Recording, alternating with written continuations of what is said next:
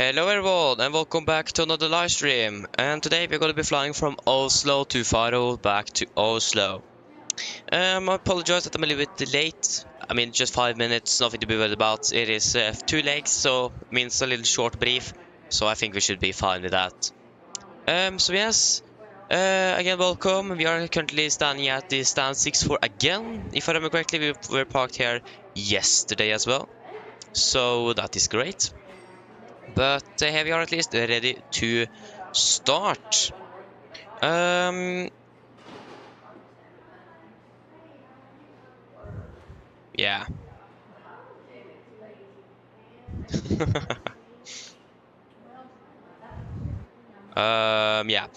Before I forget, I think I forgot yesterday. I just got to introduce to the members. I forgot that yesterday, I think, and I do apologize for that. So we have ATC Swede, Knodox, and Yolo Jones. A shout out to all of you, and as always, thank you for the support. It's really appreciated. So yeah, then yeah, I don't think there's anything else to say really, unless or other than actually starting the brief itself. The weather in Oslo is really interesting today. As you may see from what you can see, it is basically almost no visibility. So it is going to be interesting flying out of Oslo today, for sure. So yeah, Tom, say hello, welcome, opening bell. Good day to you as well, Tandil. Welcome, opening bell. And Jesper, hello, welcome, opening bell as well from Germany. That's great. I'm doing well, thank you, Tomsa. So yeah, but yeah, should we just jump straight on with the briefing? Yes. So today on the 21st of December 2024, we're gonna be flying. Yeah, we are going to be flying 2 sorry, I can't think now. 2 sectors between Oslo and Faro down in Portugal. Actually, Faro is actually online at the moment. Yeah, again 2 sectors between Oslo and Faro. We're going to be flying with the Delta Yankee Mike. From what I know, the aircraft technical status is good. Again, I don't really know anything else. Short for performance, not sure if that's installed. I didn't check, unfortunately. I forgot that again. So that's something we're going to check once we enter the aircraft. But I think most Norwegian aircraft does have that installed. So I imagine we have that. Other than that, we're going to be flying on the Norwegian Air Shuttle AOC today. And I'm going to be pilot command today and also pilot flying for both sectors. Yes, so we can start with our first flight from Oslo to Faro. We are departing from Oslo at 13:30, so in about 52 minutes, 53 minutes-ish. Flight time is going to be approximately 4 hours, landing in Faro at 17:40 UTC. So we have a block time of about 4 hours 10 minutes and a flight time of 4 hours 1 minute. That doesn't go up, especially with the weather now in Oslo, so this is something we need to be a little bit cautious with. But again, we'll look at the turnaround time soon, but we have plenty of time on the ground in Faro, so no worries. Maybe expecting to be cruising at 34, 35 and 37 today. No departure remarks. Regarding fuel, we could expect 13.2 tons. Of course, as well, when we finish with the flight plan, we are going to decide on the final fuel figure, but I think we will most likely be staying with 13.2 tons. I don't think we need any extra. But again, we will decide afterwards. Alternate is going to be Lisbon. So yeah, that's not too far away. It's about it's almost 40 minutes. What? Yeah. We are going to be full aircraft down to Faro with 2.1 tons of cargo and a takeoff weight of approximately 71 tons. So we're going to be quite heavy on the first flight today. Not close to our maximum takeoff weight, but we're still going to be quite heavy.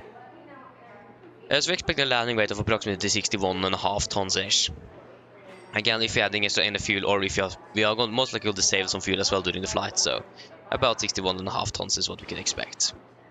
The maximum share value is going to be 2 half top of climb, so that is looking good. Air med segments, nothing. Everything is looking good there.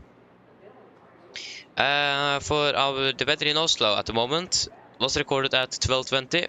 So winds are variable 2 knots, 550 meters visibility, 400 meters in the southwest, at 1 on the right, 750 meters no change, One on the left is 800 meters, and it is worsening.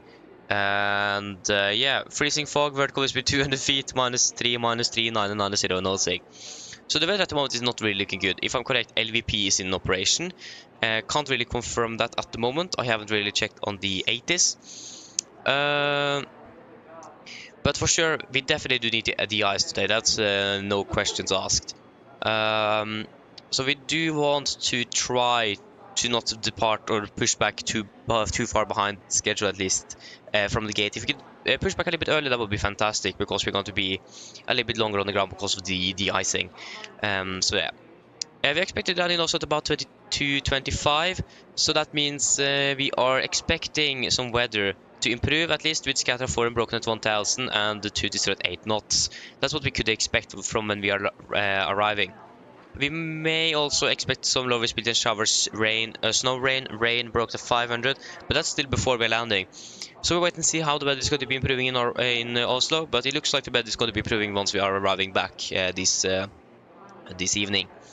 For the weather down in Faro, so this was recorded at 1200 with the 06 at 9 knots, KVK 16.21029, so the weather is looking beautiful. And today in general, we're just expecting a little bit winds coming from north and KVK conditions with just some wind changes through the evening. So the weather down in Faro is looking really good. We have a departure alternate, Sola. I'm not quite sure why we have Sola as a departure alternate if you look at the weather. But at least the weather here is better than also that's like the only requirement for the departure alternate. So 108, good visibility, light rain, Fiat 900, scatter 3100, broken up 4300, 76, 986. We do have temperature with 4000, shower rain, broken 600, 1800, cumulus clouds. All that everything is looking good. So again, it is within limits for the departure alternate. So yeah. For our destination alternate, Lisbon. Weather is looking beautiful there as well, with the KVK conditions 12 and 32 and just a little bit wind coming from the north.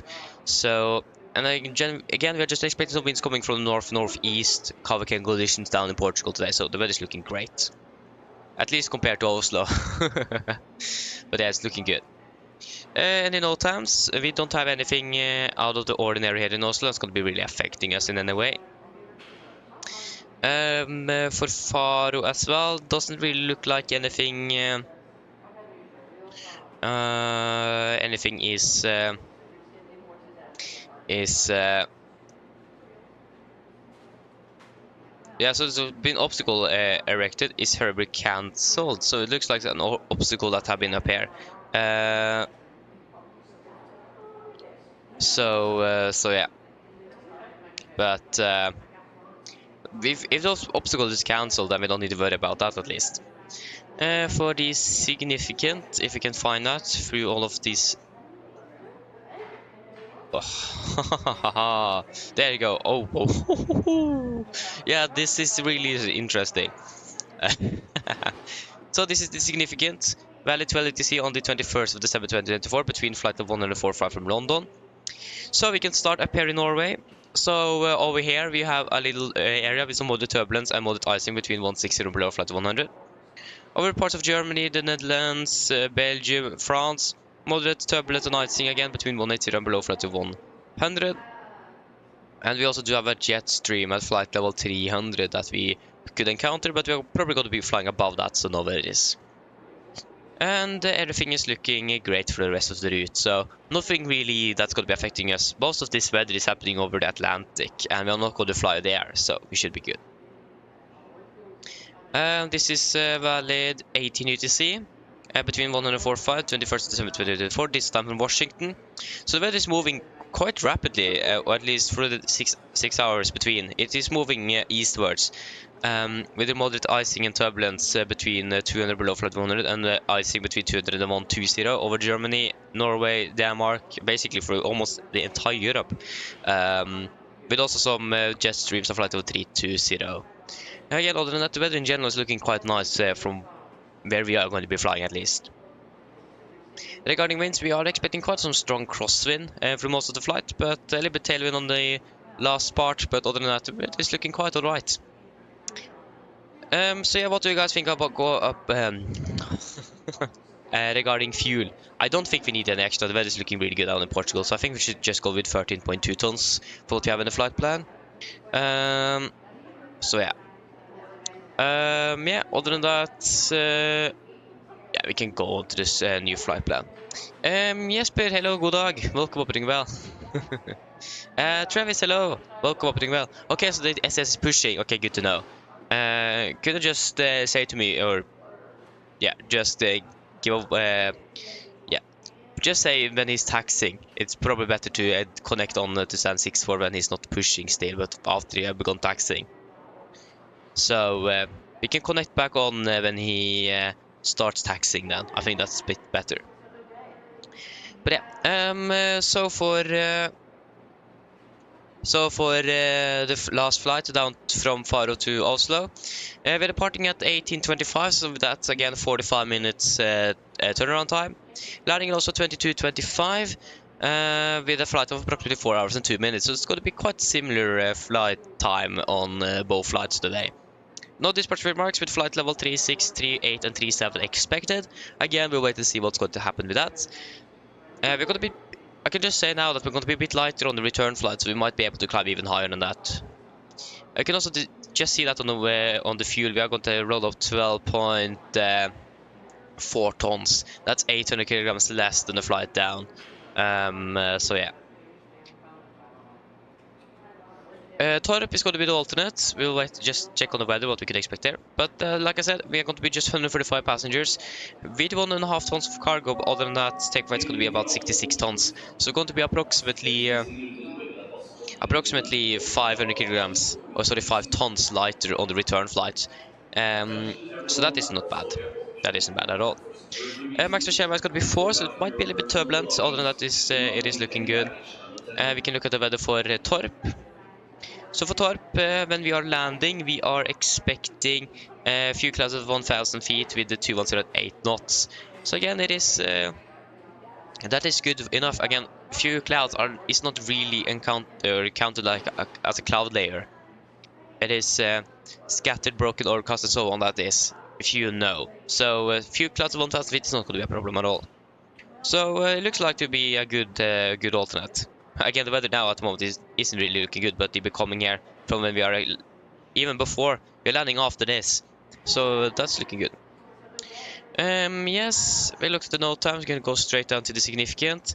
I will imagine we start with the 18 UTC. Yes, again, we're going through that with the same weather.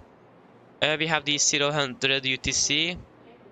Between flight of 145 from Washington at the 22nd of December 2024. So when we are flying over France here, we might expect some, is that a 1 or 2? That's a 2. So we might expect some moderate turbulence between flight level 170 and 370. So wait and see how that goes. So we might expect some moderate turbulence over France. We also do have a jet stream of flight level 330, but again, we're probably not going to be flying lower than 370 at least. Most likely, I think we will be most likely climbing at 3 or cruising at 380 by then. But again, we will just wait and see. After that, we have also some still moderate icing between 150 and below flight of 100 into Oslo.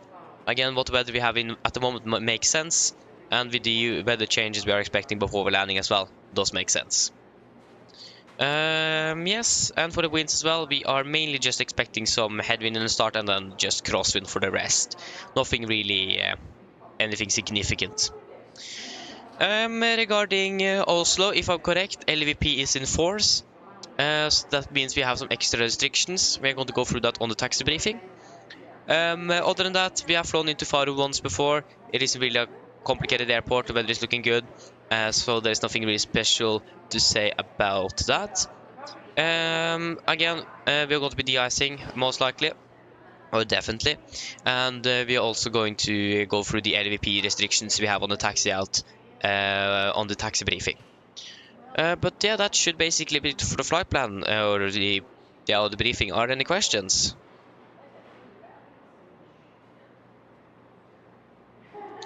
Probably not. Then our briefing is complete then. Wonderful. Okay, so he's taxing now. Then we're just going to quickly just connect to WhatsApp. Again, I need to confirm his LVP is in force. It should be because of the weather conditions at the moment. But we have a new update coming soon as well. So yeah. Tomsa. Yes, I know, yeah. Unfortunately, they stopped that route from London City though, but still, that's quite nice though. Again, it was basically an all business class layout, if I remember correctly. Really cool when they are doing that. Again, so small aircraft like that have normally a longer range as well. So yeah, that's really nice. Pedro, hello, welcome, opening bell. Nice, yeah, good to see you as well. Yeah, I'm doing good, thank you. Thank you. But as you can see outside, the weather isn't looking good at all. You could just look at this. So this is definitely most likely autoland conditions as well, if I'm correct. I don't think I'm going to be able to see the runway before landing. Again, that might be incorrect though. But yeah. So again, we will definitely be de-icing, and no questions asked. We'll see what the first officer and the ground crew finds regarding ice on our aircraft. We can just quickly check. I don't see any ice buildup at the moment, at least on the cowling and the leading edge of the aircraft, or the leading edge of the wings, sorry. But you never know, that could come soon. I can't really see anything on the windshield wiper. Yeah, we can see some ice buildup on the windshield wiper here.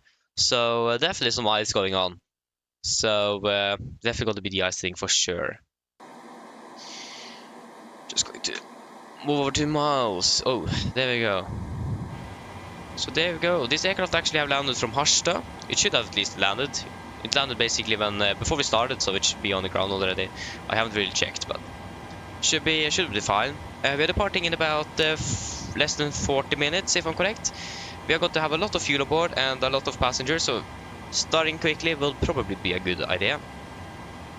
And again, we're just going to confirm the LVP conditions in use and so on. Yeah, just going to again do a nice quick overview just to make sure that everything is looking fine. Oh, okay, I'll just request the flight plan here as well. So IRSs can go on. Other than that, everything here is looking good.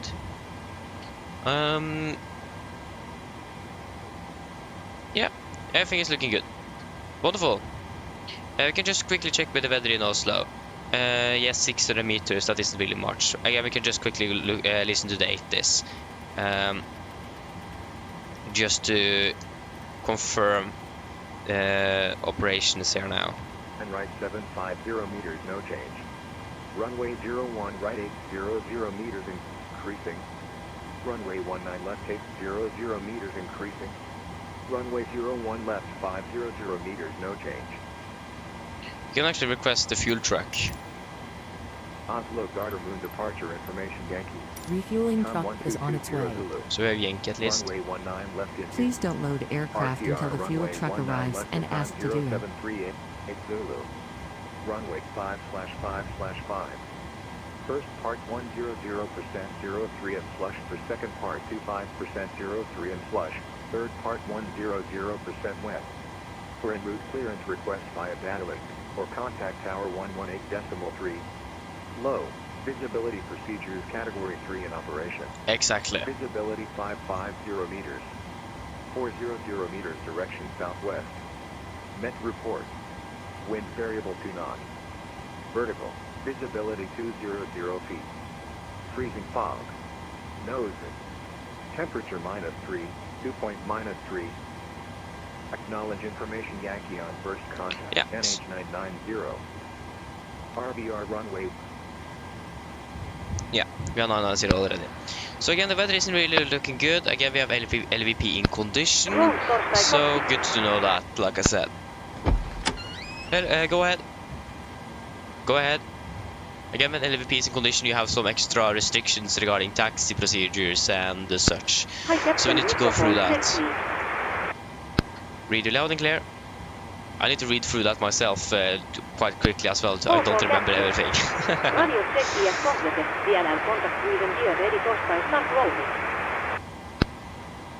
Roger. The good weather, yes, exactly. It was really nice yesterday, but now it isn't anymore. Am I surprised? Not really. It was snowing yesterday evening though, so that was nice. But yeah, should we just start up or start setting up so we are ready to go? Hello, Captain. I didn't even say hello. Okay, Fuel truck I've is in spoken to position. security, and I'm told they'll be ready to send the passengers down to us in a Please few don't minutes. load aircraft until the fuel Okay, truck thank you. arrives and ask to do it. Thank you. No problem. Lima Papa Fox Romeo, we are Nordic 82 Yankee. Yep. 82 Yankee. Again, we can disregard you. So departing, one on the left. Tåkemoen. Exactly. That's what Gardermoen is. Tåkemoen. Oh, nice. That's so true. Actually, I've missed flying a flight like this for a while now. I need to admit. We have just been flying short ops the entire month. Begin to be a little bit boring. And again, we don't really get many or a lot of flight hours on it. We just get a lot of flights. So it's nice to be flying a little bit further again. But again, 4 hours one way is a little bit too long, maybe. Not really, but it's nice to see that we actually got to be flying to somewhere that with good weather. Again, if we would have been flying short haul today, that would be. Are you serious? Isn't it 872? Yeah, November 872 uniform November. Not Mike. Uniform November 872. So yeah, if we would have been flown short haul today, that would be quite yeah, it would be good because we would be quite delayed because of the weather. And with really short turnaround times, that doesn't really work out. That is not correct. You, that's correct. Riga. And then to Fuji. What? Fuji. Have they switched waypoint or something? This is all new. Most of these are new now. Bakup. I can't ever remember to heard of most of this. Sorry, Batax. Batax. Batax directed to Porli. Porli. That's definitely going to be north of the equator, that's for sure. Alagu, and then Alagu 7 Alpha for 28. Alagu. ILS. Most likely ILS Zulu 28 var the Alagu 7 Alpha. Any vias? Yep. Via GBT. Sorry, GBT, not GBT. There we go. Cost index 9. Find reserves. 2.7 tons. Cruising initial at 340. Oh, that was the zero fuel weight, sorry. It's gonna be 300 at 44. 344. Average ISA is -5, -52, -57. 7,000 is correct. 250. Do we still have Faro online? Yes, indeed. Then we can double check the transition altitude is at least 4,000 feet, but the transition level. It says 5 in aircraft. Transition level 50, yeah. ILS Zulu approach runway 28, yeah, that's correct. That was a really short 80s compared to at least Oslo. Oslo's 80s now is almost a book. Like the 80s in Faro is basically just a sentence. That's great. Okay, so 1640 compared to 1645, yeah, that's actually good enough. There you go, we are starting refueling, 13.2 tons, that's good. Would be so nice though if the refueling process could have been progressive in the 747. It is in the Phoenix aircraft from what I know, but it isn't on the 737 GSX, unfortunately. A little bit sad to be honest, but yeah. Would be great if it was.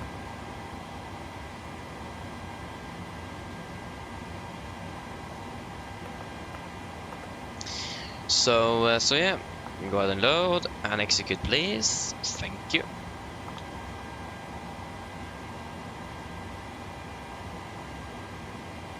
Again, we're going to be cruising at 340, not 38, 340 set, and it is going to be 68 feet, so that means 0 feet. That's good. So basically air elevation is like 18 feet, that isn't too much. But at least we have good weather there. We still have some background lighting on. It was actually really nice, but yeah. 1700 feet, you should be on Faro. No ILS, so the auto land for us. Not now, at least.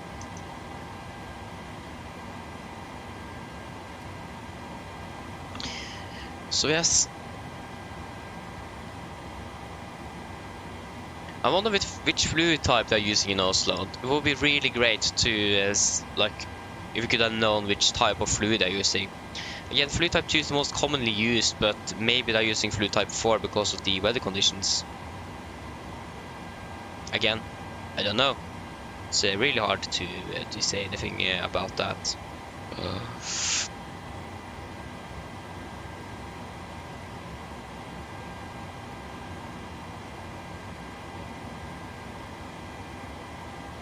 So yeah.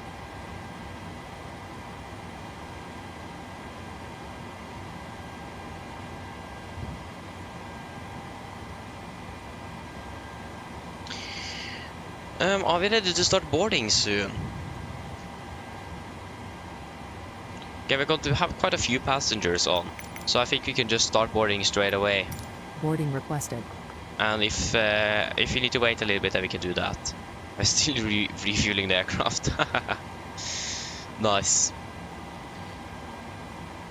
Okay, just going to start a version of Norwegian, and then we are ready to go regarding all of the tracking software and so on. If you want to, thank you. So we're departing in 27 minutes. I know. Oh, the flight back to us is departing in 5 hours. All stations, we're about to start boarding. So it's going to be a long day today. Should we maybe request our clearance? One thing I should probably remember just quickly is to turn on the sound. I forgot that again. Again, I do apologize. That was, oh, how did I manage that? Exactly on 50. On first try as well, that's great.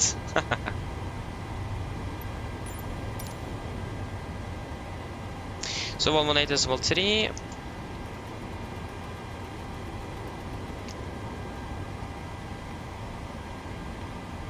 Visibility procedures category 3 in operation. Visibility 600 meters. Passengers boarding starting. Wind report. Wind variable 2 knots. Vertical. Visibility 200 feet. Freezing fog. Temperature -3. Dew point -3. Acknowledge information Zulu on first contact. Okay, so we have 990. information Zulu stand 64. Right 750 meters. Runway 2. Goodbye for clip to Bergen. And I cleared the bed path. I'll probably start the departure 49 minutes. 5 feet. Clear to Bergen, Stedland, 19 left via Atlas 3 Charlie departure, 7,000 feet and 5341. Connect to Tagmine. Okay.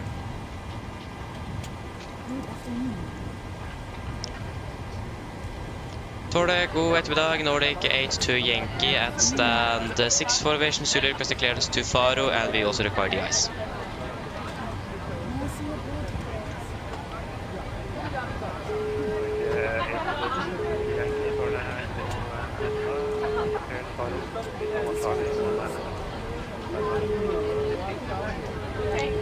For 1-3. Nordic 82 Yankees clear to Faro. What the VIP about Charlotte departure out of 1 on the left. Each climb 7000. Squawk 3413.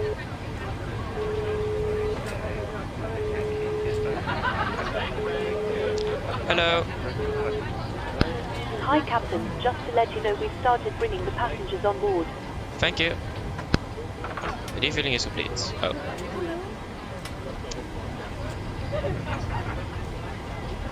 Ericor Gaming, hello, welcome up really well. I hope I pronounced correctly. I think I didn't, and I do apologize if I didn't. But yeah, no, I'm not using say intentions. I'm using WhatsApp, not say intentions. I'm using real people and not AI. so yeah.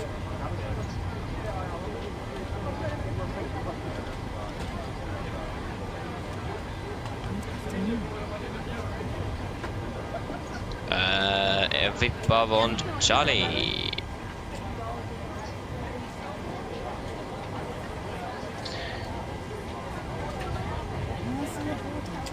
Landing, we're expecting runway 28. What's the weather in Faro?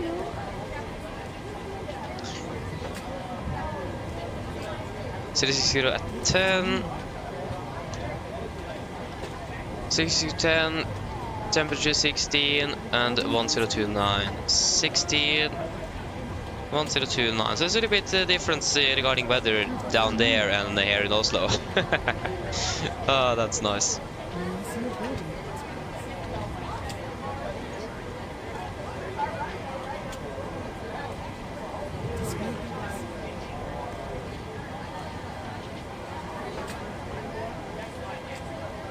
Set slush, so why not just use slush? Okay. And we are using LVP conditions, or that's in force. Just got to find section with that. Again, I don't remember everything, but there is some limitations and restrictions and so on. Here we go. Low visibility procedures. So pilots will be informed if LP is used. Blah blah blah blah. Again, it is news. That's just what it is. Surface movement radar is normally available for ATC. Pilots are to delay the call runway vacated until the aircraft has completely. Yeah, that's not really applicable for us. During visibility conditions, there are runway entries, exits are available as follows. So for one on the left, it is going to be then runway entry is going to be Bravo 6, 7, 8, and 9.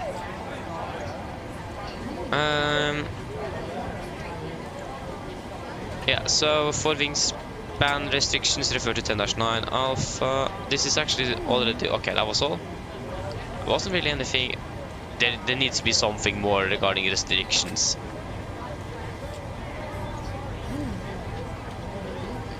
Haven't I read anything more than that? I thought I did. ATC clearance? No. De-icing? No. Startup pushback? No. No. Okay.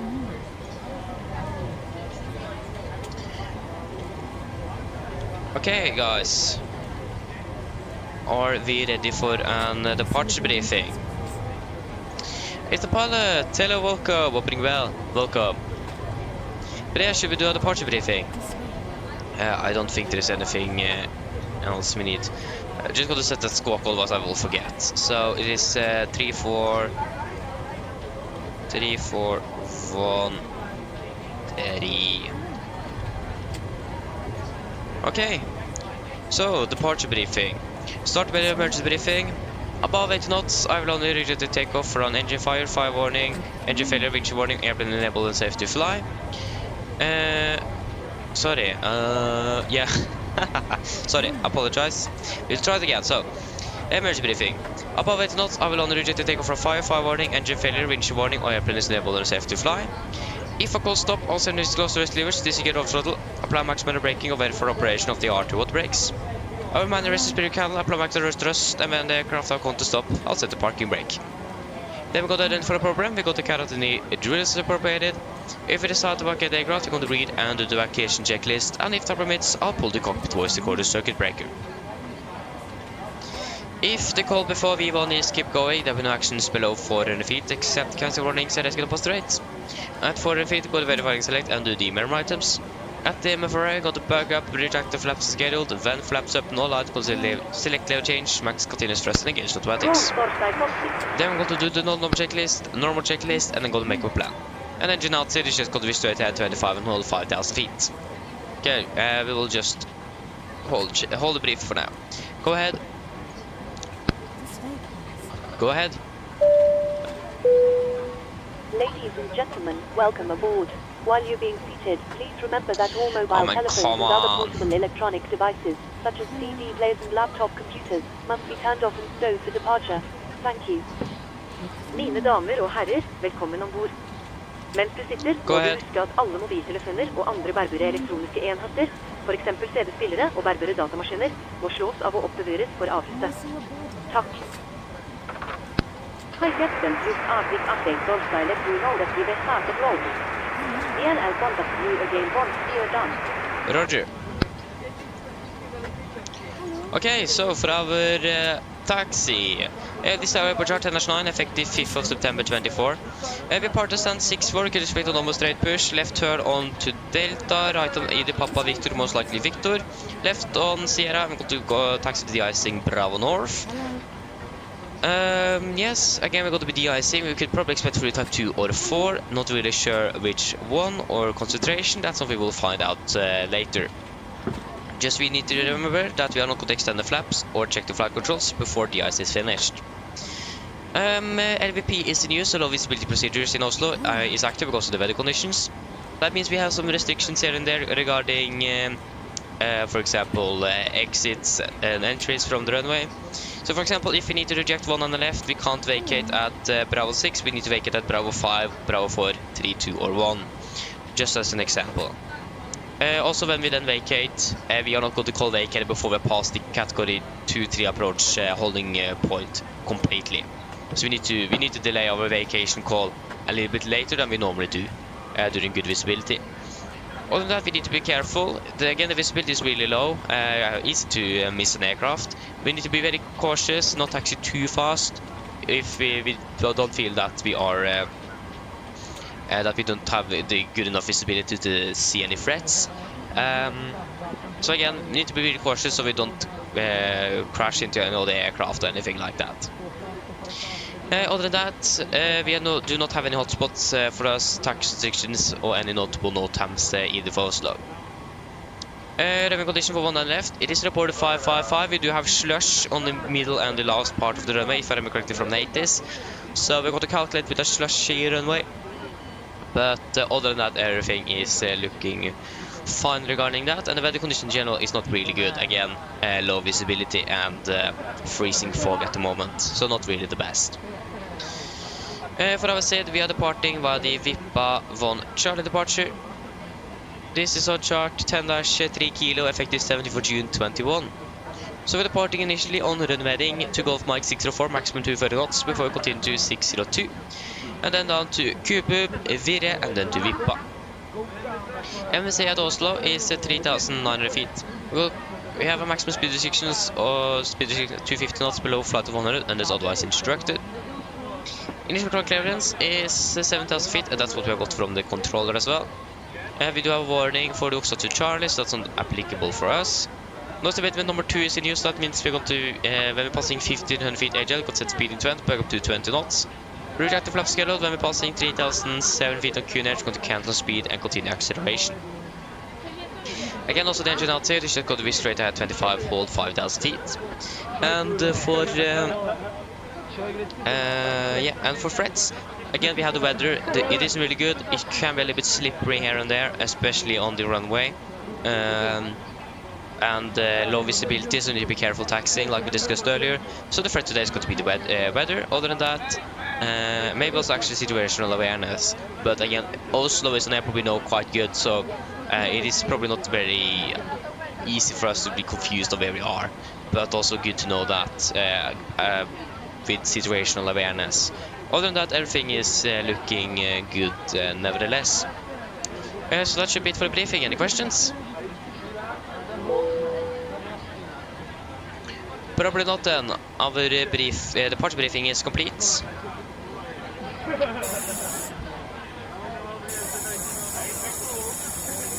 There we go. Brief checklist to the line. Pins and covers removed, oxygen tested 1%, now transferred display switches. Normal auto, window heat on, precision mode selector, auto, flight instruments. We are tracking 102 degrees QNH 990, reading is 685, that's 685, 680 plus minus 0 and all. Park brakes set, engine start, levers cut off, and taxi take briefing completed. Brief checklist to the line is complete. So when it comes to our takeoff or our takeoff calculations, I'm not really sure. I don't remember if we are actually that we are not supposed to use. I don't think we are supposed to use engine anti-ice after we de-iced, and the reason for that is because you will melt the fluid on the wing. I actually don't remember. It's a long time since I heard that, and I still not really gone thoroughly through the winter operations yet, actually. But if I remember correctly, we are not supposed to use engine anti-ice before we are up in the air. That's something I need to double check, unless any of one of you know. Again, I don't remember, unfortunately.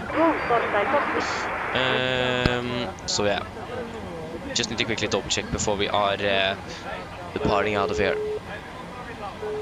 Hello. Hi, Captain. Okay, here's the load sheet from ground. I've written the passenger count here, the crew count here, and the total number of souls, not including yourself, here. Thank you. Okay, looks like we're all set to go whenever you're ready. Okay, wonderful. I'll call the ground to the jet. We can just close all the doors and give me a call once you're ready for departure. No problem.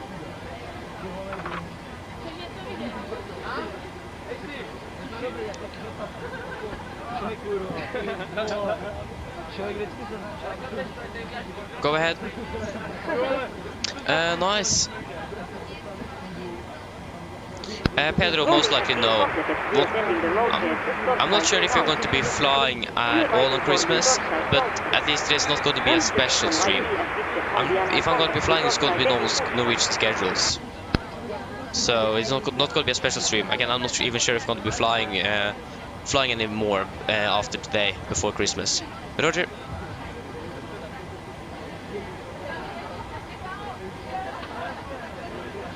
Yes, it's a pilot. I've heard that, indeed. I've heard that.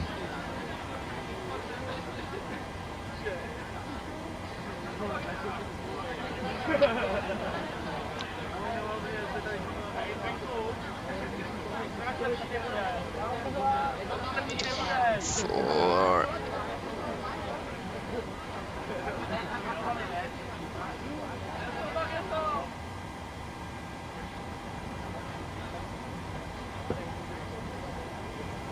Yeah.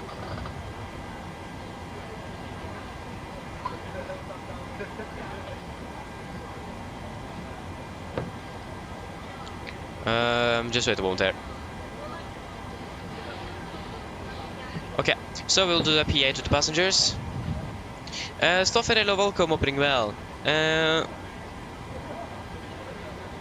Hey, great, so we flew from Bergen to Tromsø and IRL. Great.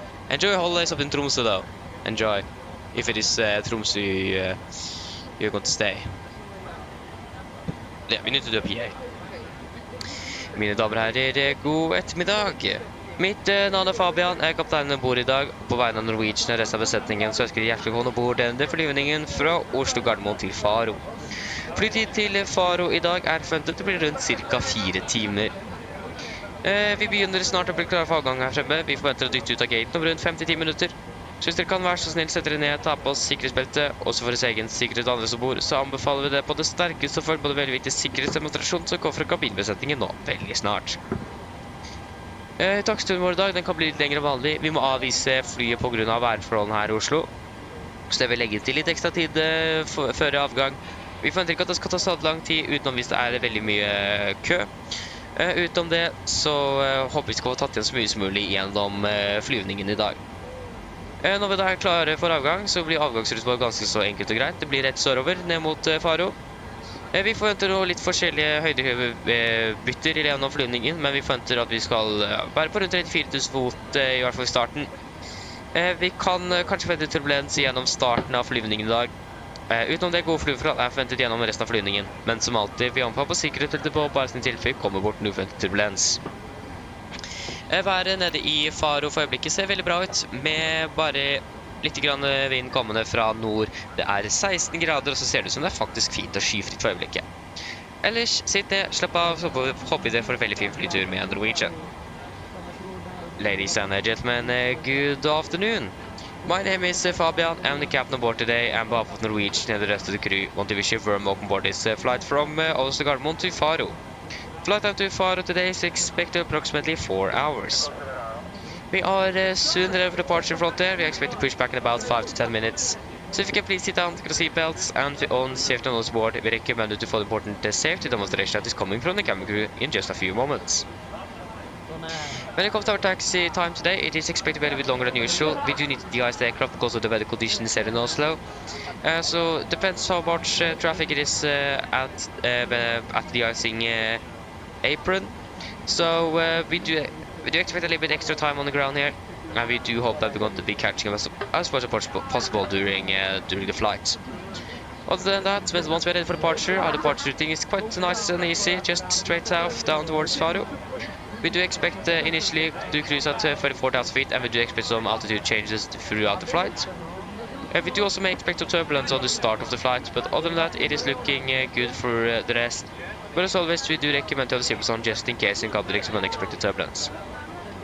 And the weather at the moment in Faro is looking quite good, with just a little bit wind coming from the north, about 16 degrees centigrade, and it looks like it is nice and clear skies at the moment. Otherwise, sit down, relax, and we hope you enjoy this flight with Norwegian. Thank you.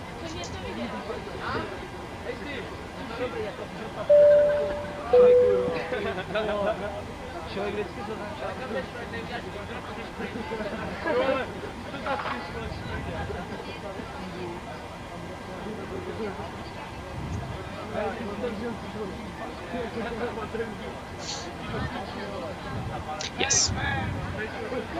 Should we start up the... Yeah. There you go. 71.3. Yeah.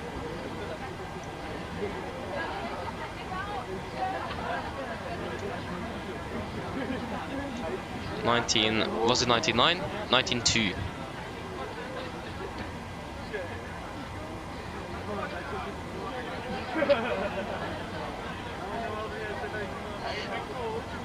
Winds calm, -2, 90.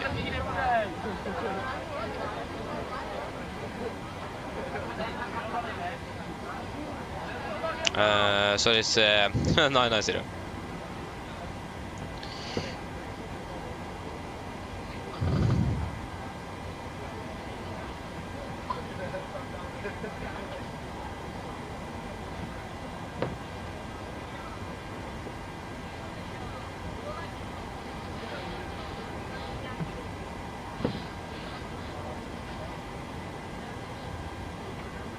Just wait a moment here.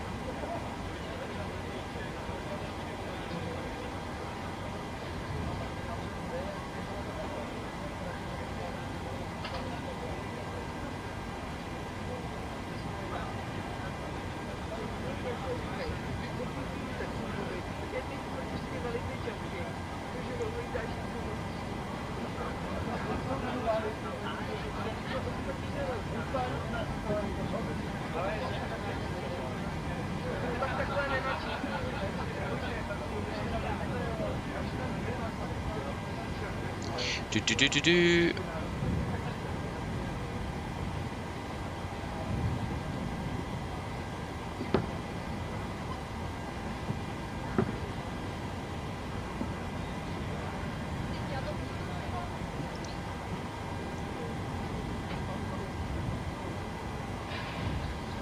Yeah, calculate. Whoa. Take off one. Execute. Take off one is going to be... Yeah, of course, yeah, now I remember. It is wing anti-ice that's not going to be used. It is engine anti-ice can be used, of course. I mixed them up, there you go. So take off one, A91. Take off one, 91.7, 91.5 is close enough. Takeoff is going to be a flap 5 departure, trim at 6.1 units, 45, 46, 52. 45, 46, 52. Okay, so there we go. Now we have that ready. And we can start preparing for our departure. So 6.1. There we go.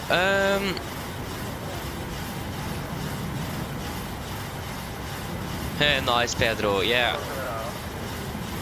Do miss some analog instruments sometimes as well, flying the 737 as well.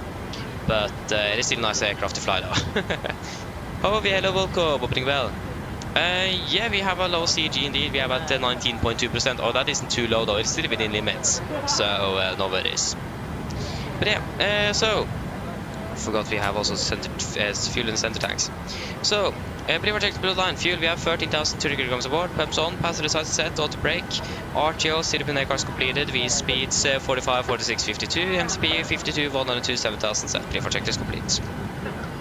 Cockpit ground. Okay, guys, are we ready to go? Remember syntax, thankfully, yeah, thankfully I remembered. Please disconnect GPU. Roger. Stand by, please. There we go. Roll cover has been disconnected. Thank you. There we go. So again, we're pretty much ready to go. Of course, you need to go back behind the van. At least it's a Norwegian van, so that's good. Yeah, then we need to go back to tower. And we are pretty much ready to go. I hope you guys are ready to go.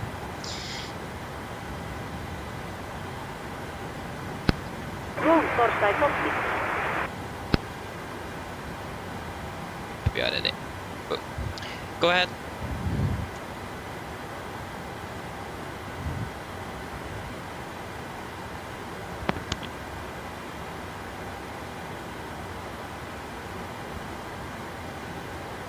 Nordic A2 Yankee requesting push and start. Nordic A2 Yankee, Roll slow VS Thomas. Push start with the QNH 990 Nordic A2 Yankee. Good. Slow VS attaché, steering in VS Winchester. Stand by while we start push start. Okay, before start checklist. Flight doors closed locked, doors windows closed and locked. Adequate light on, transponder, altitude off, redder and L13 3 at 0 before start checklist complete. Copy about clear push, brake set. 3330, push and start up to north, Parker brakes released. Okay, it's so hard to hear what's in audio.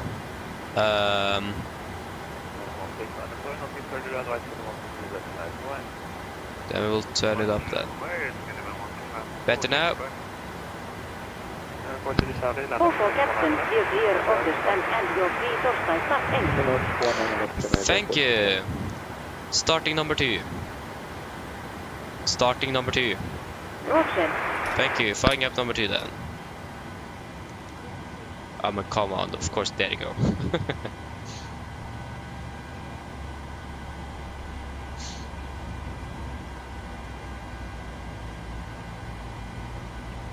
For 3 Charlie, wind calm, 19 left, clear for takeoff. Clear take off 19 left, clear for 3 Charlie. I forgot you, of course. Please assess your parking bracket. Parking brake is set. Stand by, please keep your parking bracket on while we monitor engine startup and instruments resolved.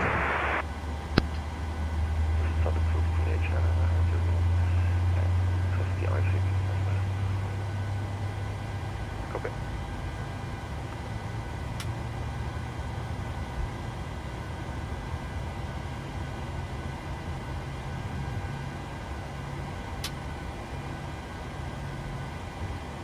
There we go.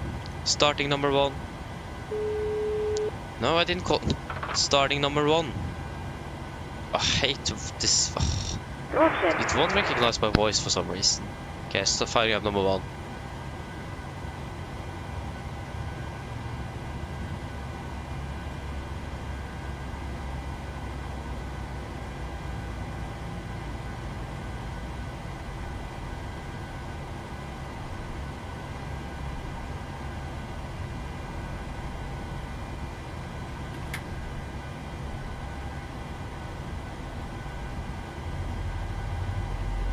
4-3 Charlie, unfortunately nothing further advisory wants to destinate. Bye-bye. 1-2 destinate Scandinavian 4-3 Charlie, thank you, bye.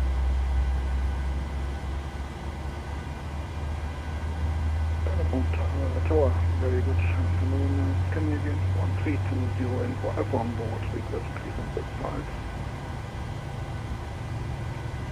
Scandinavian 1320 on flight plan repeat.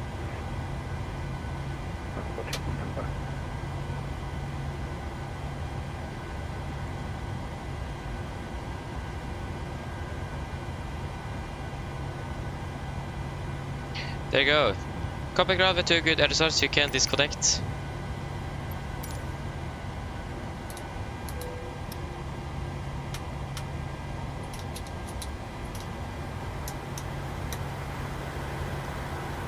Nice. What do you mean? How if you mean like the positions? That is the GSX profile for Oslo. That is copy, 1320. It's very turbulent yesterday. I imagine that, Jesper. Nice. All the ground. Via the airport 3 Charlie departure. Runway 19 left. 711.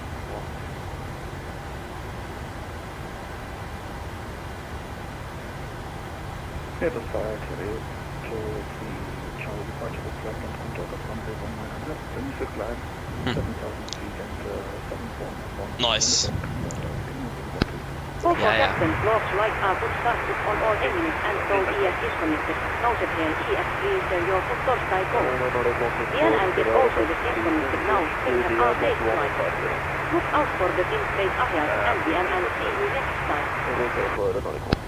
Thank you for your help, Pete. Straight ahead. Have a good afternoon. See you later. Bye. Sorry, 330 taxi, November, Victor, Sierra, Sudia, platform Bravo North. Taxi, November, Victor, Sierra. There you go, got the gear pin. Flap, correction, not extend the flap. Do not do that. Okay, before taxi checklist.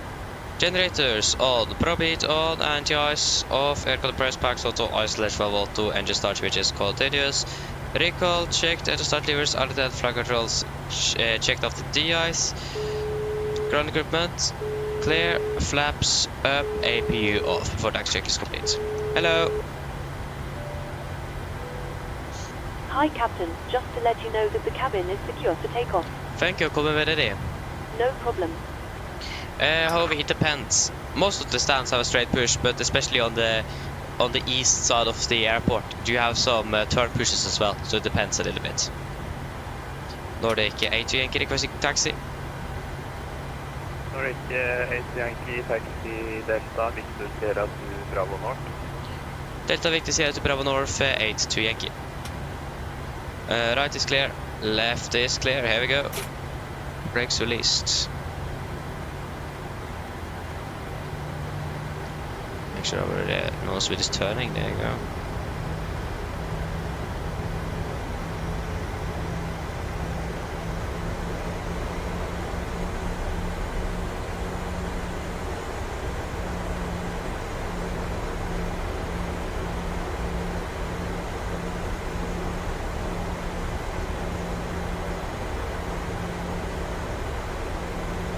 Yes, left is nice and clear.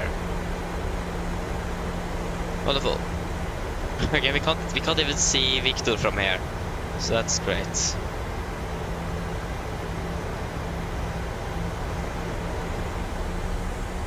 So Golf and Hotel looks to be nice and clear, so that's good. Canadian 1320, request for the push.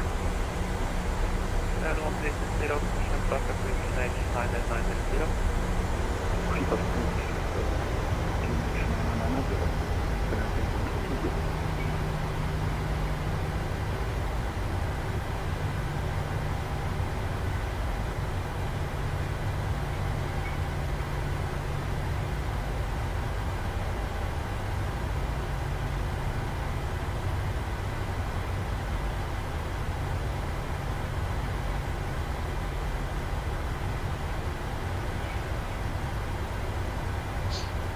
Left looks to be clear on Victor and Papa there.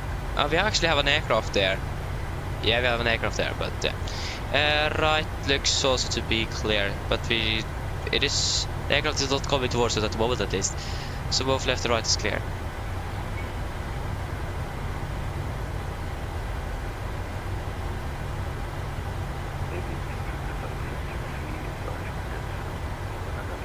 There you go, the aircraft is turning onto Victor here as well.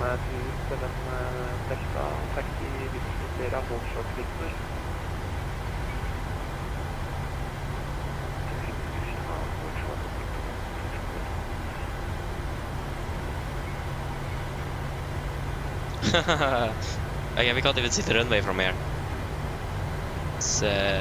It isn't really the best weather, it isn't. So yeah. Not that we actually need the good weather.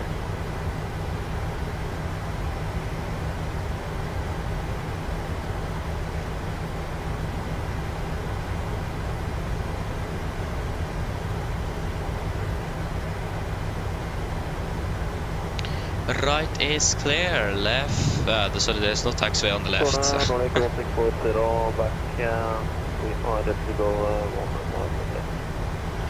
Okay, before the icing checklist. APU off, flaps up, stabilize trim, 6.1 units. Engine bleeder switches off, AP bleeder switch off, logo light off, and row 44 is not installed. Before the icing checklist complete.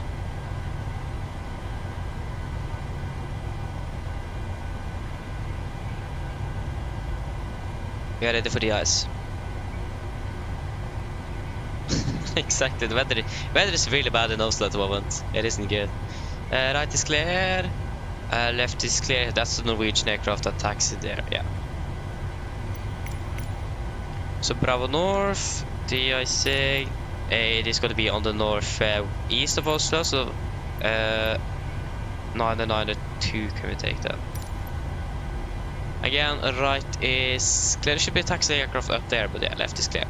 Again, there should be an aircraft taxiing up on Sierra here, holding short at Victor. No. So we are all clear. Alright, clear 1640, when you call, 19 left, clear for takeoff. Clear for takeoff, 19 left for 1640.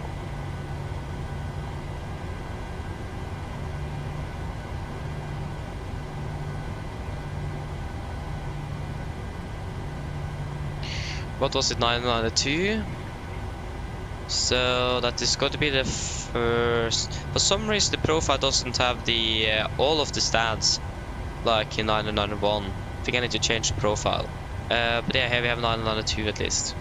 I have the profile flight sim.io, not the Aerosoft one. I think I should probably switch and see if that's better. Delta, you can continue Sierra to the icing Bravo North.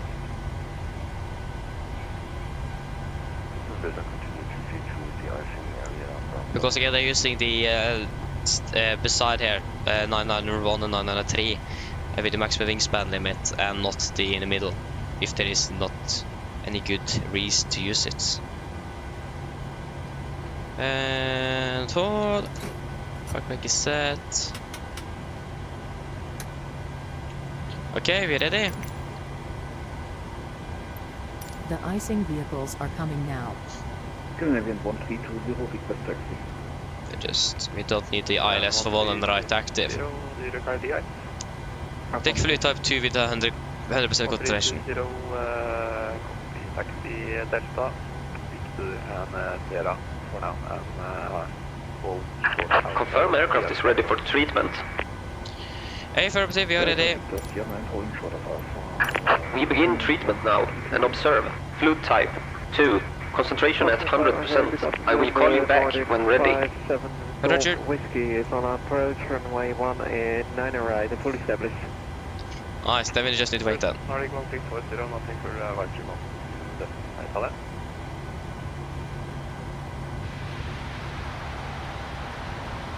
What's up for Nordic 1640?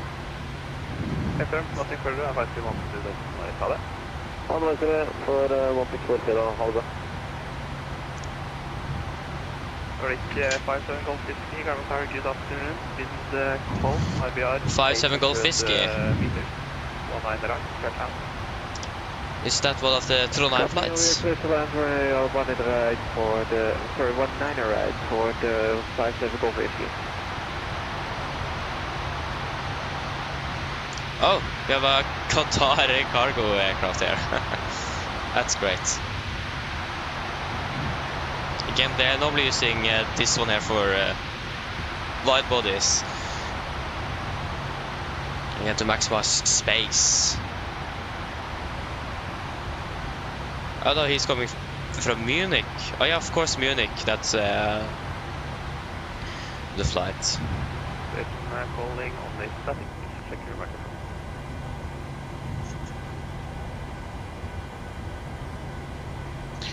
Oh yes, we're flying back to Norway in about 12 to 15 days. Yeah.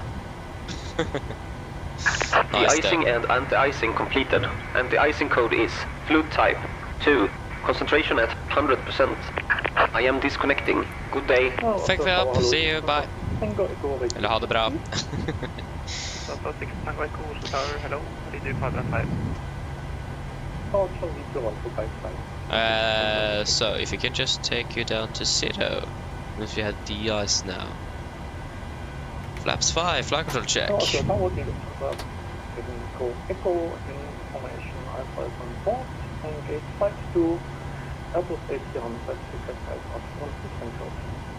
Just going to wait another 30 seconds. Tango Echo, you are cleared to Frankfurt.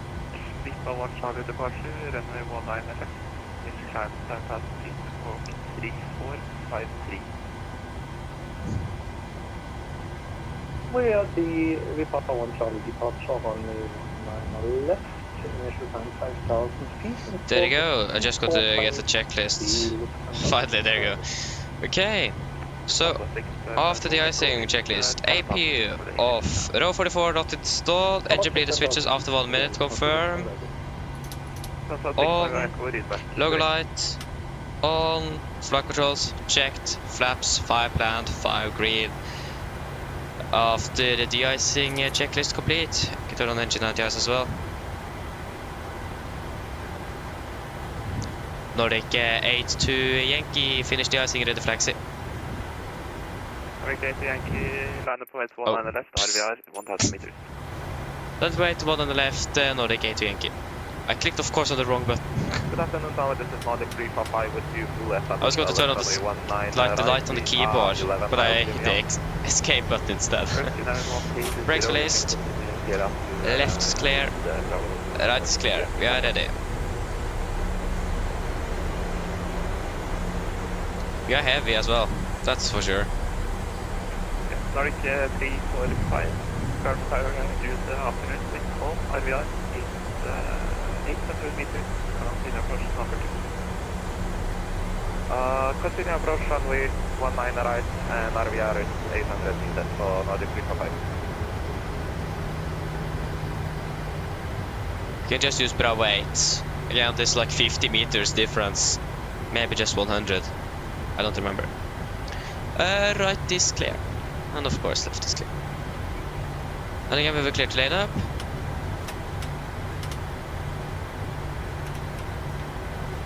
Before takeoff checklist, let's see the cabin first. Before takeoff checklist, flaps 5 planned, 5 green, establishing 6.1 unit, set cabin call given before takeoff checklist complete. We are ready to go.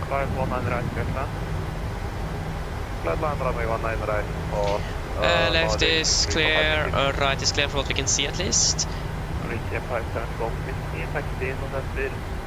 Papa Romeo, land 77.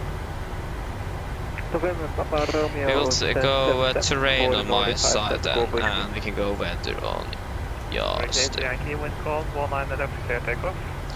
Clear takeoff, 1 on the left, Nordic 82 Yankee. We are cleared for takeoff. Oh my, oh of course my tiller don't want to work. Come on.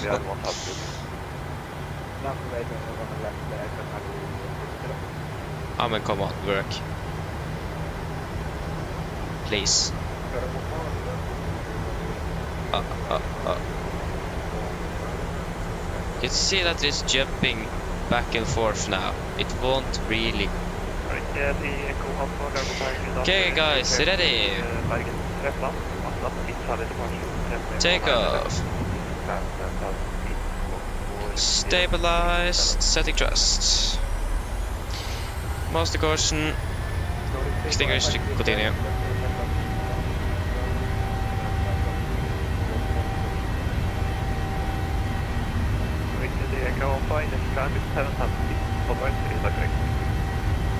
Checked.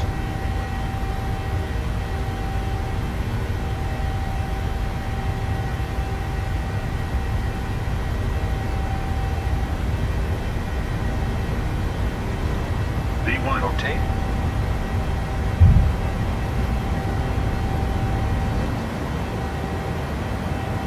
Positive rate of climb. Gear up.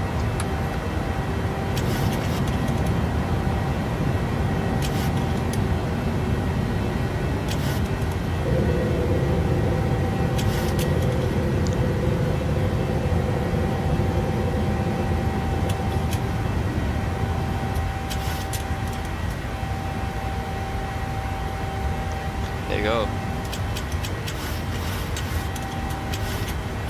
Speed advance 220 knots.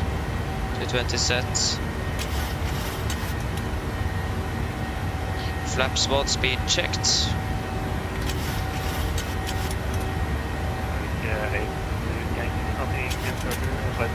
Flaps up speed checked.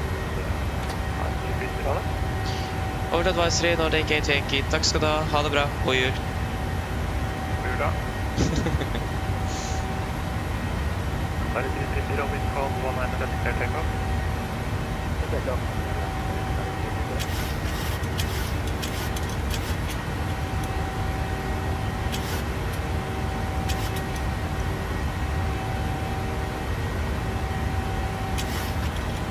Cancel speed. Continue climb up to flight level 340. 340. Set. Turn off anti-ice.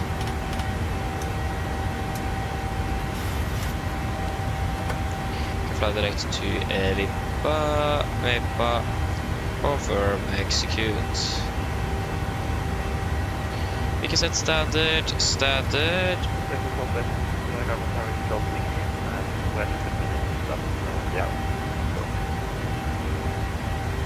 After take checklist. Engine blades on, packs, auto, landing gear, up and off, flaps, up to light altimeter standard, set cross checked, passing 6,700 feet. Now, plus -0 after take checklist complete.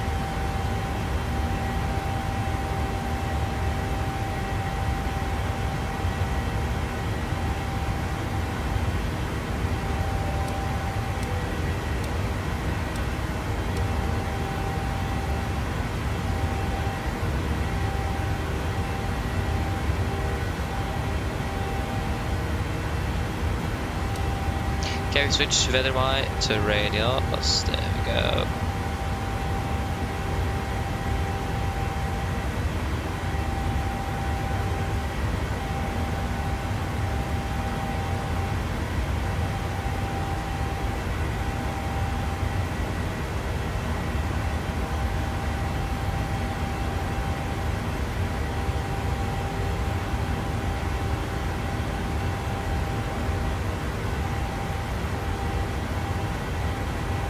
Okay, there go passing flight of 100.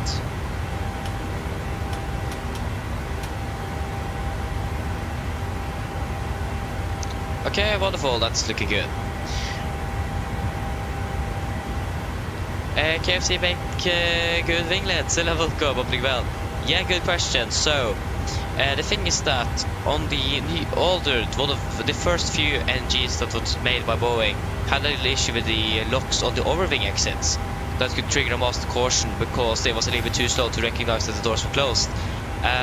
So that will make a master caution, and that means you will, of course, reject takeoff. But we fixed that quite early, so no NGs have that issue anymore. But PMDG wanted to simulate that thing, or simulate that malfunction, if you can say that. So that means on a few occasions you will get a mouse caution right when you're setting thrust. So basically that's something we can just ignore, because again it is not really anything that's or anything that's going to be affecting the real aircraft. And so I'm not quite sure why PNG made it that you couldn't even turn it off. It isn't an option, it is with the aircraft you can't turn it off for some reason. So basically then we will just continue, recognize we have mouse caution, and if it extinguishes like it did now on the takeoff, you can just continue, because that's just that door issue that PNG has simulated, that isn't anything affecting the real aircraft anymore. So that was what it is, and that's why we also just ignored it, because it isn't anything affecting real aircraft anymore. Not quite sure why PNG wanted to simulate that. So yeah, but if that was the course would have continued and not extinguished like it did now, we would of course have rejected. But since it did, know that is that issue, that means we can just continue. So that's what it is. We can definitely see that we are really slow on the climb now because of our heavy aircraft. We have a full aircraft, and we have a lot of fuel as well. We've got 12 tons in tanks at the moment. Oh, Faro approaches online. Are they going to be online in about 4 hours? Most likely not. Yeah. I miss so much already. That's great, Jesper.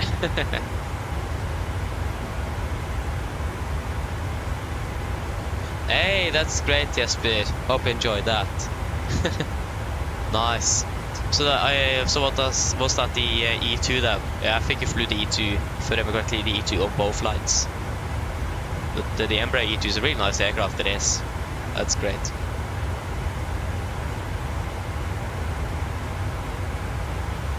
Nice on the side. Yeah, it works as well, doesn't it? So yeah. Oh yeah, it was the E2. Okay, so it was the standard. Yeah, so the normal E175. Ah, a little bit unfortunate, but yeah. That's a nice aircraft those as well. A little bit older, but still nice aircraft though. That's for sure.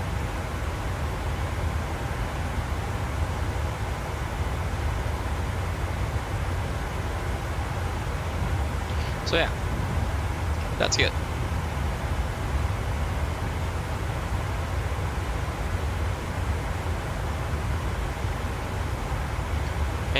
If I'm right, we should actually have sunlight basically through the entire flight down to Faro. I'm not sure. So yeah.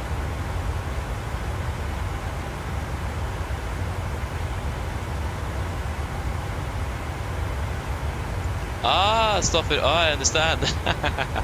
Yes, that's good for us though. Again, these coincidences all the time, or how I should say. It's really strange. But yeah, that's great.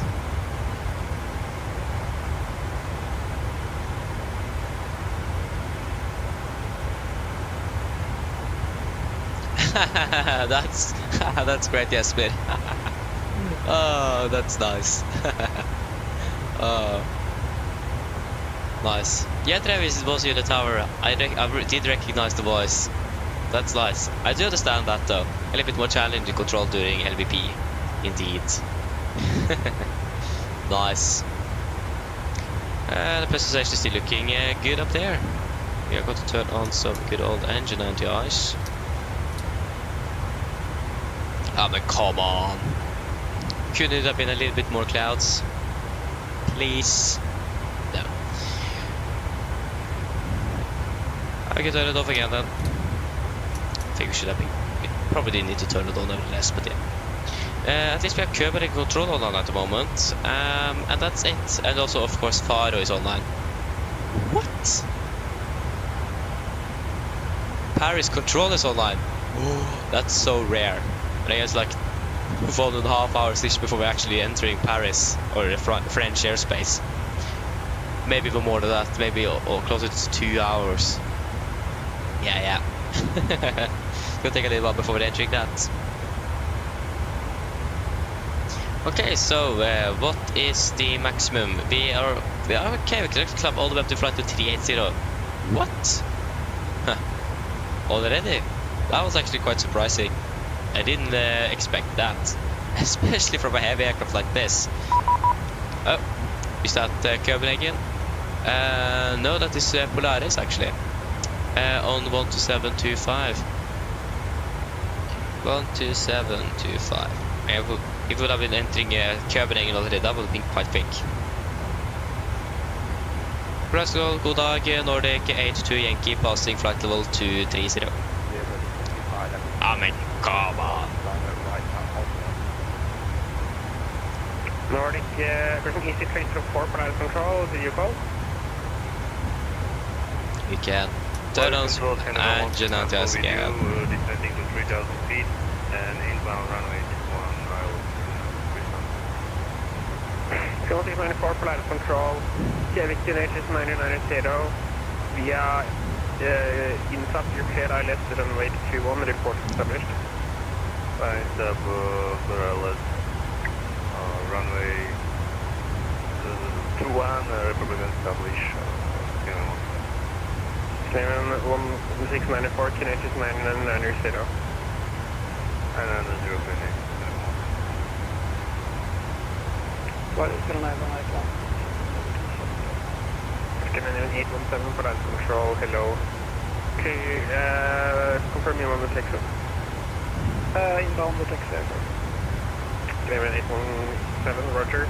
At the taxi turn repam for Mike, when ready descent level 120. Join repam for Mike. That's on 170, hello, we are on approach ILS 19 right. That's 170, Polaris Control, Cardinal Canadian Aegis 990, speed 160 knots until 4 mile final, and squawk 5, pushing 4502. That's on 150, we maintain 160 knots until 6 nautical miles, and drop 4502. Long control Canadian 1320, level 182, climb in 340. Okay, 182, 130 Polaris Control, climb flight level 280, direct to Skug. Ufgug! Climbing 280 on the please again the direct aircon for Canadian 1320. Direct to Skug. Please good, 1320, thank you. Norway, good evening, ground air. 2869er, standing for the 110 inbound 154 ILS. Should probably let the arriving traffic before we are trying to contact Polaris. Ryanair 2869er, Polaris Control, hello. Squawk 2. This is a beautiful sight. 2. There you go. Ryanair 2869er, squawk 2702. Squawk 2727 down, Ryanair. Scandinavian 7, cruising 27 Delta, Polaris Control. Look at this. This is beautiful. Okay, this is really nice. Ah, it looks so nice. Direct to Nemgu. We have the sun right in front of us as well. Direct Nemgu, last point of flight path. Nemgu.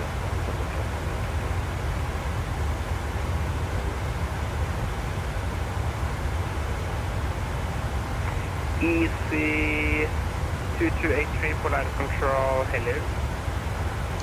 1694 is double service 1.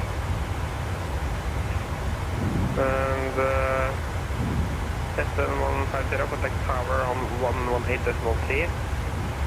We contact tower on 118.3, S7150, thank you, have a good day. Claiming 100, cushion 1694. Wind is 2273 is 16 knots, 721, clear plan. Land 1. Polaris Control, good dag, Nordic 82 Yankee at correction pass flight to 290. Nordic 82 Yankee, Polaris Control, hello. Cleared direct to... Actually, just climb flight number 340. Climb 340, 82 Yankee. 340 is already set.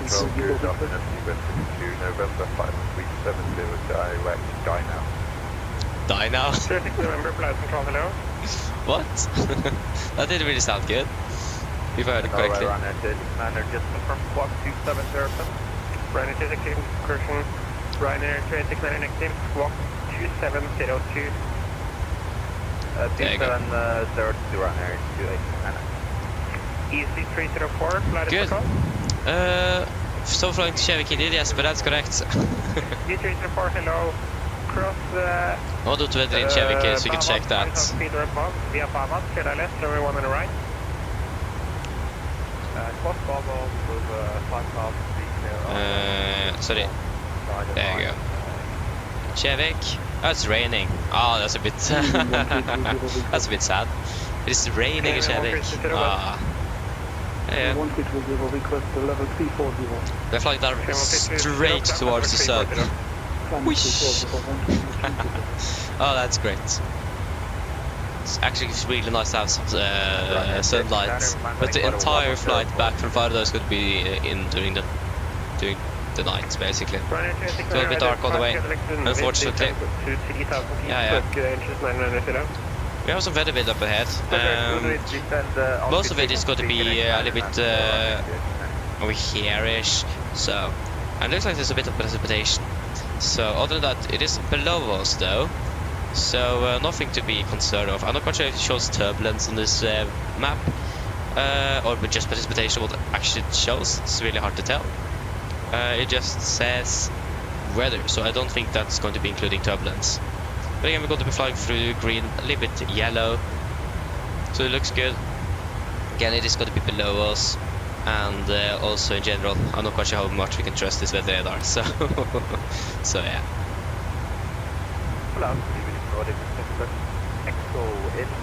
But it doesn't look bad.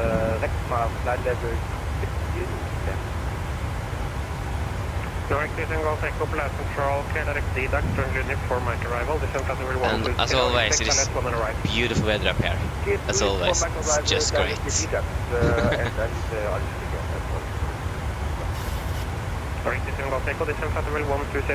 ILS, runway 1 on the right.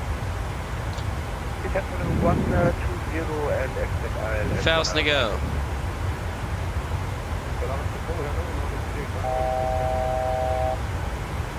Good. Okay, so that's Alpha Flight Control. Hello, just confirm you were going for the runway.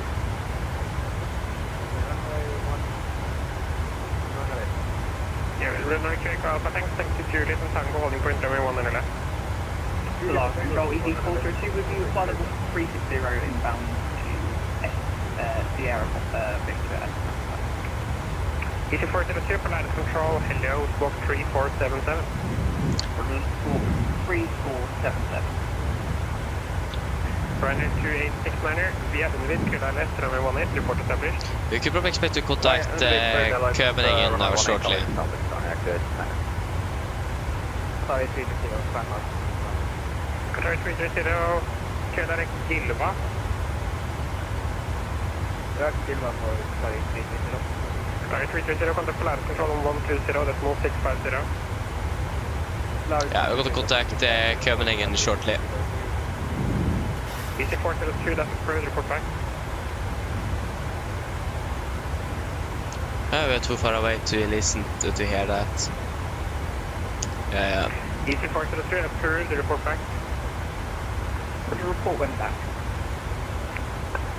And Scandinavian 817, clear. Oh yeah, he probably sent text, that's why we didn't hear anything. Ah, okay, makes sense. Yeah.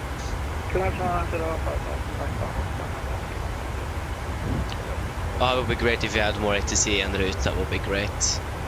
We don't really have anything over Benelux, like Netherlands, Belgium, and Luxembourg. I'm not going to be flying over Luxembourg though, so. But both the Netherlands and Belgium is offline, but we have Paris control. 817, new QNH is 898, version 989er. That's not 989er. ED304, QNH 989er. Is that in Oslo? Yeah. Nordic into Yankee, contact Copenhagen control on 136, that's move 485. 136 485, 8 Yankee, ha det bra. 136. In the name in 1694, taxi 485. 12 cinema. It's going to be Charlie covering in control, good afternoon, radar contact. Covering control, god dag, Nordic, A2 Yankee, flight 340.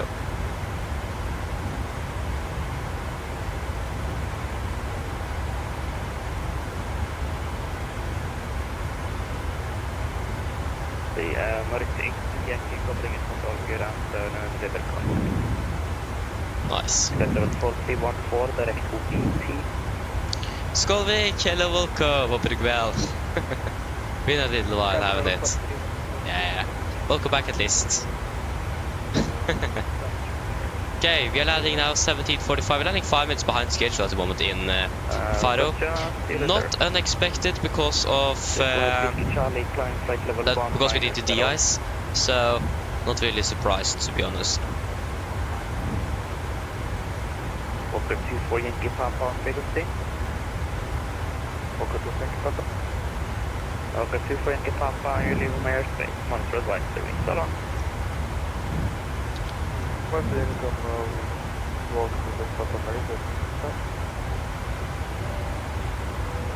2864 direct deep direct deep mark and then again Deep mark. Could we get on direct? That would be okay. To be honest, for our current flight plan now, it is not going to be affecting us in any way if we get a direct or not. We are going to do a fuel check in 9 minutes. We are not going to be reaching in 9 minutes. It is more like 30 minutes. 79 November Lima, descent to altitude 4,000 feet, QNH1 002. We need to delay the fuel check with 30 minutes. yeah. Let's hello, welcome, hope you're well.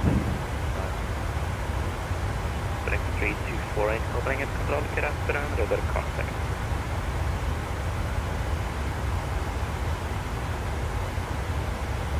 Covering hello, 1309 November 503, here in Oslo, Oslo. Advice 309 November, 1243. So 1243, advance 309. Should we probably cover up some windows with, I mean, I don't really want to it, but we can at least take the sun visor in front of the sun. I have sunglasses on, but still. Yeah. Charlie arrival, expect runway 22 left. Descent flight level 100. Level 2 Charlie, 2 to left and descent level 100. Right, 309 November, covering it, control radar. Oh, Lutz. Oh, I understand. Yeah, I've heard about what happened there. That's really unfortunate. I imagine you live in that area or something then. Yeah, it was really sad to see on the news, it was. Altitude stations at 1, first Mediterranean, So, yeah. 221, covering it, control radar. It wasn't good. Radar contact, climb flight level 190.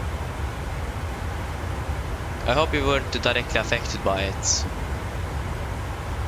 Other station calling, music from But yeah. 828. Yeah, Skolvik. I'm doing good, thank you. You're on the way again to all the good old ALX. Aren't you flying to ALX all the time now?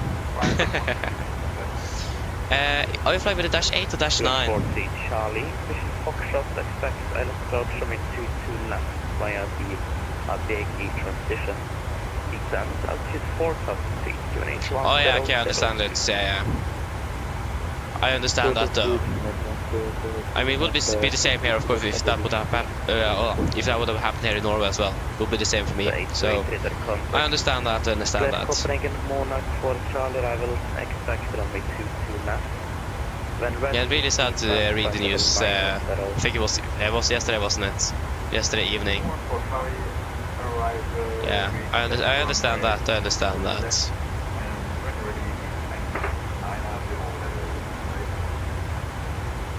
The 828 able to make the ILS from here, or do you need... Yeah, flying the Dash 8, that's great.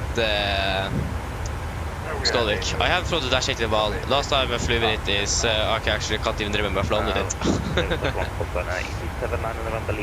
The last time we flew with the 78 was the Dash 9 with Norse, of course. Norse did have some Dash 8s, but they never used it. And then they returned them, because they never used them. So yeah. 700 on the Lima, Roger for vectors, ILS 3,000 feet, maintain present heading. Yeah.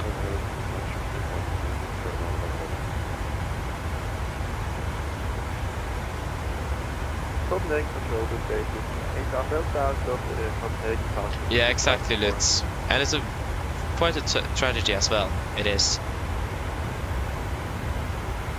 So yeah. I remember I saw that on the news yesterday.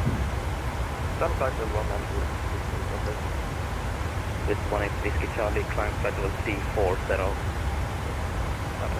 Oh yeah.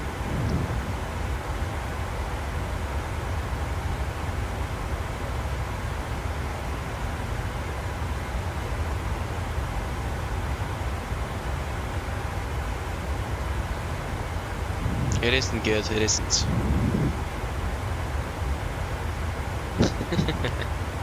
Nice. Again, I feel like school is flying to LAX all the time now. How many flights do you have in and out of LAX now? It's probably a lot. Oh, nice.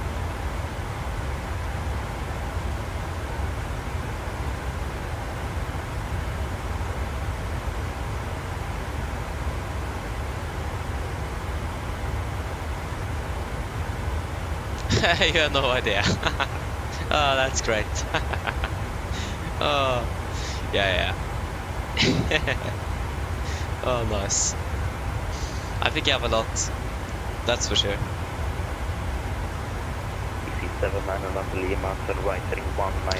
Yuri Selevolko, vad blir väl? I actually did try it out, but I never got it to work. It didn't want to work for me, so yeah.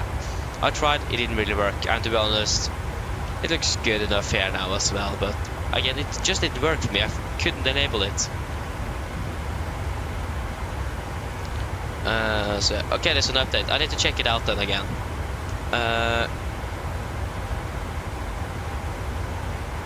Yeah, Yuri, if you could just send it to Discord or something, I can check it out and see if I can get it to work until the next flight. Or to the next flight. That would be great. Again, I tried it, but I couldn't get it to work. When I clicked the toggle button, nothing happened. Even though I followed the instructions and everything, so it's really strange. Charlie representing 4,000 feet, QNH 1002. Yeah, maybe unfortunate, but yeah.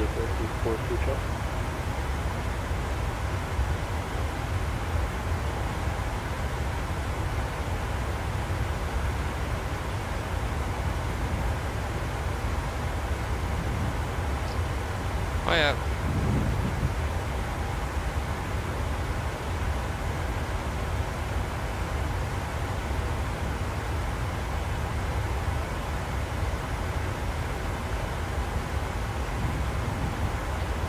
Again, it looks like it does look a little bit better as well, but again, I haven't really tested it out, so I can't really say anything. So yeah, but again, I need to try it out and see if it is working better. If it is updated as well, it will probably work now, I hope. So yeah. But I remember I installed it when it first came out, before Microsoft changed the atmosphere colors themselves. I do remember that, and I just remember how, like, it was a huge difference. It was really nice to see the difference of that. So yeah.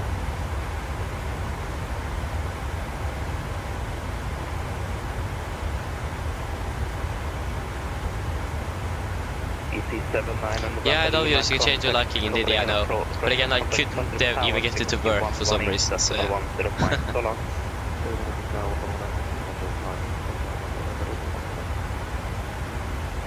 But again, I need to look at it and see if I can get it to work now.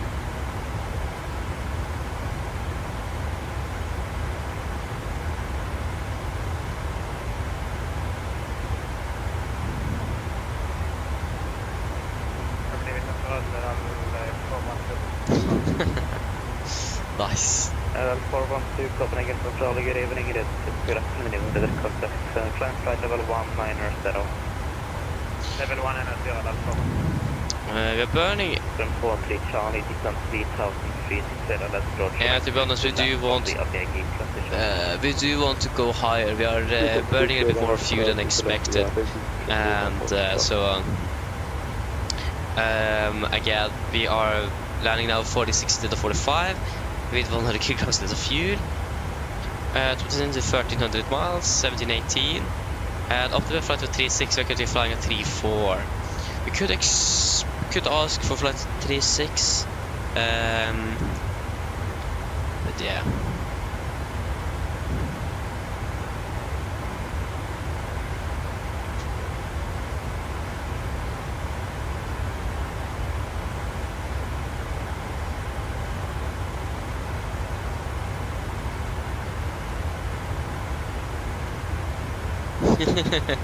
Nice, I got to say neutral on that discussion. I'm not really into football, so I'm not going to say anything. So yeah.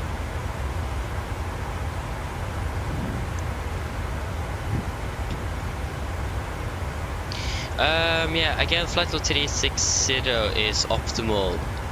Maximum 382. We can say, okay, we can say 300 kilograms.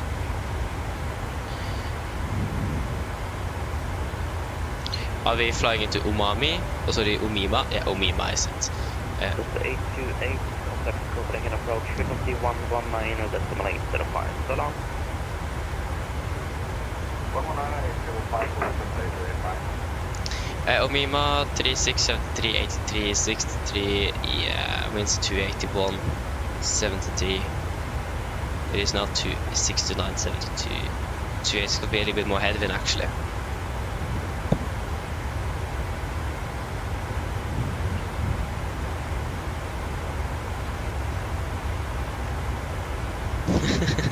Nice.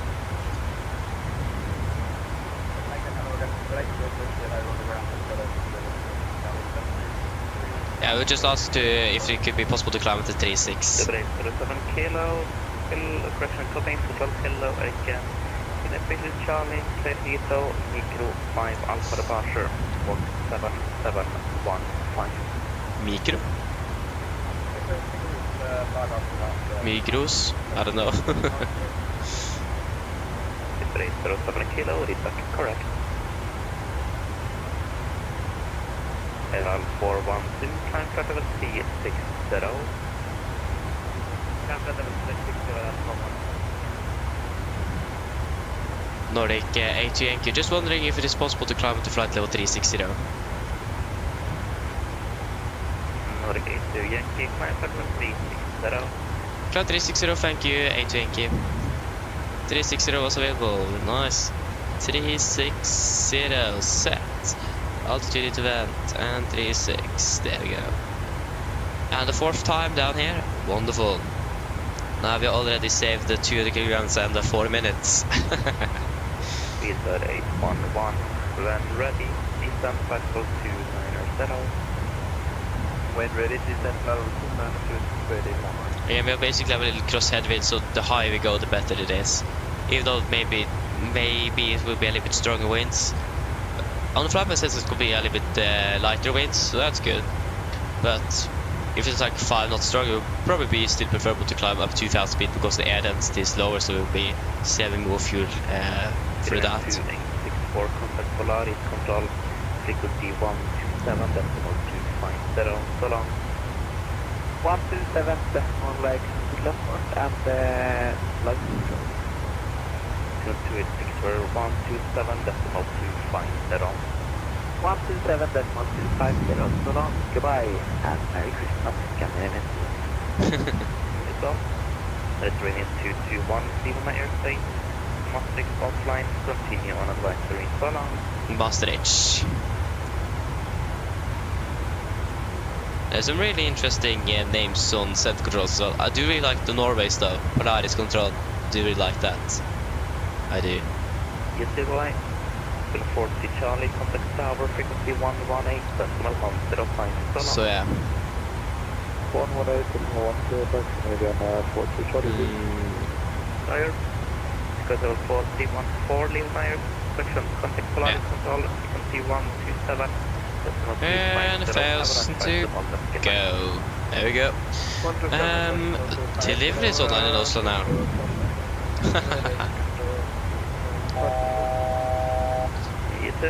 We have Gardermoen delivery and Tower online. What?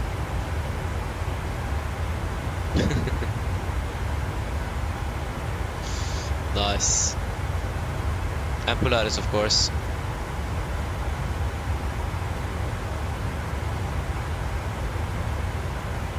Oh, yay! Amsterdam Radar is online. Yes! That is wonderful. Yes.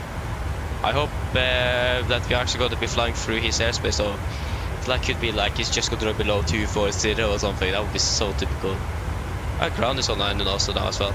Everything is going online when we are off the other part. It's so typical.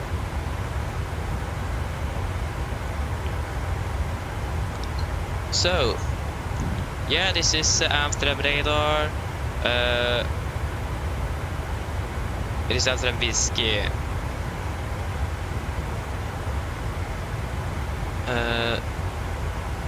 Yeah, how am I supposed to read anything with this small text? What?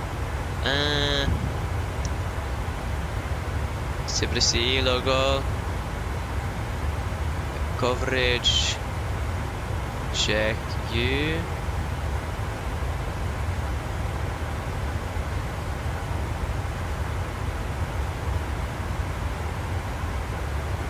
I need to remove this one as well. That didn't really help. Why do I even do this? We have Volanta. Can just use that. What have we for six coverage? Check whatsim.uk. No, sorry, vatglass.uk or something. Just going to confirm the coverage in case. No, he's controlling entire airspace of the Netherlands, so that's good for us at least. Not bad.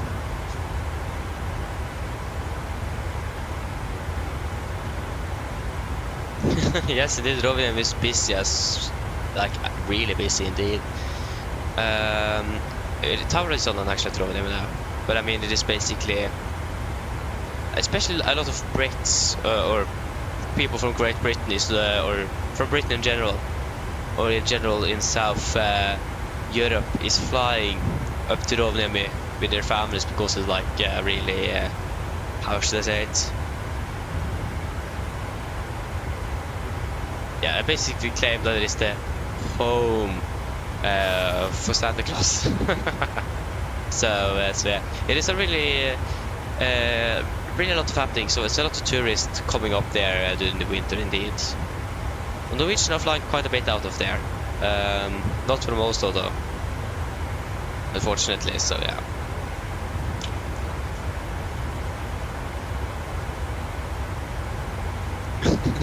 Again, I'm going to stay neutral in this discussion regarding that.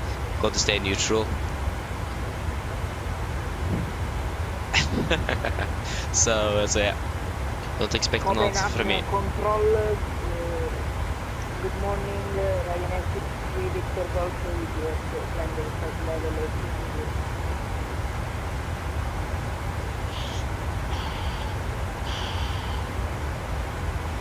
Ryanair 60 Victor Golf, Copenhagen Control, clear Amsterdam, squawk 2017.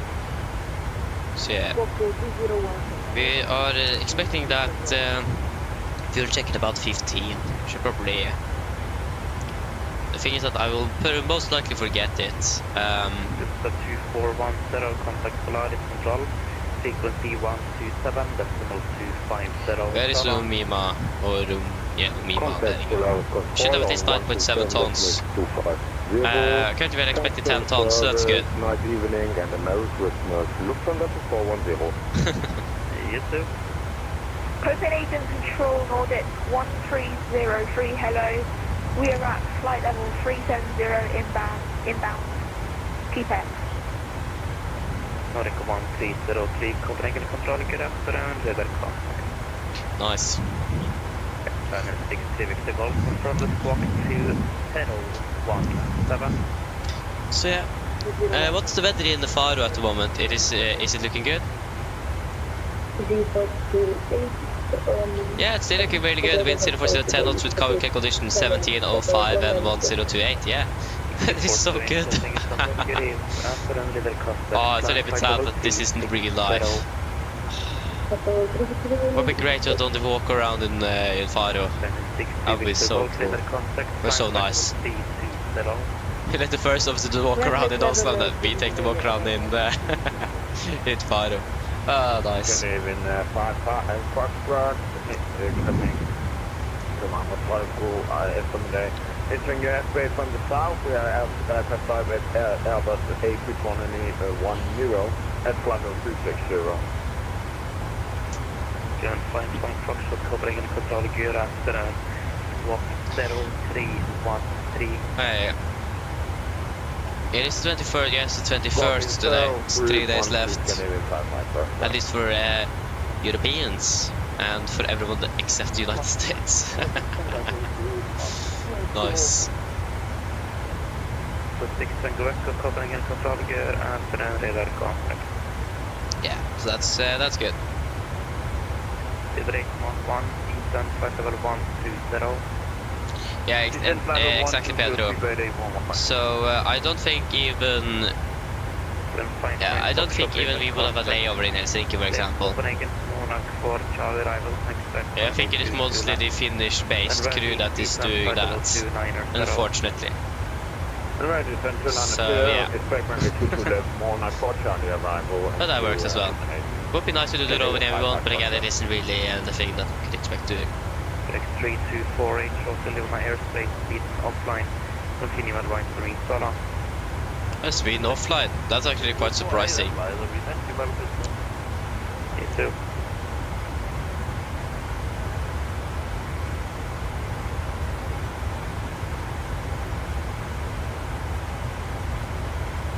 So yeah. We do also have Amsterdam radar, so we are expected to cross over the border at Omima. So that means we are expected to cross over in about 12 minutes.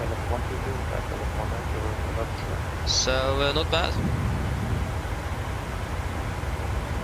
647 covering and control gear after radar contact. Flight level 230, final level.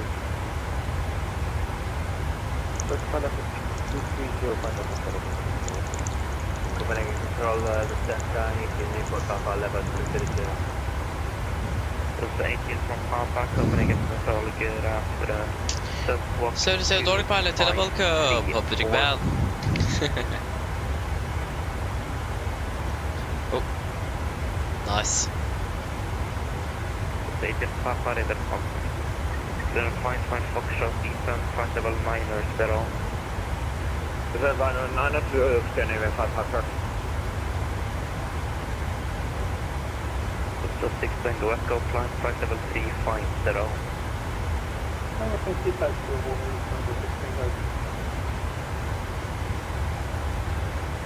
Nordic 1303, leaving the cockpit for 2 minutes. Nordic 130, city, towards report. Nice. Again, That, the Nordic 130. yeah, 10 minutes is in the field check. Copenhagen Control, hello, Alpaca 875, flight level 340.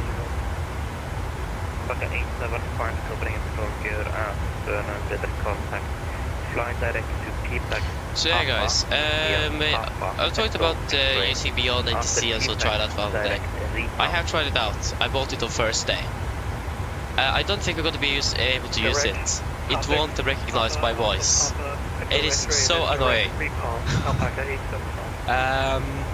We can't really use it if you can't even hear what I'm saying. Really unfortunate. I tried to fly through most of the again. I gave up. I was so mad at the ATC there because it didn't listen to me. It couldn't even hear my call sign when I was talking. It wouldn't recognize it. It was so annoying. So again, I don't really think we're going to be able to use Beyond NTC. Again, when it can't even recognize my voice. what I'm saying. So that's a bit unfortunate. Nordic 1303 at flight level 310. And also we do not really have the Norwegian SOP for the Norwegian airspace, unfortunately, either. So I need to fly the entire arrival into Bergen. so yeah, I get a little bit unfortunate. But the biggest drawback is that for some reason wouldn't they recognize me saying Nordic 608. I tried to say it like, there was one instance I tried to say 10 times and it still just repeat call sign or something. Air colleagues say call sign or something like that. It was a bit unfortunate. So I don't think we're going to be moving or using Beyond the Sea for a while. But again, it is a really good application though. It was really nice using it. But again, first of all, it is the same as flying with Watson with real people, and again, it couldn't for some reason recognize my voice, and that was the biggest drawback. So yeah, a little bit unfortunate. That is just how it is. So I think we're going to be staying on Watson forever probably. Again, it is real people this. It is something completely different from using robots or AI. So yeah, I think we'll stay with Watson for sure. I don't think we're able to take a day when we're flying on Beyond the Sea. Again, they can't even recognize my voice for some reason. So that is not good. So yeah. But again, I also have this issue with self-loading cargo as well. It won't recognize what I'm saying sometimes. It is really strange. So yeah, I'm not really surprised. But I hope that it was going to be a little bit better Beyond the Sea, but unfortunately it wasn't. So yeah. But other than that, again, it is a good application. I did really like it. It was just the voice recognition that was just completely off.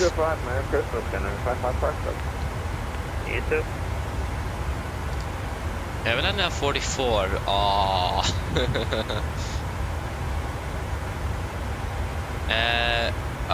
Yeah, the wind's actually decreased in speed, but they've changed a little bit direction. And with that speed, just change the direction a little bit by a few degrees will make a difference indeed. How much have we flown with this aircraft before? We have flown 12 hours and 45 minutes with it on total of 4 flights. So we've flown to and from have we flown to Corfu with this aircraft? What? Okay, so this was the aircraft we flew down to Corfu with. I also flew down to and from Palma de Mallorca with this aircraft. Oh, been a long time since I've been down there. Nice. Copenhagen Control, ED 402, we'll be at flight level 360 inbound to Nick.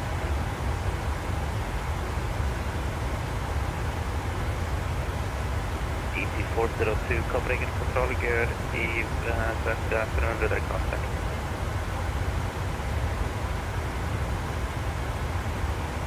Yeah, that's nice.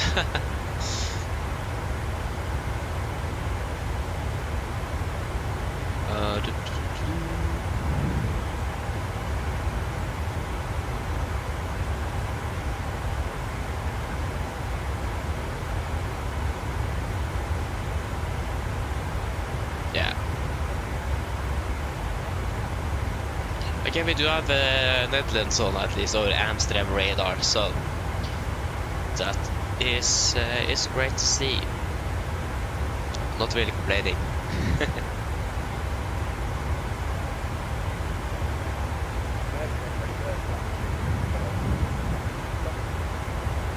Still arriving at 39? Yes, indeed. No, sorry, we're actually landing at 38 in 4 minutes. 38.9 though, so basically 39.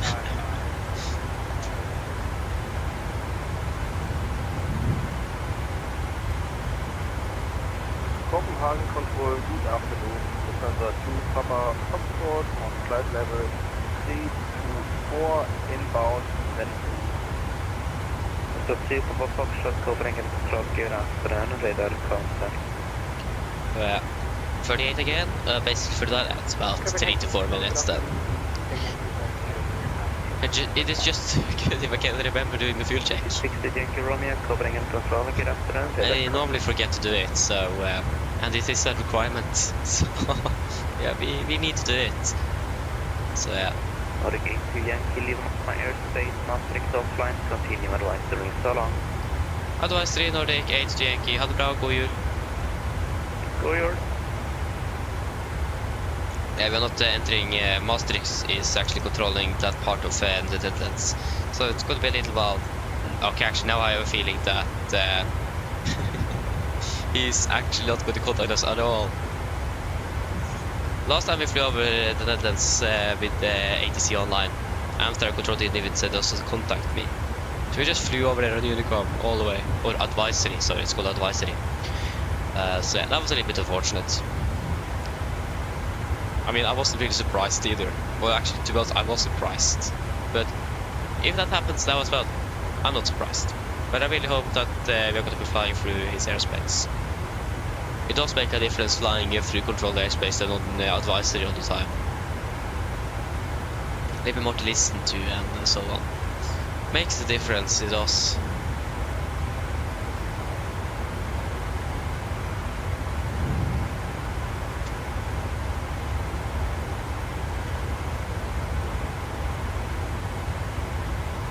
Oh yeah, and the sun is already setting here in Norway, of course. I mean, it's already almost down. Can't see anything soon. So I'm happy that we didn't get a really late flight today. Happy for that. That would be a bit unfortunate.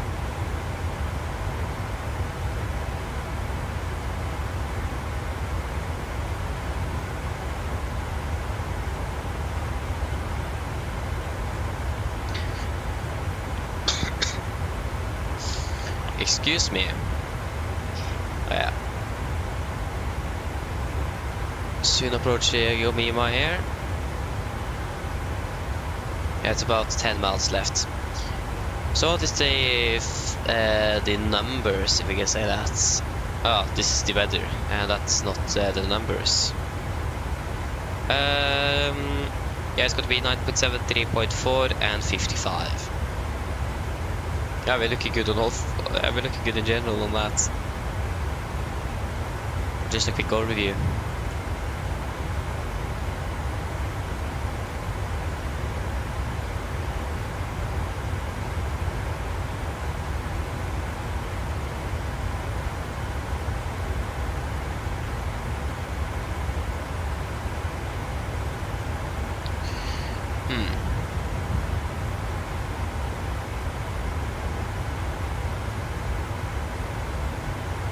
Okay, fuel check then at Omima.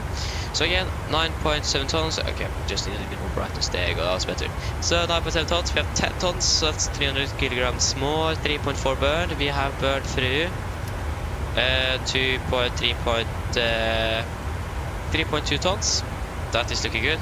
51 minutes flight time. We are currently been flying for 53, so we're 2 minutes ahead. Wonderful. So at flight time at least we're 2 minutes ahead, but that means if we are staying with this, if the time doesn't change, we will be landing exactly 4 hours instead of 4 hours and 2 minutes. So yeah, but we are still behind schedule with about 4 minutes. Ah, there you go, it's exactly 6 tons. Okay, we're going to be burning through 6 more tons before landing. But again, it's a 4-hour flight though, so it makes sense. I wonder how the fuel burn of the Max would be compared to the NG. I've heard that sometimes you'll be shocked how much less fuel the Max is burning compared to the NG. Hello. Hello, I was just wondering if you were hungry. I'll get you something to eat if you like. Not sure. We are fine. No, thank you. We will call if we need anything. No problem. Do give me a call if you change your mind, though. Selvfølgelig. Hello. Hello. Hi, Captain. I was just wondering if you'd like a drink. Maybe tea or coffee. Or a bottle of water. She can't finish the last call before it calls up again with drinks. No, thank you. I have all what I need here. No problem. If you change your mind, just give me a call. Selvfølgelig. Oh, that's great. So we did have some level changes during our flight today. Flight 135 at Suset and 37 at Riga. So that means we're going to be Suset. Yeah, the next one. At Suset we're going to be transitioning from an even to an odd level. So then we need to find out. We could climb up to 370. That would probably be preferable. I don't think we will be able to reach 39 by the time we are approaching Suset. I think we'll still be too heavy for that. Again, the maximum is just 385. It is increasing with 100 feet per 10 minutes. At least on 777, I think it does that in the 737 as well. So about 10 minutes each per 100 feet. So that means we need to wait at approximately more than 1.5 hours. So 370 will be probably preferred as an odd level. At least not 35. We can just quickly check for the conditions now. What we would save climbing up to 370. We'll save 1.8%. Again, we'll probably saving about a few kilograms. But again, we'll probably save more in the long term. Also have a gross weight now, 68 tons. Yeah, again, we're quite heavy still. We're not burning that much fuel, to be honest. We could have burned more. That's not bad.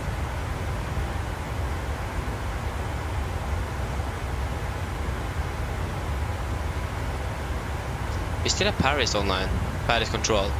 Again, quite rare that France is online, so that's actually a really good sign. If he's going to be online when we are flying over France, though, that's something else. He was online before we even started the stream, so I would not be surprised if he goes offline or before we are arriving. If Faro ground is still online.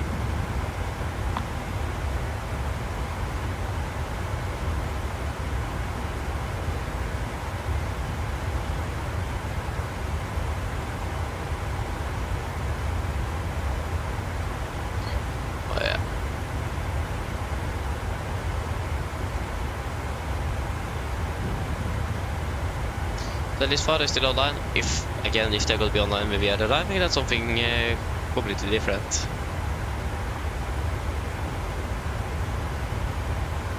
Yes. And imagine if we're going to be contacted. It won't make sense if we're going to contact the Netherlands or Amsterdam control. Again, is this Maastricht that is controlling north of the Netherlands between Netherlands and Danish airspace? I'm not quite sure why. It is really, really interesting, but yeah. Again, we will certainly find out soon if we're going to be flying through, or if we're going to be contacting the Netherlands. Like when even Reykjavik control is online. That says something. This is. It says that we're flying through now.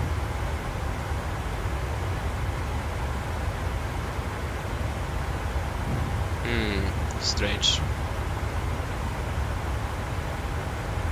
Okay, we have Paris control online.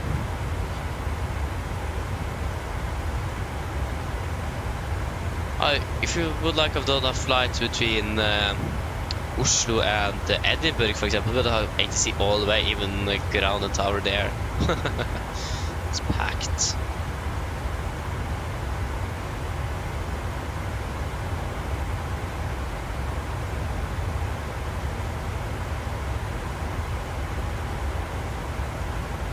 So yeah, I really hope that we're going to get a contact me shortly from Amsterdam control. Only time will tell.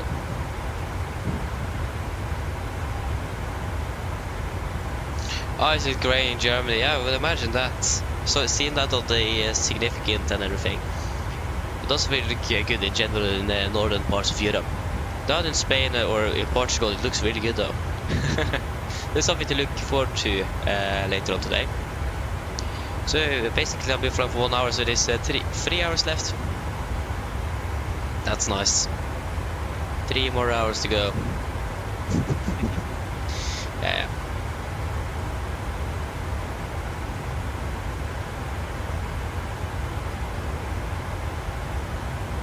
I like how the cabin crew did the food service now, and there's still 3 hours left, and that was the only food service on the flight.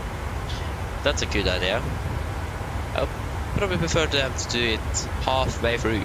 Okay, actually, I was responsible for that though, when setting up. But again, I didn't really change the times, the interval timings. So yeah. Yeah, no worries. At least they got food, so they can't really complain. They got food. That's the most important thing.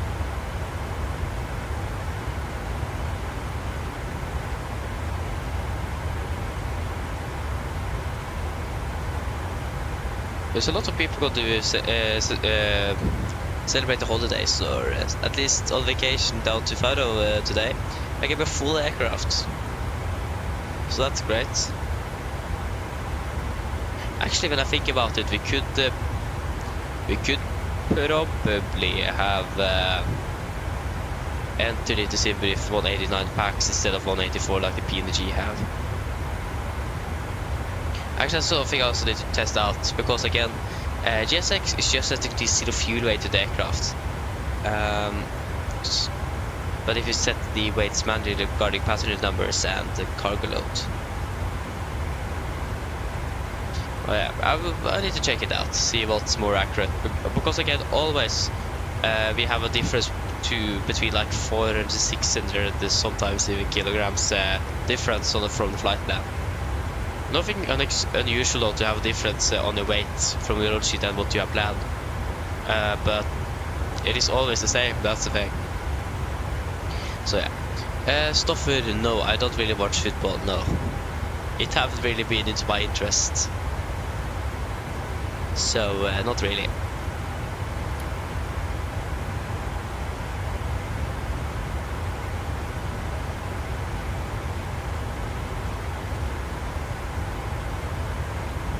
I actually do I think I do regret a little bit not asking for any snacks.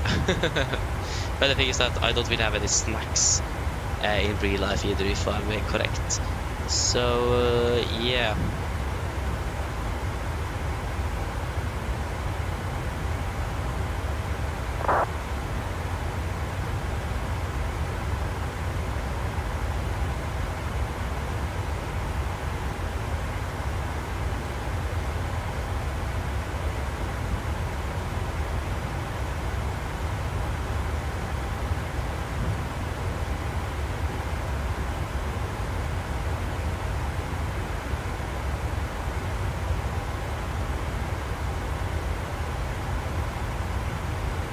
There you go.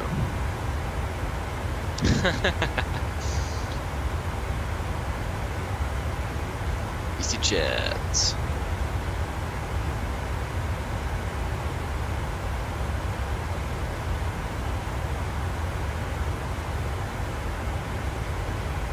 Okay, nice. We still haven't got a contact me from Amsterdam, so I don't really think we're going to be flying or contacting me at all. So that's a bit unfortunate. Yeah. Can't really do anything with that, unfortunately. So yeah.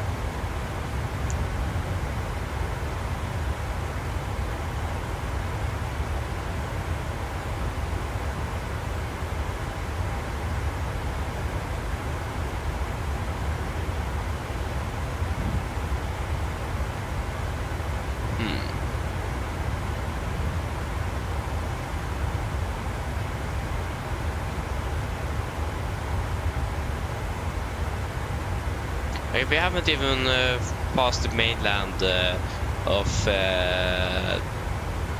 Netherlands itself. We are still flying over the North Sea. So yeah. But again, if it doesn't say anything regarding airspace, what he's controlling regarding altitude or something like that, or things like that, So I would expect him to give us a contact me. Because either that's coming soon or never.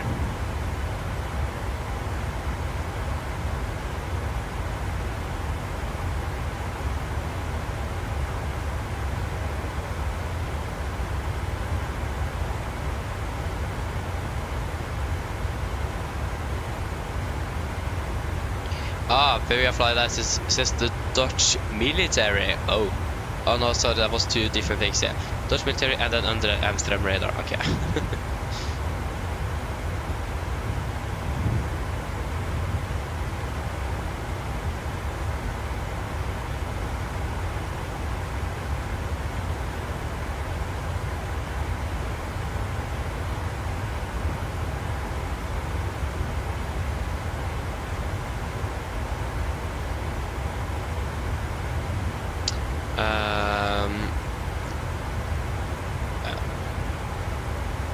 Oj.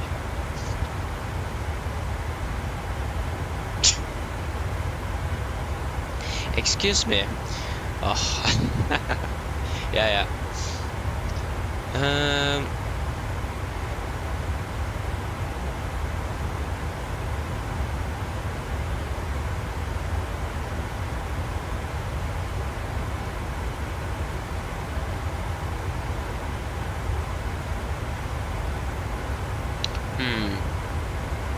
Top-down airports, no.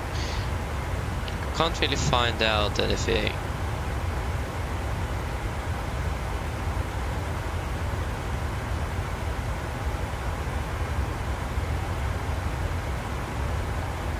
Again, it's a little bit strange that we haven't got to contact me if you're flying through his controlled airspace, but yeah.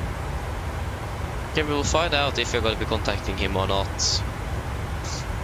I know there is some controllers or some airspace that have restrictions to which altitudes are controlling at and so on, especially BC airspace, where one can be controlled from like flight level 26 above and 1260 below, for example. Things like that. But it doesn't say anything that he's controlling just above or below a certain altitude. But yeah. We also have Amsterdam online, like Schiphol ground. That's nice.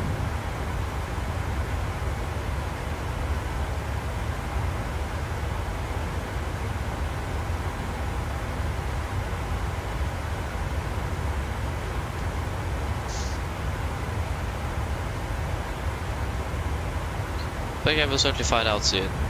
How long have we been talking about this? I think we've talked about this for quite a while now.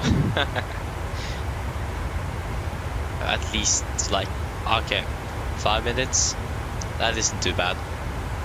Here's the time is going a bit faster than it actually does. So yeah, at least we're flying within over the mainland, or yeah, the mainland of Netherlands at least. And we can't really see anything because of the clouds. You can see it on the map here though, that we are clearly above the Netherlands. I think we should do a fuel check at Suset as well. No, actually we don't need to do that. We need to do it every half hour, so we need to do it at about 25. We'll be flying at 8, so it is still about 17 minutes until we need to do it. So we can wait with that a little bit longer. Oh, yeah.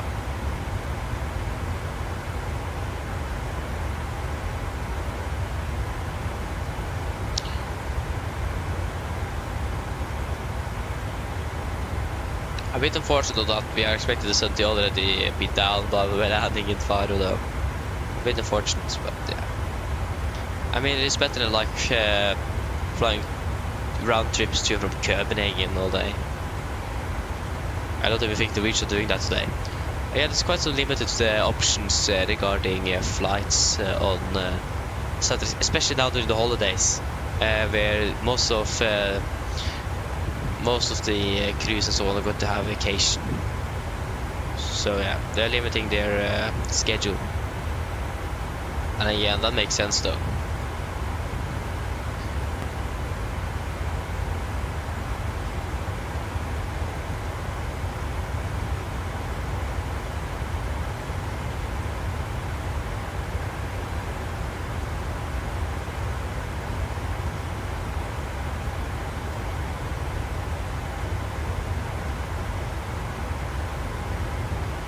we will be landing.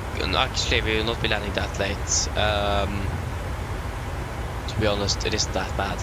When I'm landing in Oslo, 20:25, so 22:25, so that's 23:25 local time. So yeah, not too bad. We have other ones landing quite later than that. We have Gran Canaria landing 0009, Pristina at 0035, Tenerife at 0055, Marrakesh, La Marca. Yeah, again we're landing 23:25. Marrakesh. Wait, 2 flights to Marrakesh today. What? Okay, one of them doesn't even have an aircraft aside. Marrakesh here, so we're flying with Ruby Pop Hotel. And for Lanzarote, 2 Lanzarote flights. Should be another Gran Canaria flights. It should be 2, shouldn't it? Maybe not.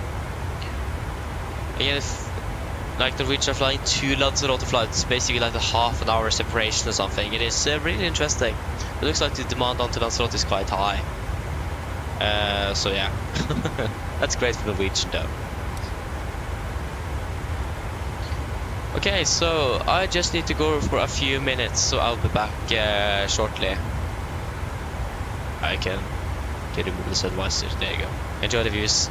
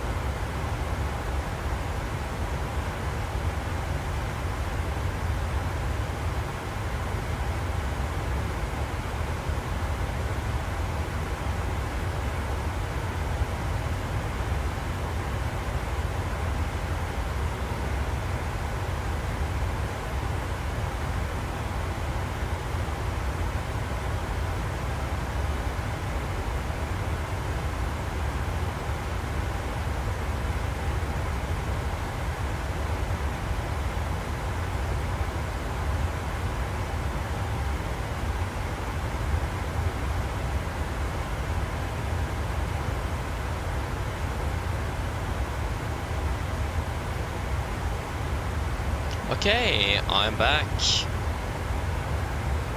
Okay, good.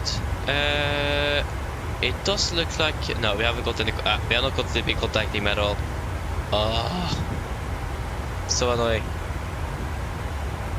Yeah, we just need to leave it at least we have Paris control online at the moment, and we still hope that he's going to be online when we are flying over Paris, oh sorry, over France. So yeah, we'll just wait and see. Everyone, hello, welcome! Opening bell.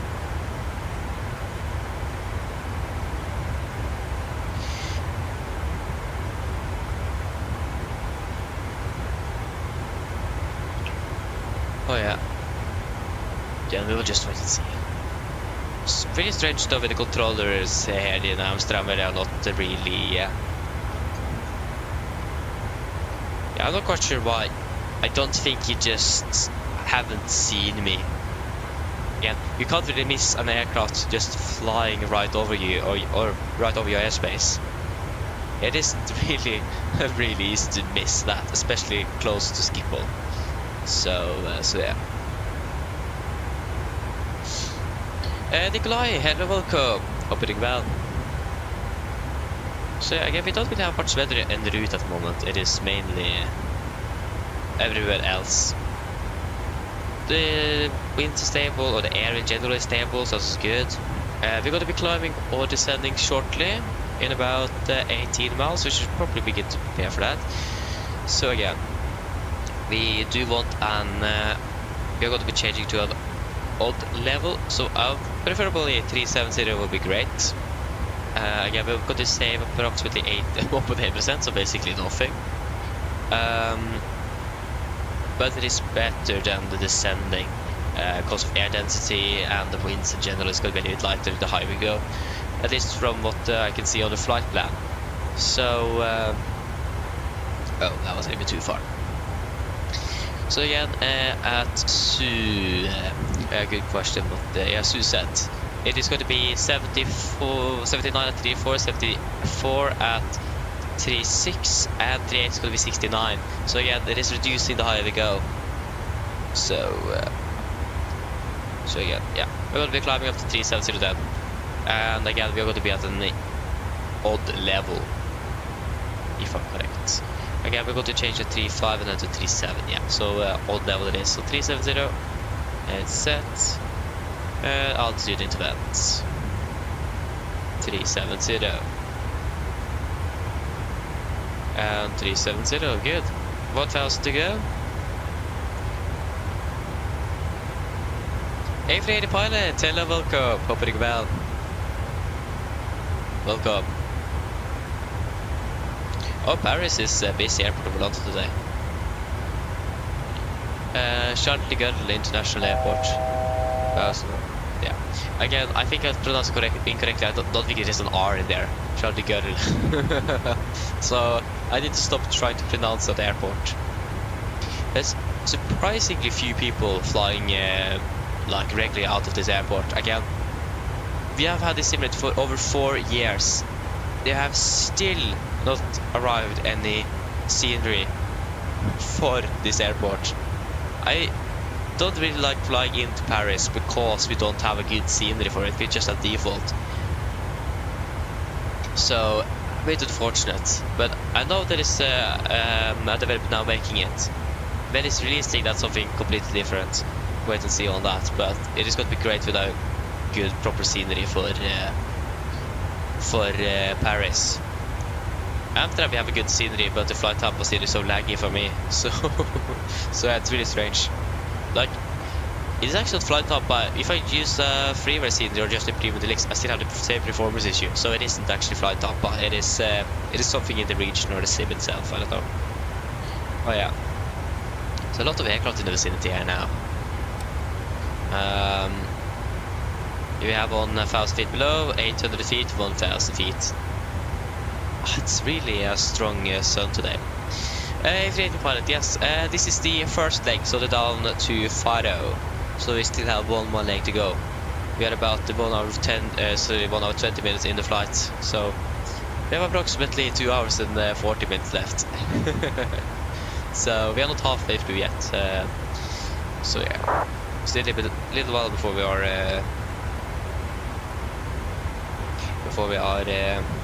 in Faro. So we should do a fuel check in about 5 minutes at Batak. checking the FMC here. Batak. Batak at 09. Yeah, that could work perfect. Batak. We can do a fuel check at Batak then. Batak. Batak. That is Umima. No, Suset.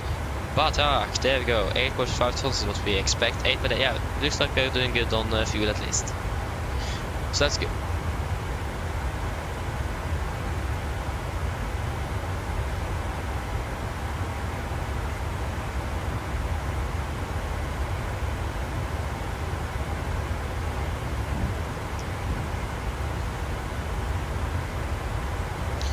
Oh yeah.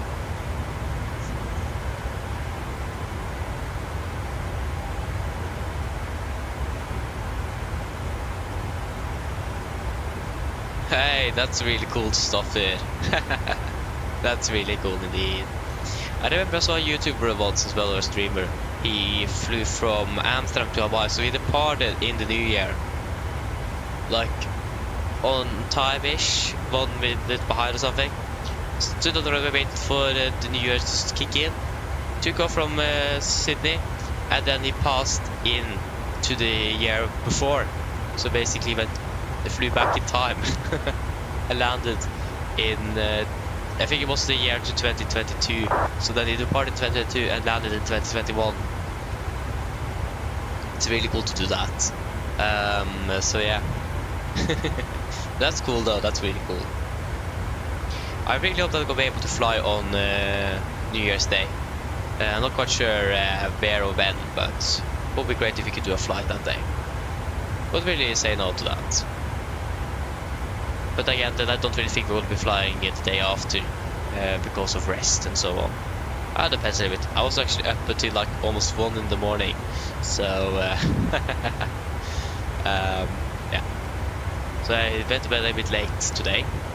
But other than that, yeah, at least not a morning flight on the 1st of January, at least. That's for sure.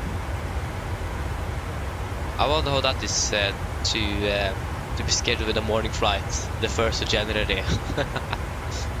And you need to go to bed early. You can't even see the fireworks.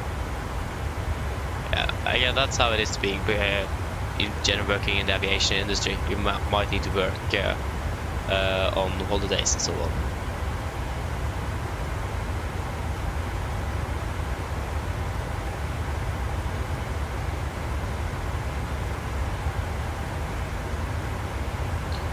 Oh yeah.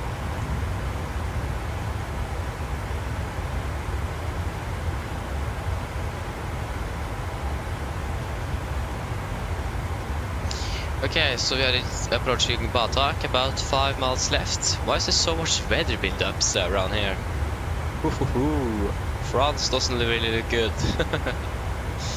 Yeah, okay, we're going to be flying over Belgium first. We're entering France at something else. Yeah, we'll check after we've done the fuel check. So Batak fuel check. 8.5 tons. We currently have 8.8, so that is 300 kilograms. 4.6 tons burned. We are currently burned through 4.4 kilograms, so that's looking good. 200. And 1 hour 25 minutes. We're flying for 1 hour 23, so it's still 2 minutes ahead, so that's also looking good. So that is looking good. Liam Aviation, hello, welcome, hope you're well.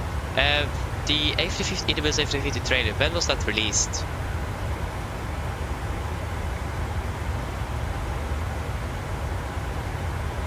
When was it released? I think I read somewhere that it is coming out today or something. Because if that's the case, no, I haven't seen it. But I think that the A350 trailer is quite new. I remember they said that they're going to be releasing teasers and more information about the A350 now during the December. But it came out right now. No, I haven't seen it. Okay, okay. 5x5.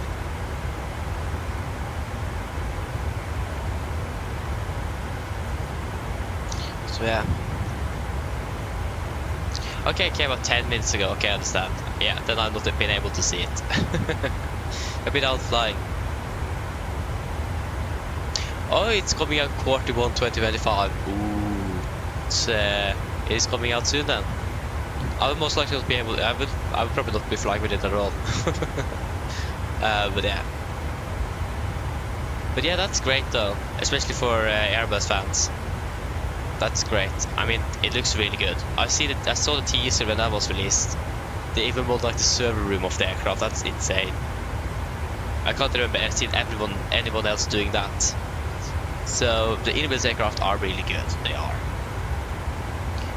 But again, I will most likely not ever fly with that aircraft because it is really in my interest. And what's the point for me buying that aircraft if I'm going to fly one flight with it and never fly with it again? So yeah. But still, it's great to have an A350 finally to the sim. It's really needed.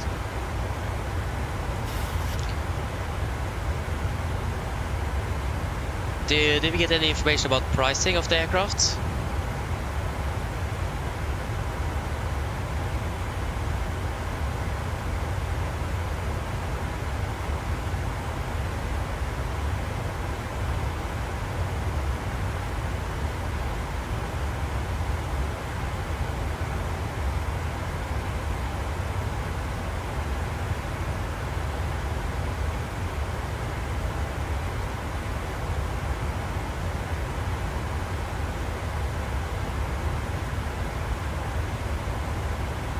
Okay, nice stuff. So yeah, so they normally have the weekends on Saturdays exactly. That's also what I see on Norwegian. They have really few flights on Saturdays. So yeah, I see that. But I mean, it makes sense though. Most people will probably be flying on Fridays and then return home on Sundays. So in that case, it makes sense. It does. So I'm not really surprised. That's great though. So we have some inside information from Widerøe though. That's nice stuff. I won't really say no to that. It just means a Q400 for the MSF or something, and then you can fly V-drops. If you have, if I remember correctly, do you have MSFS2020? If I remember correctly, you said that you haven't been flying on the sim for a few years now. If I'm right, I might be incorrect. I don't remember. So correct me if I'm wrong. But again, in general, just getting a Q100, 200 tier in the forum would be fantastic for a simulator. Flying V-drops up in northern Norway, beautiful. Especially if you can get in 1 or 200. That's what they're flying up in the most northern parts of Norway. So yeah, a little bit old aircraft, but Widerøe doesn't really have any replacements. So, oh yeah, unfortunate for them though.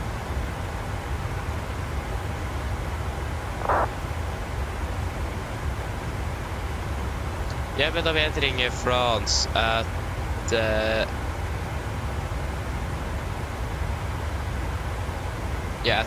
Medil is where we're entering French airspace.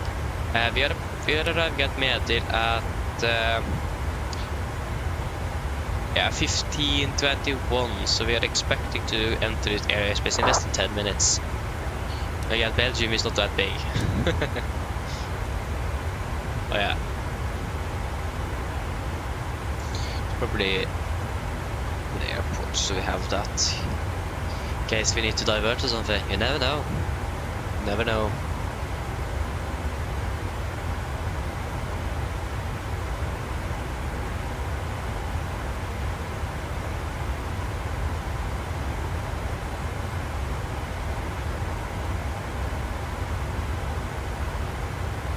Ah, yes, Stoffer, okay, I understand that. I was a little bit incorrect then. But yeah, you have 2020. I mean, yes, it is nice to buy 2024 as well. It is good potential of that simulator, but again, it is a bit buggy as well at the moment, unfortunately. And again, the 737 here doesn't work. For those of you that own the 777 from PMDG or have read the other websites, they have released a micro update, or an emergency update like they call it as well, to the 777. There's an update pending for the 747 with the tablet fix for the spinning icon. For those of you that still have an issue with that, a fix is coming soon, or I think this is the third fix or something they're releasing for that issue. And they said also they have been talking to Microsoft, and Asobo have fixed the issue that they encountered with the memory allocation or something, if I remember correctly. So that's didn't stop them to make their aircraft compatible with new sim. The thing is that they don't know when that update is going to be released. Most likely that's going to be released next year. So that means we need to wait a bit for for that to be released. And then of course PMDG are going to make the 777 compatible, then the 747 and then the DC-6. So I really hope they start just making the aircraft compatible and then implement the new features later on. So at least we can enjoy the new simulator with the 747. I don't need the new features straight away. So as long as I can fly with this aircraft in the new simulator without any problems, that would be great. So yeah. But again, we just need to wait and see.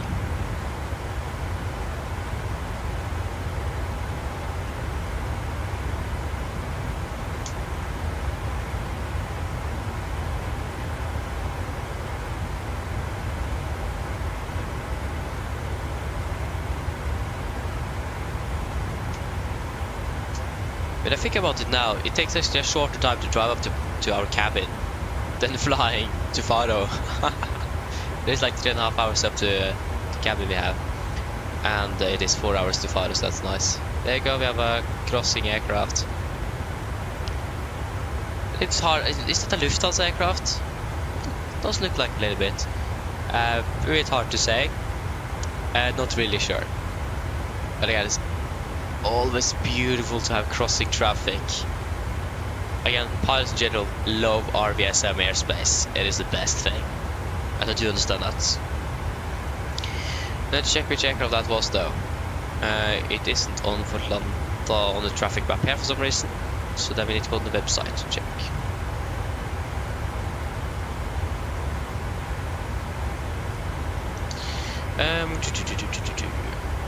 There you go, that is a Lufthansa aircraft, indeed, from Heathrow to Frankfurt, so that was Lufthansa.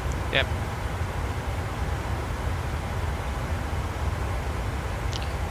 RT said Simmer, hello, welcome, hope you're well. Yeah, the CR button, so I imagine you mean the button that is below here on the MFD panel, if I can call it that. If that's the case, that means basically that the aircraft is fail passive. That means the aircraft are going to be able to maintain the ascent line on an auto landing after touchdown.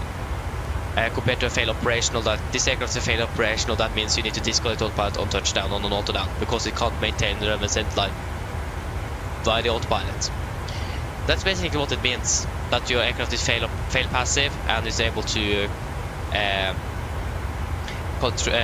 maintain the ascent line after landing, so you don't need to disconnect the autopilot straight away. But most aircraft is fail operational, like this one. I hope I don't may confuse those two actually, so I'll just double check if if it is the other way around. Actually, maybe we could actually check in the PMDG options. Aircraft equipment, fail passive. Sorry, it was opposite way around. That means it is a fail operational. Wait, what did I say again? Yeah, that means I think I mixed them. That means basically that the aircraft is fail operational and can again maintain the ascent line by autopilot after touchdown. But this is a fail passive aircraft. I thought it was the opposite way, other way around. So if I just change now again to fail operational, there you go. Now we have the button here. So that's basically what it means. It is what type of auto land functionality you have. So basically, when you have the fail operational, you will have an extra actuator in the rudder of the aircraft. That will basically move the rudder by on touchdown or on the runway. I hope that wasn't too confusing to understand. But yeah. Again, I always mix those two up for some reason. I can't ever remember which one is which. But yeah, that's basically what it is.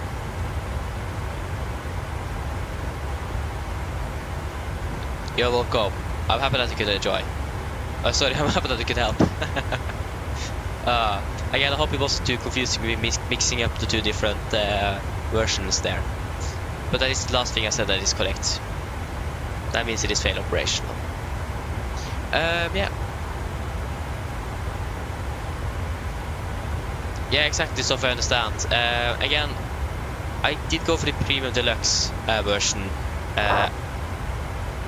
Just to like have the 787, for example, that we're normally flying around. So yeah. I mean, it's really up to you, so yeah. So, it is basically just up to you what you prefer to fly and so on. So example that you're a bit unsure. So yeah, you will find out though. Yeah, it's clear now. Wonderful. That's great. So yeah. Are we gonna be contacting Paris Control? If he's still on, then I'm impressed.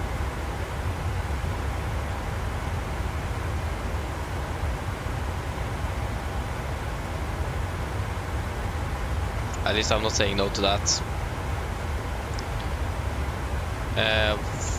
Pilot.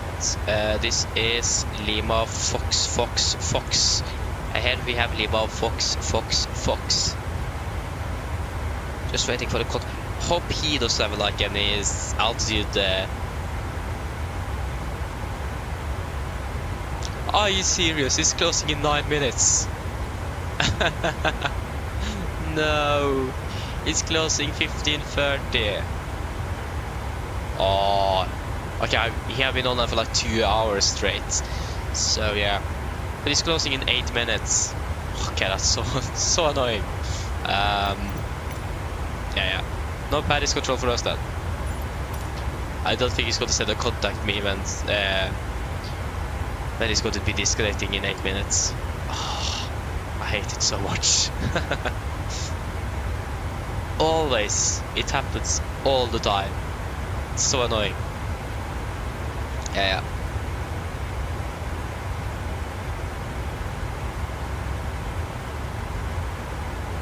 Oh yeah.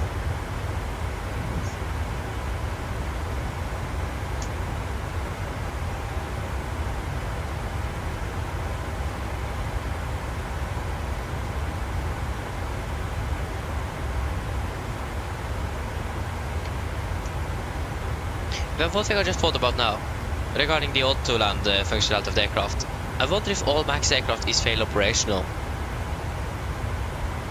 I wonder if they are. I'm not really sure. That's something we need to check out. If all MAX aircraft is fail operational. Just find the FCOM for the MAX and then we'll certainly find out. I would expect it because it is a new addition to the NG, so. But yeah. iFly Van, good question, Joris. I have no clue. It depends. I would prefer a PMDG Max instead.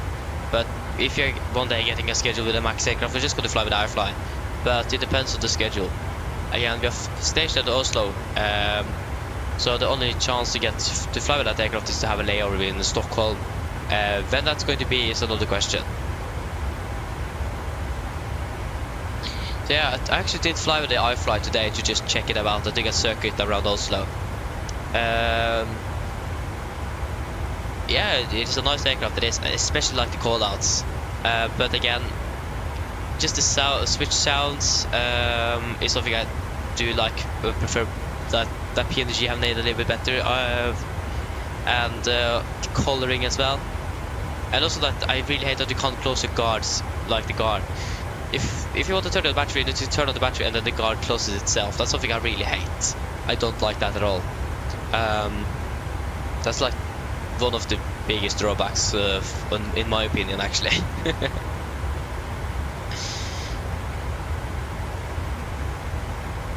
So yeah, but other than that, we will probably fly with one day. But again, when, I don't know yet. We will find out. Again, most pilots stationed in Oslo will not fly with the Max. They will most likely fly, or mostly fly the NG, because again, Norwegian are really basing the Max aircraft in Norway, just outside. So yeah, we wait to see one day, probably. But again, when, I have no clue. At least most of the bugs I have is gone now, so that's good. Joris, that's also one thing I agree with you. I do really hate the AFB. I hate it as well. I do. But they chose to use the default Boeing EFP instead of making a custom one that all other airlines are using. I don't know. So also when we're going to be flying it, I will probably have a physical iPad instead. Makes things a bit more easy to a bit easier to use.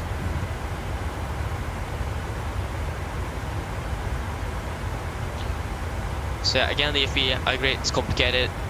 It isn't really anything airlines are using anymore. There's basically no airlines using that type of EFP.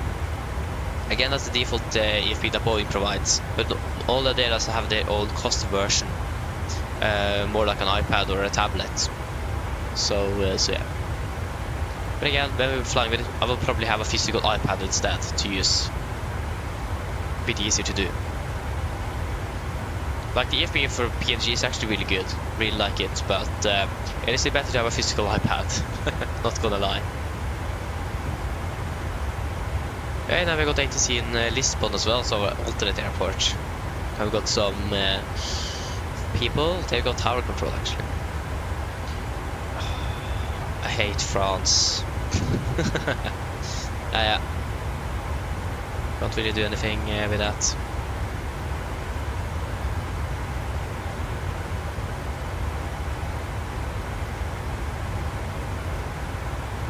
Yeah, exactly what it is. I agree on that as well. But again, I haven't flown much with the aircraft, but we'll most likely fly with it at least one day. But it depends. If PMG are certainly starting their progress on the Max again. They are currently sitting on ice, unfortunately. So I really hope that PMG is going to release their Max soon, so we can use that instead. I do really want the PMDG one. Again, iFly have nailed the sound, especially from the engines, and taxi sound as well is really good. And the cabin nailed that, exterior model nailed that. System-wise, PMDG is still better. So yeah. But we'll wait and see. Hey, more simulations, hello, welcome, hoping well.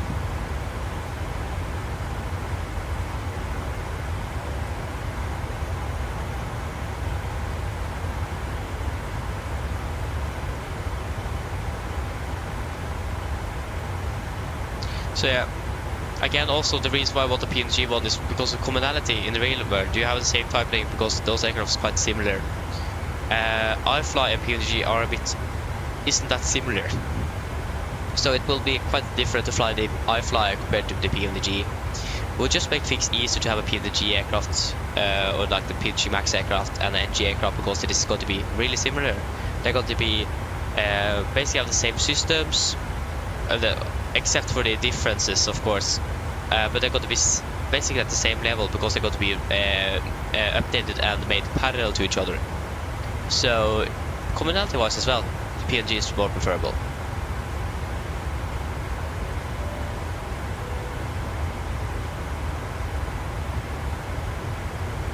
Yeah, fair enough, it is fair enough, but still, for example,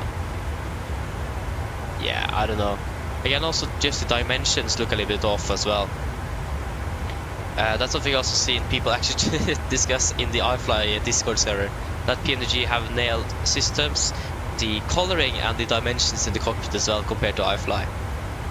But again, the iFly cabin is really good. Only downside there as well is that they have just provided a two-class layout and not just a single-class layout that most Max operators are using. That's also a little downside. But again, you're not going to really spend much time in the cabin. So yeah. But again, I see the potential of the aircraft. It is really nice to fly, especially the radio callouts is really good. But I will still prefer a PMDG Max instead. So yeah. But again, certainly yes, they don't really have the same experience like PMDG have with MSFS2020 for sure. But they have used quite a lot of time to actually make that aircraft. I think they used at least 2.5 years or something. It's a long time since they announced the aircraft on 2020, so yeah.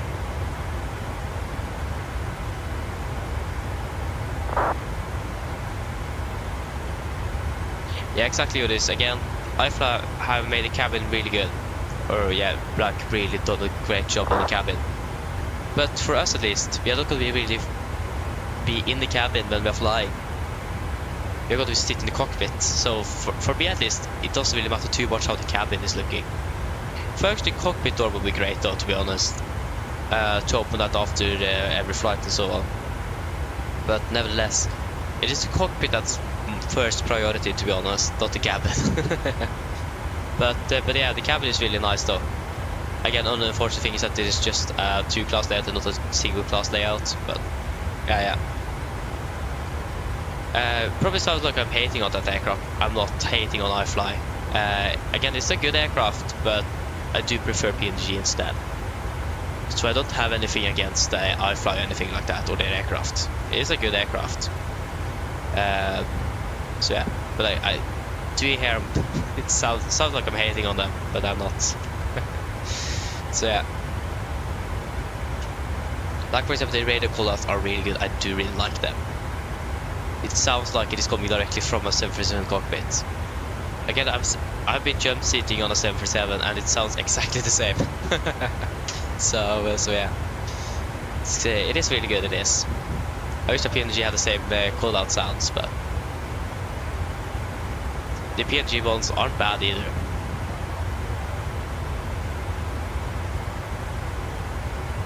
Also, the windshield wiper sounds better than PMDG. The windshield wiper sound of the PMDG is always unsynced for some reason. It's really strange, but I don't think they have used much attention on that because again, it doesn't really work in the sim. That's really understandable. But I found that the iFly was also getting a little bit unsynced sometimes, but it didn't make the sound when you went too fast. But on slow, it worked perfectly fine. So yeah. But also regarding that, it is also personal preference. Again, I've been flying the PMDG actively for more than 2 years now. Not really flying any other aircraft. So that switching over to a completely different developer is going to be a little bit different. That's also the thing. So yeah. We'll do a fuel check in about 10 minutes. Yeah.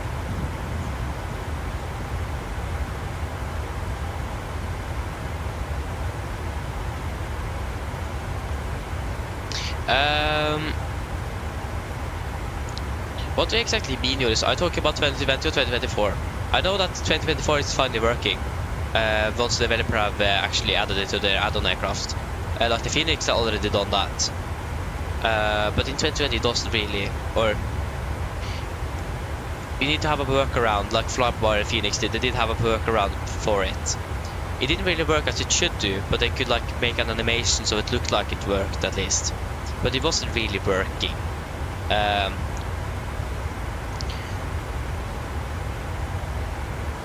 So yeah, but at least in 2024 is finally working natively. Once developers have actually added it, of course, to the aircraft. I found out that the inbuilt A330 in the new sim didn't have that for some reason. At least it didn't work. Really strange, but yeah. But again, in the 2020 version, it's basically just a workaround that the Flyby first introduced, and then Phoenix came as well. Or I think actually Phoenix was first, I don't remember. But one of them at least. I'm not quite sure if they actually share the code with all the developers, but it is basically those aircraft that works regarding the windshield wiper. But like I said, in the new sim, it actually removes the rain at least, so you can see something. That's something I really hate when it's raining and you try to park and using a VDGS. You can't see the precision you need because of all the droplets on the windshield. It's so annoying. So yeah.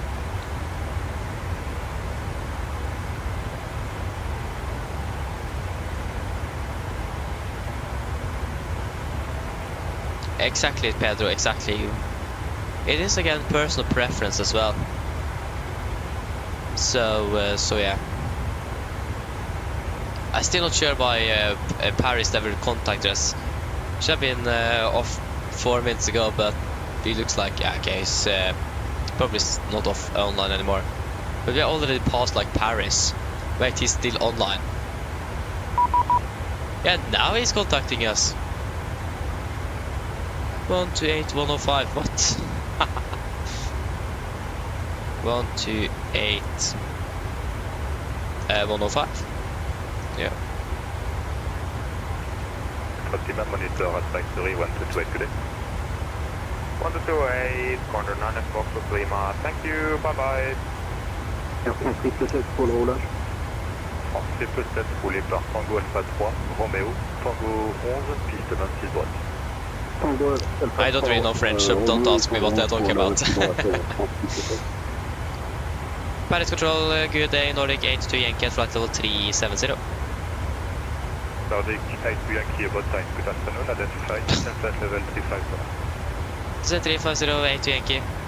About time? He didn't call me. 350 vertical speed, we'll go 500. We can't. I always learned that you should wait for a contact me from a controller. Always when I look on the contact me and call them, they said, you are not inside my airspace. So I always wait for that. He didn't even send me anything. He just sent me now. So we can't. I don't understand. It's about time. He didn't even give me a contact me, so what should I do?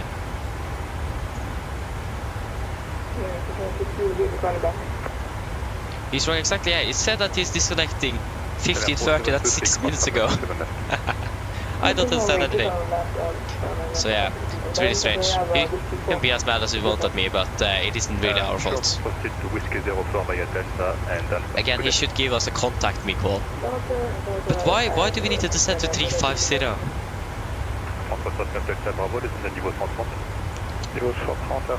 Oh, I don't want to descend to 350. Oh, I don't like this controller anymore. Bonjour monsieur, autorisé pour Strasbourg, Puby de whisky, niveau initial 80 et transpondeur 1000. Why can't we be at 370? Okay, I don't understand anything about this, yeah.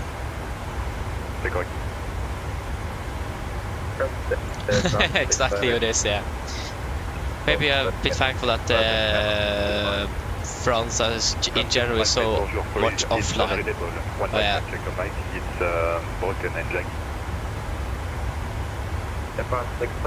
Yeah, Joris, but the thing is that we were already at an odd level. He just descended us 2,000 feet. It doesn't make sense. If 370 was clear, why couldn't we just maintain 370?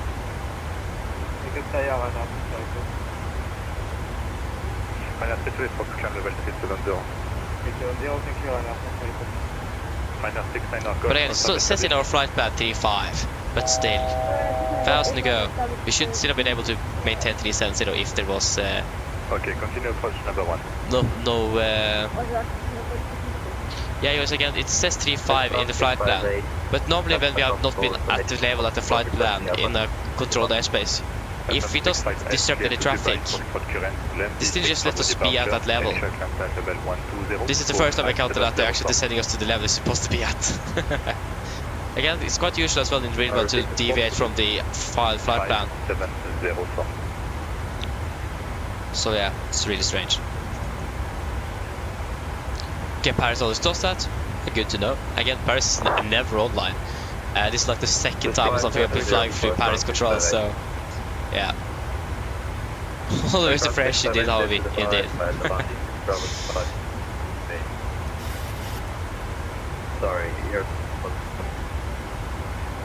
Yeah, again, I don't really understand that, but okay. Again, the French also want to be a little bit different. Like, can we say that the French is basically the American version of Europe? Because US always like to be different. They use statical miles for visibility compared to meters in the rest of the world. They're using inches per mercury instead of hectopascals for pressure. Yeah, they're using everything different. So strange. So basically we say that France is the equivalent to America in Europe. Because they want to be different in Europe as well. I don't know. Reset MSFS disregard. Hello. Hi, Captain. Just checking to see if everything is okay. Yeah, everything is fine there, thank you. Just give me a buzz if you need anything. Of course. Yeah, exactly, so that means that it says SOP probably or something in Paris. So again, a little bit different from all other controllers. But again, he didn't give a contact me and just said, what, I don't remember what he said, but it didn't sound like he was happy that he didn't say to contact me. Be ready for pushing start and kilo 65. So yeah, again, really strange. Are you back? There you go, 155, we need to do a fuel check. Ah, it's gonna be at the detail. FM 35 kilo heavy ready for pushing start and kilo 5. FM 35 kilo push and start approved. Facing south, KNH 1017. Alright, push start is good. There you go, detail. 35 kilo. So yeah. Again, no one else does that. It's just only for Amsterdam. So yeah.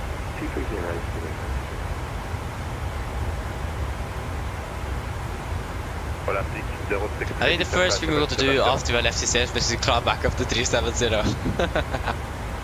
I wonder what he's going to think about when we leaves and you just see that we're starting climbing up to 370 again. Ah, that would be great.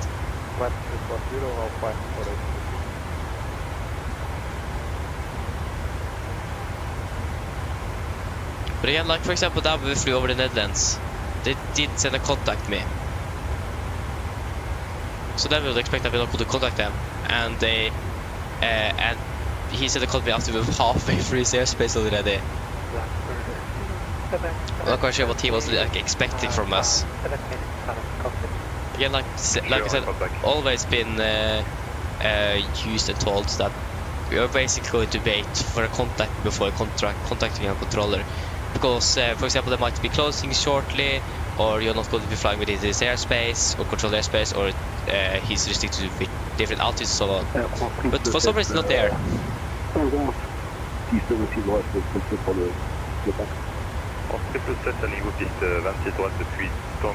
But yeah, I'm not going to argue with him either. No point in doing that. So yeah.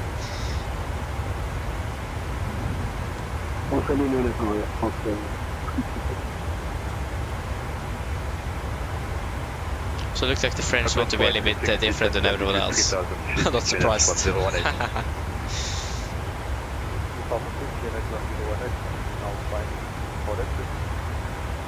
Okay, we can do a fuel check at detail. So at 7.2 we have 7.6, that's 400. 5.9 we have burned through 5.6. That's 300. 1 hour 59, we have been flying for 1 hour 57. So actually about, yeah, still 2 minutes ahead. Okay, we haven't flown on the waypoint yet.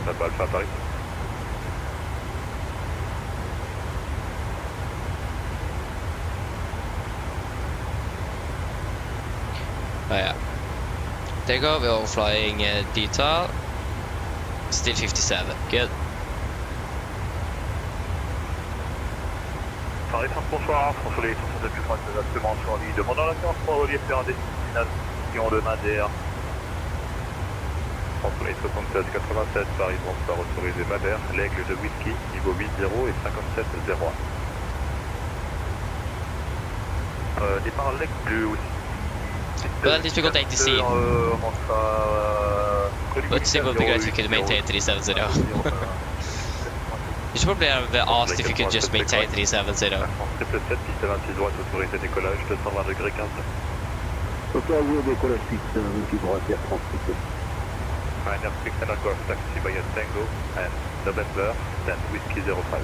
Riley Carter, hello, welcome, pretty well.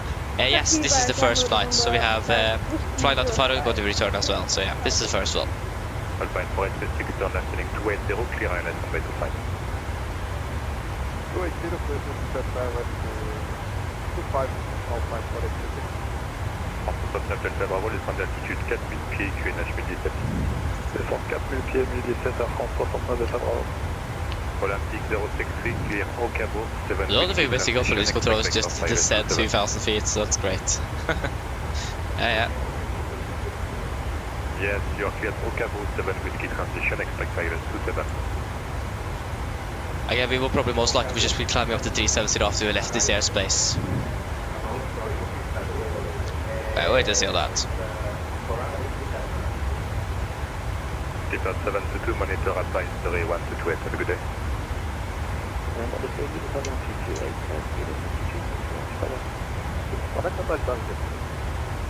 Top Suite 49 Alpha, distance level 230. Yeah, exactly. We're now we're still 5 minutes behind schedule. You're welcome back. You are out of my airspace, monitor advisory 1228, sure. 935 Kilo Heavy, ready for taxi. Air France 777, identifié, monte à niveau 290.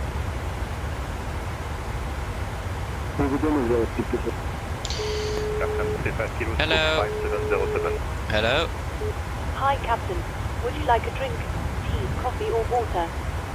No thanks. How what I want here? No problem. If you change your mind, just give me a call. Nice. Okay, is there a pilot briefing for the Paris airspace here on... No, it's just a pilot control. CPLC. Closing. Against this, closing 15:30. The clock is 15:46. Maybe he doesn't mean 15:30 UTC. Oh wait, 50-30 is already long gone in Paris in general. It is 16:46 in Paris, if I'm correct. So we can quickly check. The clock is... there you go, 16:46 exactly. It is 21st of December 2024, yes. Nice.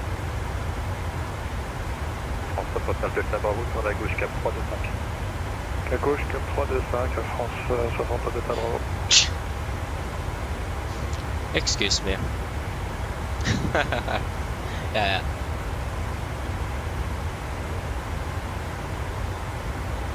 Do we have anything more? We still have 80 in Faro. How long have this ground control been online now? I've been online for about almost 4 hours. 3 hours 45 minutes. Are there traffic in there? A little bit. And there's one aircraft at the moment there.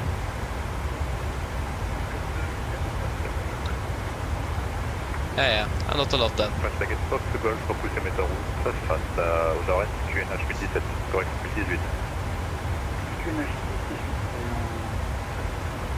But again, it's really strange though that we wasn't going to contact Amsterdam Radar.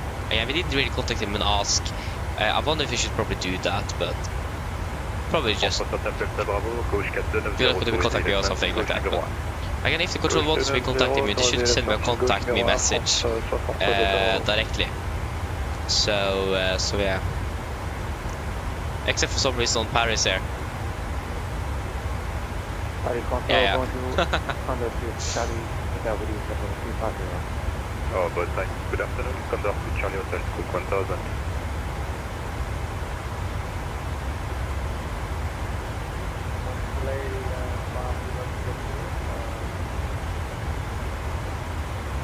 Probably expected to, expect to leave his airspace now very soon. At, good question to for this, that is the duck. Good afternoon. IFM runway explorator.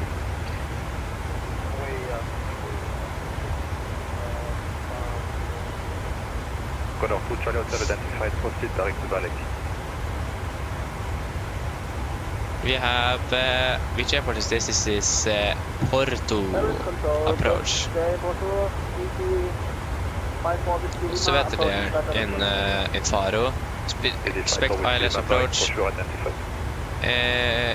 ILS approach, runway news 10, transition level 50. Yeah. Expected runway 10, I think we have 28 at the moment planned, so that means we need to change the runway landing. But we can do that later on. Not going to be really affecting our flight in any way at the moment with changing the arrival runway.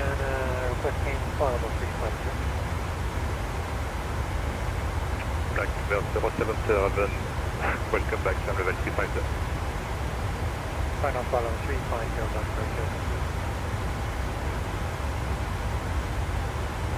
Black 97 Alpha Mike, monitor advisory 122 decibels, good day. Again, would you expect to leave his airspace now?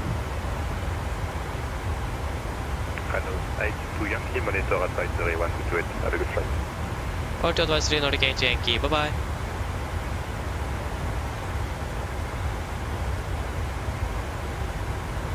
advisory. Nice. Now we can climb back up to 370. Really hate that we were sent down to 3.5. But yeah, just going to check a few things. We are going to be odd that for the rest of the flight, aren't we? Yeah, maybe we should climb to 390 if you're able. I don't think you're going to be able, but yeah. Oh, it is. Okay, that's nice though. Yeah, we can't climb at the 390 at the moment. I also checked the winds at the D-Duck.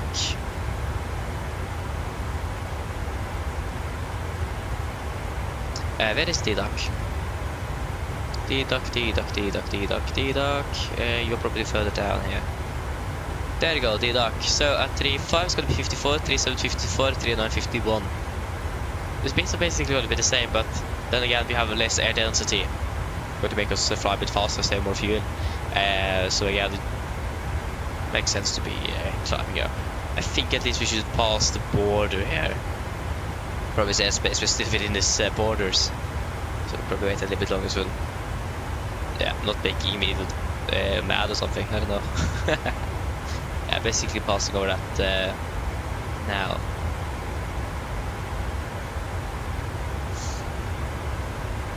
I don't want to have a piece of any controllers today. So yeah.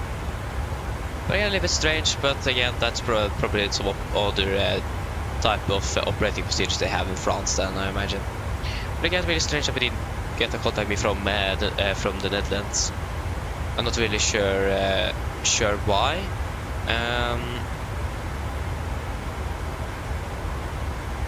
So yeah. You probably have asked, but again, if you wanted to be contacting us, just go to send us contact me at least. So yeah. Yeah, should we climb up to 3.7 or what should we do? I think we should climb up to 3.70. We save about 2.7% of fuel. I mean, it isn't too much, but it isn't too bad either. Yeah, we need to still wait about 40 minutes before we can climb to 3.9, so I think it is better to climb to 3.7 then. So 3.70, set a firm altitude event, there we go. Yep.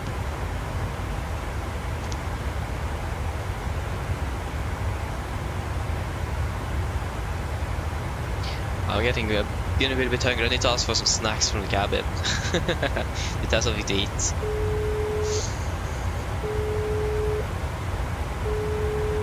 Maybe a banana or something, I don't know. It's something.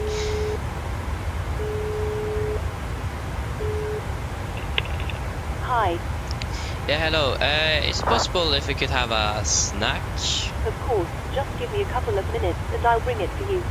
Thank you.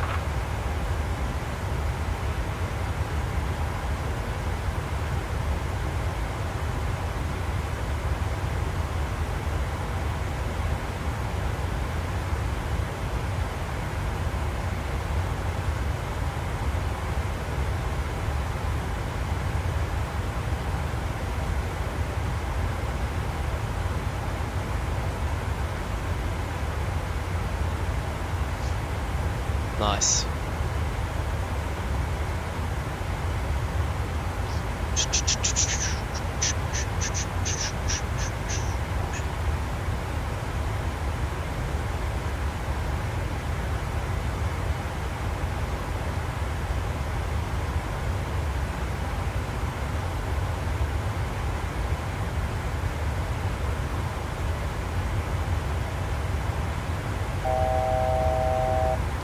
Thousand to go.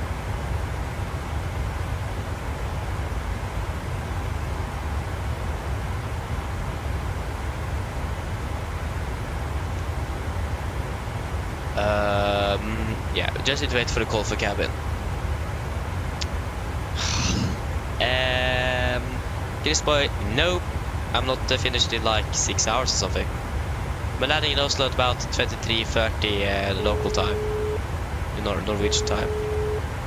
Hello. Hi, Captain. Your food is ready. It's in the storage area, so feel free to collect it whenever you're free. Thank you. No problem. Okay.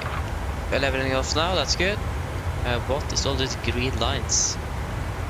Volanta is buggy again. Nice. Okay, then I'll be back shortly. Just got to grab some snacks then. At least something to eat, so be back shortly.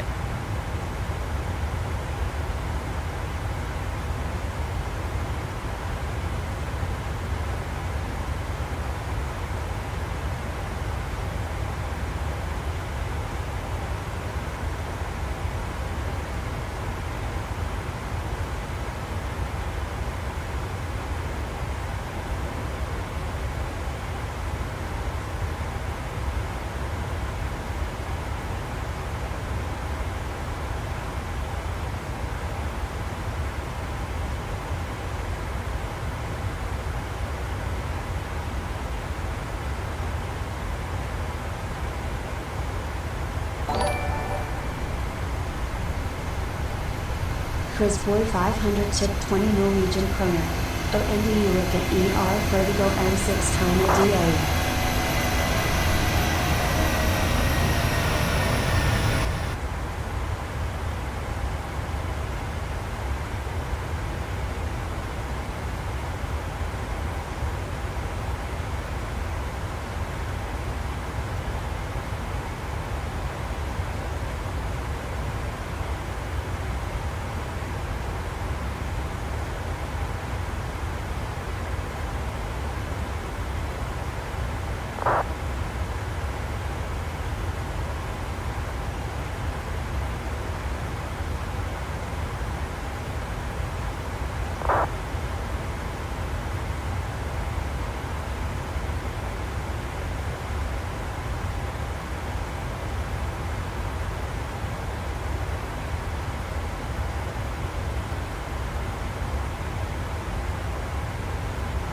Okay, I'm back. Back, Chris Boy. It is nothing that suggests that we could be landing like after 12 or something. Scheduled is 23:25. Probably finished about 23:35. I don't know. Maybe landing ahead of schedule as well.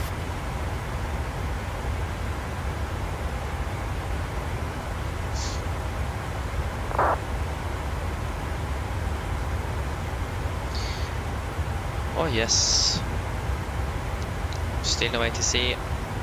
Still have Faro online also, that's good. Hey, we have got Spain. Oh, Spain is online. Yes. We have Madrid control. Just missing Portugal now. That's great. Not bad.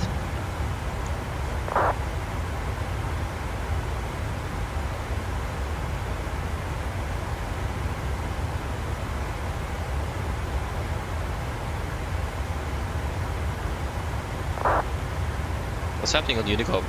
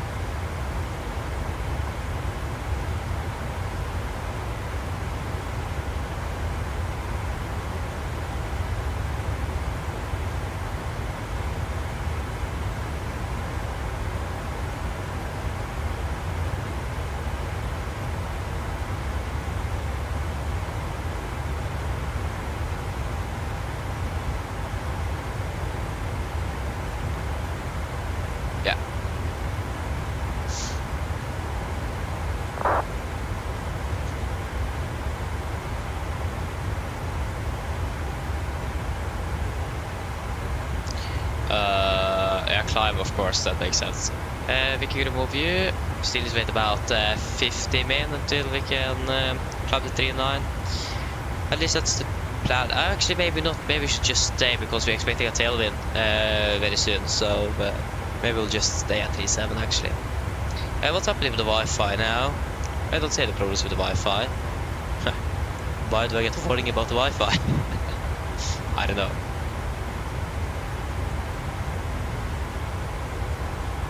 Okay, how am I supposed to? Ay. Oh.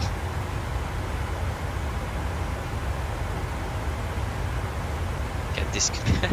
Yes. Nice.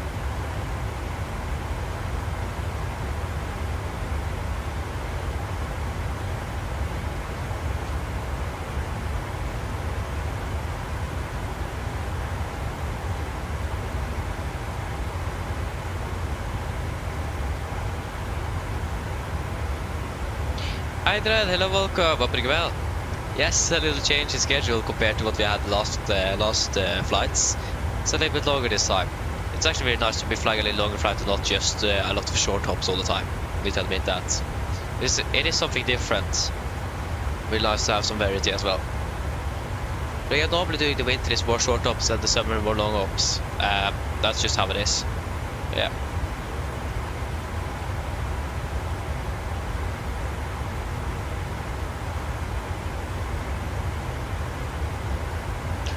So we're gonna be flying. Yeah, we're flying to Oslo and to Florø. Nice, Adrian. That's good. 50 minutes each. Well, yeah, that's quite a bit. Yeah. The longest flight you've done in 1 hour 20 minutes. I mean, understandable though. Understandable. What I enjoy the most, I actually do like something in between, like a little bit longer than an hour, but like not 4 hours. But it depends. Sometimes it is nice to do flights like this, sometimes it's nice to do short hops like I've done lately. It does depend. But like the sweet spot would, like, for example, be to and from Copenhagen, where we have a little bit of time to relax at least during the flight. Compared like to between Oslo and Bergen, where it's just up and down. So yeah. Around 1 hour 30 minutes flights, maybe. 1 hour 15 minutes. Something like that. It's like the sweet spot, but I do enjoy basically everything though. Yeah, not too much of that and not too much of that, but a little bit of a variety is nice.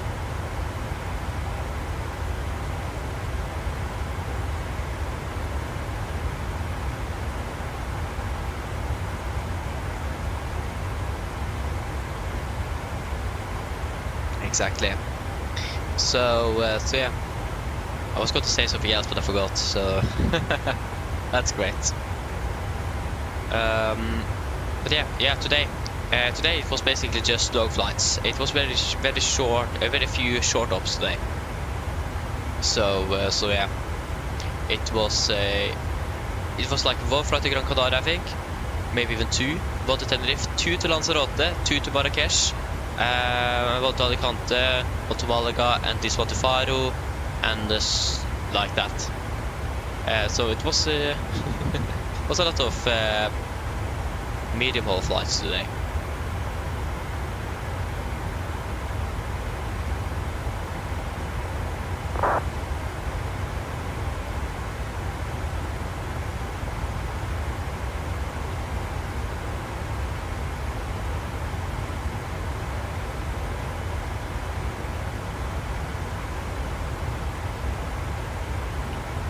Exactly like that, yes. I think actually they're normally about 5 hours, again depends on the weather conditions at cruise and so on, winds and so on, such, but yeah. I also do need to see if I can check how it works with the crew changes and so on. I think if I connect, if one cruise flight down to Gran Canaria, then they will have a layover in Gran Canaria before they're flying back, or then heading back to Oslo. I'm not really sure, it's really hard to say. I think that's what it is, but not 100% sure. I need to see if I can confirm that one way or another before we actually fly down to Granca ourselves. I want to do that one day. How long left? Good question. We are currently landing at 44. We could expect probably about 40. 17:40. The clock is 16:04, so it's going to be about 1 hour 40 minutes left then.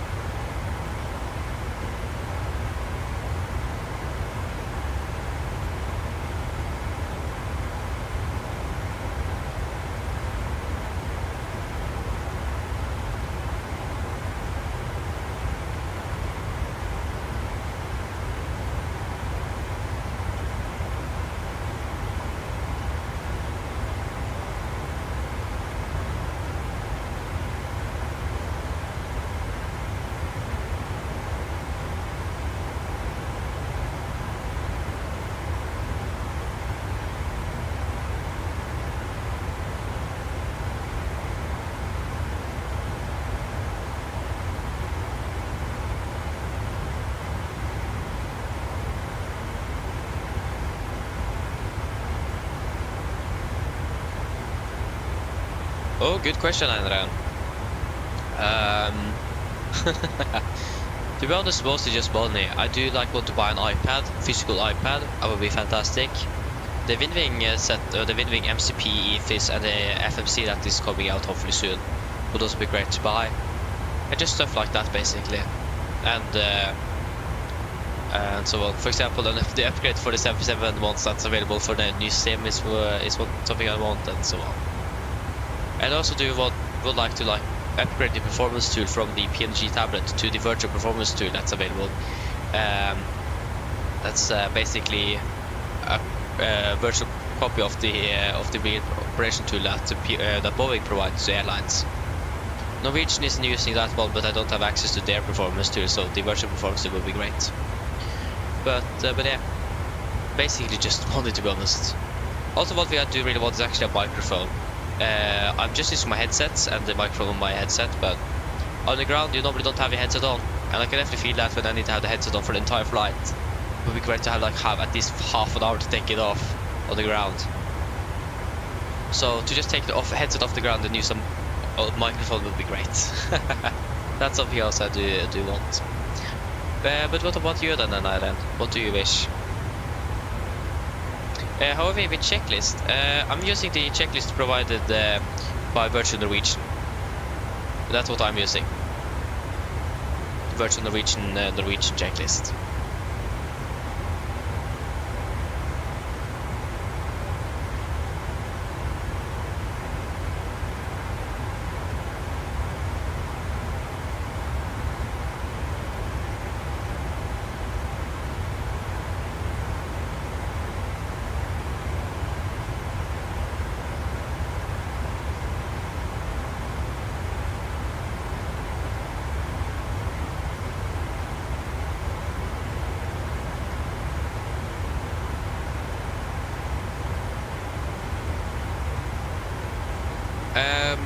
Yeah, so if you want to find it, you need to be a part of the virtualnorwegian.net. You need to have an account for virtualnorwegian.net to be able to download it.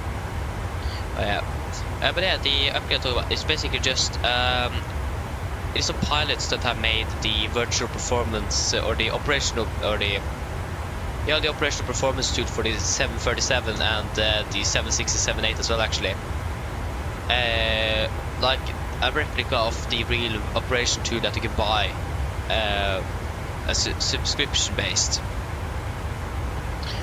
So basically, it is a paid subscription that you can buy to get the replica of the real operation tool from Boeing. So that's basically what it is.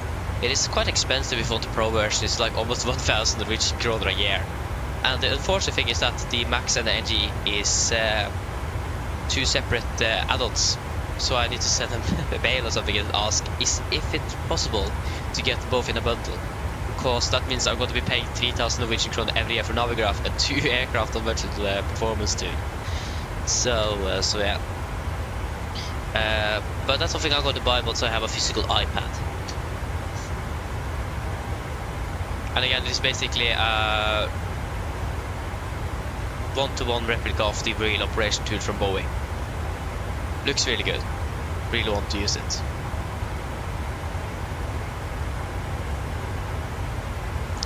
Oh yeah, you are in virtual Norwegian already. That's good. Yeah.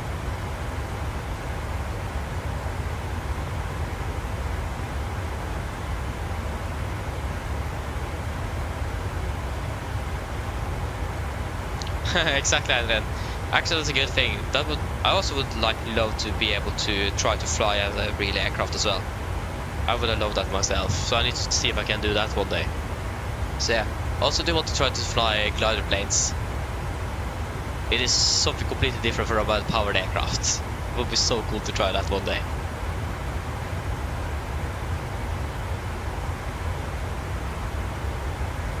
I dread you can take a private license for a engine aircraft, single engine aircraft once you are 17. That means you can start your training before that. You can take the license for a glider plane once you're 13. That means you need to have that medical test. So I don't I'm not quite sure how old you are. But I think you should be able to do the medical test.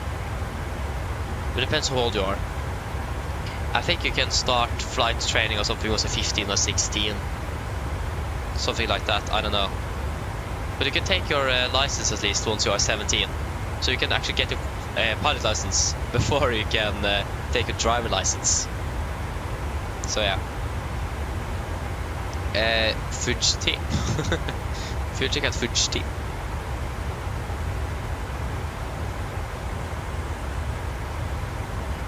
There you go. We're at about 22 miles.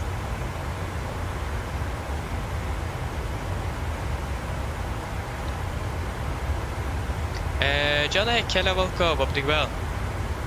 Yeah, so to turn on the weather radar on the 747, you just click on the weather here.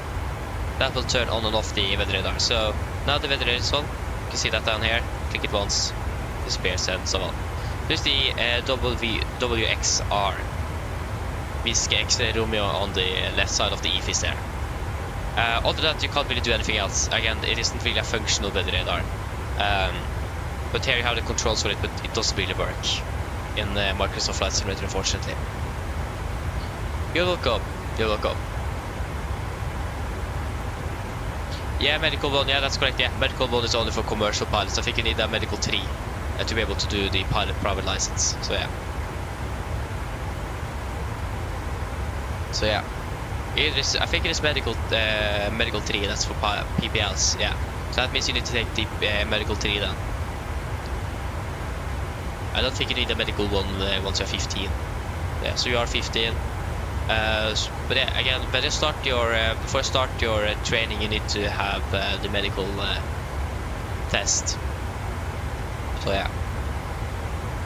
Again, I think the best thing you could do is to like contact the flight school or something and ask. Again, I'm not going into this because I can't become a pilot, so I don't really know everything. So the best thing is to just ask a flight school when you can start and so. But the only thing I know is that you can take the PPL once you're 17. So yeah. I remember my school or my class was on a little visit at Kjeller 1 year ago, and I remember one of the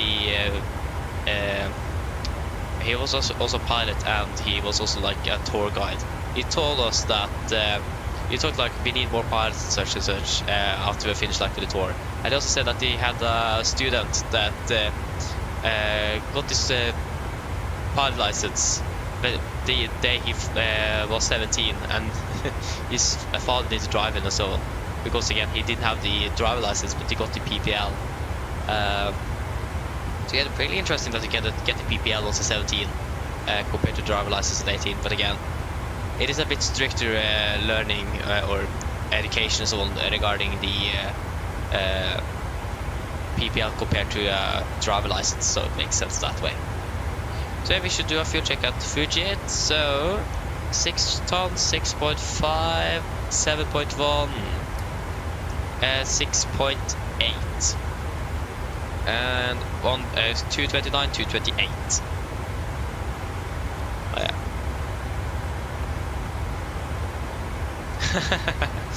You're welcome, Adrian.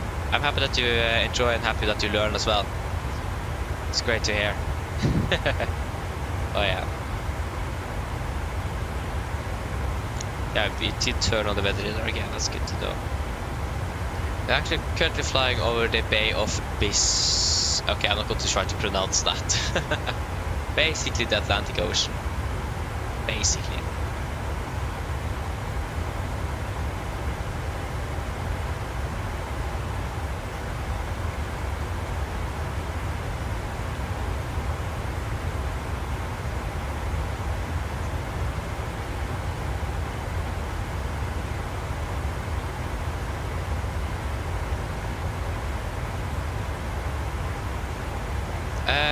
No, I can't get a PPL. I can't even get a driver license, so no. Oh, excuse me. So yeah, my eyesight isn't good enough, so I can't get a driver license from what I know, and not a PPL either. So yeah, that's great. I can't become a cabin crew, I can't become a ATC either. That's also great. But yeah, a little bit unfortunate. Like, again, I'm not really sure if I would have taken 3BL at all if I couldn't become a commercial pilot either. Because again, it's quite expensive, and to buy an aircraft is quite expensive, and so on and so on.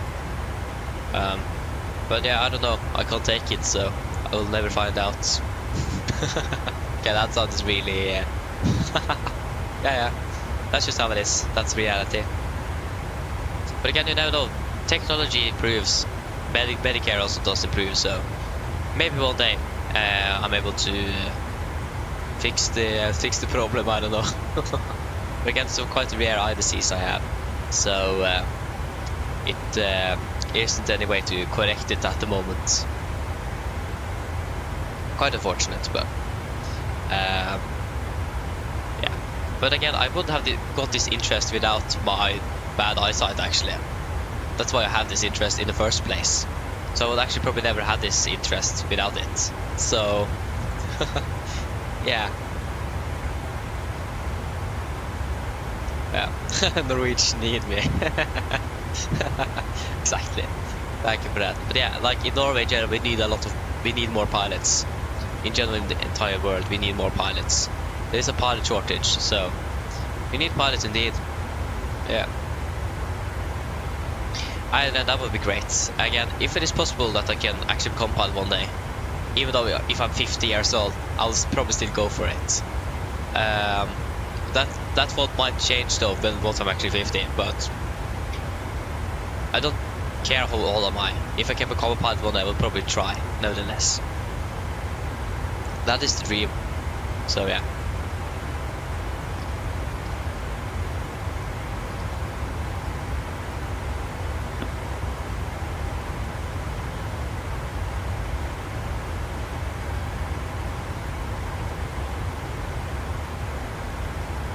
Yeah, we hope so. Again, if I'm correct, I'm missing some things inside back of the eye and so on. I'm not quite sure how they're gonna be able to fix that. That's the thing. It is a thing that is missing, for example, and such. But yeah, I mean, still my eyesight isn't really bad, to be honest. It could have been much worse. So yeah. Again, it could have been worse. So I'm not really complaining either. And thankfully it is quite stable. It isn't like going down. Like many others may have like the eyesight is down, degrading all the time. So one day they will become fully blind, for example. I'm really happy that I don't have anything like that. So yeah. Never give up. True, Einar. Never give up indeed. What happened now?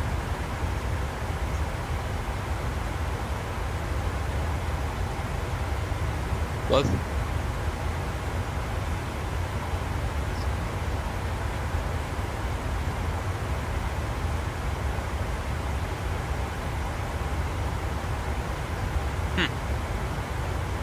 Strange. YouTube just crashed on me.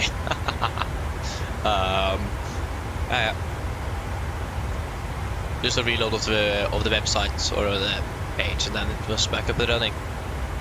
Oh, that's really strange. Never encountered that before. Oh yeah. At least I can become a flight mechanic though. So at least I can work with aircraft, and that's like the most important thing, to work with them and on them. Again, it would still be preferable to become a pilot, but mechanic as well, you need to know more on the aircraft than actually a pilot needs to be. So your understanding of the aircraft is going to be greater than a pilot's, and that's actually really cool. So yeah, that's going to be quite nice, especially like coming into the regarding flight simming and so on, to know more technical stuff behind on the aircraft even further than I know now. That's something I'm really excited for, to learn more about 737. The other thing is that regarding procedures and so on, that's something I'm not going to be able to relearn though. But yeah. I don't Einar. Yeah. But again, it depends. So, like, you don't need like the best eyesight in the world to become a pilot, but it is quite yeah. There's quite a nice restriction on it, if you can say that. So you need quite a good eyesight, but you can also have use glasses and so on. So, but yeah, that's something you'll find out on the test regarding the medical test. So yeah, again, it is the medical one that's the most strict one. So if you can't if you don't pass medical 1, for example, you might be able to pass medical 3 or medical 2. So yeah. And that's also true, and yeah, mechanics are really important. We do really need them, otherwise the aircraft wouldn't be able to fly. And it is a shortage of mechanics as well, so that's great. So yeah, indeed they are needed.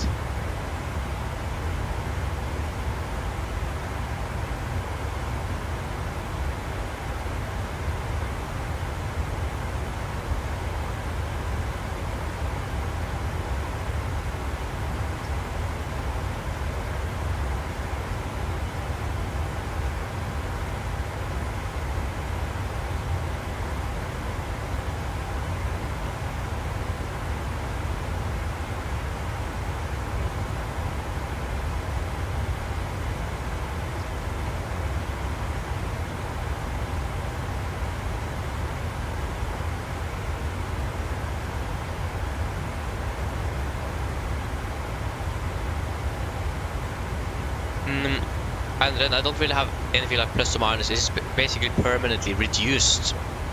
That's basically what it is. So if you think about the person not using glasses and think like have a good eyesight, not everyone has got that. Basically, no one's got that perfect eyesight. It's always going to be differences to everyone. But think about just 100% though. My eyesight is reduced out between 40 and 20%. It's permanently reduced. So when people hear like that about visually impaired or swag shit, feel like this my eyesight is foggy and so on, but it is crystal clear. It is just that it is reduced, so it's harder to see things further away. That's basically it. So yeah, a bit unfortunate, but that's basically what my eyesight is. I'm not quite sure what it is called in English, long-sighted or short-sighted. That's it. But it isn't really anything like that. So yeah.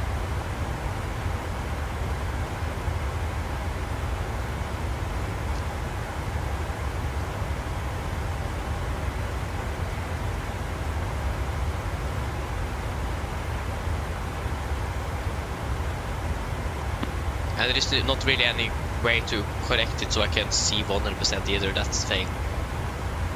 There's you can't really correct it. Look, you can if you have a little bit more plus or minus on the eyesight. You can basically correct it with glasses or contact lenses, but with my can't really do that. So yeah, again a bit unfortunate, but that's just how it is. But again, I probably wouldn't have this passion without it, so I can't really complain.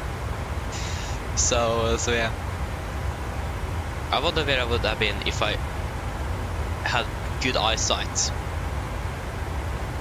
Where would I have been at this age? That would actually be really interesting to know.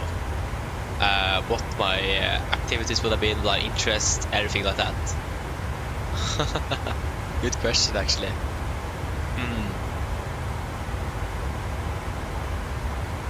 Again, that would actually be really cool to know, but I'm not going to be able to know that, unfortunately. But yeah, that would actually be really cool to know. Not gonna lie.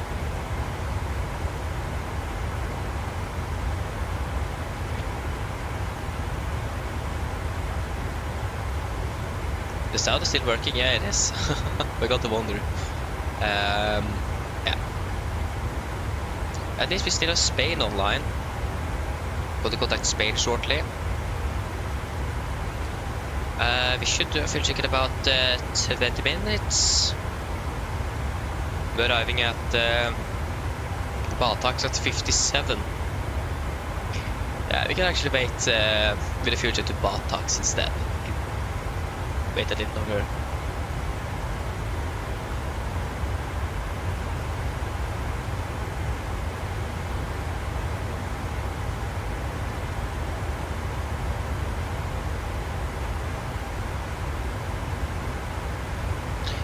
Yeah, fair point, fair enough. Actually, the A350 is already capable of an auto takeoff, just to add that.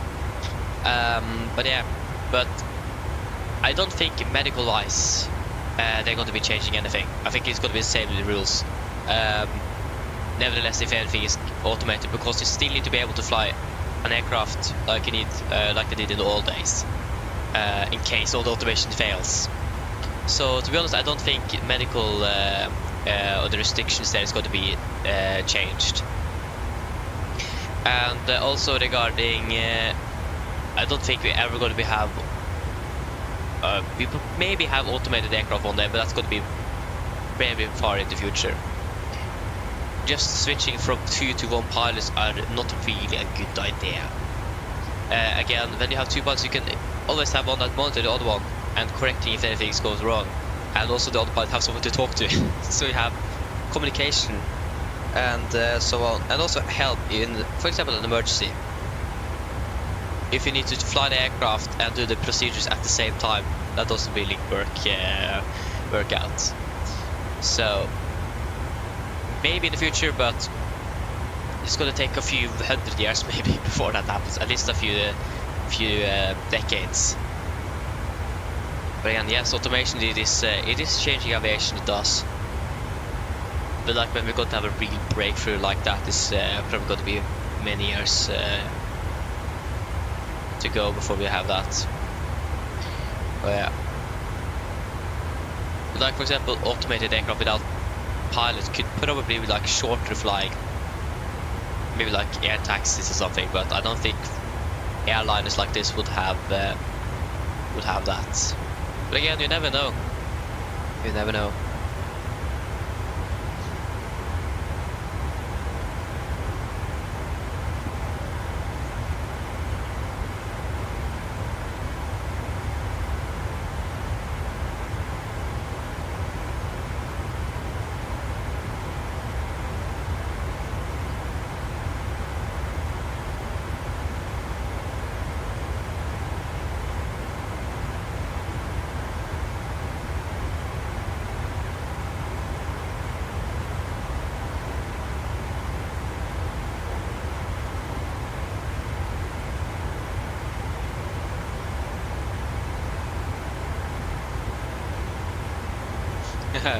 Back Andrew. Yeah, indeed, I've been learning a bit. I have, and again, I have had this interest for actually soon 6 years. It's about 5 years now. I had since 2019, so it's about 5 years. Soon 6. I've just been flight simming for 4 years and like flying like I'm doing now for like 2 years. So yeah, and again, I'm learning something new almost every day. Not really almost every day, but really often, very often. And if you heard the slogan from Captain Joe, a good pilot is always learning, and that is so true. So yeah, we will always be learning something new. Oh yeah. And also learning by doing, and also practice makes perfect. That's also really like a golden rule as well. The more practice, the better you're going to be in it, or in something. So yeah.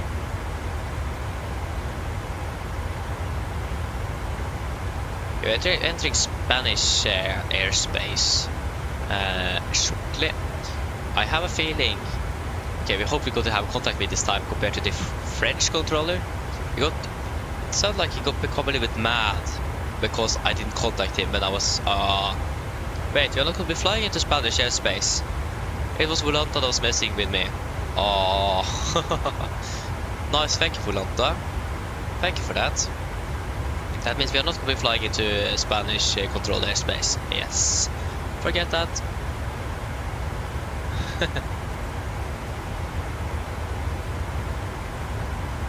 Exactly, Adrian. Yeah, exactly. Oh, nice.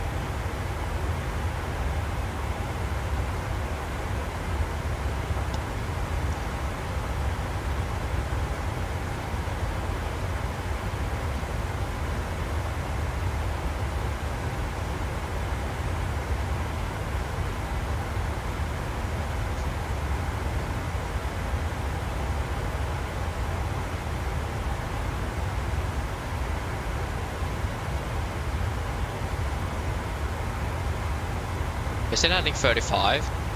We are able to climb up to 390. We do have a crosswind. Are we going to have a tailwind? That's the question. On the wind chart, it does suggest so. But that's still like the last 20 minutes of the flight, though. How long have we been flying now for 3 hours 45? So 2 hours 46 or 3 hours. Should we climb at 390 then? Is that a good idea?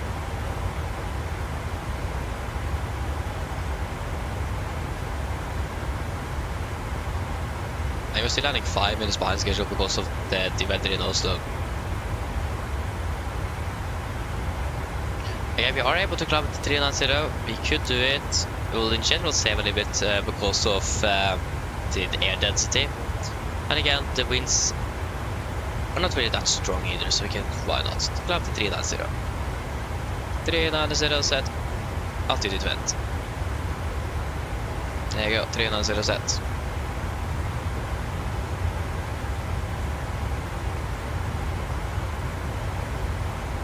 And now we're landing still 35.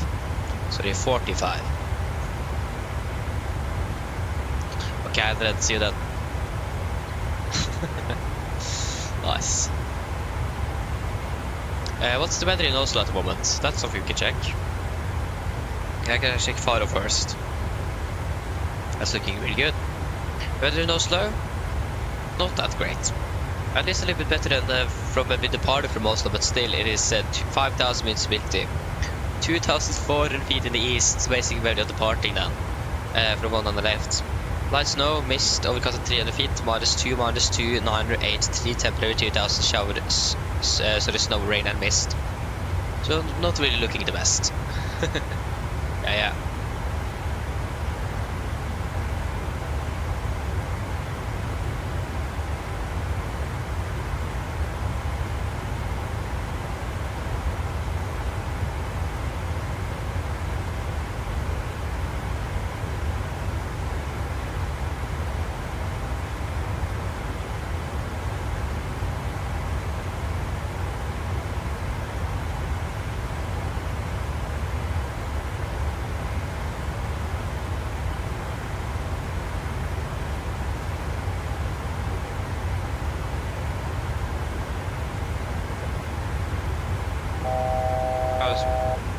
To go.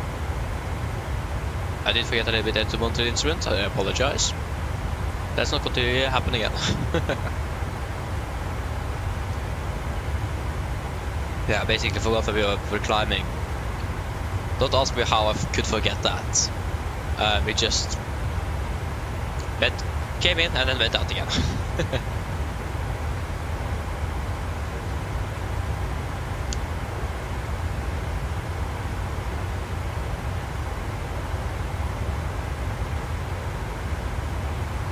Oh yeah.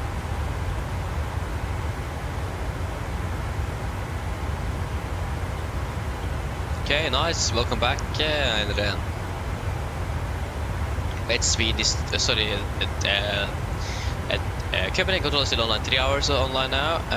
Why is there so much ATC online in Oslo? But I scrolled now online by 44 minutes. Okay, so they switched it. Oslo approach online for 42 minutes. And we have tower online now for 2 hours 20 minutes. Ground online for now 33 minutes. Delivery online now for 31 minutes. Why is everything online now? It is so typical that everything comes online in Oslo once we are in southern Europe. If I had been flying, for example, to and from Stavanger all day, that would not have happened.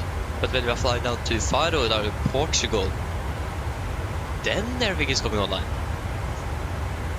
Like basically the only airport, commercial airport in Portugal that's further south of Faro is Madeira. That's like everything. And Norwegian does fly to Madeira, but just 1 day a week. And that's one of the days I can't fly. And of course it is on both Christmas Day and on New Year's Day as well. What a coincidence. Yeah.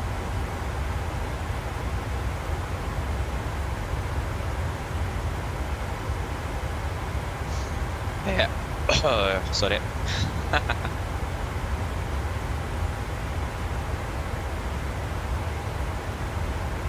Yeah. Again, Volanta tricked me, so we are not flying through controlled airspace. That's why I hate Volanta. I don't understand why Volanta can't just have correct airspace borders, like controller borders regarding that, because it tricks me all the time, like it did now, and it is quite annoying. It is, because then I need to go to a completely different website to see if we actually fly with the controlled airspace. So yeah, at least you can see if control is online, but the sector they are controlling over is something completely different. Some places will be correct. For example, in Norway, sometimes it is, most of the time it's actually correct, but sometimes also it's a little bit incorrect. Like sometimes when the Polaris South control is online, it may look like that the Polaris is online over the entire Norway. For example, when we had Polaris over Møre og Romsdal, once we flew up last time to Bodø online. On Volanta, it looked like the Polaris control was online from southern parts of Trondheim all the way up to like Kirkenes. Looked at the website, no, it's just over Møre og Romsdal. That didn't really really help. So yeah, again, it would be great if they could have just fixed it a little bit better, but yeah. I'm not quite sure why, again, I don't know anything about this, so I'm not going to really complain too much either. Hey Jesper, welcome back. Welcome back.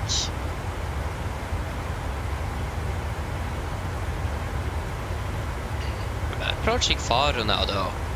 We're landing, started at 277 miles, landing 17:45. At the moment, it's still 5 minutes behind schedule, but we have a 45-minute turnaround time, so we have plenty of time on the ground nevertheless.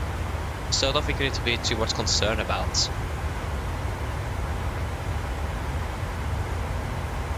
So yeah.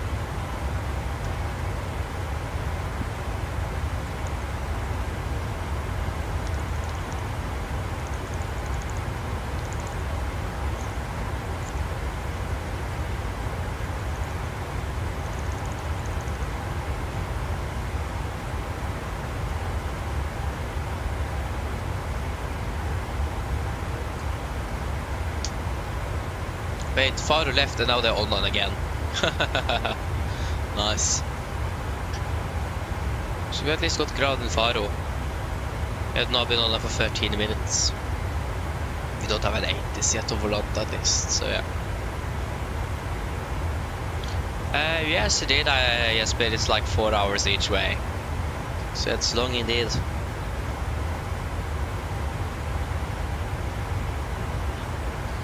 But again, this is the days where we actually have getting more flight time, because again, once you have if you fly with more sectors, you have less flight time because you have more time on the ground compared to now. Where we in total will have about 8 hours in the air in total today, and we will have about 1 hour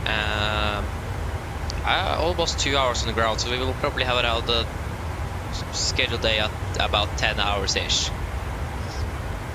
Again, we had 1 hour on the ground in Oslo, a little bit more than that, and then 45 minutes in Faro plus minus, so about a little bit over 2 hours on the ground in total.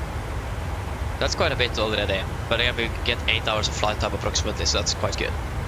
Compared to like half an hour on the 40 to 50 minutes on the ground in Oslo and 40 minutes in the air to Bergen, for example.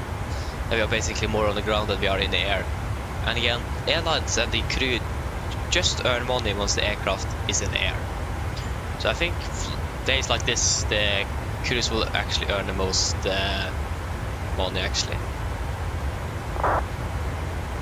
Yeah, we are landing back in Oslo at about 23:25 local time, 22:25 UTC. So about half an hour before midnight basically. I mean, compared to many other flights that is landing like 1 in the morning or something, not bad. So yeah.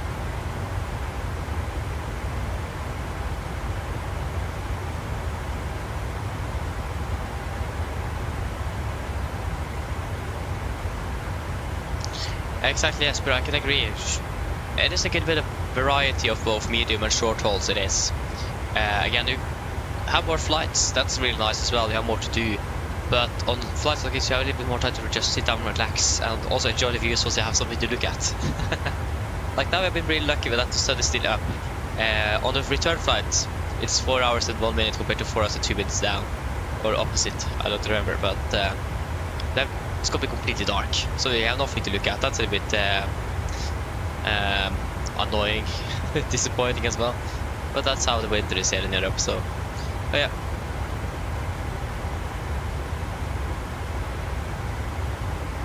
What?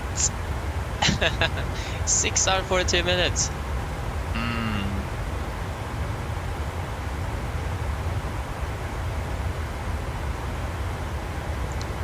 Yeah, that's really interesting, Adrian. Yeah. Airtime at this is 4 hours there, so I feel this is probably a little bit more correct.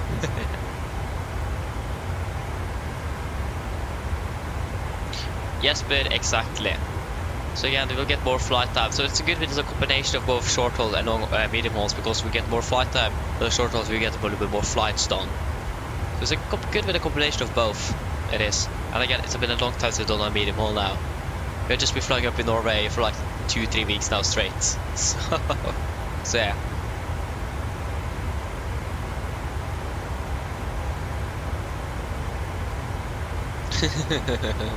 Nice, I don't know. So yeah, we're going to do a fuel check soon as well. We're going to do a fuel check here at Batax, or if that was correctly pronounced. Again, I wonder how it is to like have a job where you name waypoints. I wonder how that is.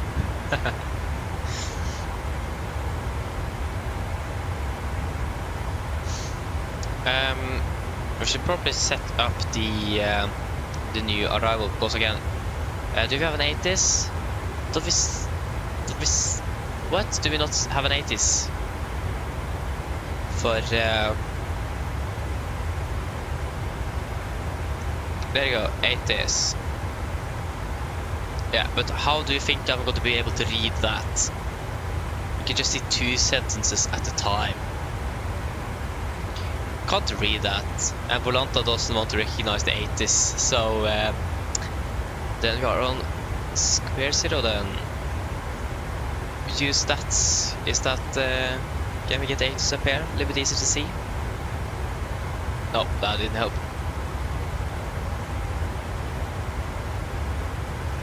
Okay, nice side then.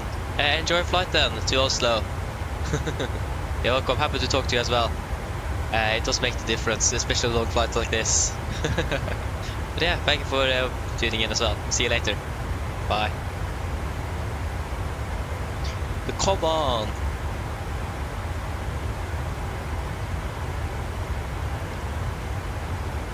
Yeah, I can't read. Just look at this. How am I supposed to read this? Okay, it was a little bit easy to read on this screen. But still, it is no space to actually read the 80s.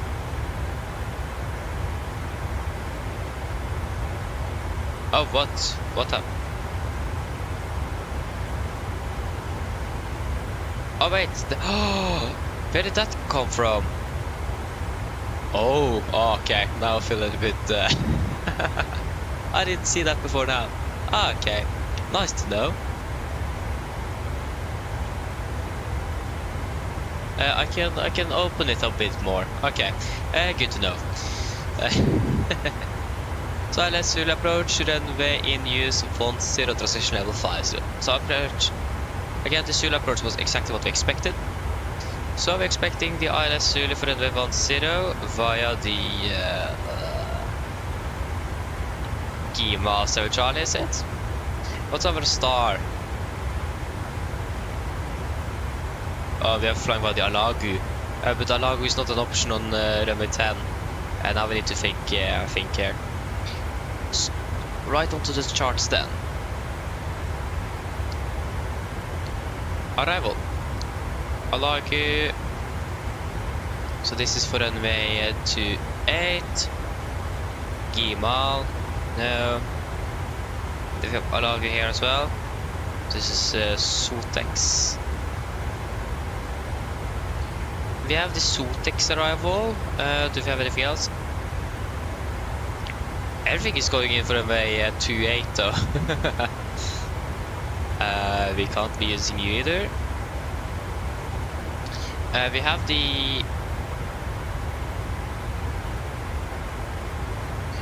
the Sotex here. This is the Sotex 7 Charlie then. We have the Sotex 7 Charlie. Or we have the Sotex 5 Kilo. This is for heading on military traffic conditions. Okay, then we're not going to be using that one. So then the Sotex 7 Charlie. And then via Venor. And no, it's going to be via... Oh, so that was incorrect. Hello. Hello. Hi, Captain. Just checking to see if everything is okay. Yes, everything is fine, thank you. If you need anything more, just give me a call. Of course. So we're just going to look at the map, just confirm that everything is looking as it should.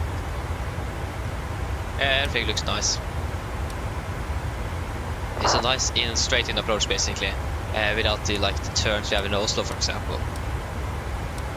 Really like that. They don't like have a really, so they expect ILS, yeah, they didn't say anything about RP. I don't think they have any AR approaches either in for this one, so yeah.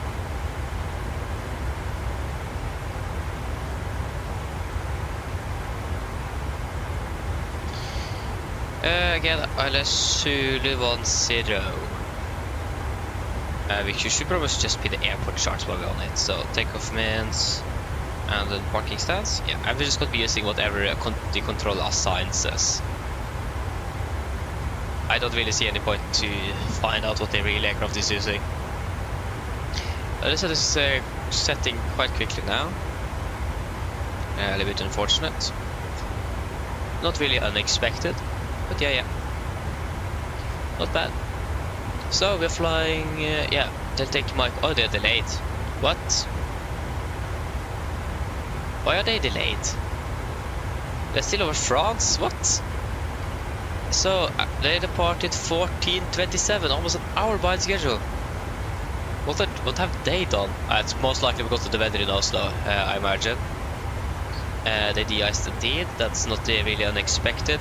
But still, was the weather that bad? Yeah, we are just going to continue on scheduled video. Again, I don't know the reason, so I don't see any point in delaying ourselves with an hour for no particular reason. Again, they are landing 18:20 compared to 17:40. So that means they're departing now 19:20, so an hour behind. Yeah, or an hour after landing, so that makes sense. Yeah, that's a bit unfortunate for the real crew at least. The real crew. The real crew. There you go.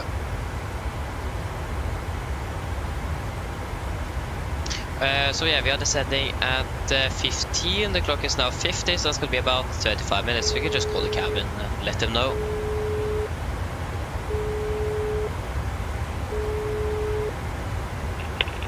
Hi, Captain.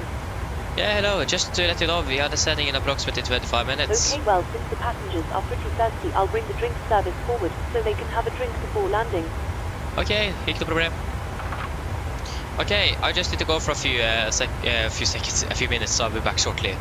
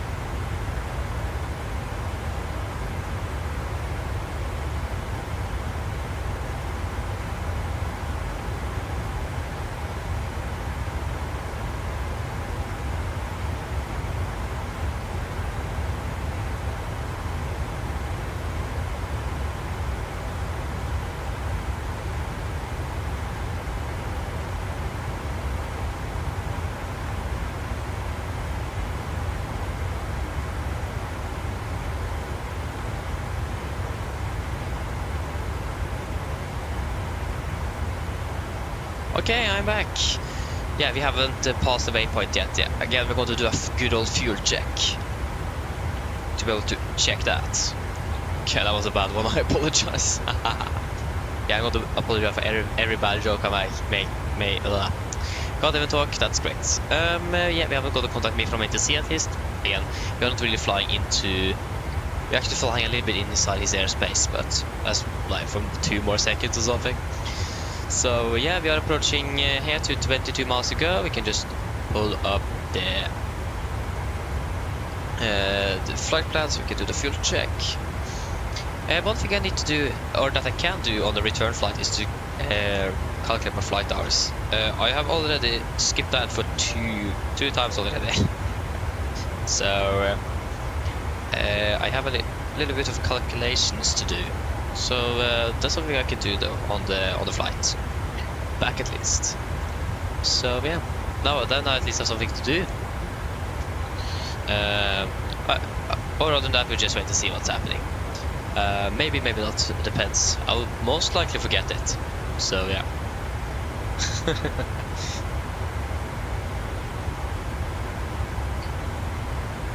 And we also do have Lisbon, our alternate airport. Which island is this? Santa Maria radar control? Santa Maria? What? What? Is this also part of Portugal? Santa Maria control? There's a lot of traffic in Madeira at the moment. Again, flying into Madeira would be a lot of fun. I would also probably have been a little bit nervous as well, especially for the approach. But again, the wheels are flying in there though, so it's a possibility. But if you're ever going to get that flight, that's another question. Yeah, can't really fly somewhere that we are not assigned to fly. So yeah.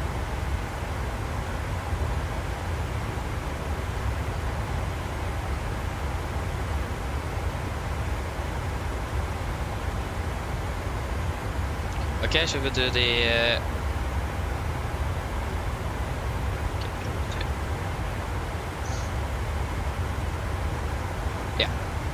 yeah, we need to wait a little bit before we do the fuel check.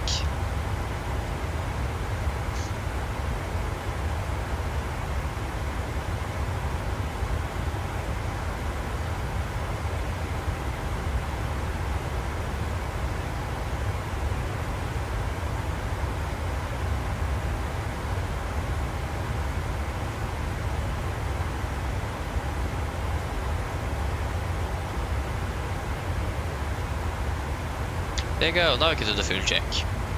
So Batax 4.4, we have 4.9, for correction 8.7.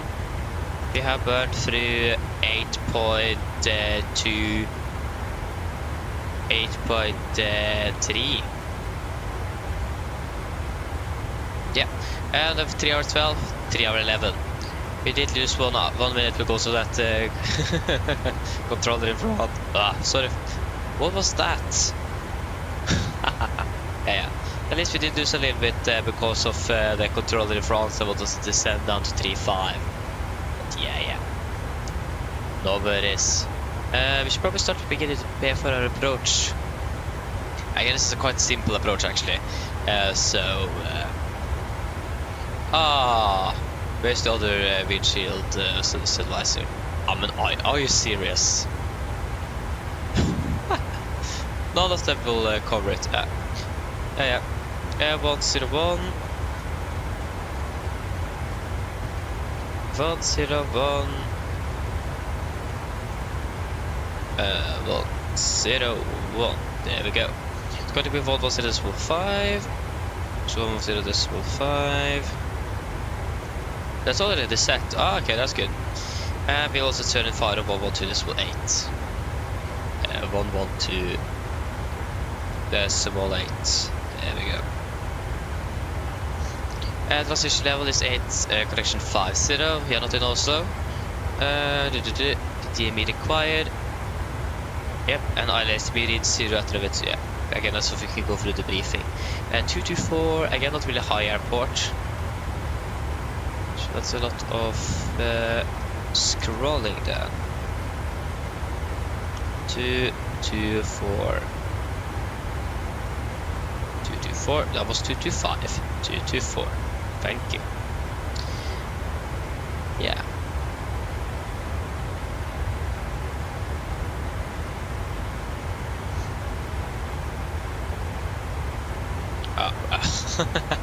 Always forget that.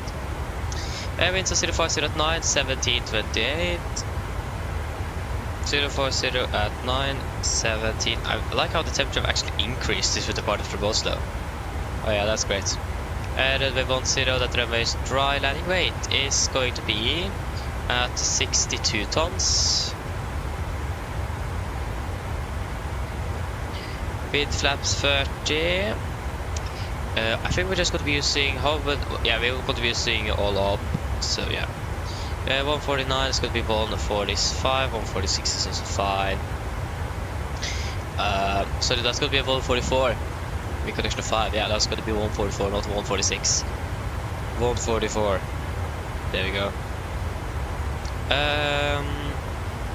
Yes, that's all looking good there. Minor braking as well as usual. And again, the weather's looking really good down there. So yeah. How many miles until top of descent now? 114. Yeah, we still have time. Okay, we don't really need to stress with anything. We have plenty of time before descent. Like, it was nice to be finished with the briefing though a little bit early, to be honest.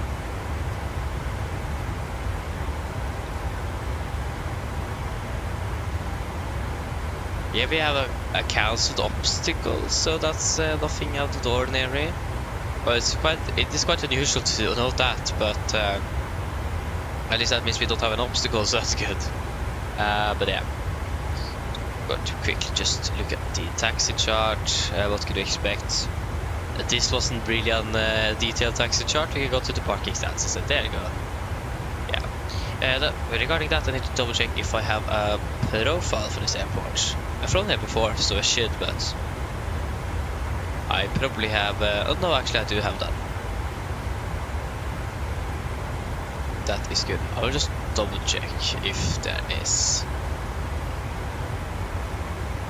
any other versions of it or something regarding the profile. If that's the best profile out there. You have 3 stars. I found another one. That was not for the correct airport though, but that was 5 stars.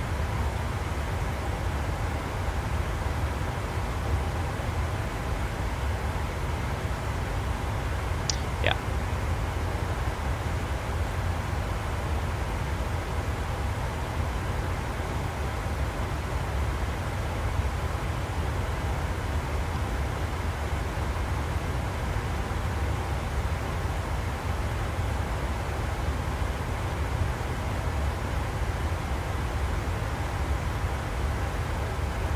There you go.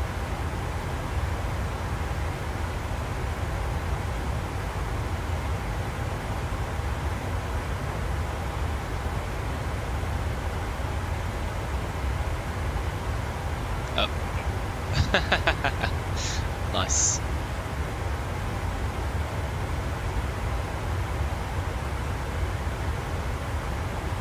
Ooh, is the A350 coming with GPS jamming? Actually, that's really cool. I really wished we could have that for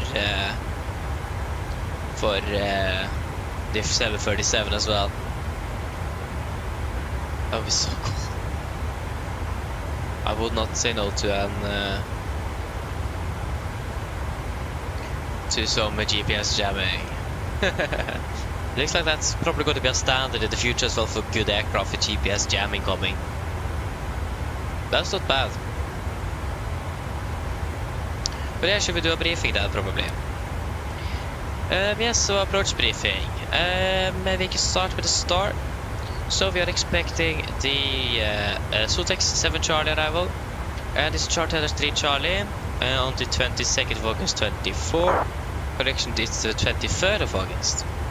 So, we're coming in via Sotex, Sotex, yeah, and then to Usalu, and then to Venol. Just go to, yeah, that's correct. Yeah, and then that's the initial approach fix Venol for runway 10. So we have the MSA here, so from Faro VR, Victor Fox Alpha. It is 3,005 feet in the north, and that starts at 8 nautical miles from the VR itself. And below that, 3,000 feet, except for the 8 nautical mile ring here. So 3,000 feet basically from where we're going to be flying. And in the south over the sea, it's going to be 1,400 feet. We have some speed restrictions as well on our arrival. It says maximum 280 knots between flight level 24 and 245 and between flight level 100. Maximum 250 at or below 100. Maximum 220 at or below flight to 10-0, and maximum 200 at or below 4,000 feet. So we're going to comply with this, of course. So we probably need to have the chart up to just remember it.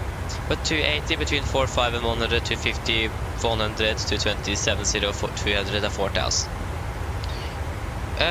Other than that, we don't really have any threats for our route today. The weather is looking good. It's quite a nice, simple airport to fly into. So yeah.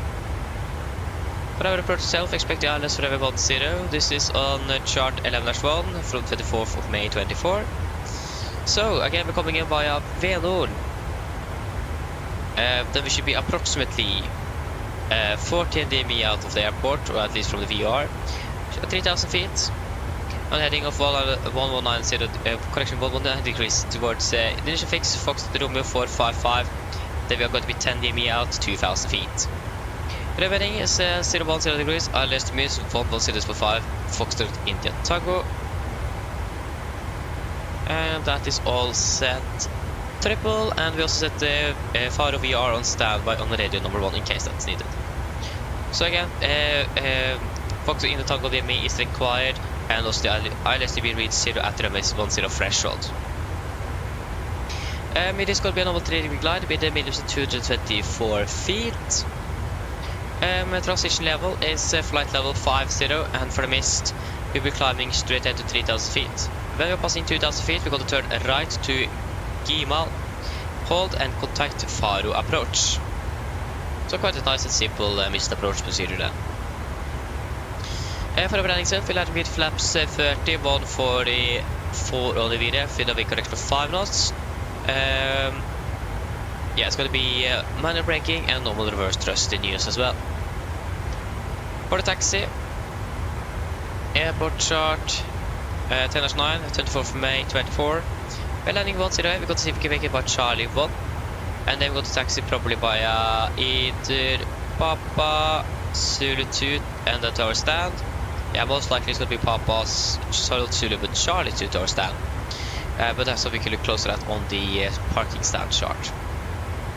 And we do have a course now, so taxi with Foxtrot and taxi with Romeo Golf, close proximity, same with Charlie 1 and taxi with Romeo Delta, close proximity. Where is Charlie 1? But I like that regarding vacating, so make sure that we are vacating via Romeo Delta, for example, instead of Charlie 1. So yeah. Other than that, everything is looking good here, so you can go ahead and go to the parking stand chart, 10-9 Alpha. From the 24th of May again, 24. So again, we could most likely either be taxied by Delta down on the apron, or Charlie 2 by Papa. Excuse me.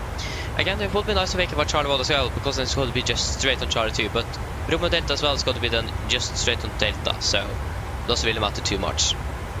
Regarding your parking, I have no clue where we're going to be parking. We'll just use whatever we are assigned by ITC. So it's most likely going to be in this area. We parked at stand 321 last time we flew here. So it might be in this area here.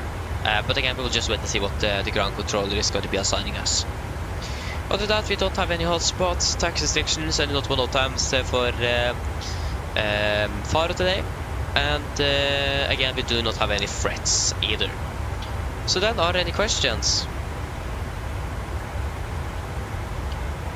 Probably not. Then our briefing is complete then. The send checklist. Precision, landing altitude set to 0 feet. Recall is checked. Auto brake off. Landing data. VLF 144. Minimum 224 feet. Approach briefing completed. Descent checklist complete. Good, we are ready to go.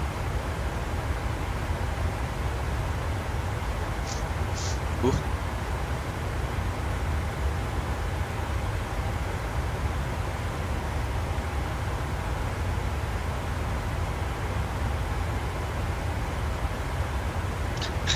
Yes, indeed, yes, but just 3 days left, indeed. That's nice.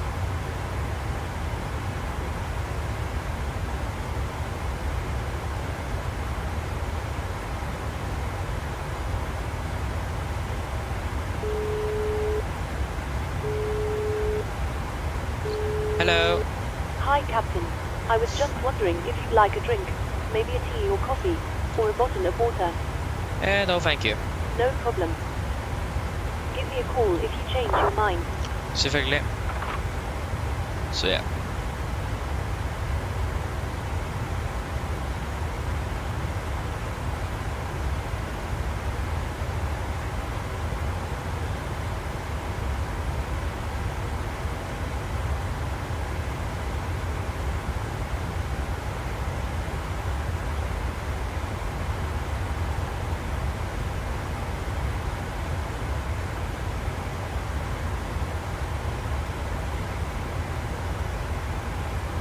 Oh. Yeah, split. Yeah.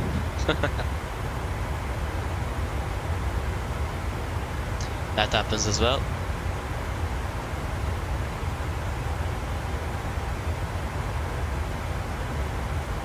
Yeah. Nice. So once we're ready, we can just start descending initially down to flight level 230, so 230 set. Good, again we are ready to go. It's beautiful weather up here in Portugal though. Clear skies and a sunset, unfortunately though. But be good with a full and bright sun, but unfortunately it's a sunset. But I mean it works as well. At least it isn't completely dark yet. And we have clear skies. Quite a nice contrast compared to Oslo. Low visibility, fog, even mist, cold. It's like 17 degrees or something at the moment. So yeah, it is quite a difference regarding weather at least. So that's nice.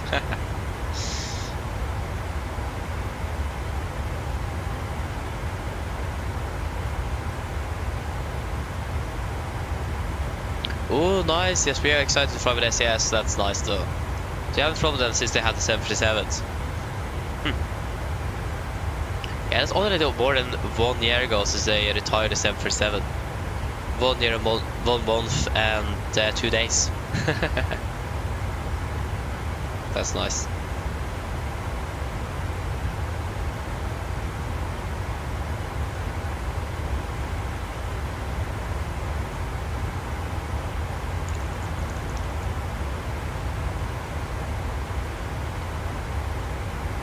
Okay, so basically for all the NG variants they had, that's great.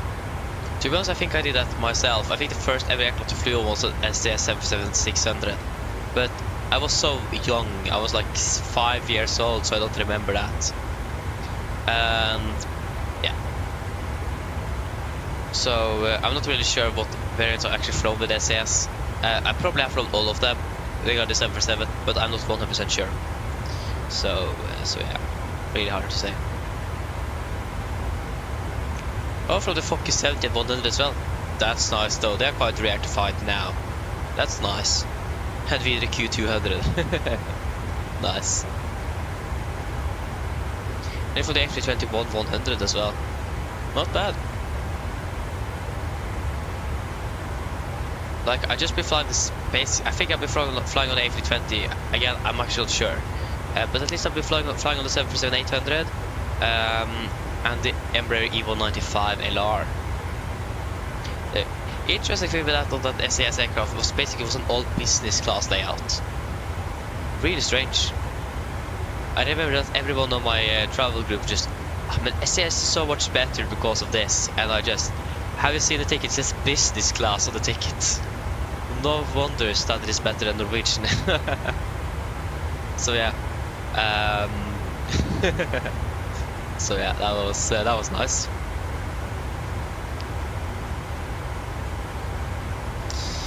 Yes, but how many times I fly here? Once. That's the flight from Bergen to Oslo. That's the one flight I do every year. I'm flying rarely in real life, unfortunately. I was supposed to be also flying to and from Stockholm during the summer, but things happened, so we need to cancel the trip, unfortunately. So, but we're going to take that trip now next year instead. It was a confirmation gift. So, so yeah.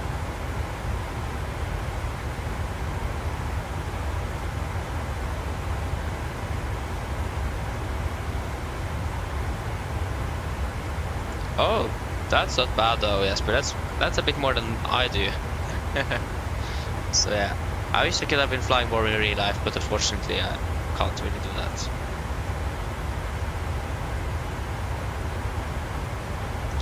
Yes, but yeah, that's the Norwegian, or the Blindeforbundet, the Norwegian blind organization, if that's just purely translated over. It is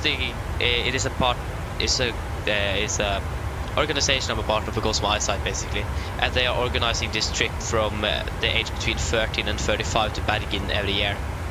So me and a lot of friends I have from there, and someone is on that trip, and we take the bus to Bergen from Oslo, and then we fly back again. It's a 7-hour bus ride, but it is actually quite nice. It's surprisingly more enjoyable, especially now when you are taking that to drive with friends and so on. It's a lot of fun.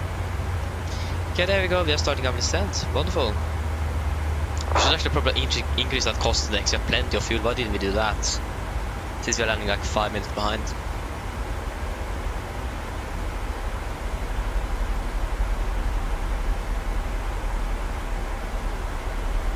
Yes, indeed, yes, but that's why I can't become a pilot. So yeah. So yeah. But I mean, I have a lot of friends from there though. So and again, without my eyesight, well, my bad eyesight, I wouldn't have had this interest at all. It is because of my bad eyesight I actually got this interest in the first place. So so yeah. But again, that's a really nice and enjoyable trip we do every year. Again, that's also the one flight I'm guaranteed basically every year. So I need to take that.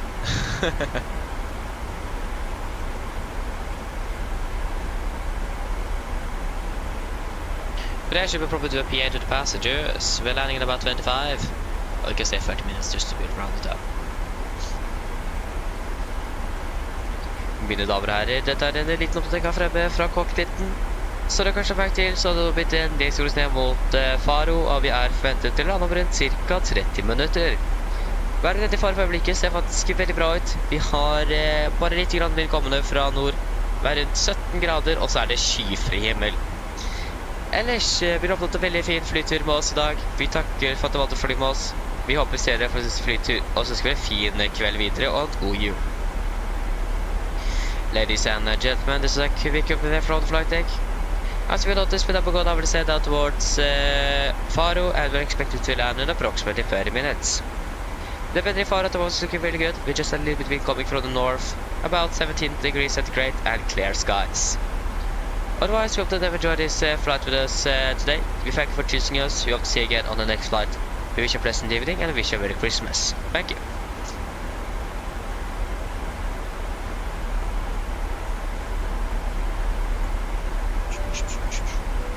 30 minutes.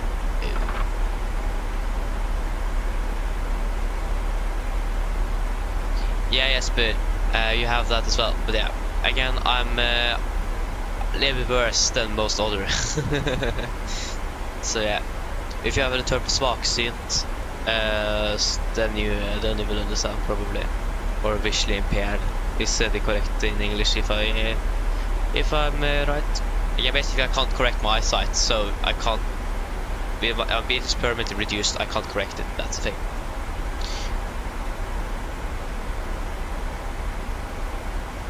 Pranay, hello, welcome. Hope you're well. I hope I pronounced correctly. If I didn't, I apologize. Then correct me as well. But yeah. No, we're not flying over India. We are flying over Portugal. And no, I'm not from the UK. I'm from Norway. At least the UK is basically neighboring Norway, though, just the North Sea in between. So you're not far away. But no, I'm from Norway.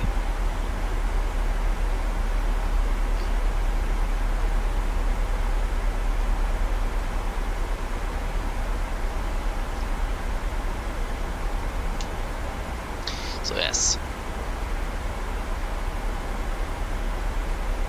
Why can't this aircraft? It's a little bit annoying sometimes with the 15 knots toleration on the autopilot, or the auto throttle. But yeah, I mean, understandable. Not complaining if that 15 knots tolerance with increase of speed, decrease, or yeah.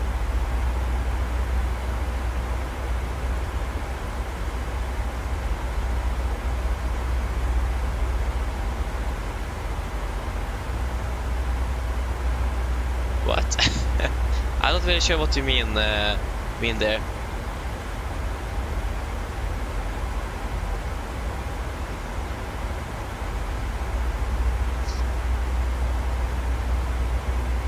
Okay, that's increasing a little bit. I don't really need the airports anymore.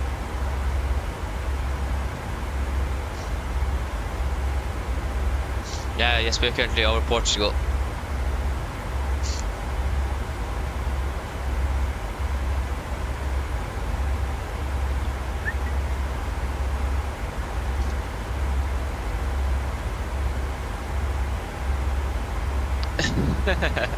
That's great stuff, dude. That's great. I mean, they probably have. I'm not quite sure how much Indian food I've ever eaten. I probably have eaten something, but yeah. It is probably good. It is. I imagine that.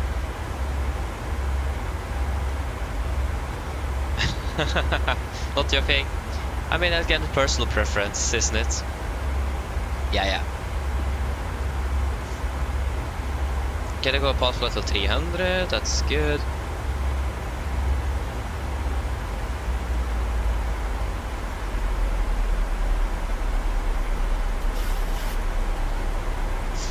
Ooh. Yeah, we need to actually. We can do that on the ground. We can make the flight or decide on the fuel figure and regenerate the flight plan on the ground. We have plenty of time. Oh, actually, no. Wait, we don't have plenty of time anymore. We can do it now.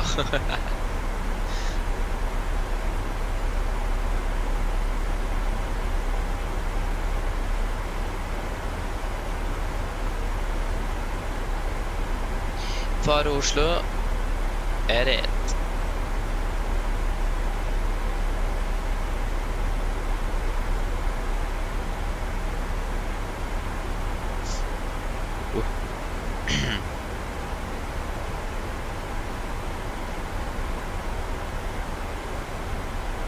Yeah, that's correct. Yeah, stuff is it. Yeah, fair. Yeah, correct. Indian food is spicy indeed. Yeah, I can agree on you that. I mean, I'm not really. Yeah, it depends how spicy it is. To be honest, I don't have really anything against it, but I don't really like really spicy food. Then I got to be struggling a bit. Really understandable on that. And yeah, that's something we are not really anything we have much in Norway. Spicy food, so yeah. Not really eating that too much. But yeah. So 12.5 tons is what we want on the return flight to Oslo as minimum.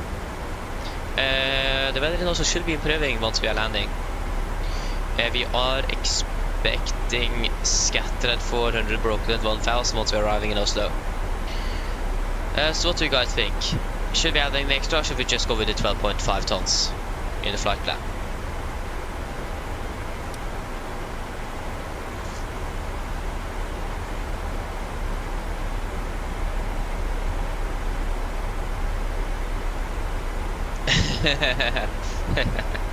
Yeah, indeed, yes, please.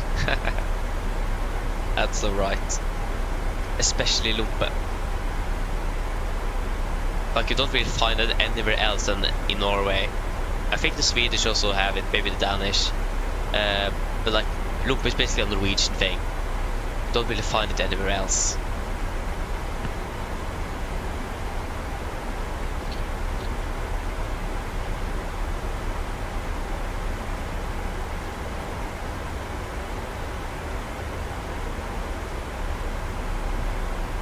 Get on this as well. But yeah, fuel. What do you guys think? Yeah,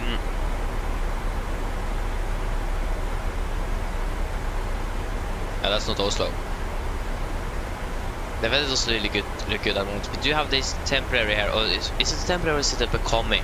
Because that's a quite a nice difference between. Yeah, it's a becoming. Yeah, that looks a little bit more promising then. So this is actually before we're landing even.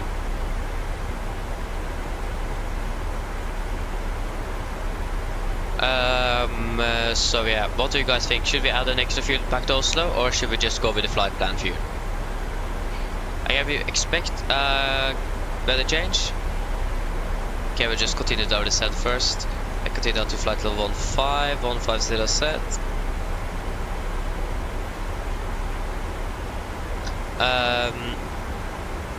So yeah, again we expected we have a becoming with scatter 400 feet and broken at 1000. So yeah, what do you guys think? Should we add an extra, or should we just go with the 12.5 tons? Should be able to land on first try. Pralaya, yes, I actually flown to India before on the flight sim. It's like more than 2 years ago though. So I haven't really flown much in there, but I have flown into India on the sim before. Yes, but again, that's really really a long time ago. Last time I flew to Asia was with Norse on the 200 special, I think it was. Then we flew to Bangkok in Thailand. That's the last last time I flew to Asia. Yeah.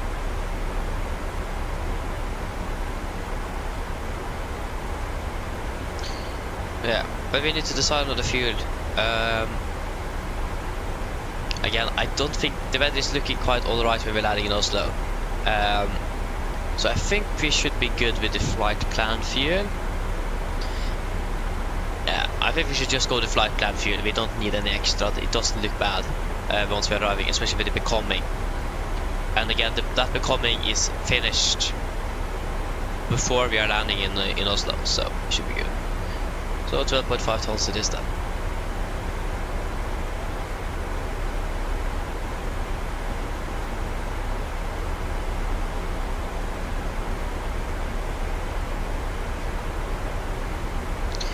Nice.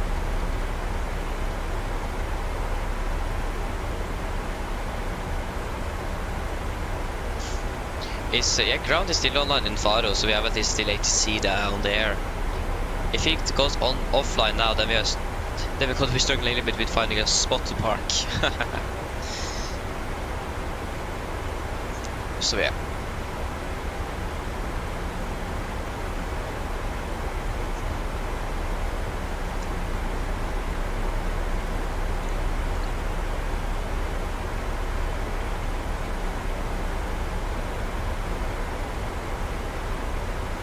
While we are turning left.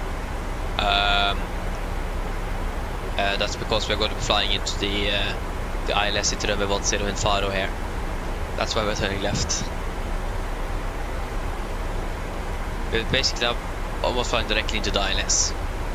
Just need to do a 90-degree turn to the left again to intercept.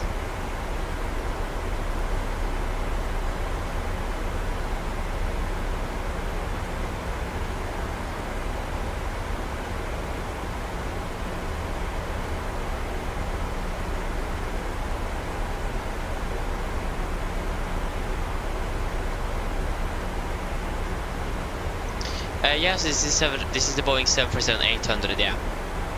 If I understand it correctly, it is not the Max, but the NG. So it's the older ones. I don't remember how old this aircraft is. Can I actually check?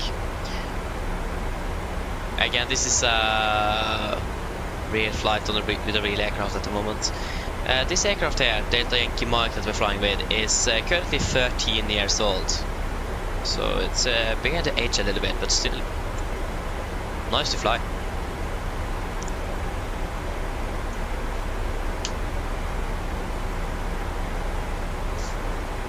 Okay, we can prepare the cabin.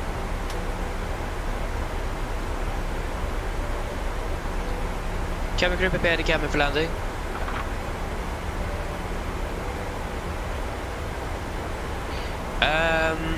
Yeah, 2012, 2014, 2013-ish. I can actually could have checked that. You can see the year it's produced or when this aircraft, exact airframe was made. It was made in 2011 actually, in February 2011.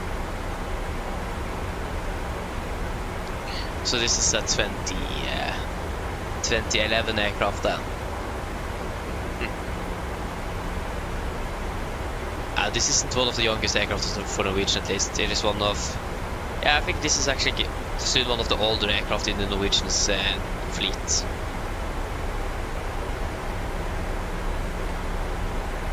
Again, Norwegian are phasing out this aircraft with the new MAX aircraft also. Yeah.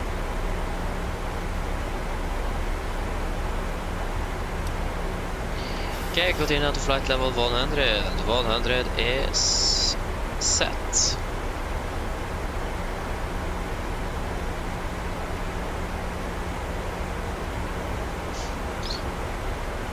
So if I understand correctly,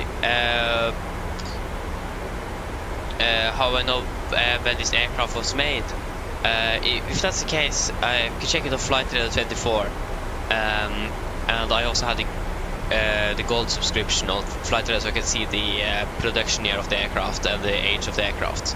But you can also just search up the registration of the aircraft on Google, and then you will find out somewhere when the aircraft was made and how old it is. That's how. Christian, god morgen. Faktisk vodka på begge vel. Nice.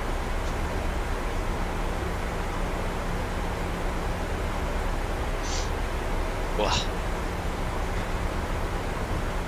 I have a feeling I caught a cold or something. Beginning to be a little bit snufsete. What's that in English? Good question. I don't really know.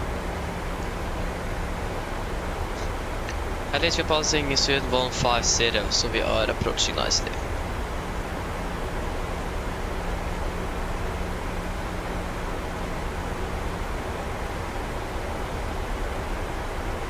Ah, Christian,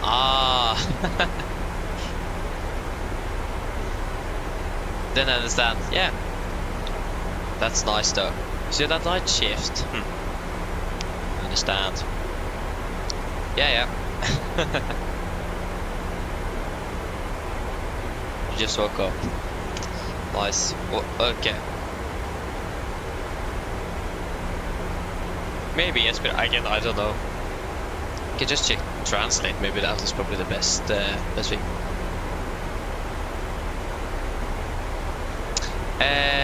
Yes, this is a real flight that is currently flying. The only catch is that the real flight is actually delayed by an hour for some reason. Again, it was the bad weather in Oslo when we departed, so... this is an aircraft you can sit on in real life if you want to, yes. But again, the real aircraft is an hour behind because of the weather in Oslo. But this is a real flight indeed.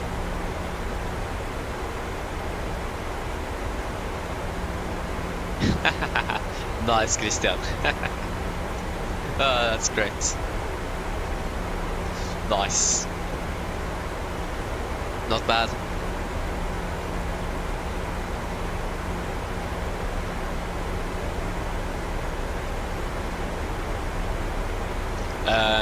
No. That's not my name.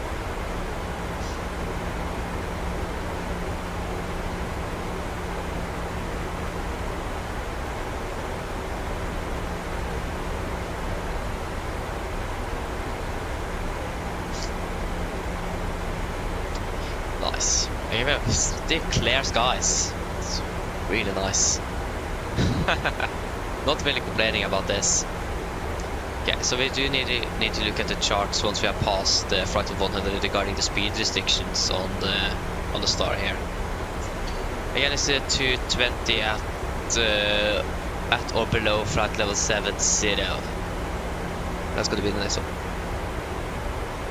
So, our next was 250, of course, but we're already flying at 250 knots, or 249 to be exact. So, oh yeah, that is good.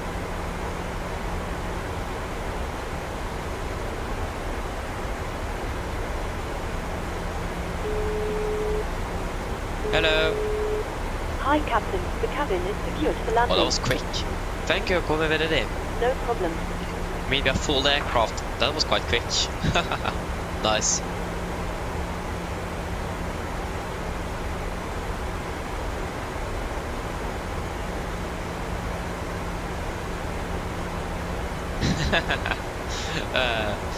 Thank you, Pranay. Thank you.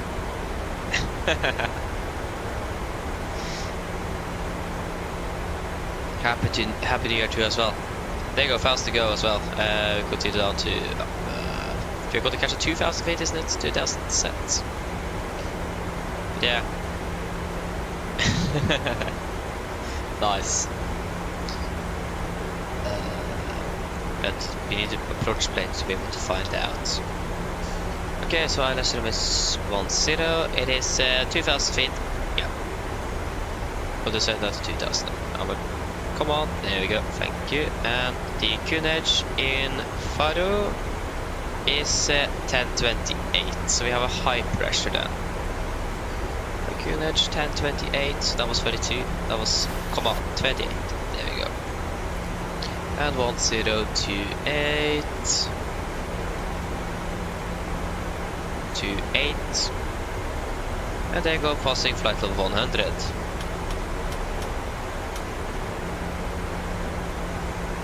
That is all looking good.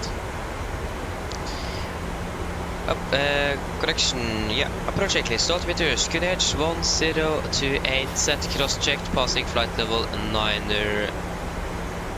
I just got to wait a little bit. Passing flight level 9er 3. Now. Plus minus 0. Approach checklist complete. Good.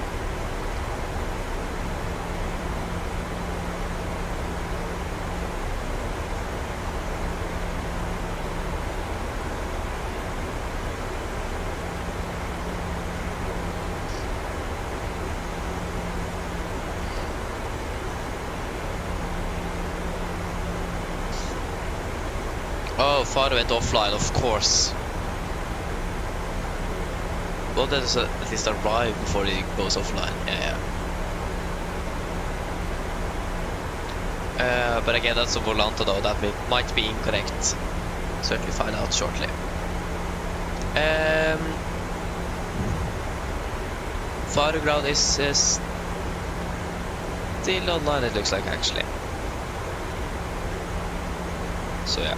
I will set that on standby on the radio. If you go speed into vent to 20 knots. 220 is set. Yeah, ground is still online. Add frequency. That's what we can check on the charts as well.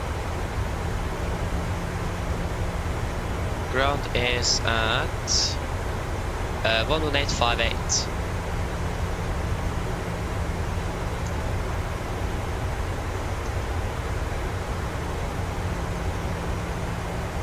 58.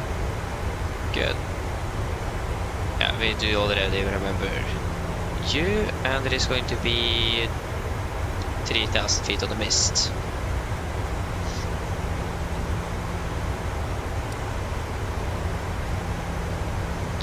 And the aircraft didn't really want to slow down today.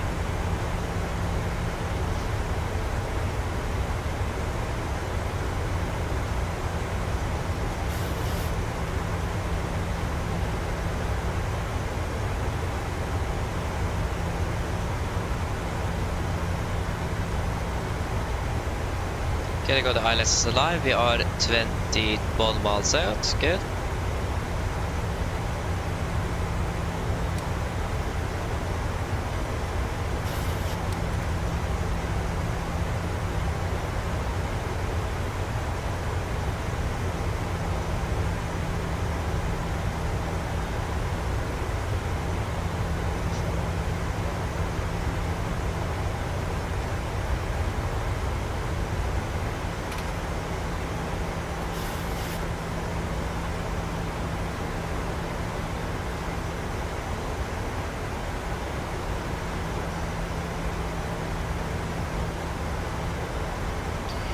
Can't really see the airport yet, so... Shouldn't be too far away at least.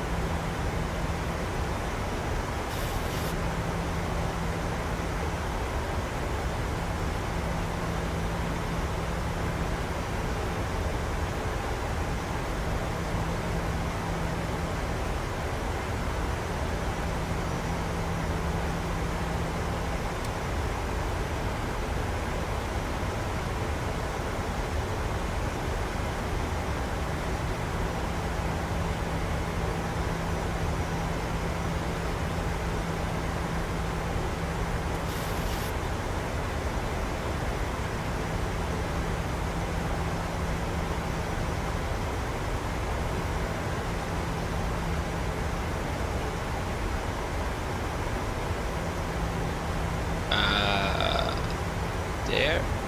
Yeah.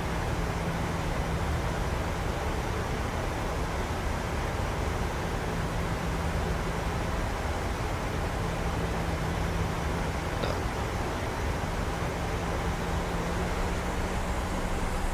Oh.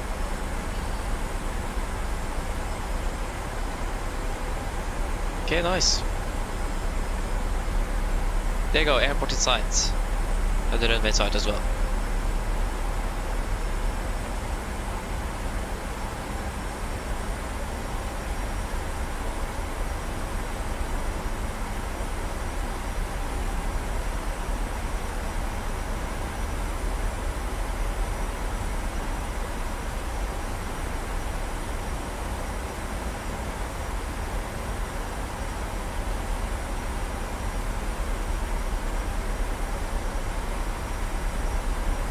Okay, we're currently 14 miles out.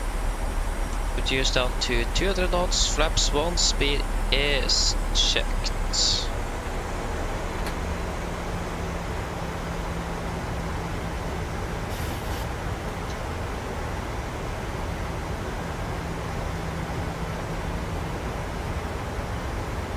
Is that a departing aircraft?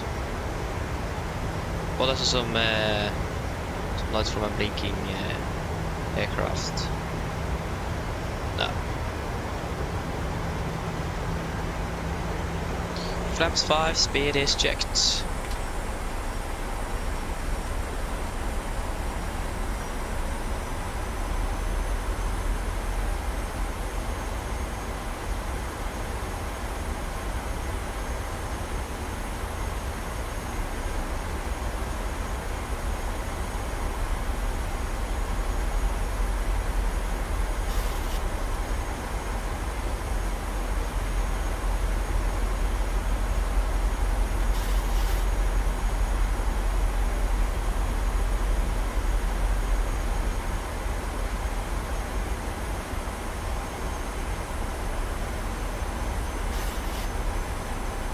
Okay, we're clear for the approach.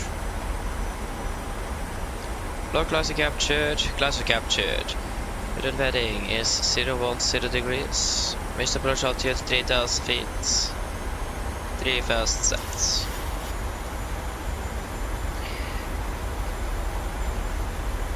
Faro traffic, Nordic 82 Yankee established ILS 10 Faro traffic. Okay, speed 180.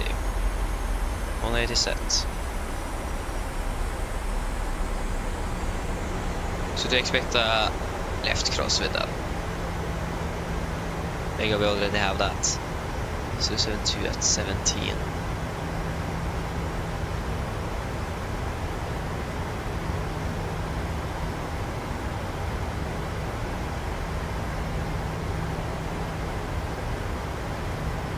$2,500.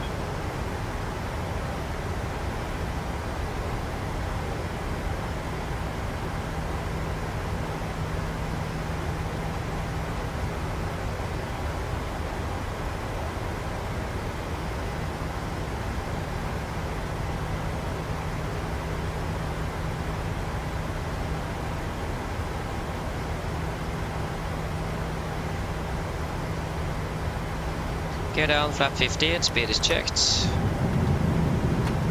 160.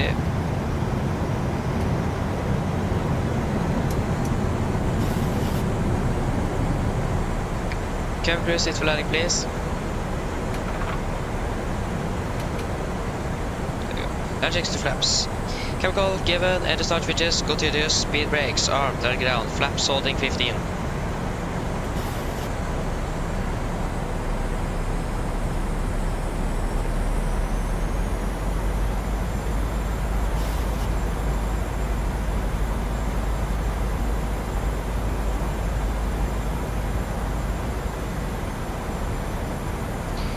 Okay, flaps 30, speed is checked.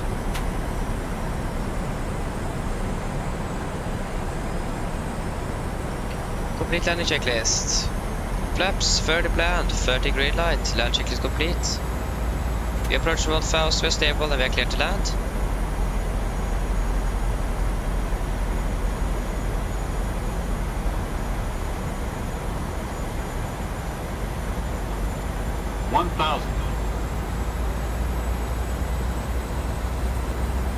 Disconnecting.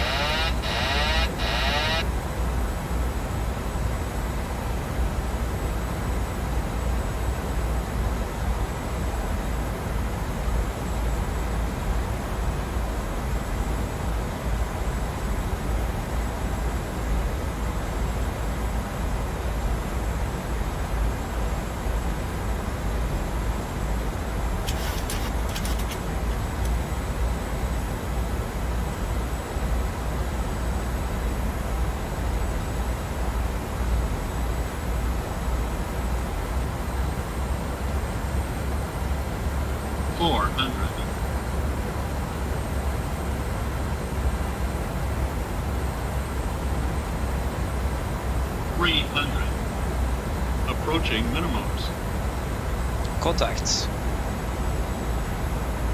2 minimums.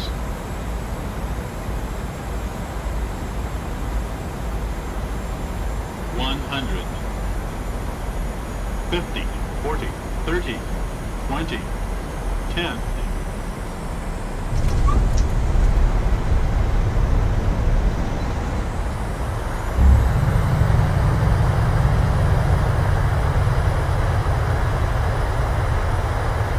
Knots, 80 knots, 60 knots. There you go, guys, welcome to Faro. Flight time 4 hours and 1 minute. Nice. Yeah, we are. Good. We are currently 7 minutes behind schedule, unfortunately. But not bad.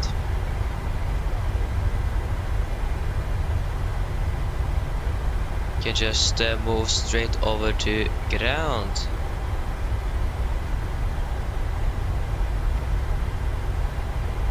Oh.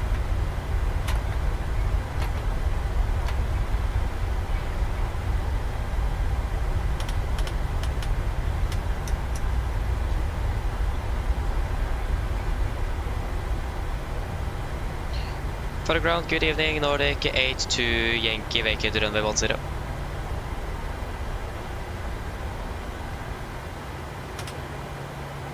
Nordic 8 to Yankee, welcome to Faro.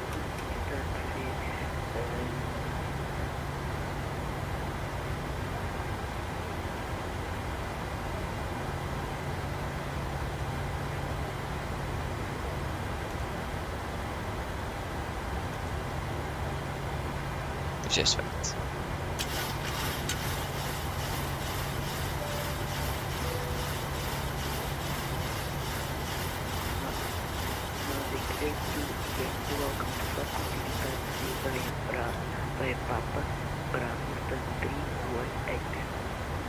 Taxi via Papa Bravo to stand 318 Nordic 8 to Yankee.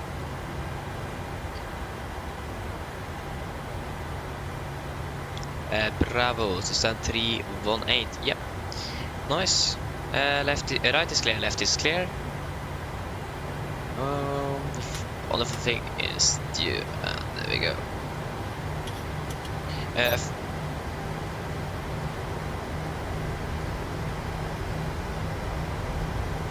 318.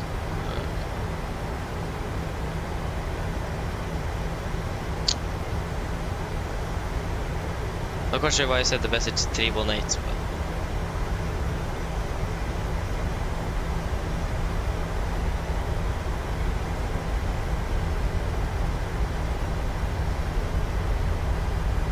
But the GSX for some reason isn't running, so we need to just start up that.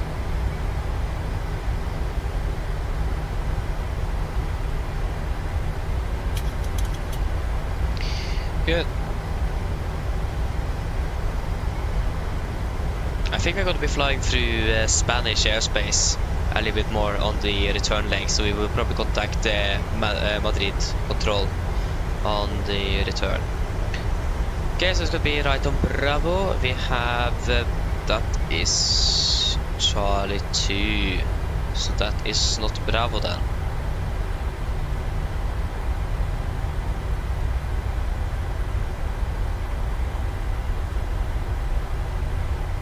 Okay, see, does GSX work? Yep. Ram 318.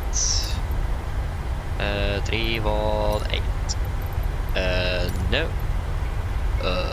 Yeah, why not Portway? I have no clue what Norwegian are using here. So, Portway it is. Again, Bravo is not with an intersection from the runway, or yeah, an entry to the runway, so that's got to be right here. We can fire up that APU.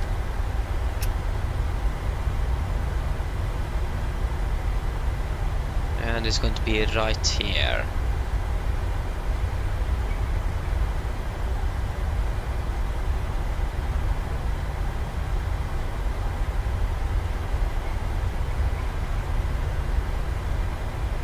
So stand 318 is going to be just a little bit to the right here. So it should be this stand, if I'm correct. Left is clear and the right is clear.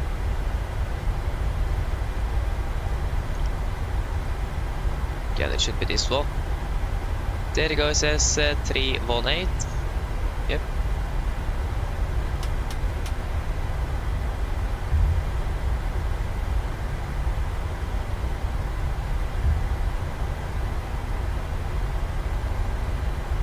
There you go, now the VDGS is working.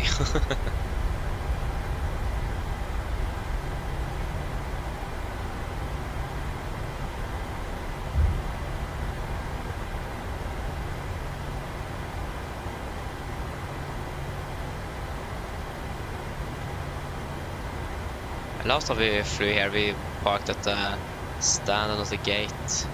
Too far? What? Okay. There you go.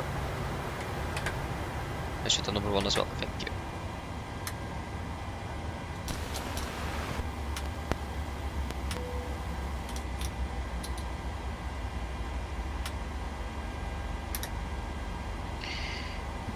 Okay, nice. Okay, so we'll catch up shortly. Just going to shut down the aircraft first. Finish that. Go ahead. Double check the initial climb clearance here. Microphone check, please. Read you loud and clear. Copy, Captain. Ground tower is arriving. Stand by. We will start getting you offloading as of Roger. Okay, good. Going to request the GPU card. I clicked set shocks. Thank you. A visual feedback when you press the button or something here would actually be really nice. So yeah.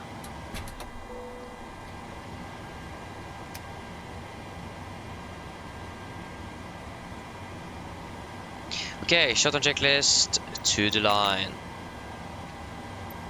The boarding Fuel pumps requested. off, except one for APU. Prop heat off for a bell set. Flaps up, no light park. Up, no light parking brake set. Engine start levers cut off. Weather it off. Shutdown checklist to the line is complete. There we go. You are coming in.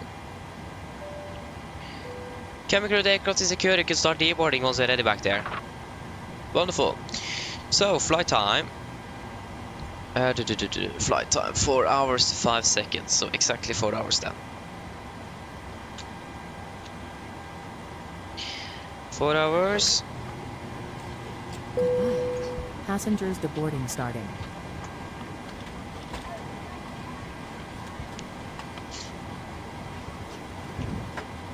Reset. We're just going to request a flight plan.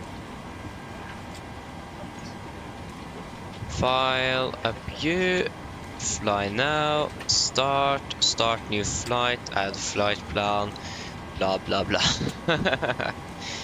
Reconnect. We are going to be 83 Golf. And yes, indeed, we're going to be flying a little bit more through Spanish airspace on this one. Guys, shutdown checklist below the line. Technical completed, EFP completed, shutdown checklist complete. Okay, now we can catch up here. So,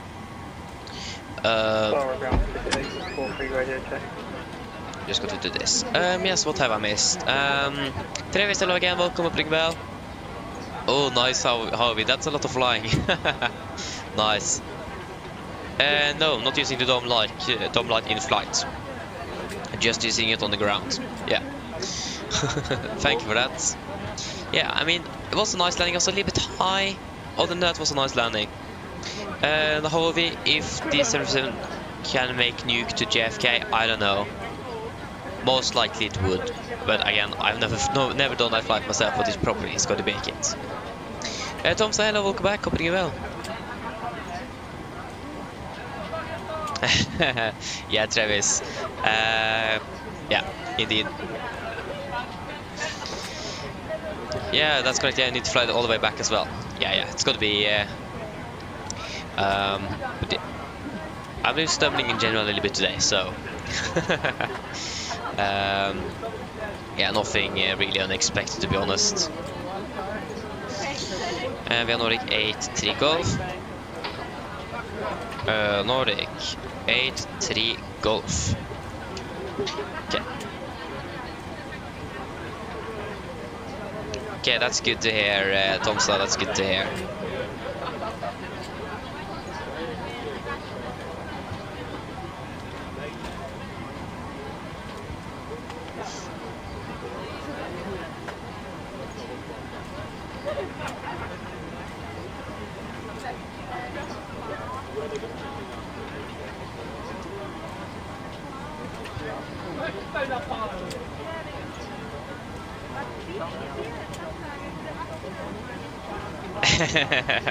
Yes, exactly. Exactly.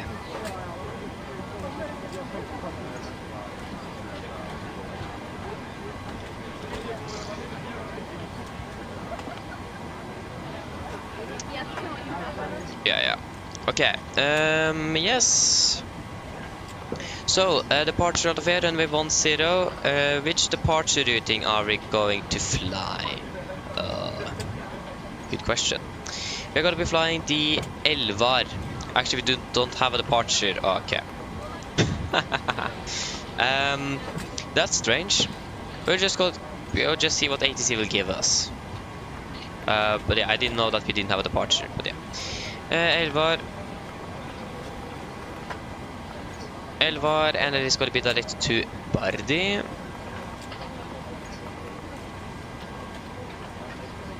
Bardi, November 873. November 873 to Delog. Delog, direct to Godem.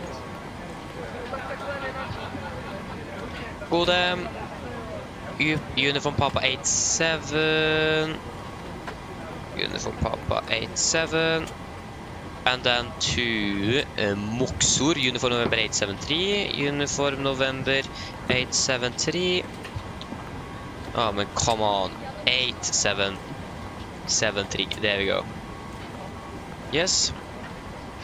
And then it's going to be to Aduto. Aduto is going to be like to Vikot. Vikot, direct to Amada. Direct to Pepex. Mike 609 to Ripa for 1 and right. And then into Ripa. Arrival, expecting ILS 1 and right, Ripam for Mike via Bavad. Yes, that is looking quite correct. Cost X gonna be 9. Final reserves on this is 2.5 tons. Cruising at flight level 36, 38 and 37, so we got 36 initially, of course. It's gonna be 287.41, 287. Come on, there we go, 41. Average ISA is -2, so that's gonna be -58. 4,000 feet should be nice and correct. Just wait a moment here. A bit too hot in here. Just open the window a little bit to get some fresh air. Probably a good idea.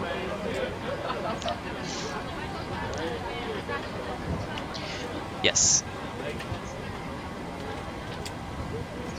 Yes. 250. Going to be 310. 200. 100. Transition level in Oslo. Why do I get the departure latest? That doesn't really make much sense. I want the arrival latest for Oslo.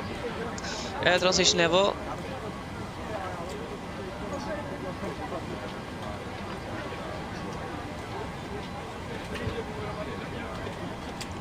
Transition level 9 is 0. And the QNH at the moment is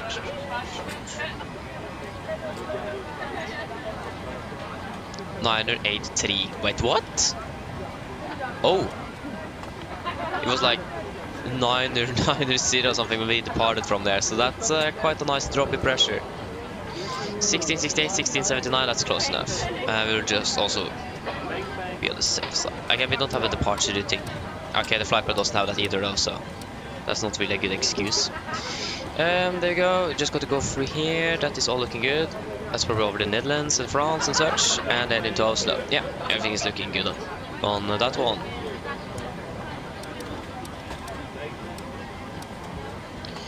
Yes, and the data requests. How are we doing with the... there you go, we can request refueling then. Just got to... Again, it's going to be a bit of fuel to load on board, so... Refueling truck is on its way. The faster we can begin with that, the better it is. Please don't load aircraft until the fuel truck arrives and ask to do it. And execute.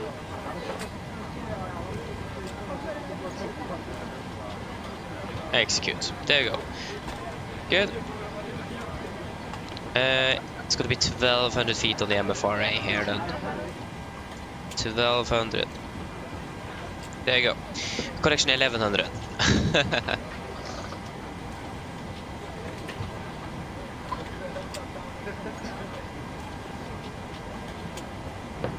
Yeah, exactly, Travis, yeah. So yeah, it is a bit to do indeed. But again, I also did go to bed a little bit too late yesterday. Also, actually today, I went to bed like 1 in the morning. Probably not a good idea. So yeah. Please don't load aircraft until I did also struggle to sleep tonight as well. But other than that, it is good. And again, I do think I'm beginning to be a little bit sick as well, so that's a good combination. Hello. Hi, Captain. We're all done back here. Everyone's offloaded. That was a B plus delay there. I apologize for that. Felt anything. Thank you. If you need anything more, just give me a call. Of course. Again, we were delayed and also because of the weather. I couldn't really do much with that. We could have increased the cost index, of course. I forgot to do that. But yeah.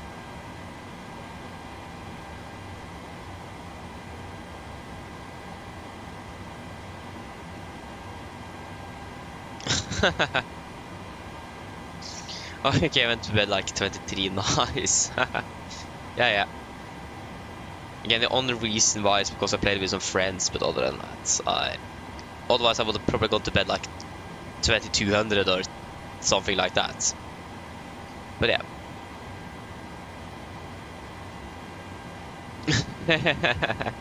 Yeah, exactly, Travis, exactly. Not good. But yeah, especially not during this time. Is the fuel truck here? Yes, it is, and it gave us 12.5. Good. That means GSX is not bugged out. Pronto, Captain. Go ahead. Go ahead. We need to find an engine outset as well. Captain, microphone check, please. Read you loud and clear. Lima Papa Fox Romeo. Copy, Captain. Radio check completed. We will contact you once the ground details are needed and we are ready to start loading. Roger. It's gonna be just 25 and hold. Up to then 4,000 feet or something.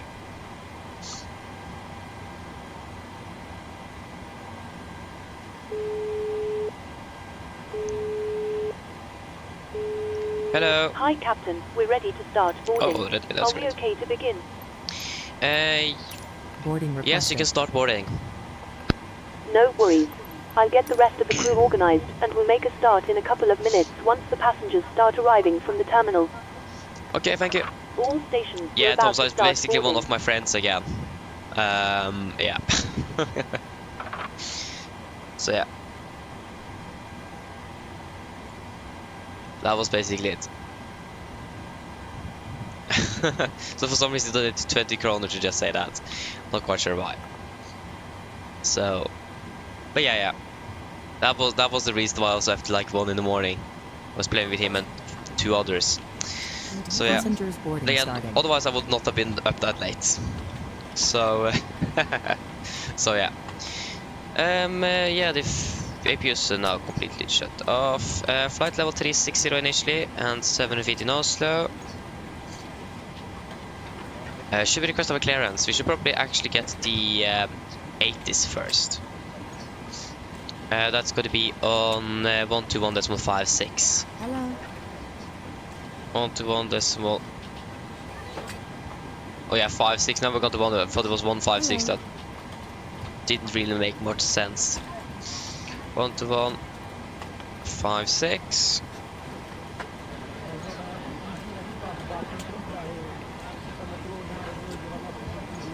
Oh wait, no, he's still online. Yeah, no, it's 124.205. So the approach 80s then, I imagine. Hello. Hello. Hi, Captain. Just to let you know that the passengers have started boarding. Thank you. Did I forget to set the guard frequency? I probably did. Yeah, 124.205. 124.205. 029. Acknowledge information alpha.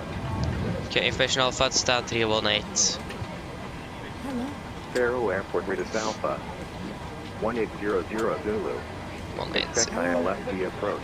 Runway in use 10. Transition level 50. Wind 350 degrees 6 knots. Tempo Cape F14.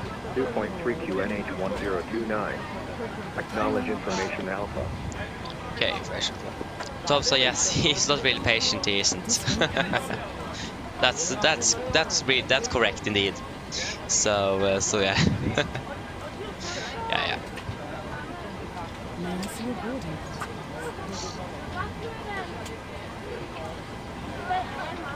Foreground, hello again, Nordic 83 Golf at stand 318 with information Alpha requesting clearance to Oslo.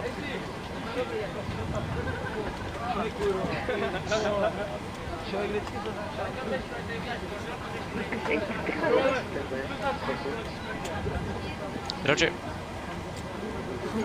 Yeah, again, we don't have a SID, so I think that's probably why we need to stand by. I'm sorry for that, I do apologize. I'm not quite sure why I didn't get a SID.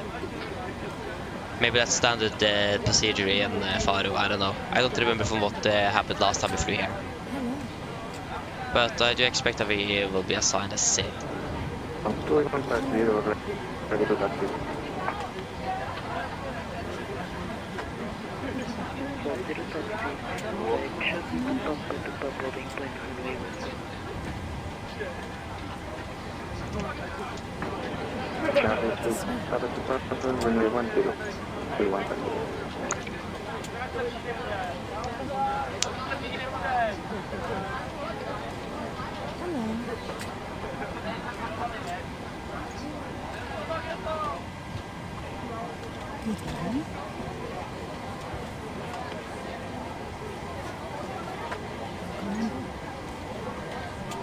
Could do the landing calculation while we're waiting for the clearance. So arrived at Oslo at the moment, not really looking good. Variable 3 knots. Oh, yeah, -2 and 982. Boarding pass, please. -2. Have it even decreased further to 982. And we're expecting 010 at 2 knots. Expecting 1 on the right. We will calculate with a better way. And engine 90 also, just to be on the safe side. Yeah, that's looking good. If I'm correct, I think we're departing below the maximum landing weight already. Quite interesting enough. That can't even talk. Oh no, we're departing. Yeah, we're actually departing at about 66 tons. The maximum landing weight is 66.3. So we're actually departing, if everything goes according to plan regarding weight, we are departing below maximum landing weight. Not bad.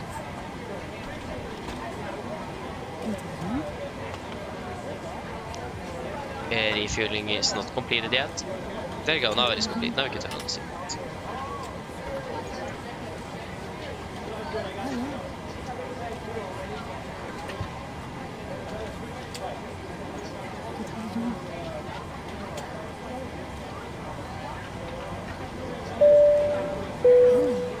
Ladies and gentlemen, welcome aboard. AI is While you're forcing you to seated, take off. please remember that all mobile telephones Nice. and other portable Not electronic surprised. devices, such as CD players and laptop computers, must be turned off and stowed for departure. Thank you. Mine damer og herrer, velkommen ombord. Mens du sitter, må du huske at alle mobiltelefoner og andre bærbare elektroniske enheter, for eksempel CD-spillere og bærbare datamaskiner, må slås av og oppbevares for avholdte. Takk.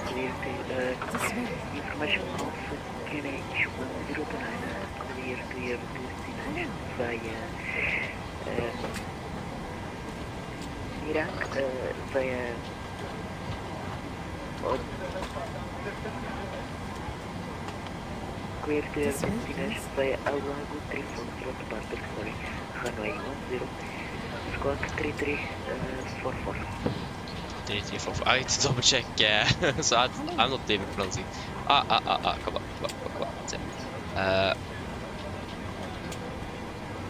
Yeah. Nordic 83 Golf is cleared to Oslo via the Alago 3 Foxtrot departure out of runway 10. QNH 129 squawk 3344. I'm not quite sure if I put the QNH in there. That was just. Roger. I'm not quite sure if I popped the QNH there. Just was a little bit stressed. I saw the QNH. I didn't find the squawks, but just say that to have something to say at least. Oh, nice. We don't have an initial climb clearance. We'll say that's 6,000 feet.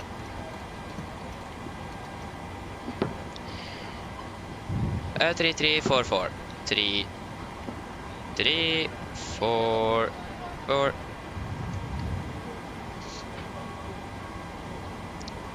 So now we need to just pop in the SID. So then we want to Alago 3 Fox execute. And then Elevar after that. Is that correct? That looks promising. Yep. Execute. 50, Okay, good. Are you guys ready for the departure briefing? So, we can start with the airport chart. We can go with the parking stand chart first, actually. 10-9 Alpha.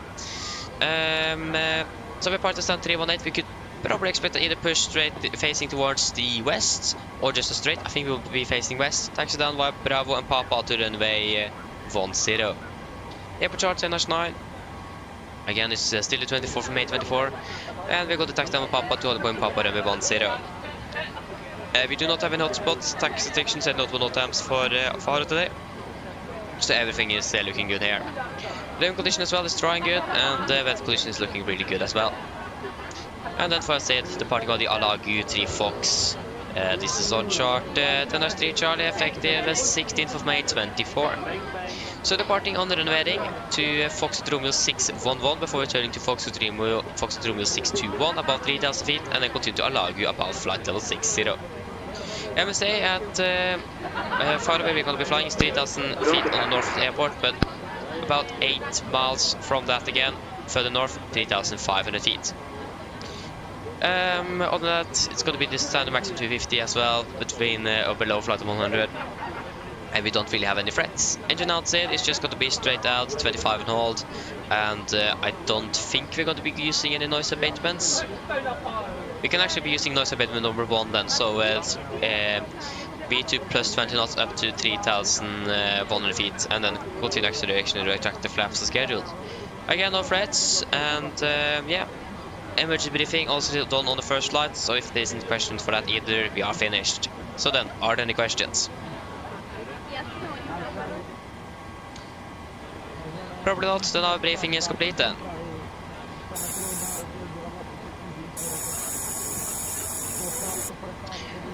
Prefer checklist to the line. Pins and covers removed, oxygen tested 100%, now transfer display switches, normal auto, window is on, presentation mode selector, auto, flight instruments. We are tracking 011 degrees QNH, 1029 is what the controller said.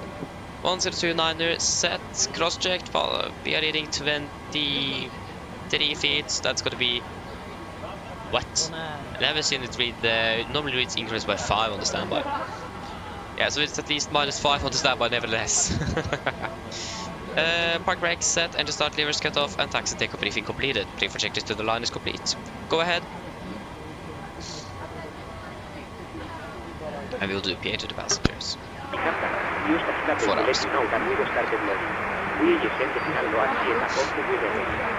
Roger. Mine damer og herrer, god kveld.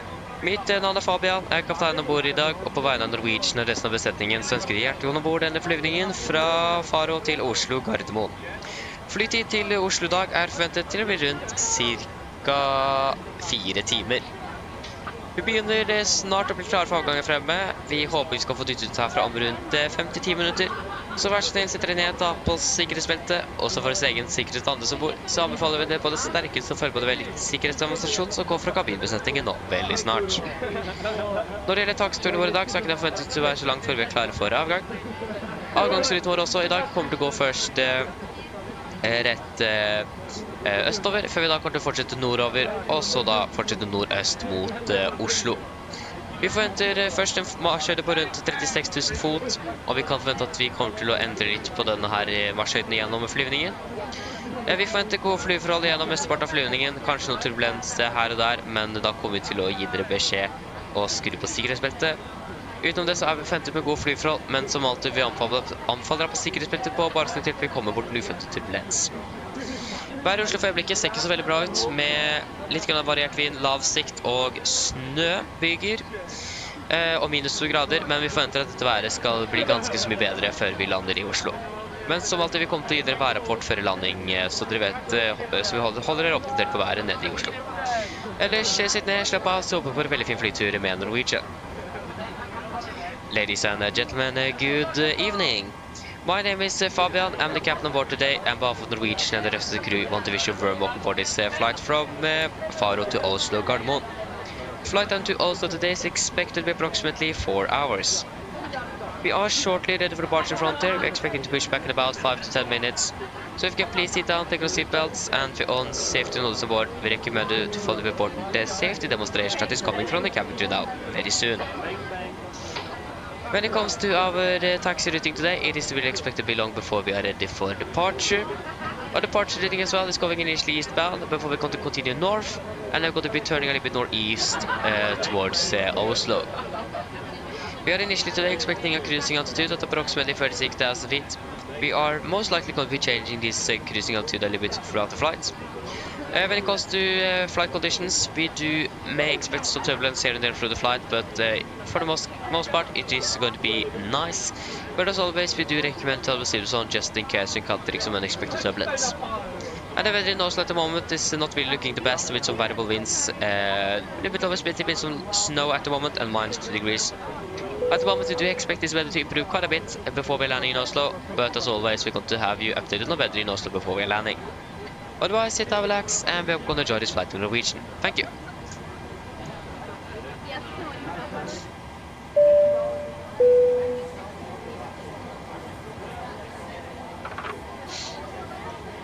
Okay, good.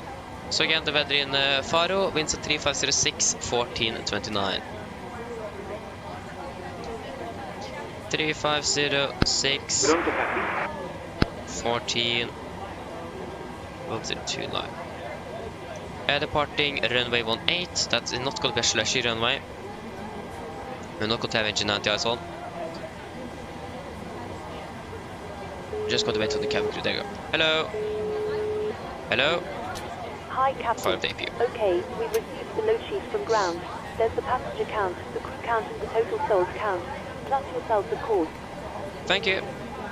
Okay, looks like we're all set to go whenever you're ready. Okay, great. I've called the ground to move the jet. We can just close the doors and give me a call once they're ready for departure. No problem. Thank you. 66-321. Just got to confirm 21 there. Yeah. 66-300. 20.1. Calculate. That's going to be a takeoff to 31 90.6. Takeoff to 31 91 90.6. That's within limits. Flaps 5. Trim is going to be 5.95, so basically 6 units for 38 41 47. 38 41 47. There we go. We are okay, we need to remember to set the acceleration to 3000.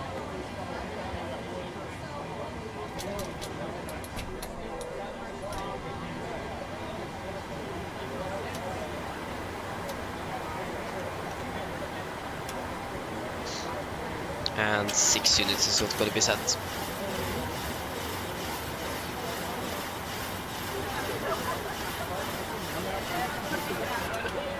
There you go. Yeah, we also do have fuel in the center tanks, though, so you should probably turn them on. Otherwise, we have almost 5 tons of fuel we don't that we can't use. But yeah,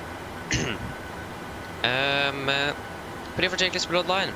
Fuel, we have 12,500 kilograms on board. Pumps on, passenger design set. Auto brake, RTO, CD cars completed, V speeds 138, 141, 147, MCP 147, 010 degrees, 6000 set. Pretty for checklist complete. Okay, guys, are we ready? We are currently right on schedule. So we have A3 Golf here, twice and triple. Yep, we are ready to go. Go ahead. Just forgot to call the ground there. Loading has been completed. We reset the velocity up to you now. We are waiting for you to close. Consider the light is good, so we will contact you to Roger. You can just prepare push and start that. And remove it now. Oh no, I set it again, did I? Yeah. Remove. Again, visual feedback when you're clicking on it would be really nice to have.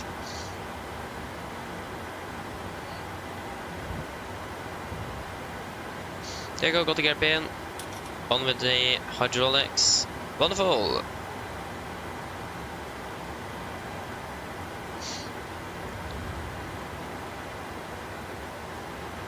Can go back to ground.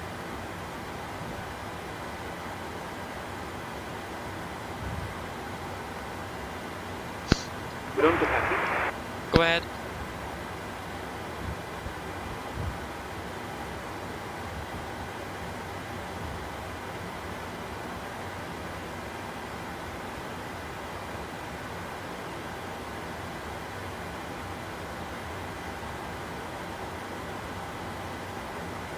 Pronto is connected. Use the hatch. Your weapon light is not active. Tow is attached. Steering pin is inserted. Stand by while we start push start. Nordic A3 Golf requesting push and start. Nordic A3 Golf, push and start for facing west. Push the torpedo face west, Nordic A3 Golf. Oh, that was the wrong light. There you go. Okay, before start checklist. Flight deck door is closed and locked. Doors windows closed and locked. Anti-collision light on. Transponder altitude off. And trim free and 0 before start checklist complete.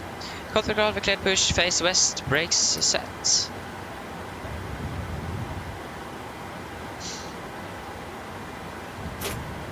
Park brake is released.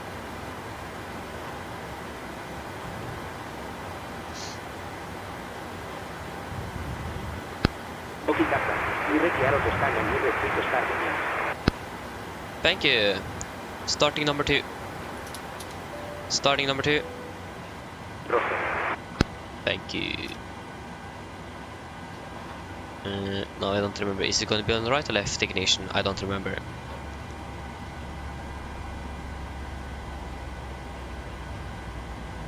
I actually don't remember.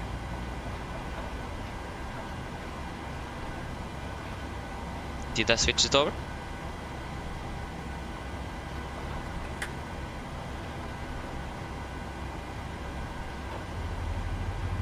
I think left is at base, so we could switch right then. If I'm incorrect, please correct me.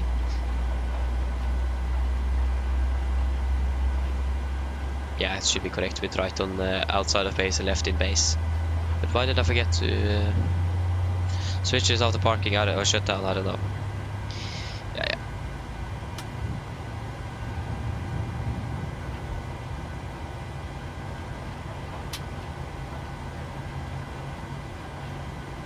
There you go. Starting number 1. Starting number 1. Roger. Firing up number 1.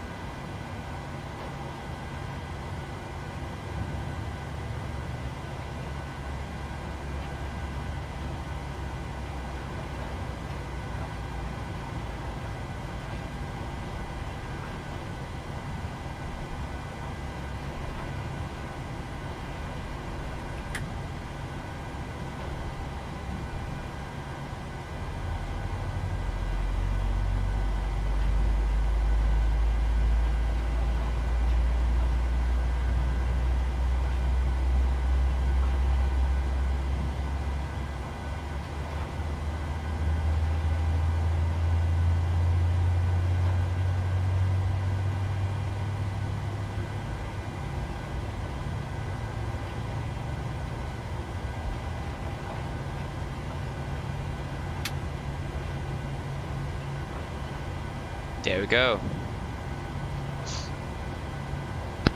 Please set your parking time. Parking brake is set. Stand by. Please set your parking bracket while we monitor the starter and disconnect the door. Copy ground, yes, we have 2 good engine totals ready, so just disconnect straight away.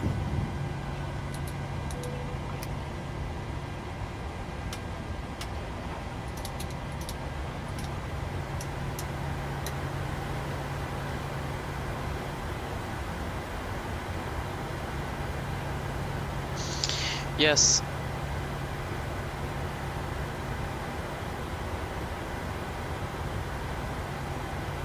Tobsa,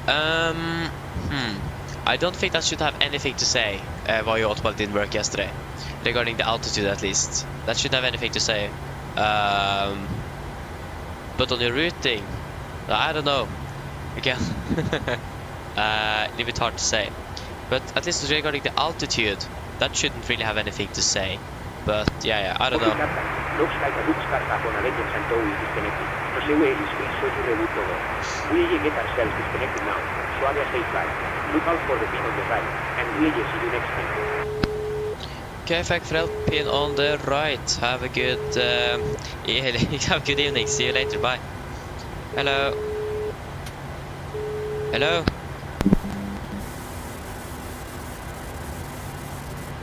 Hi, Captain. The cabin is secured for takeoff. Thank you, Colin. Very ready. No problem. There you go. We got the gear pin. Flaps 5. Flag control check.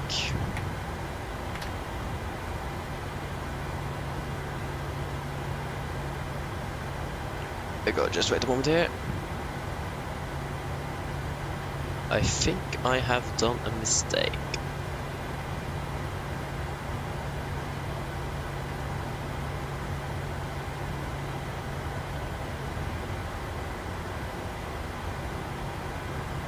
Just wait.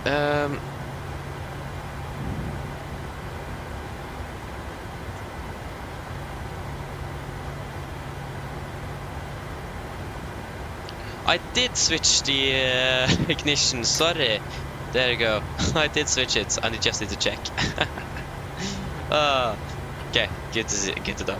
Before taxi checklist, generators on, probe heat on, anti-ice off, air compress back zone 2, isolation for auto engine start switches continuous, vehicle checked, and the start levels altered, flight controls are checked, ground equipment is clear, flaps 5 land, 5 green, APU off before taxi checklist complete. Nordic 83 Golf is ready for taxi.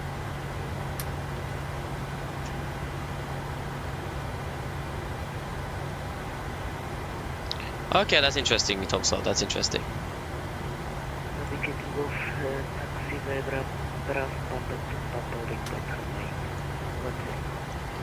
Thanks for Bravo Papa 2.0 Papa 10 Nordic 83 Golf. Brakes released. Yeah, both left and right is cleared. Good.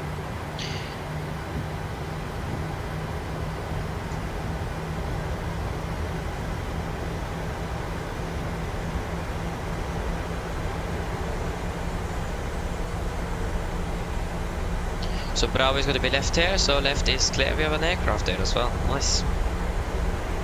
Not bad.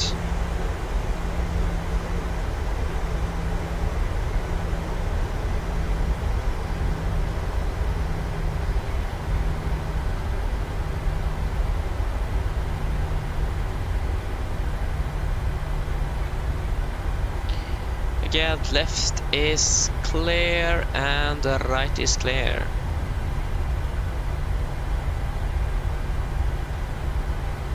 Maybe it's a flight sim, I don't know. Again, Thompson, I have no clue what the problem was. It might be your suggestion there, but again, I don't know. So yeah. At least it is working now, and that's the most important thing.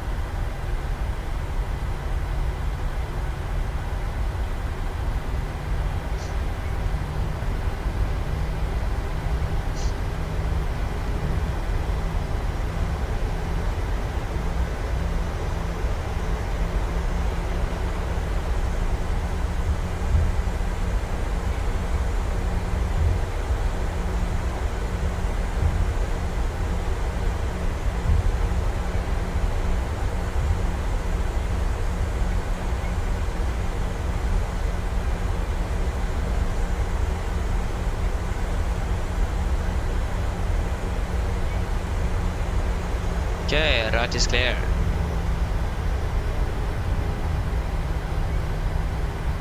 Is that not arriving traffic into Faro? Might be.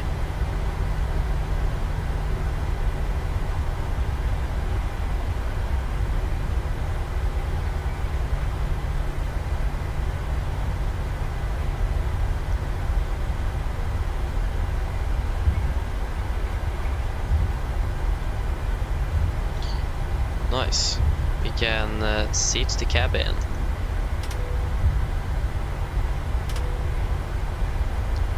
Before take a checklist. Flaps 5 land, 5 green, establishing 5 correction, 6 units. Set, cabin call, given before take a checklist complete.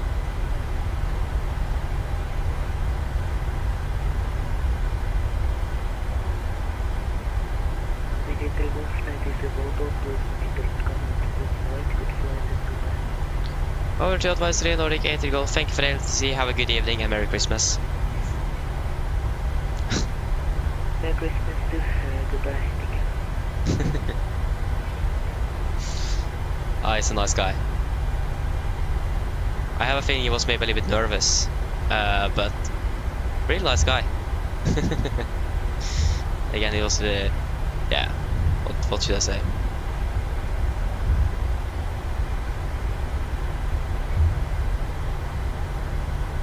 Okay, this aircraft is doing some circuits around the airport. Okay, we'll just hold here and go to Unicom and so this is Papa Alpha Yankee. What is this guy doing?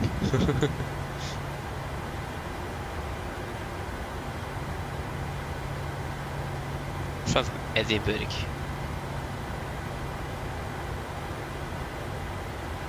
I'm not very sure how many miles are out. And is he still... What?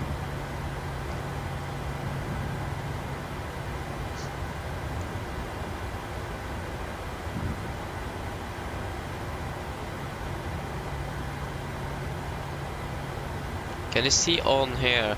Yeah, I can see here on the map which he's still on the ground frequency. Yeah. Then we just need to wait then. We don't really have any contact with that aircraft. So that means we just sit here and wait. Weather and terrain. He's on the ground frequency, so we can't really contact the aircraft. Then. Again, I have no clue how far out he is. Which altitude? 4,000 feet.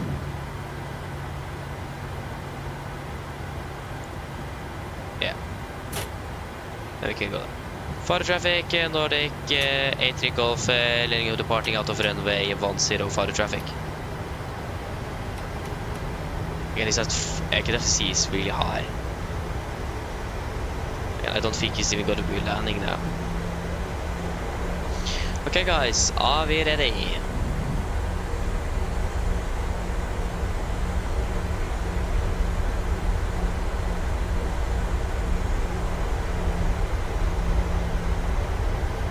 Why did we hold there? We could have held here as well.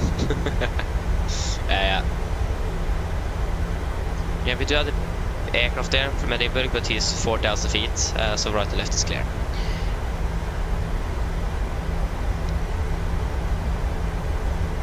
This is plus. The thing is that going to be making a conflict and when we are taking off? Okay, that might actually be it. That's not good though.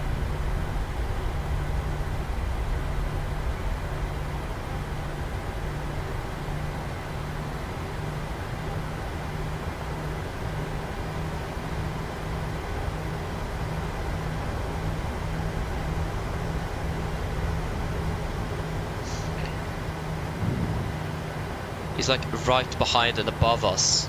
We can't really take off if... What's this guy doing? Oh.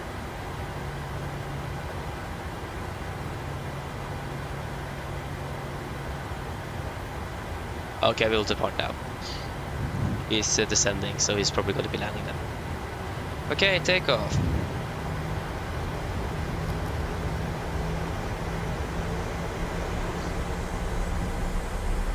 Stabilize, setting thrust.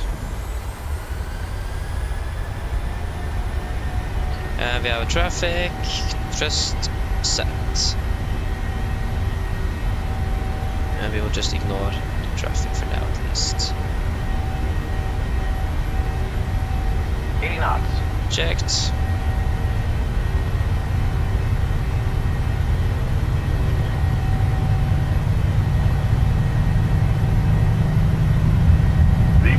Rotate.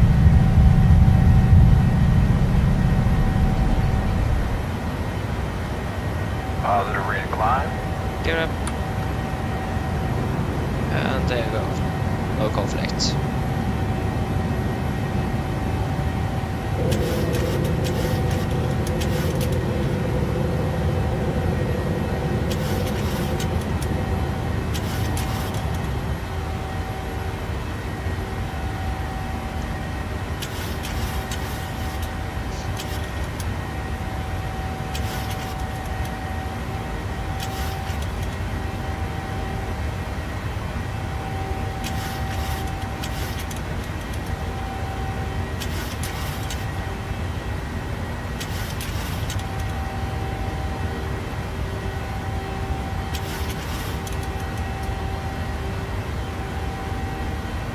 There we go.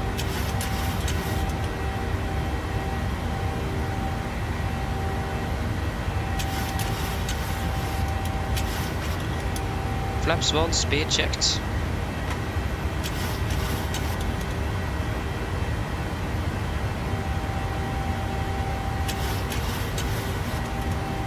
Flaps up, speed is checked.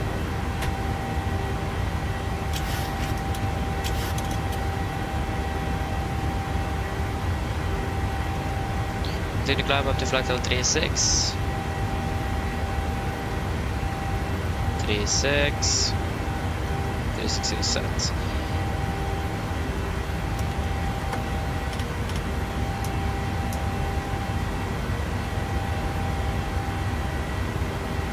Yeah, you can set it. Standard. Standard.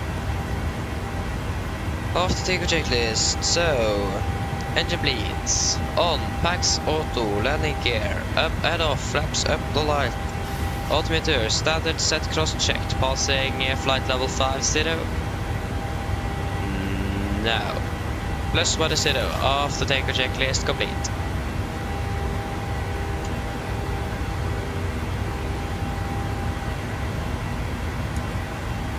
Oh, sorry.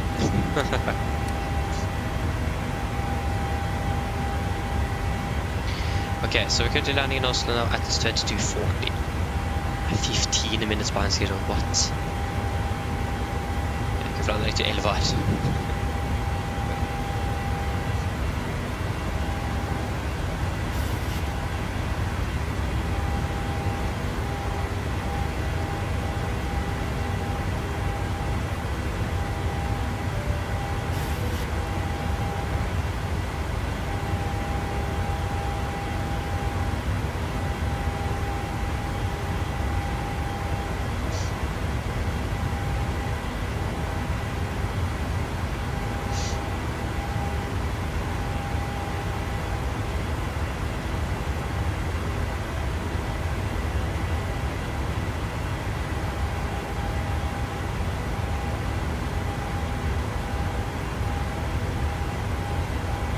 And we are passing 100 soon, hope. There we go. We are passing flight level 100. Good.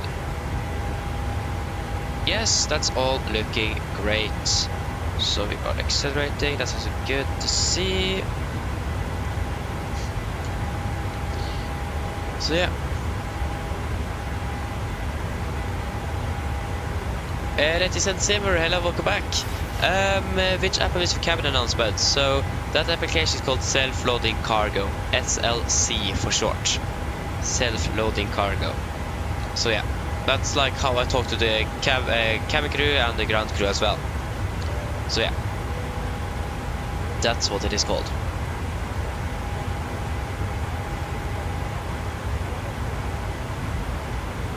It is really nice. It is a little bit buggy at the moment, but there should be an update now soon coming as well.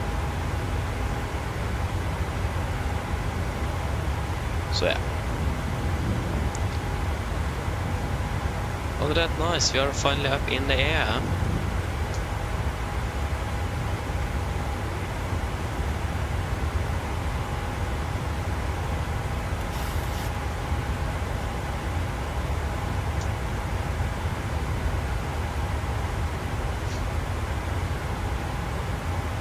Turn off the seatbelts.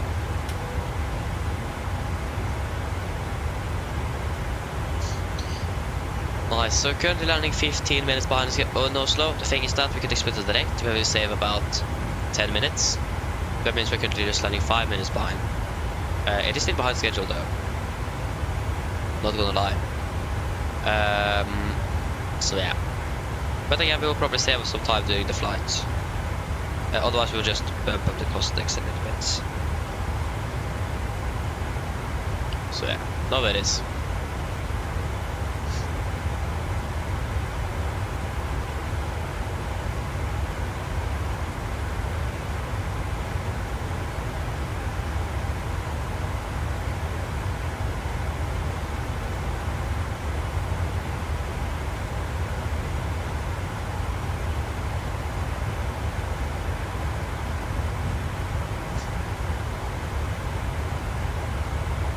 Oh yeah, nice.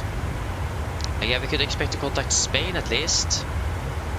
Or Madrid control. So looks like we're going to be able to have at least some ATC now here down in Spain.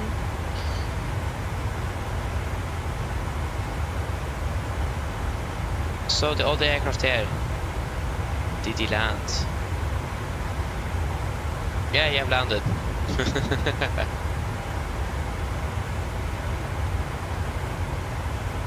Yeah, so we're entering controlled airspace at about 11. That's where we're entering controlled airspace.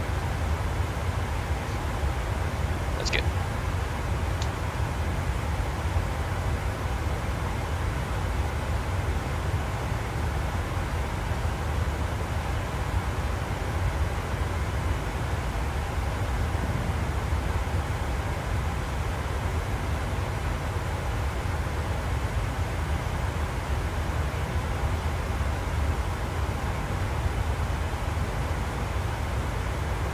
There you go. That's passing flight on 200. Good, looking good. I think I said that a little bit too much than I did just on this flight. Yeah. Nice. So we are passing flight level 200 now. There you go. That's looking good. That's looking good. Nice. Okay, I just need to go for a few moments. I'll be back shortly.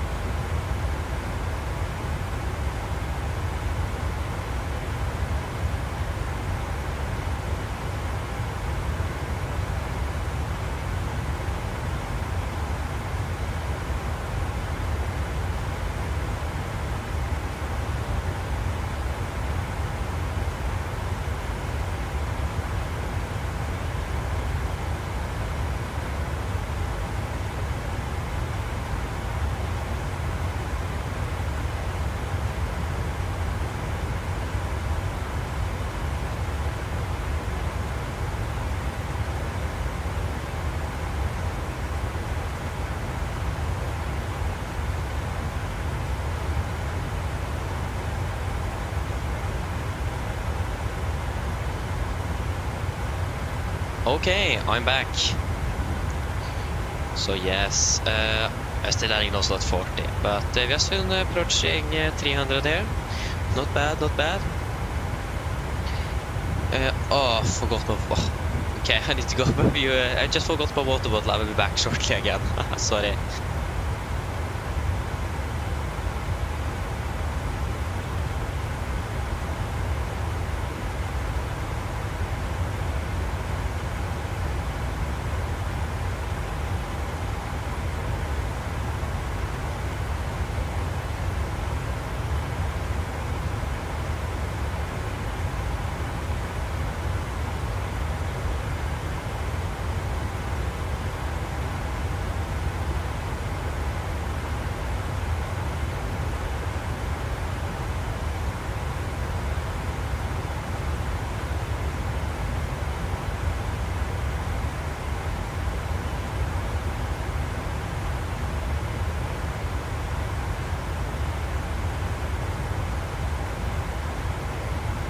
There you go, I'm back, and we are passing flight level 300. Wonderful. Yes, that is all looking good up there. Good. Okay, so expecting to contact the control. Is that Madrid control? Yep. Expect to contact Madrid control very soon. Paris is for... yeah, this is another controller, I hope.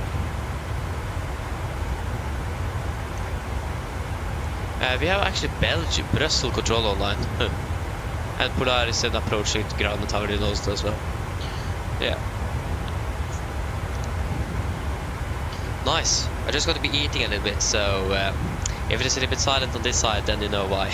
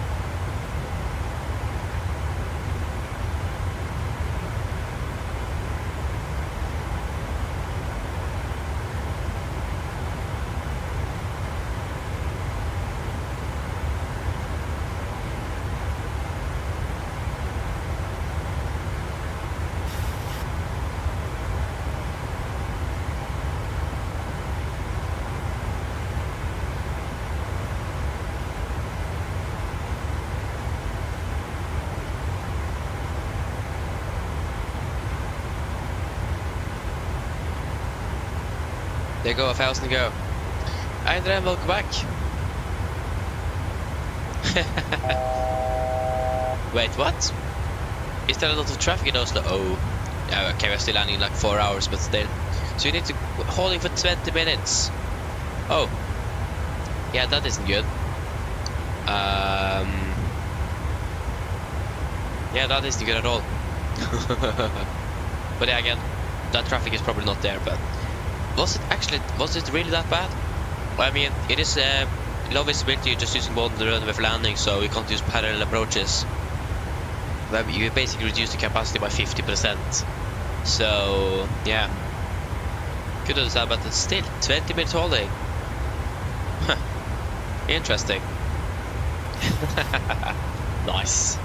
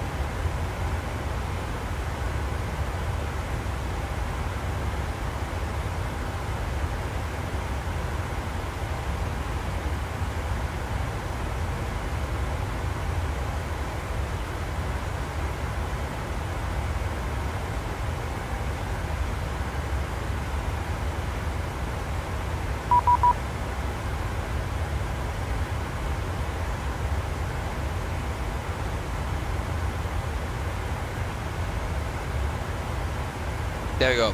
Oh, managed almost to finish eating.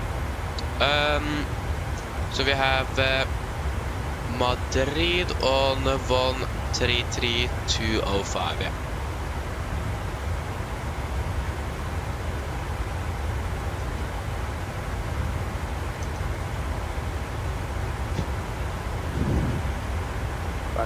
One del taxiway, alltså man kan söka det i den 360 det kan titta på.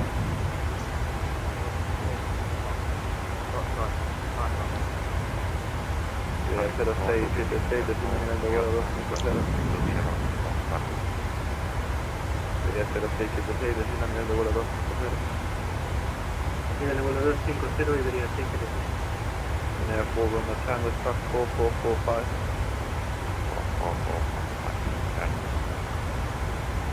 Model control, good evening, Nordic 83 Golf at flight 2360. Nordic 83 Golf, Nordic control, good evening. I like how everyone that is not really 83 Golf, then flight 360, continue flight.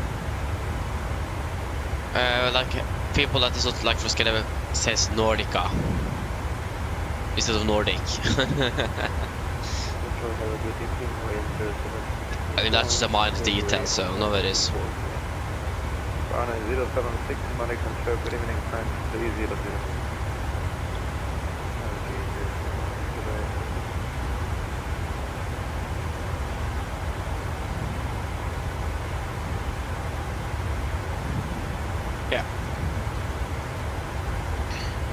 We are having a really good... Oh wait, sorry, it went the wrong way. We have a nice headwind. Is that wonderful? How are we supposed to be able to manage this within 4 hours? What? Yeah. We'll certainly find out.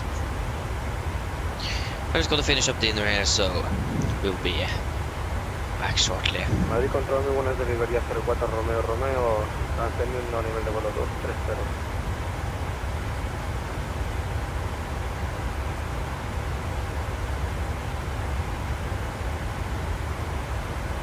Siberia 04 Romeo Romeo, muy buenas, tú a nivel de vuelo 300. A nivel de vuelo 300, Siberia 04 Romeo Romeo.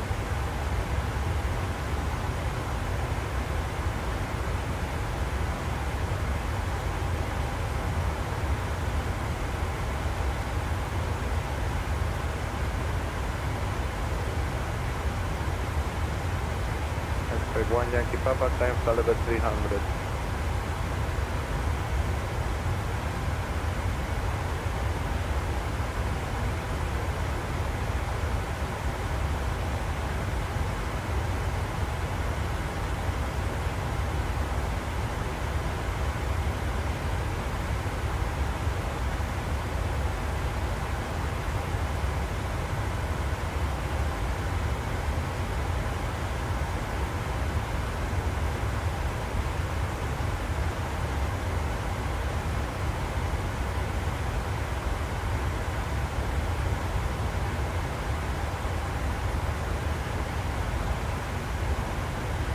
Madrid control, good evening, American 27, flight level 294. Yeah, 227, hello, identify, clear, adductor to Delta. Clear, sorry, adductor to Delta, Idea 0676, contacta presunción 118-75. 118-75, debería 676. Adiós, Linares. No sé, One Yankee Papa, trae no, para los 300.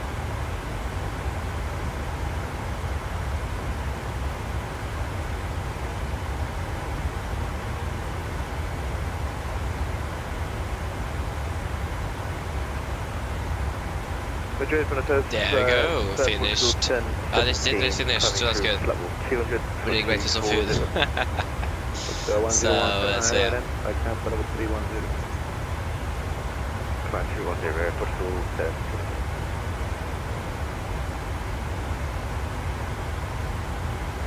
Yeah, again, we still have Brussels and Paris. No, it is actually Reims control. What? Reims control? Yeah. Run at 076 current max speed and maximum safety max speed. confirm the maximum max. Yeah, just give me a current max speed and the maximum you can take. We can take our load to 79. And it's the 16 increase Mach 0.79. Is the Ryzen aircraft in front of us? Because I did see an aircraft coming in from here. And I know there's an Ryzen aircraft in... Oh, that's Finnair actually.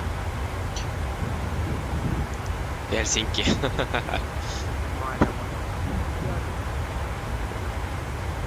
Of course, that's the proof just to go on. From Tenerife. Finnair from Tenerife to Helsinki, that's a nice one. Yeah.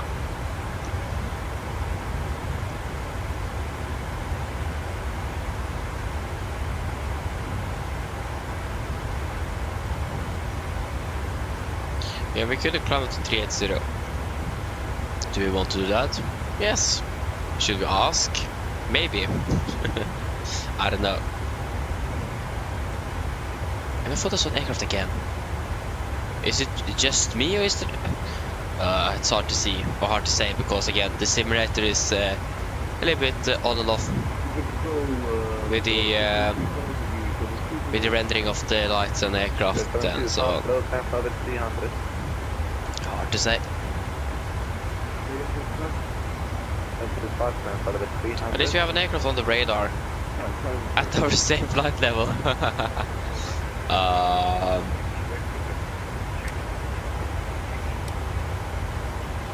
84 miles direct, Martin, if I want to go tonight.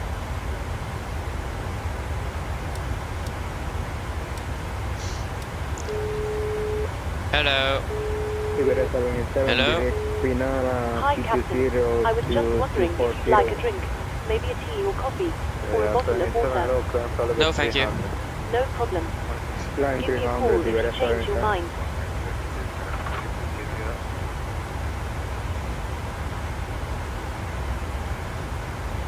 And 84 miles direct, sorry,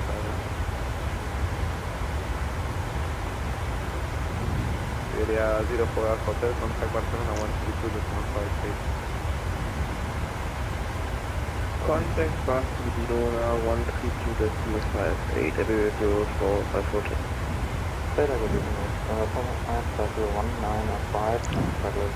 Should be actually ahead of us. Distance of 4 miles, hello, transfer level 300. Should we request flight level 380? Express 1 Yankee Papa, report Mach. We do have a good old headwind of 70. Okay, 24, that wasn't that bad. Okay, we'll save a bit actually. Quite a bit indeed. Port 1038, report Mach 6.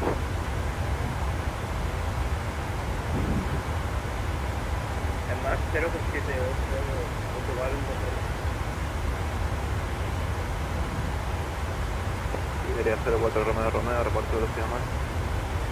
Ahora mismo estamos manteniendo Mach 77, Area 04 Romeo Romeo. I can't really speak Spanish either, so don't ask me what they're talking about. Express 75, report Mach 6.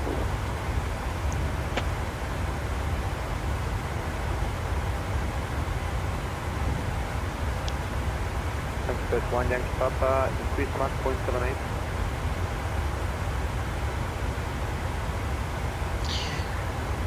Madrid Control, buenas tardes, 0 Patricia 29, nivel de vuelo 290 en punto 8 marca, Patricia. 0 Patricia 9, muy buenas, Anticloud, Aduxo Delta. Should we request 380? Aduxo 2. I think so. Actually, we did do a fuel check as well. Fuel check at Bardin. I have a feeling this flight is going to be a little bit, feel like it is going to be quicker than the flight down. Okay, we already flew for like 32 minutes. Didn't really realize. Yeah, should we request? Yeah.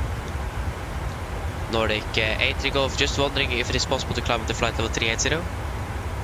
Nordic 84, 83 Golf, climb on level 380. Climb flight level 380, thank you, Nordic 83 Golf. 380 set. Wow, Express 725, report Mach 6. Sit 10, 38, 38 set. we are doing not 80 what's the 725, I need to speed. Yeah, here go, we say like 4 minutes. I think that's going to be short-lived though. What's from Mark 76? The 75, let's use for the moment 0.78 or lower. 0.78. Madrid scale 9% and passing flight level 200. 9%, Madrid good egg, cancel the 300. Flight level 300, scale 9%. 46 arrivals of Vatsum Volanta and 43 departures of Vatsum Volanta from Oslo. I can understand why you and why Oslo is busy. And I probably don't have all the traffic either on Volanta. Like about 30% of the traffic on Volanta something isn't on Volanta for some reason. I think it's basically just users that have connected the Vatsum account to Volanta that is shown on Vatsum, probably. I don't know. Controller Bear 27 requesting data. Yeah, 227, we just 250. Send level 250 Bear 57. Yeah. Okay, we are shortly but steadily soon passing 37. 076. There you go, 1,000 to go. Great. 23 5 for not we try to identify 360 continue 5. Hitting the fire cross HW7. Yeah, the flight time is about 4 hours again, so it should be about the same both ways. We flew exactly 4 hours down, so we probably then most likely will be around 3 hours 59 minutes then. It was 1 hour, 2 minutes shorter on the flight down, and if we manage to get it 2 minutes shorter here as well, it's going to be about 3 hours 59 minutes, but around 4 hours. What I can do actually is you can increase on to Mach 80 for the moment, maintain 040 ferry and call you back. Mach 80, maintaining 040.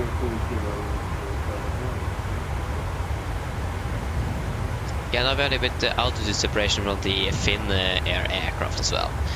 That isn't really bad. Debería 04 Romeo, izquierda rumbo 040. Para izquierda 040, debería 04 Romeo.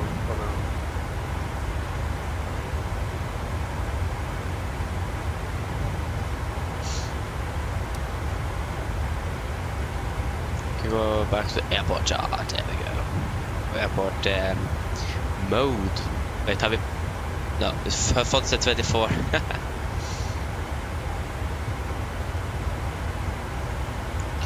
Okay, you're just 40 minutes away. That's not bad. That's good. 470 knots, nice. Is that ground speed or airspeed? Mach 757, you have 787. Don't hold my mind with 4 Mach 6. Mach 0.45.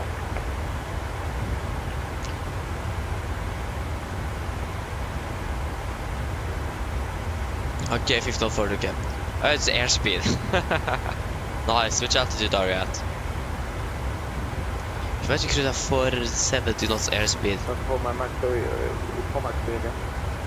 That's a lot. I'm not even sure if you can do that in the 747 on low altitude.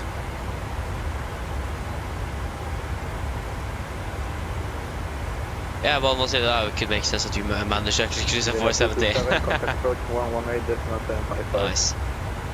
Again, our maximum speed is approximately 255 knots. It's the maximum speed we can fly.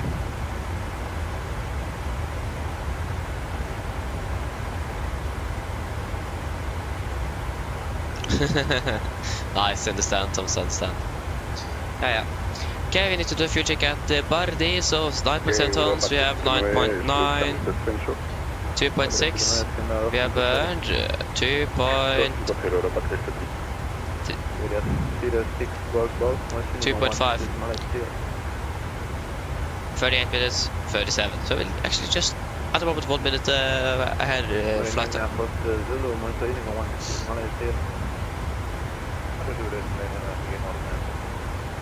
If you're ready, about 50 minutes. Depends on a bit. Again for Iberia 787, please. 787, Max 76 or more break time. First 1 Yankee Papa, contact Barcelona 132.58, here. 58, Papa. Iberia 04 Romeo Romeo, navegación propia de Japón. Yeah, I don't know. It is more up to you actually, Tomsa. What do you want? Esto por Iberia 04 Romeo Romeo. Patrulla Iberia 3252. Iberia 3252, hello, transfer the 360, break Portugal 103, Portugal 1038, contacte con Barcelona 132,58, otra. 132,58 para acá, Madrid Control, muy buena, Siberia 837, nivel de vuelo 290, próximo waypoint Pisbu. Siberia 837, muy buena, identificado, autorizado, ducto,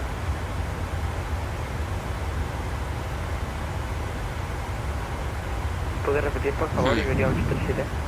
Iberia 837, autorizado, aducto, 2. What do you mean that you can't fly Mach full speed? What happens when you try? 118-755, Iberia 04 Romeo Romeo, directo Caspe. Directo Caspe, Iberia 04 Romeo Romeo. Oh yeah, do you mean like you are not able to... What was that? At least I didn't manage to see it, unfortunately, sorry. Whoever that was, thank you for that you subscribed, thank you for that. Appreciate it. Again, I do apologize I didn't manage to see who it was. I'm sorry. But yeah. Tomsa. Yeah, so you're just unable to accelerate, is that it?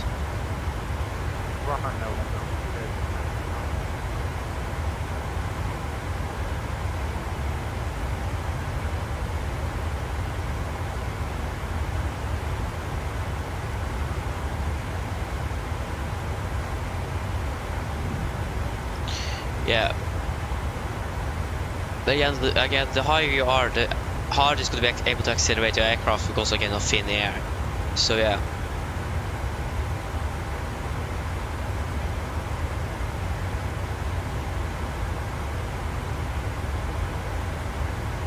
Yeah, exactly. So then you're basically unable to accelerate because of the thin air. Again, the higher you are, the harder it is to accelerate the aircraft because, again, of the thin air. What's the plan to pass direct Caspe, Charlie Alpha, Sierra, Papa Echo? Yeah, but up in this altitude, the top airspeed is really what they're using, and we're using Mach. So we're going to fly Mach 0.78, that's what really matters now, not the airspeed. And what's the plan to fly, free speed, still.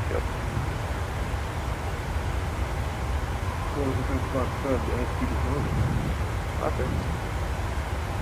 So yeah.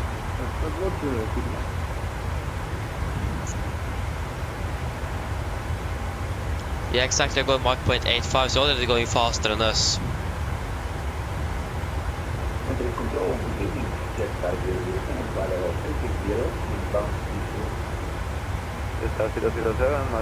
At least when about above 260, you're not using Mach instead of airspeed to measure your speed at cruise, or above that at least.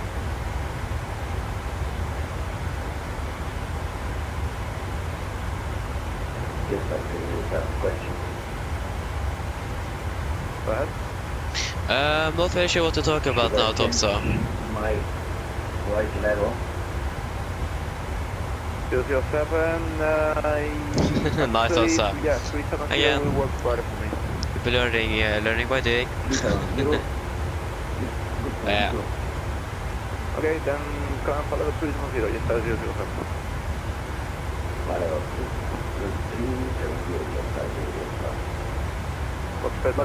Buenas tardes, con los pasos de Sierra, flight level 225, standing flight level 240. Oh, very Tomsa. Walk 75, thanks for the configuration, Barcelona 132.58 here.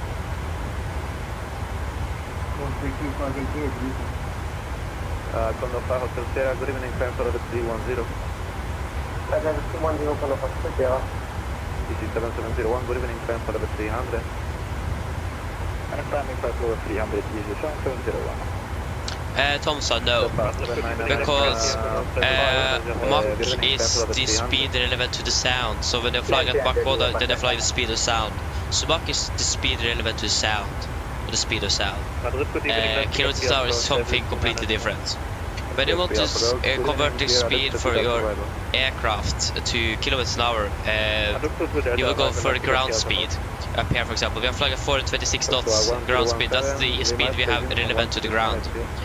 So then you can go convert that over to kilometers an hour, then you will know how fast you're flying kilometers an hour.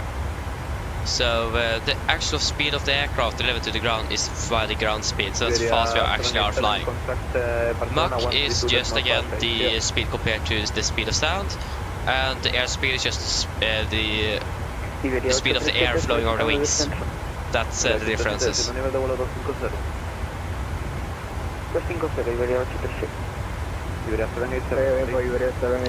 Yes, Thompson. So when you're passing Mach 1, you will have the sonic boom effect. Yeah, that's correct.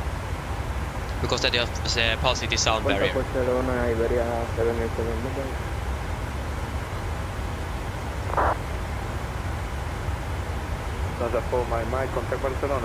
Yeah, Thompson. So when you want to your speed in kilometers an hour, you go down to you have the ground speed here. So the ground speed is in knots, so you need to convert from knots to kilometers an hour. In this case, 422 knots to kilometers an hour, because ground speed is what you are flying relevant to the ground, and that's the actual speed of the aircraft. The higher the ground speed is, the faster you are flying. So yeah, GS, yes, that's ground speed. And then you just need to convert it from knots to kilometers an hour, and then you will find out how fast you're flying. It should be about on the left corner on if you're flying the A320. Yeah, so you are for example flying for 554 knots in ground speed. Then you just convert that to kilometers an hour, and then you will find out how fast you're flying in kilometers an hour. I think that's going to be well above 800. Almost close to 900, I think, actually. And we are flying more than 100 knots faster than us.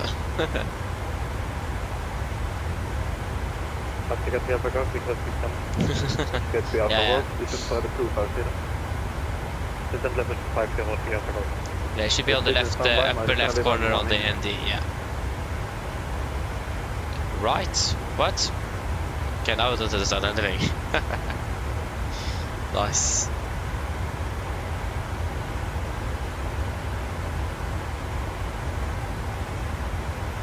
Yeah.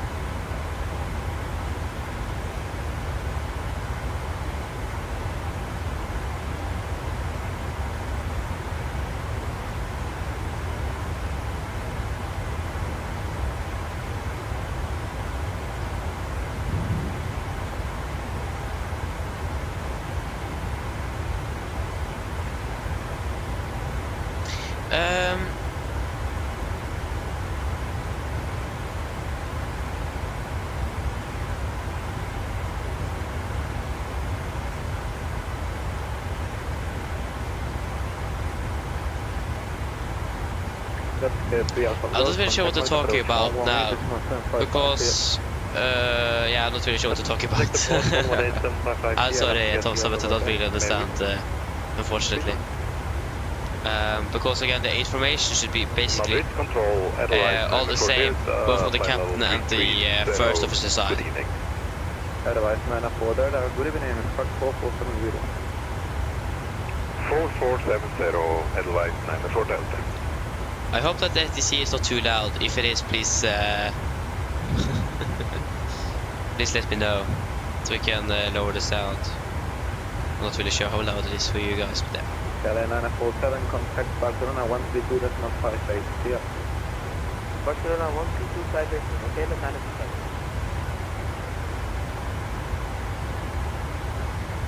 On the 5 Hotel Sierra, report Max speed. Speed 80 knots, Hotel Sierra. Hello. On the 5 Hotel Hi, Sierra, Captain. report. I was wondering if you'd like anything to eat. Anything from the menu, or maybe a snack. No, thank you. No problem. Give me a call if you change your mind. Selvfølgelig. 7701. Yeah, so Tom, so are you talking about this? Is that what you're talking about? Or are you talking about something in the Airbus now? 7701, report plan Max 2. Yes, we're talking about, yes, basically this is all airports in the vicinity of the aircraft that we are able to land on. No, wait, what? What are you talking about now? That I believe it's indicated to bar and asking for a max with 0.7 something, 0.6 now. 0.795.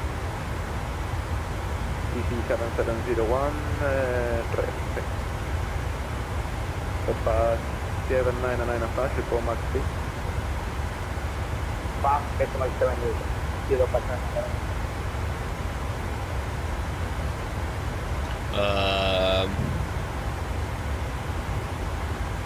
Papa 7995, maintain max 0.78. 0.795, report max 6.78. 0.7. 7995, just make sure, maintain max 0.78. Max speed is max 0.782, 0.7. The bus 995, I believe there's some information here. I know what the max is. I want you to maintain that max is. So confirm. Maintain. Sorry, I'm still will maintain max 778. So are you talking about like the ND navigation display? Are you talking about the navigation display in general? And maintaining max for 079. The brown and blue thing. What's the brown and blue thing? So you mean like the background here and the circles, or what? I'm sorry, I don't really understand. I'm sorry. Oval firkantet, what? Desired 536, hello, identify, clear Arusta 2 Delta. Arusta 2 Delta, Mr. Delta. Oh yeah, you're talking about the... oh yeah, you're talking about the attitude indicator on the PFD. Yeah, that's what... that's what you're talking about, yeah. Okay, now I understand, good.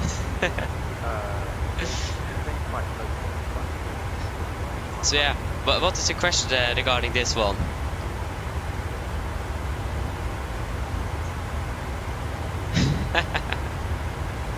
Nice. We found out.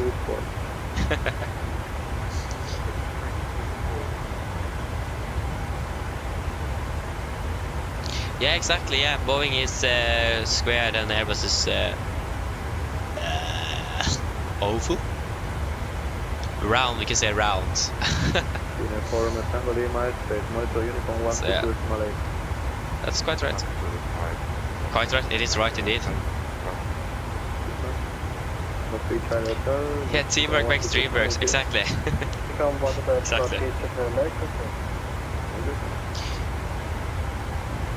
34, yeah, we're gonna do a fuel check at Nublo.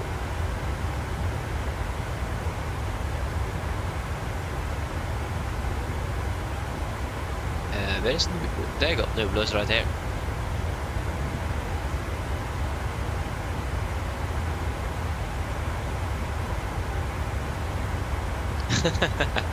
Nice, also, yeah.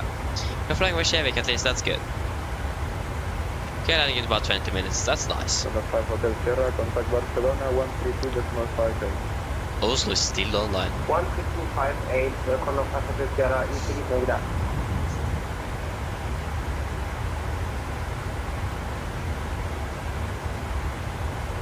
Okay, nice though, Thompson. To be honest, I think you will be able to fly down to Schiphol. I think you will be able actually to do a round trip to Schiphol before we even landing in Oslo. So yeah, that sounds good though.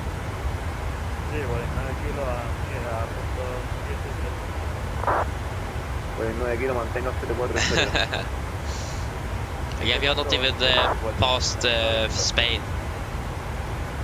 We're still flying towards France.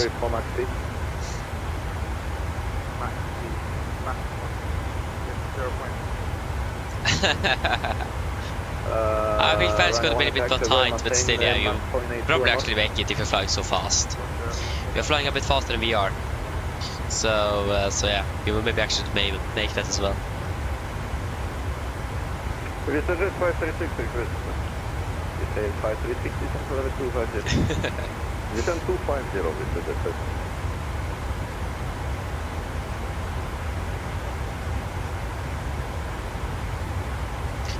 Nice, yeah. Air France is nice though. I think also SES fly. To be honest, I have no clue where SES is flying. Just flying Norwegian, so I'm not really looking at where SES is flying. But I do think they're flying to Paris as well. Norwegian at least flying to Paris. So I think SES does that as well, but I'm not quite sure. But the Air France do fly to Oslo as well. They do. So it isn't unrealistic, if you want to say that, to fly with Air France. They do fly to Oslo.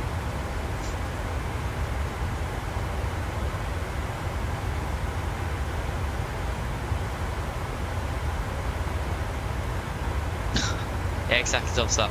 I mean, SES isn't flying the A318 either, though. So yeah. Nordic 83 Golf, this one's Unicorn 1, this one 8, Merry Christmas. Over to advice 3, Nordic 83 Golf, Merry Christmas, bye bye. Of course I got the voice crack in there. 128, oh, I'm serious. Oh. 250, that's so... Oh, I hate those voice cracks. It's coming all the time. So annoying. Oh, nice. Yeah. Of course, when I was going to say Merry Christmas, went straight up. Oh. Oh, yeah. I'm not quite sure why that's normally happening just when I'm flying. Outside of that, it is basically never happening. So I have a feeling I might have to do something with that I'm talking English compared to Norwegian. I think that have something to say. I'm not really sure. But I don't really have a lot of voice cracks when I'm speaking Norwegian. Wow. And I do also have a little what's it called? Upbeat translate. I don't remember. Yeah, stuffy nose. That doesn't sound right with them. At least it looks like I've caught a cold or something. Two of my younger brothers only have had that for a week now. I think I'm the next now. Yeah, that's great. I don't think that's going to be helping at all. So, so yeah. But yeah, nothing I can really do with that.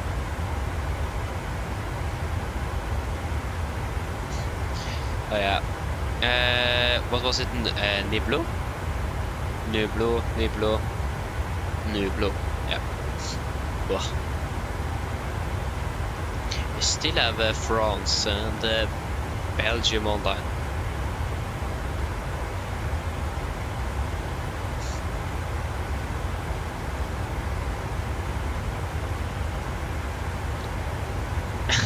Maybe Tomsa, maybe. But yeah, for some reason, always having that when I'm flying. Never. Like, I can't remember that I had it really much anywhere else. Just when I'm flying. Really strange. Again, it might be have something to do with the English and so on. Again, just speculation. I have no clue. Oh yeah. And we blow. Fuel check 8.9 tons. We have 9.2. 3.4 burned. We have currently burned through. Yeah,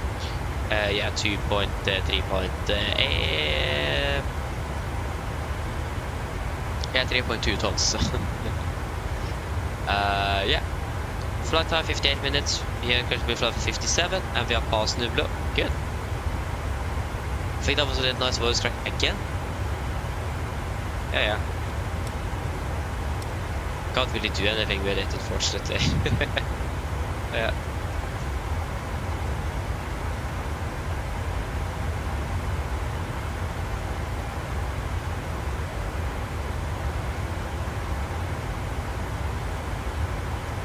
Yeah. At least you've been sending soon though, Tom, so that's good. Not bad.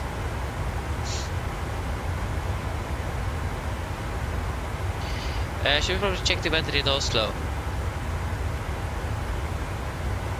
Oh,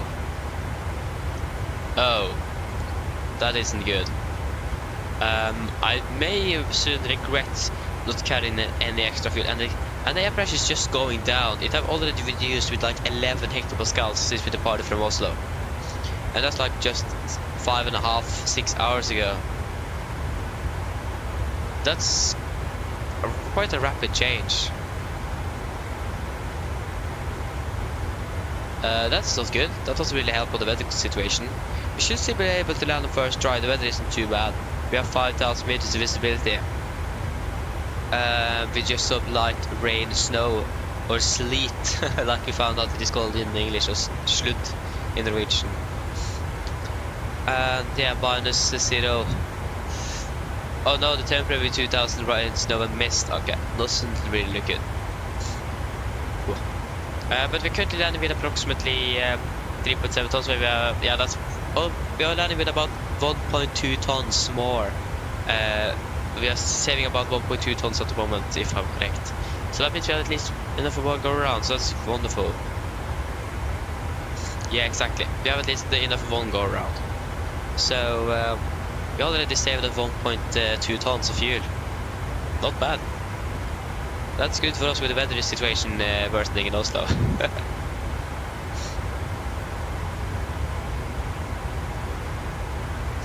Tulsa, maybe, but I don't really think we're going to be able to divert. Again, Oslo is auto-land capable airport. So that means we can land nevertheless what the weather situation it is. Unless the RVR is like 0 feet and you can't see anything.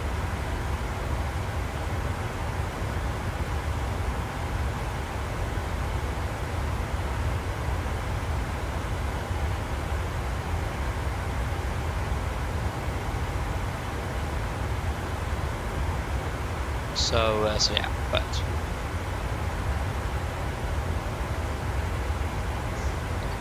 yeah, we have never diverted before, and I don't think we're going to be able to know that we need to divert. Again, we have enough fuel for one go around, and we have auto-land capability in Oslo, so we should be able to land on first try nevertheless. But yeah.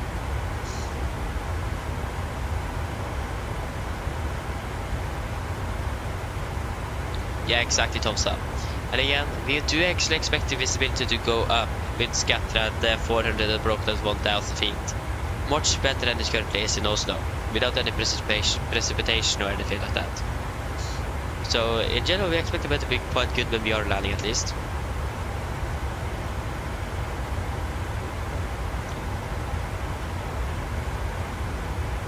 So yeah. But again, at least at the moment, it doesn't really look good.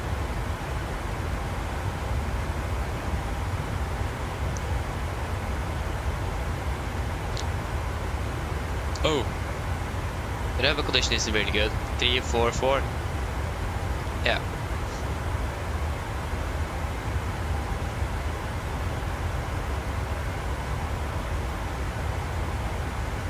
So it is wet snow. Yes, that sounds really good. Second part 1%, 3 slush. Third part 1%, 3 slush. Nice. I apologize again. Excuse me. It's more correct. I hope I'm not going to be sick all next week. I mean, we'll probably still fly nevertheless, though. So yeah. Again, just a cold or something is not really anything significant. I think as well, if you would like just a cold or something, you probably still have been sitting in the cockpit and fly. If you can't even stand up, you will probably not fly. That's for sure. But if you're just sneezing a little bit, you should be fine. So yeah. caution, slippery taxiways and runway exits. So not runways, also the runways could be slippery. For en route clearance, request via radar of contact ground 1-1-65 visibility 5 kilometers 2,200 meters direction east. Metaport wind 100 degrees 3 knots, variable between 050 and 150 degrees. Clouds forecast 200 feet, light rain and snow and mist. Temporary visibility 2,000 meters, rain and snow and mist. Temperature 0 dew point -1. Acknowledge information. Yankee on first contact. QNH 979er. Yeah.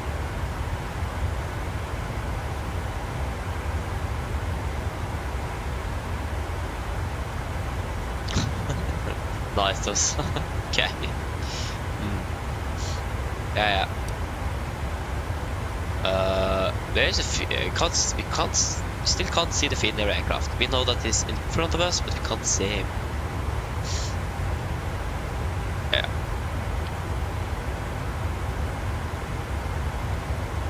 Where's the real aircraft now? They should have departed from Faro at least. I hope.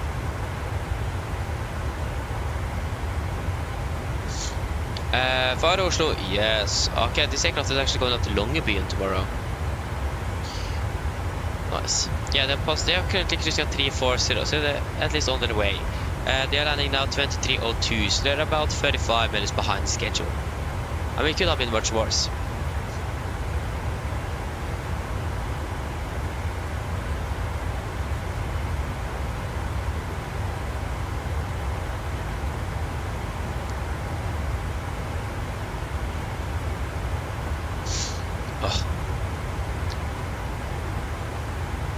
Maybe I should look at the A350 trailer since, yeah, I should probably actually look at it. Why not?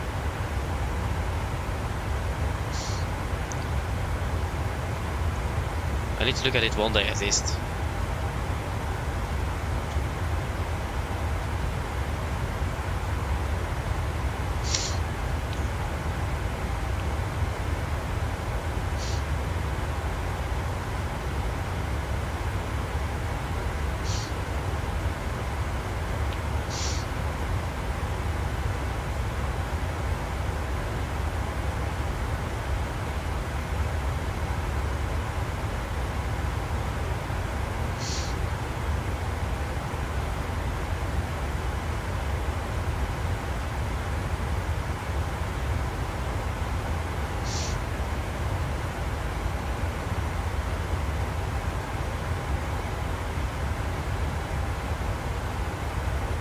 Oh, yeah. Oh, that's a little bit, the electricity went out. Oh, that's typical. Yeah. Hope it's coming back soon. Is it bad weather in general on the west coast today? I'm not really sure. I haven't really looked at the weather like in Bergen or anything like that.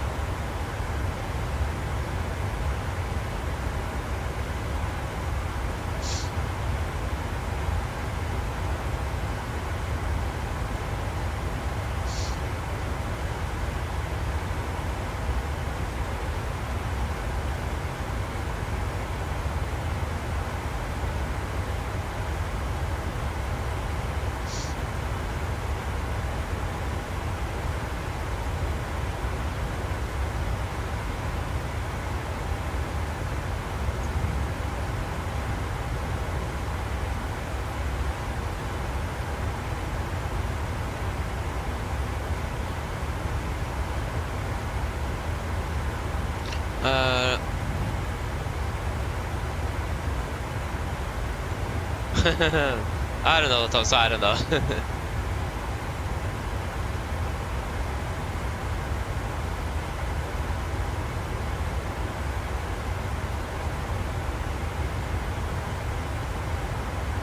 I understand, I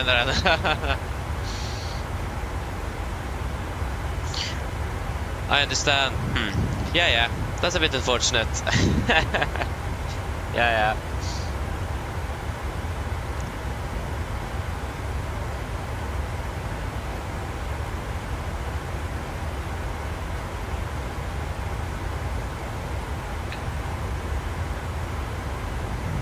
Oh yeah, that's correct. The A350 come with the BTV or the brake to vacate function. That's actually really cool. Like you set the if you want to vacate, for example, in Oslo Alpha 4, you can set that into the BTV program with the Airbus, and then the aircraft will brake automatically, so you are able to vacate at Alpha 4. It's actually really cool. Great to see that simulated as well. Really cool with the BTV there. I don't think Boeings have that, to be honest. I think that's an Airbus thing. Yeah, that's actually really cool though to see. Oh yeah.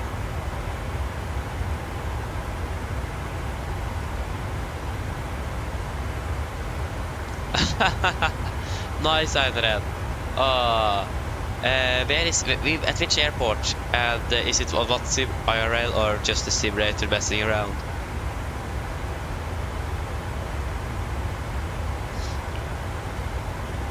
Einar, yeah, but now talking about the inbuilt A350, so not the fly-by-wire.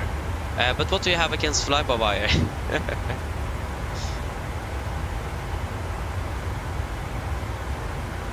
Okay, Watson, okay, then there's that. Yeah. Typical Watson, isn't it?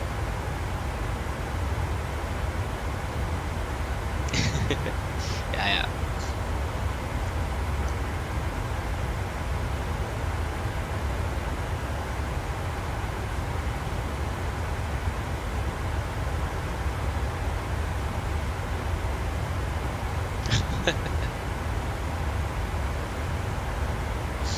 Oh, nice.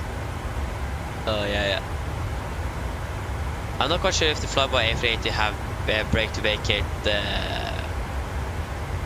operative. I'm not really sure. Again, I don't imagine that's an easy system to implement in an aircraft, both in real life and in the sim. So yeah.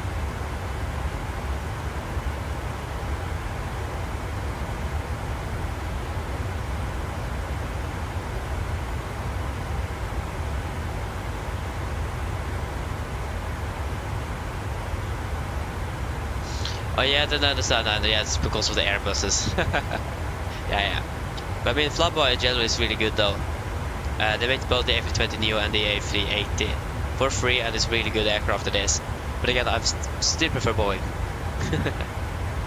And you prefer ATR as well. Nice though.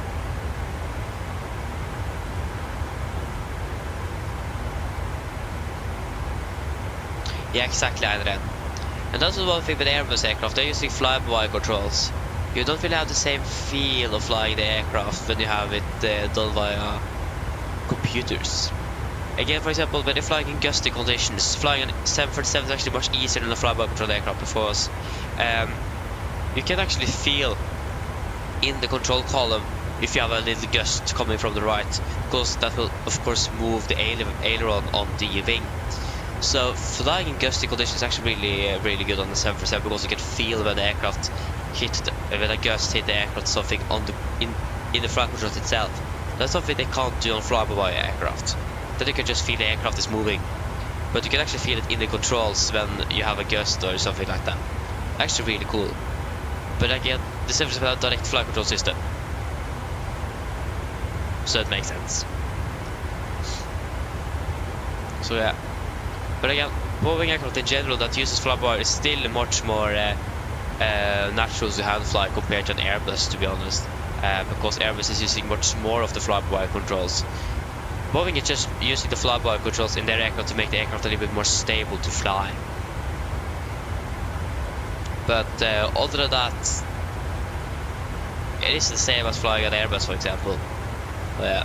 But again, Airbus is using a joystick. So again, in general, hand flying will be quite different. But again, they're focusing on flyby control, so it makes sense to use a joystick instead. Saves weight and so on. But yeah.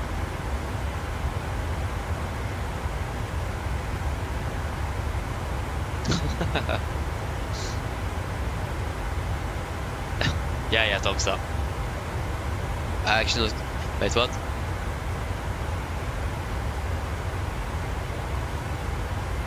Okay, nice, okay. Nice. If you don't like joystick, oh, yeah, exactly. I actually use my Airbus joystick, not now, but on the ground when I'm taxiing. So I'm actually using it regularly. It's really nice to use as a tiller on the aircraft, but I'm not hand flying the aircraft. It is the same flying and Boeing and the same flying with a joystick. It doesn't have the same feeling. So yeah, it is much easier to, just feels more authentic to fly a yoke-based aircraft with a yoke and not a joystick. But I can't fly a fighter jet, for example, without the joystick because it doesn't feel the same to fly around the fighter jet with a yoke. It doesn't have the same feeling. So, so yeah.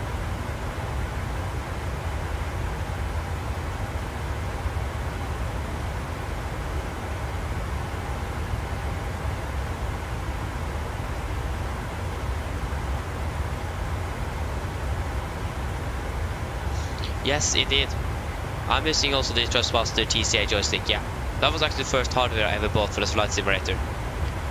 Mainly, first of all, because it was also really cool that you have the engine starts switches, or the engine masters on the unit itself, so you can start the engine physically. That was what I thought was really cool, so that was basically why I bought it, and also because I could just fly Airbus. I didn't have any Boeings to fly, basically. I did really want to fly the 747, but it wasn't available at the moment, or at that time. So yeah. Yeah, it is pretty solid, it is, but I have some problems with the axis. It is almost 4 years old soon, 3.5 years, but my twist axis don't want to really work, as you can see, especially I'm taxiing now. It makes some noise, and for example now for some reason when we're taking full right, it just resets to 0 again. So yeah, I tried to do some different fixes to fix it, but it is something to do with the cabling inside.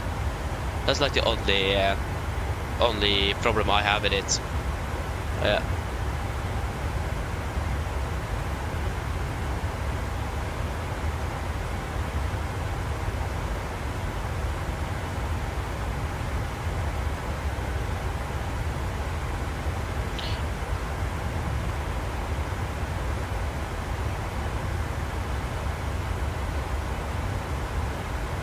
Yeah, you tried the joystick. Yeah, it is actually really good. It is. But again, it is something with Thrustmaster products now that I had a problem with the sensitivity in my yoke as well, so I need to get it back or switch it on reclamation or guarantee or something like that. It took me over a month to get a new one. But yeah, I had to fix. For some reason, when I bought if you know the Thrustmaster yoke, you have the thrust levers below the yoke itself, underneath the yoke. When I moved the left one up, that for some reason turned the ailerons on the aircraft to the right. I'm not quite sure why that happened. So that basically I didn't design it to anything. I did it myself. So I remember we flew from Riga once, so landed in Oslo. I almost crashed on short file because that suddenly happened. It moved a little bit up and the aircraft banged to the right. Thankfully I did react quite quickly and managed to turn the aircraft to the left again. So, and now I have a problem with the camera sensitivity on the joystick here. As you can see, I can just move left and right because I can't move up and down anymore. If I try that, the camera or the sensitivity will make noise again, or the axis, and that basically makes the camera continue down. So yeah, I'm not quite sure why it is, but I have always had some problems with some sort of axis or something on Thrustmaster products. But even though it is good, I do really like it. I do think about maybe I should buy a new Airbus joystick because this one is broken. Again, also the camera or the hand switch on the top of the joystick with like you can move the camera. Both the left and the up button doesn't work anymore. The cable is cut. I accidentally managed to break that one when I was going to screw this unit together again after trying to fix the sensitivity. So that one doesn't work. And also again the sensitivity is a little bit off with the noises it makes and so on. So I do wonder if I should buy a new one so I have the tiller again. I also thought about buying a new like a completely different joystick, so I may not encounter the same issue. But I do really like this joystick. It is really nice. So yeah. But yeah, the thing is, Adrian, I got the last unit that this retailer had on this yoke, and because I need to deliver the quadrant as well. I'm not quite sure if they even have the yoke left. So I actually got it on outlet. I didn't even get a brand new product, I got it on the outlet. The replacement. But again, I can't really do anything with my joystick. First of all, it is I don't have any guarantee or anything on it left. And second of all, I have opened it because I tried to fix it. But that was also after the guarantee went out, so I couldn't do anything nevertheless. So that one, I need to buy a new one. And the yoke as well, it is just a camera thing. I don't really use it too much. I'm using just left and right basically. I'm not really using much up and down. I have the other hat switch on the left here.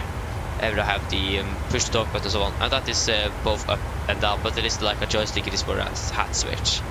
So, but if I encounter the same problem here again, then I will of course send it in. So yeah.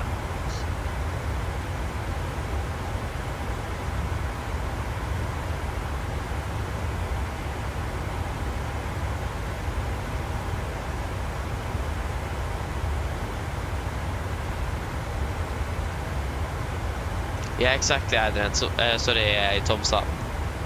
So there is something wrong with the twist axis on the joystick.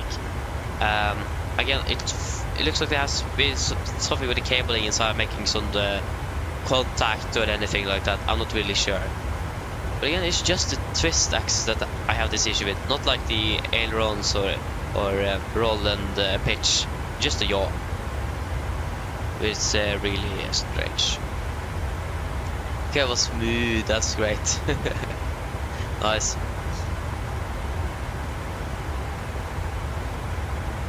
Okay. See you soon, Einar. Gonna do a fuel check at Godem. Okay, we are there actually in about 10 minutes. Oh, that's perfect. There you go, Godem. The best place to do fuel checks is over like both parts of France, but especially over Belgium and Netherlands, because they have a lot of waypoints after each other there. Basically almost every minute. It's insane.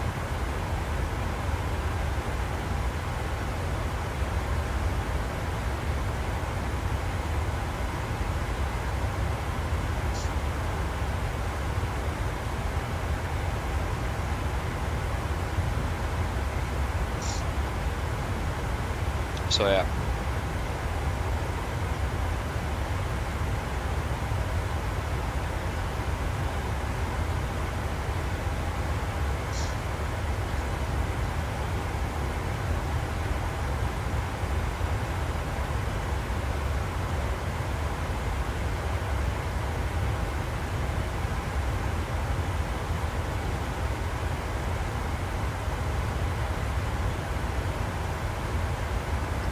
Huh, that's strange, Tomsa. One thing though, if you go into the settings and control options and to find the axis for the twist, try to, because you can reverse the axis, so it does the opposite thing. If you just try to go in and click on that reverse axis or something, maybe that should work. Again, it might be reversed, that's why it may cause that. So just try that to see if that could help.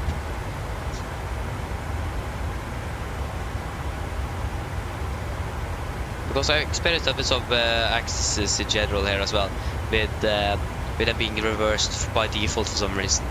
Really strange.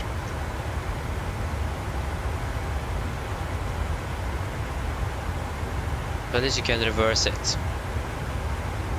And you should be able to do that on all axes actually, as well. All of them.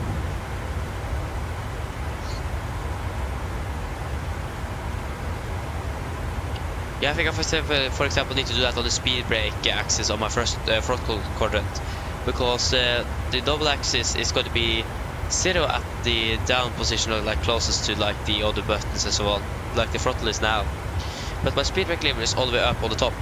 That means, so then you can just reverse the axis. So that means if it's 0 on the top, and then extend it down to the bottom, it goes to 100%. So you can just reverse it, and then it should be hopefully working. That's a decent option to try to fix it.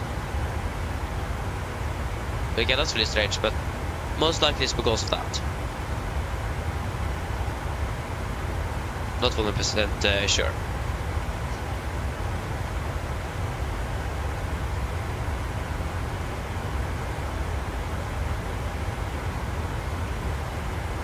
Oslo is still online. The clock is like 9 or 2100 local time. Okay, it isn't that late, to be honest. So yeah, but we still have like 2.5 hours to go before we're landing in Oslo. So yeah.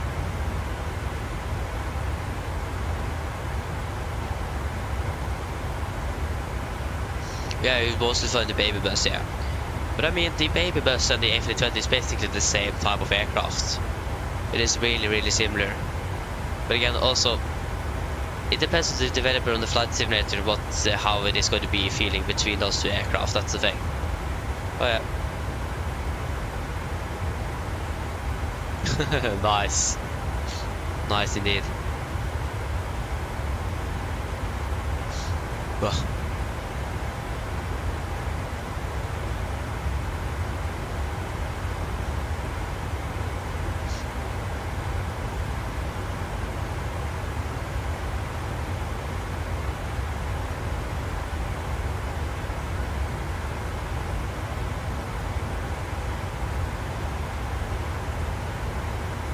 At least you're entering France again. That's good. I think we're still over French airspace actually. I'm not quite sure if this is actually French airspace, but it might at least be French controlled airspace. That could be it.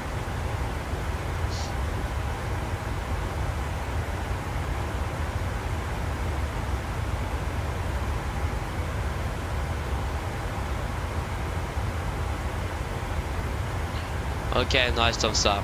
To be honest, I don't really have any ideas. I'm sorry. I don't really have anything. Billund, for example. We flew out of Billund yesterday. Just again, an idea. It's really nice actually to fly out of Billund, it is. Especially if you like how the world updated, so you can see the Lego house if you're approaching runway 09. Again, you won't miss it. It is, you can really see it really nicely on the approach. It is, to say that way, it's really bright. So yeah.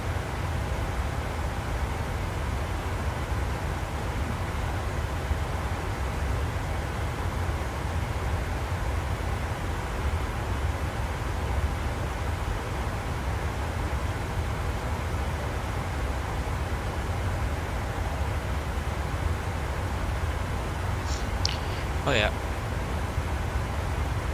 Can we go to do a fuel check shortly as well? In about 4 minutes-ish.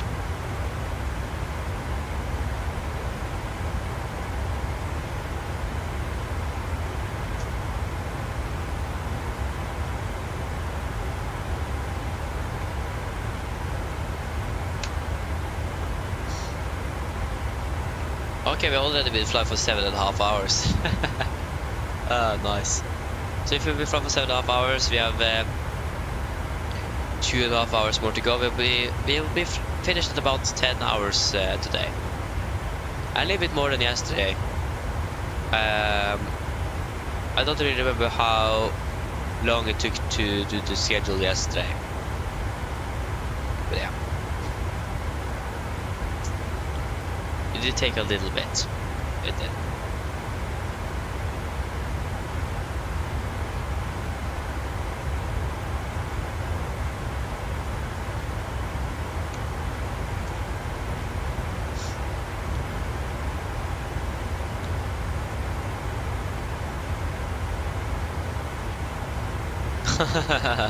Nice, thumbs up. Nice. Okay, I got to do landing challenge. I mean, that's actually nice as well. Not bad. It would be really cool if it like was the landing challenges for the 747. I think you can actually download landing. You can actually generate your own landing challenges. But for what I know, it is quite complicated. But you can download it from flights.io and so on. I think there is some available for the 737. That's really nice. Hello. Hi, Captain. I just wanted to come by and ask if everything was going okay. Yes, everything is fine, thank you. Great. That feeder aircraft is smart. More, just give me a call. Of course, he just skipped straight north because he did straight on the heading. Or on track, sorry. He's a smart guy.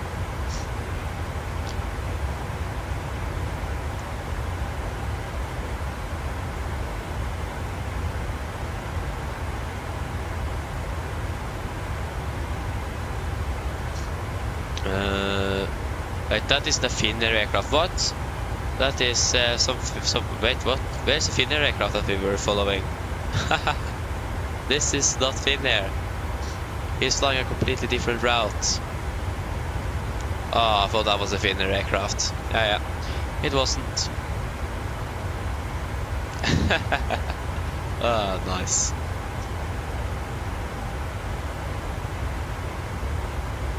Yeah. Oh, I forgot to reset the fuel, I'm sorry.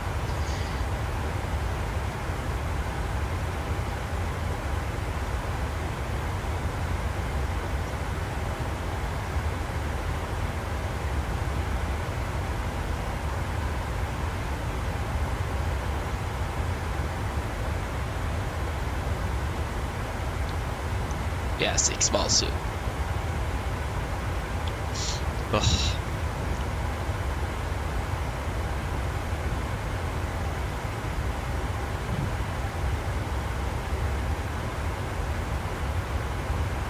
Okay, so we can do a fuel check at Gode. So Gode. 7.7, we have this connection 8.1, so that's 400, that's good. 4.6, we have been burning approximately 4.3. And flight time 1 hour 32 minutes. We are passing over Gode shortly. We will fly for 1 hour 30 minutes, shortly 31.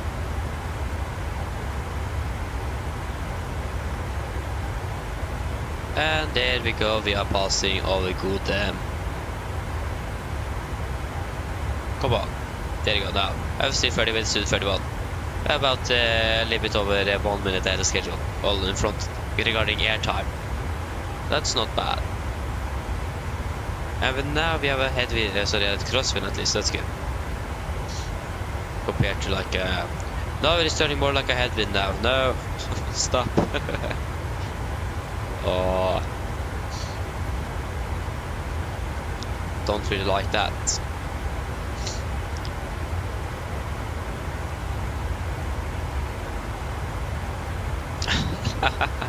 Nice. Yeah, Area 51 as well. Good luck.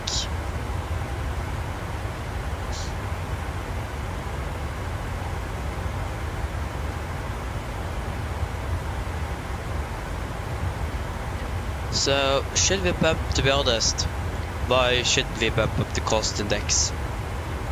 I think we should bump it up. Up to 40. We'll probably save about 4 minutes on that. So that's not bad. Maybe even more than that. The weather in Oslo.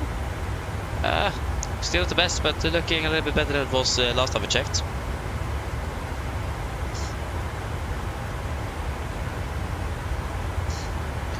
Yeah, we will at least find out. So again, we're landing with still 1.2 tons more. With 1.2 tons. Actually, what I was supposed to expect to land in Oslo with, nevertheless.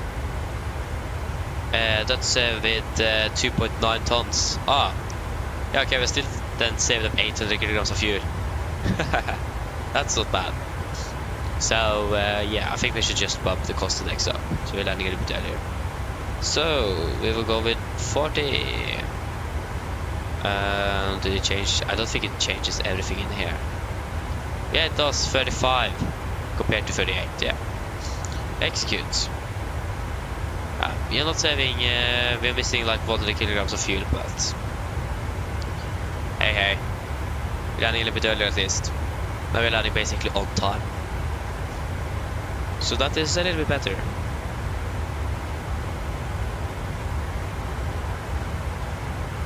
Again, our target is Mach 0.79, we are currently flying Mach 0.785. And we are steadily increasing speed, so that's not bad.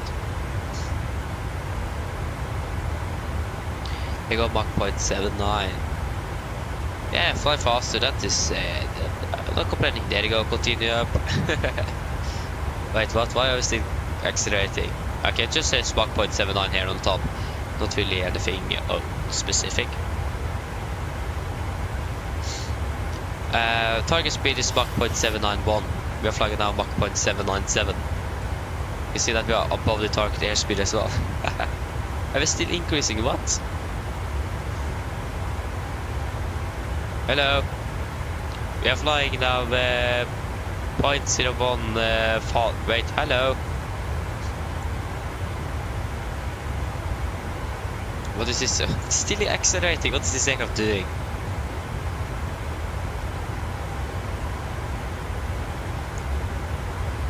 It is still accelerating. Oh, nice. Yeah. That's interesting. Again, the target is Mach 0.791. We are currently flying on Mach 0.803. 804. There you go, finally we got reducing the thrust. Finally, that was finally time on that, for that. I mean, I'm not complaining of flying on Mach 0.8, but that isn't really what the target speed is though. And now the speed indicator doesn't really want to, or the target speed indicator here doesn't really want to decide where it's supposed to be. That's great. And now the speed is reducing a little bit, yeah.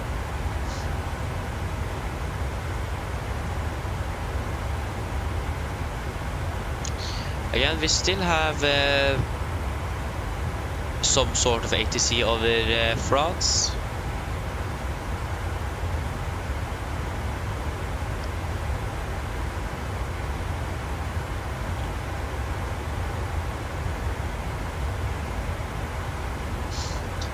It isn't like Paris control, it is Reims control. So cover northeast of France, flight level 295 plus. Yeah. And then again we have Brussels control as well.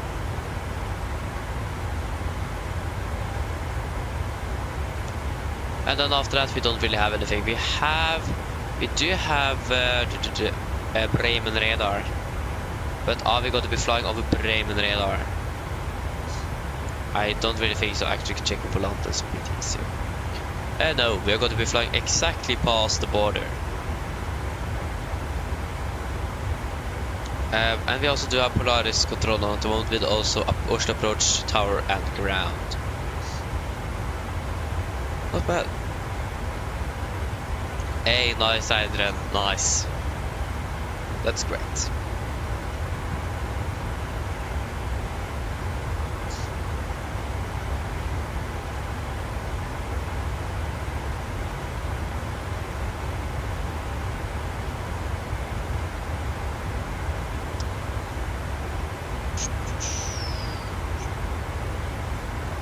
Is there a lot of flights out of Oslo tomorrow? I don't think so, but it might actually be.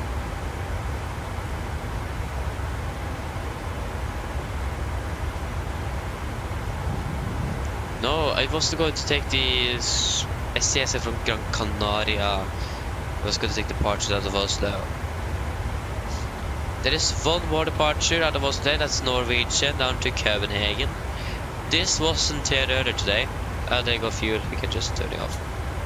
Good. They are actually delayed. They're departing to Copenhagen now at 00:29, so they are 4 35 minutes behind schedule. And they're flying on the Norwegian Air Shuttle VOC as well. But yeah, they're flying from Gran Canaria to Oslo, then they're flying from Oslo to Copenhagen, and then they're flying from Copenhagen to Milan. Wait, is this a repositioning flight? It actually might be. Maybe, I don't know. Hard to tell. But there is a little bit of departures tomorrow morning. Actually, quite a few. The normal schedule on Sundays. Actually, a lot of flights tomorrow. That's a bit unfortunate, because we are not going to be flying tomorrow. Can we see the schedule for... Yes, we can already see the schedule for Monday. There's actually quite a few departures on Monday as well. Ooh, not bad, not bad, not bad.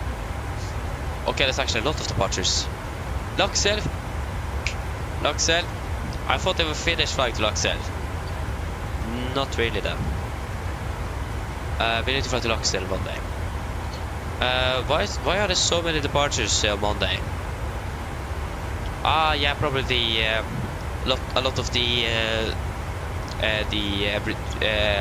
yeah, normally when they're reducing the schedule is normally after the from the 25th and towards 31st, I think, is when they are really tightening down the schedule.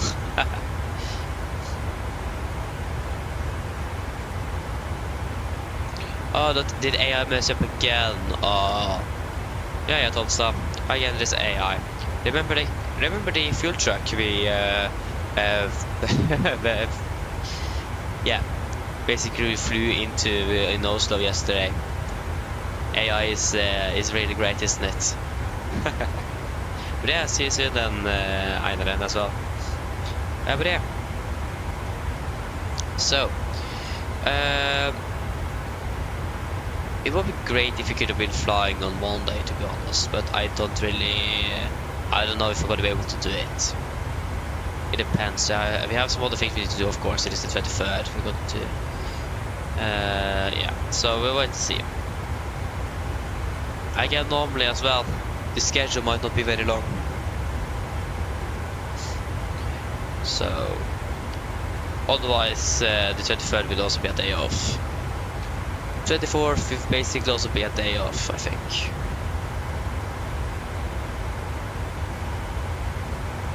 Most likely. We should be back on the 25th, but it also depends.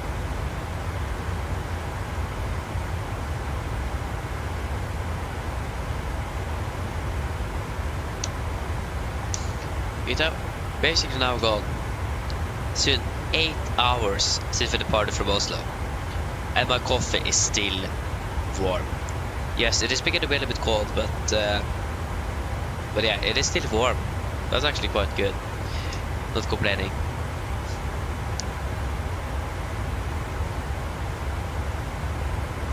What happened with my mouse? It is suddenly very, very slow. I do in general have a really sensitive mouse. Basically because I don't really have a lot of space on my desk for the mouse, so that's nice.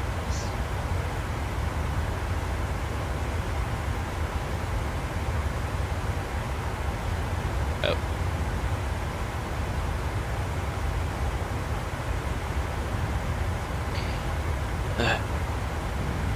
Now my computer just messed up my sensitivity setting.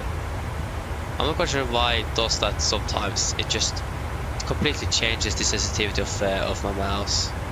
Is this it's a little bit slow. I think I need to go to full. I do really like a sensitive mouse, so I don't need to have really large movements. Okay, this is maybe a little bit too sensitive. There you go, we have a fuel master portion. Nice.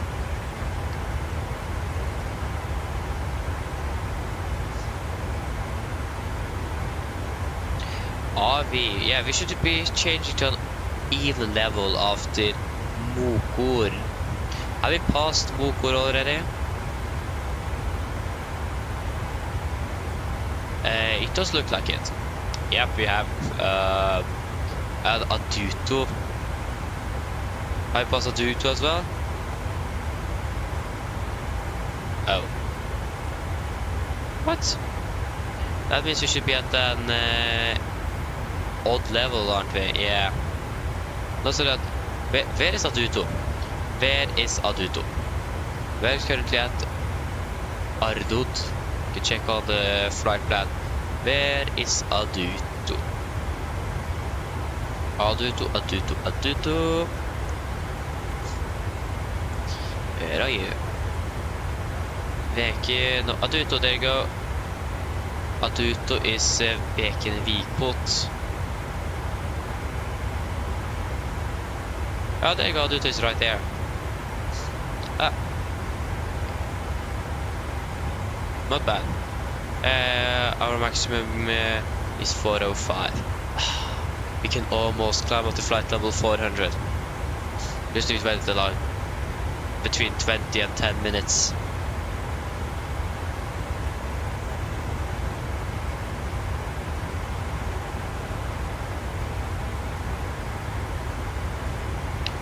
Nice. At least, nevertheless, if I'm going to be climbing up to flight level 3, sorry, to 400 or not, we're still going to be probably cruising at 390 at Aduto. Aduto, there we go. Does this work in the 737?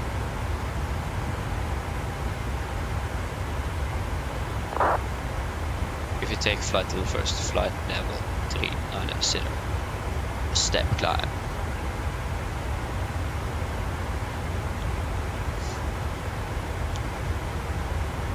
What? Oh, now it disappeared completely. Yeah. Okay, it works in the 777 at least, but not in the 737. Okay, good to know.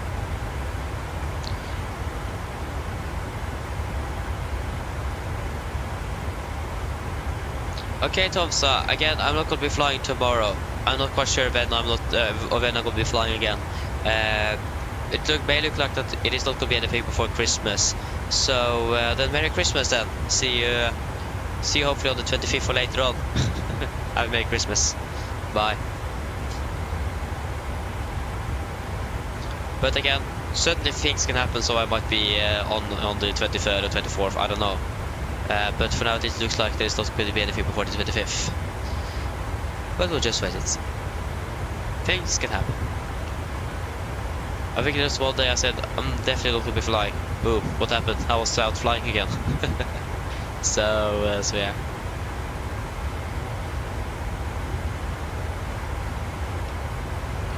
But yeah, it does depend a little bit. On the 23rd, I need to be finished at least before 12. That's for sure, so yeah. Thank you, Tomsa. Catch you later, indeed. Merry Christmas. Bye-bye.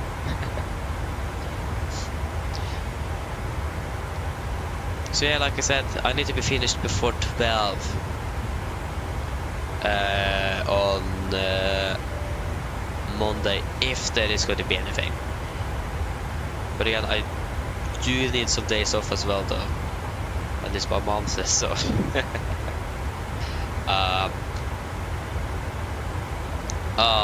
Polaris, everything in Oslo went offline at the same time. Yeah.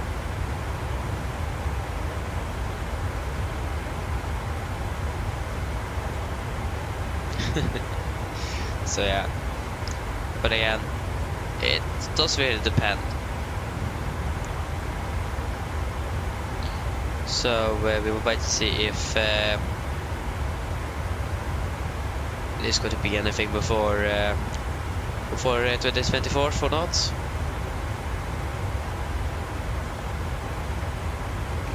Ah, nice. Wait, Foxtrot Klima with, yeah, Florø is that, isn't it? Nice. Enjoy flight to Florø though, Einar. That's nice. Unfortunate with ATC though. Not really unexpected. The clock is like 21:30 soon, 21:25. So it is really expected. I remember when the controller for Polaris was online to like past midnight, and he almost fell asleep where he sat controlling us.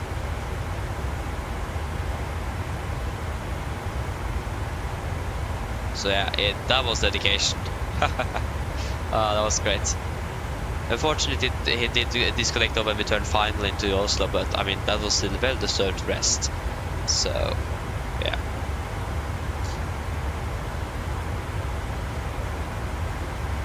We need to do the fuel check in 13 minutes. Oh, that was the wrong button. So, at 32 at Ronax. Yeah, we can take Ronax then. At least.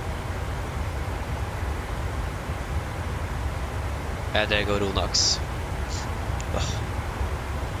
Are we going to have France online? Yep, France is still online on the northeast, about 295.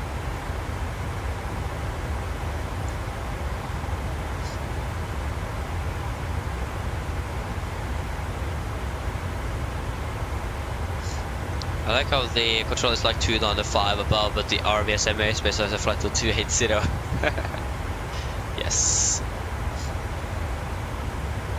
Yeah, we are landing in Oslo currently at 22:35 UTC, so 23:35 local time. Yeah, 23:35 local time.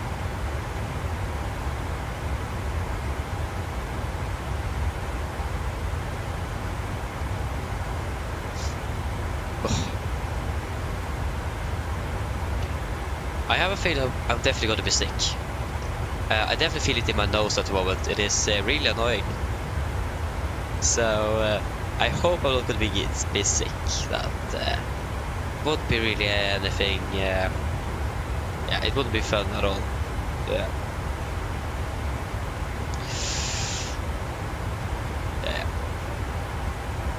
I mean, we could have got a flight today where we would have been landing in Oslo at like 1 in the morning.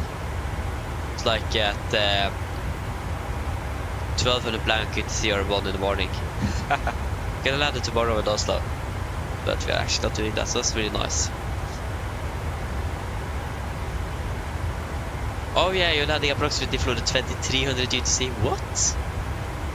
So late?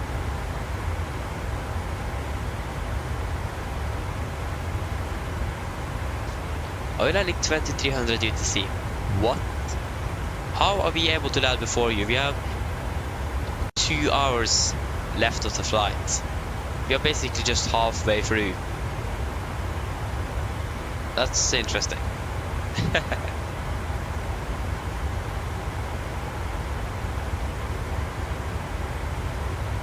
No, UTC is not local time. UTC is compared to Norway, so UTC is 1 hour behind, so you need to add 1 hour on top of the UTC time to get the local time in Norway.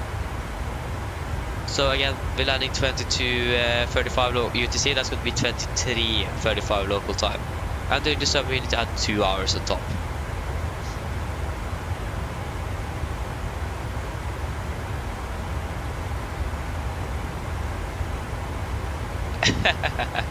What?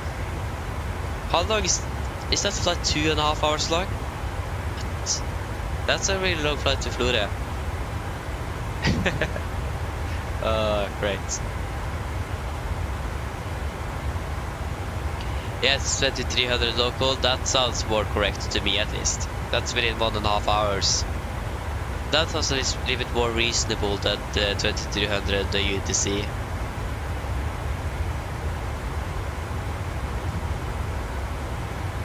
Okay, yeah,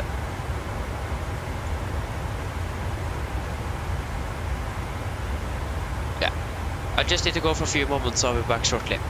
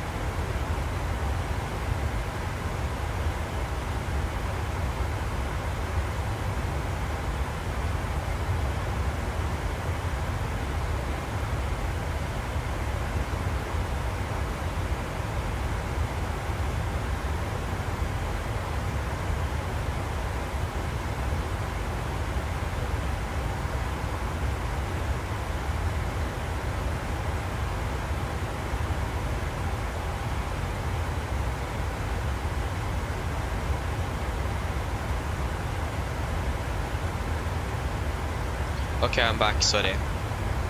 Okay, we missed Luxe, but Surab was just like 1-2 minutes after, so that is perfectly fine.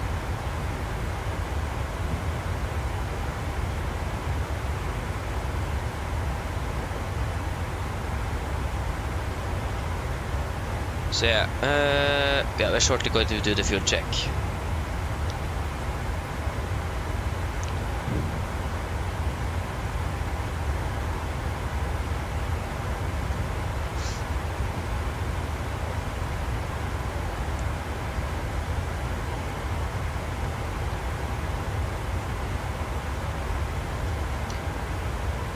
Yeah, just got to do the fuel check before I answer anything else.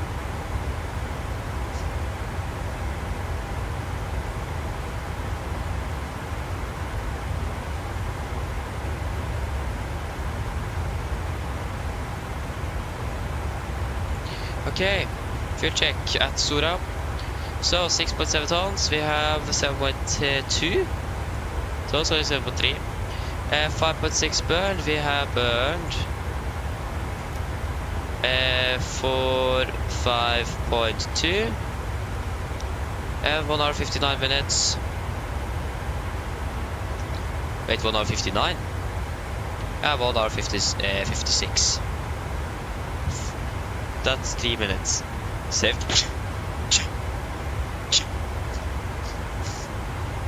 Excuse me. I probably are going to be a little bit sick. yeah, that's great. Like, who doesn't get like who doesn't like catch a cold or anything like that during this time of year? It's really it is really out of the ordinary either. Really expected. So yeah.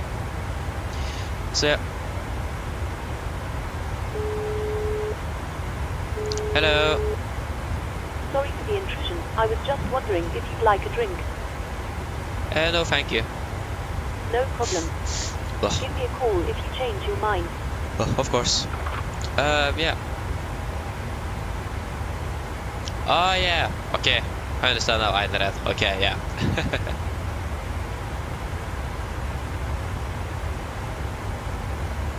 yeah, Einred. We could just say that there's a technical issue that needed to be fixed. Oh. I'm not quite sure how loud it is when I'm yeah, it looks like you guys can actually hear it. I do apologize, but again, I'm currently starting to be sick. Most likely.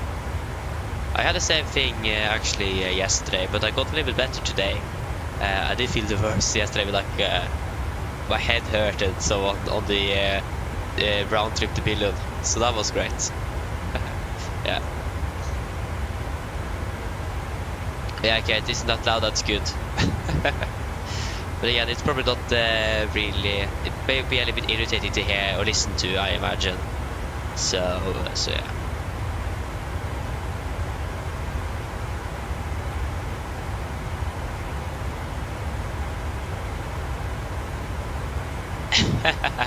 Nice, Einred, nice. Oh, that's great. That's the best explanation I've ever heard. Or like, not explanation. That was not really correctly formatted, but yeah, I don't know what to say. I'm sorry, I can't really think. Yeah. France is still online, so they'll be Brussels. If they too could just be online, that would be fantastic. It would be great with some A to C. That would be fantastic. We are just a little bit halfway through the flight, so we still have plenty of time on or in the air.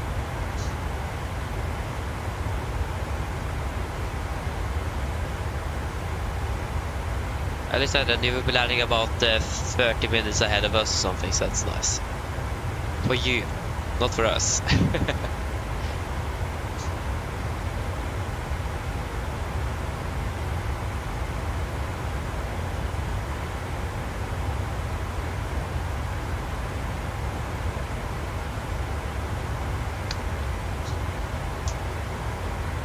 Again, the nice thing with the flight down to Faro is that we actually had some sunlight. Basically through the entire flight until the landing. Now we have nothing. It isn't really much to look out. Yeah, you could look at the stars. Could you actually see the star drawings? Yeah, is that the isn't that the Karlsvogn? What's that in English again? Isn't that you? I mean, it does look like it, but it was really tilted.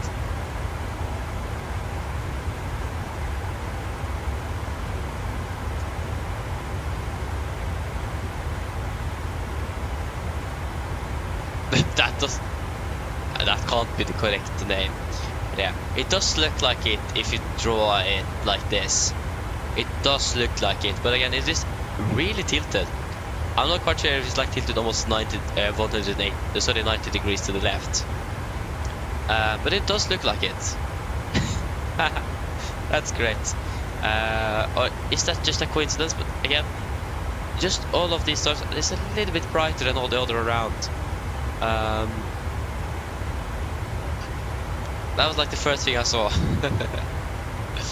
But yeah, do you guys also see that? It looks like it. Again, Translate was really good at translating that. So yeah. Yeah, it is indeed Karlsvogn, it is, but again, it is really tilted. Is it really that tilted in real life? Why does it even have that name? You name that star picture. Really, it probably also does depend on the angles of you're looking at the stars though. Like on this picture it is actually tilted down, but it is the same amount of stars, 1, 2, 3 and then 4. 1, 2, 3 and then 4, so it's the same amount of stars. But this one is tilted a bit further down. Yeah, here as well. Here it's tilted 180 degrees around, so that's tilted down. So again, it probably does depend where on the globe you are. That could be it. Like the tilt of the Earth and so on. That could make sense.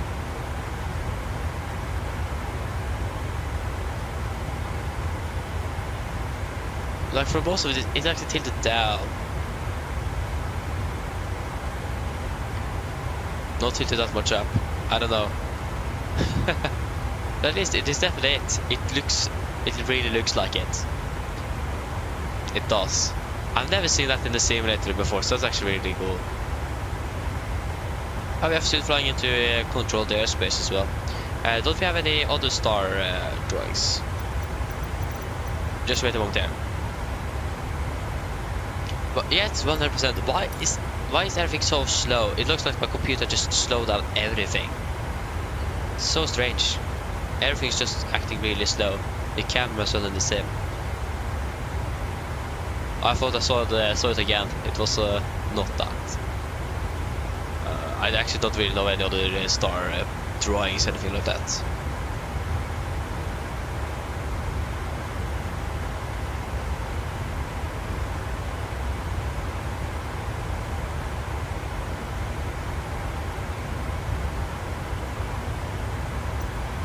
Yeah.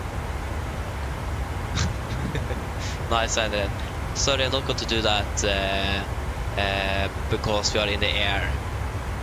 I apologize, but I can't really do that now. But maybe another day though, once I'm not live, for example. I should actually probably begin to join the voice call on the Discord server when I'm not live. I see there is some activity there. It would actually be really nice to chat with you guys there as well. Maybe another day. 133005. Ugh. But we can definitely find a day where we can do that, probably. Again, that would be really nice. See what we can do.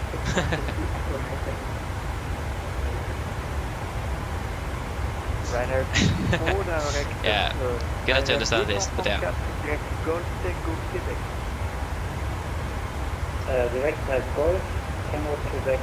Yeah, exactly. I see that you guys have been talking, but I haven't really joined. But I should probably do that one day again.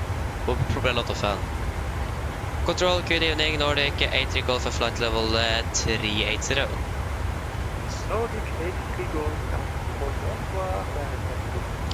Delta 22 Nordic 8 Golf. Control to the Emirates 206 90. Again, I need to look. There you go, I do too. Again, I know that you guys have been enjoyed talking, but I haven't really enjoyed. But I'll see what I can do in the future.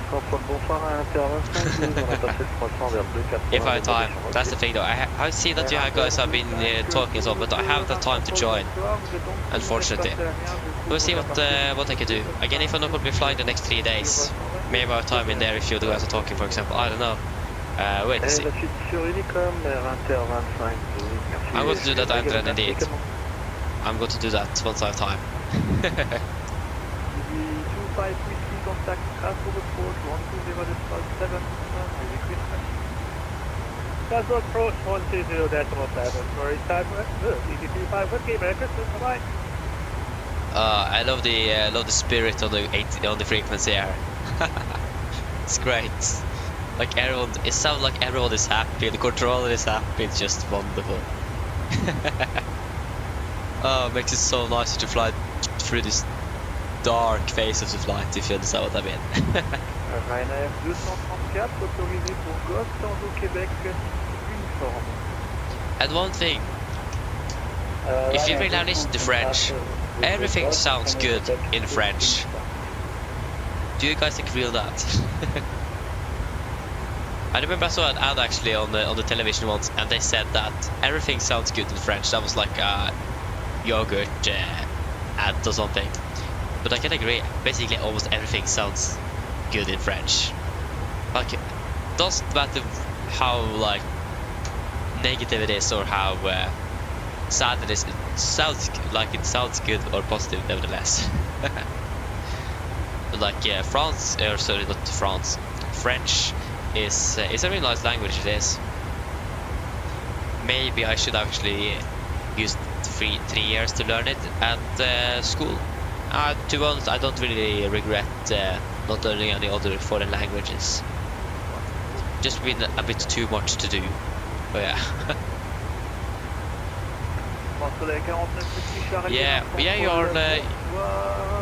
Yeah, you speak French. Ah, nice, Adrian. Yeah, I have heard that French in general is going to be hard to learn, like speak, writing, things like that. But it does sound good. It does. But I heard that it is. I heard that because I probably know that elementary, like from 8 to 10th grade, you can learn between German, Spanish, and French. From what I've heard, German is easiest, Spanish in the middle, and French is the hardest. And it makes sense. But this is a nice language, though.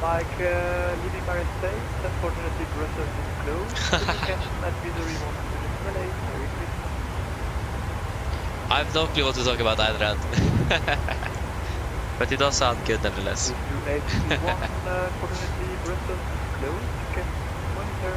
The thing is that, if you guys remember, the last flight or the flight down, the controller got a little bit mad at us because we didn't contact him, because he didn't send a contact me. This controller said a contact me. So I'm not quite sure what the other controller did. So yeah.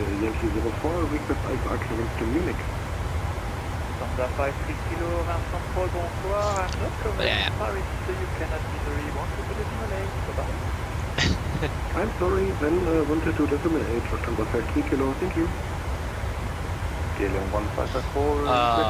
I love this. I love the attitude on the frequency. Exactly what I need now.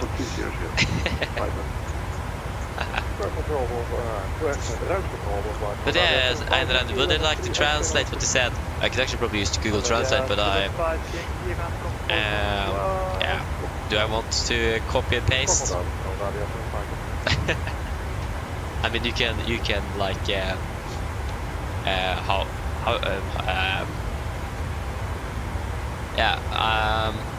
I'm sorry, I forgot what I was going to try to say.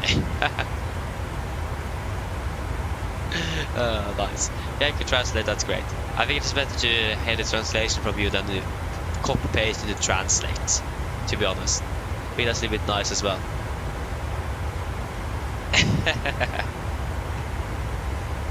Nice. Like, it is something different from from using Google Translate and asking someone else to translate for you. It's something different, it is.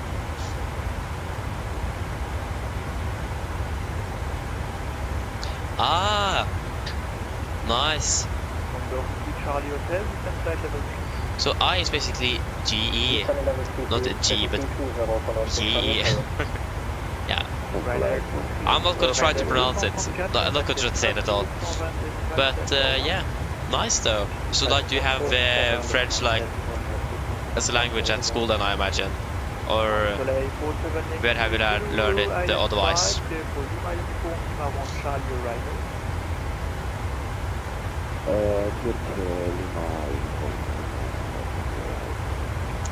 Lull for Charlie level.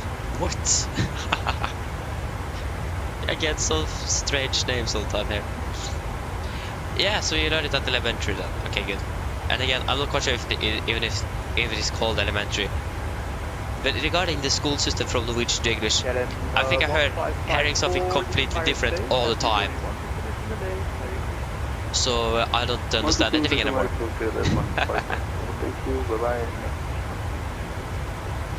So yeah. So yeah, I don't know anymore what's what. I know that elementary is like from 1st to 7th grade, that is. After that, I don't know. So yeah.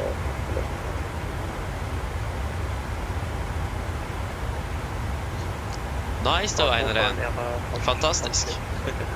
I mean, the good thing is that once you have it, had it for like 3 years at through 8th to 9th, 10th grade, you just have 2 years during high school. Compared to if you don't have a language, you need to have 3 years.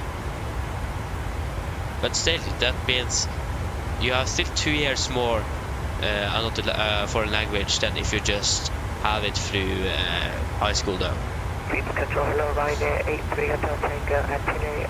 But also some schools doesn't really, I think actually at my high school, if you're going study spec, you can't really choose Spanish if you didn't have it at through 8th to 10th grade. So you can't start from the start off at Spanish. I had a friend of mine that did go English with me during 8th to 10th grade. And he needs to take German. So yeah.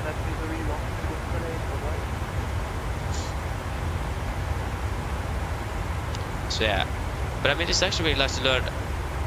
Like for example, when I was going to choose the language before I started the 8th grade, I did want to first of all take English, because again, I was really good at English at that time, and I did really want to improve. And to be honest, I really improved the last 4 or 5 years in English. It is insane. It's a really huge difference. But yeah, so I chose English instead of like French, Spanish or German. But I basically took, I think I took Spanish on second and then French on third, because in the United States, if you want to work with Boeing, for example, United States, you speak also a lot of Spanish.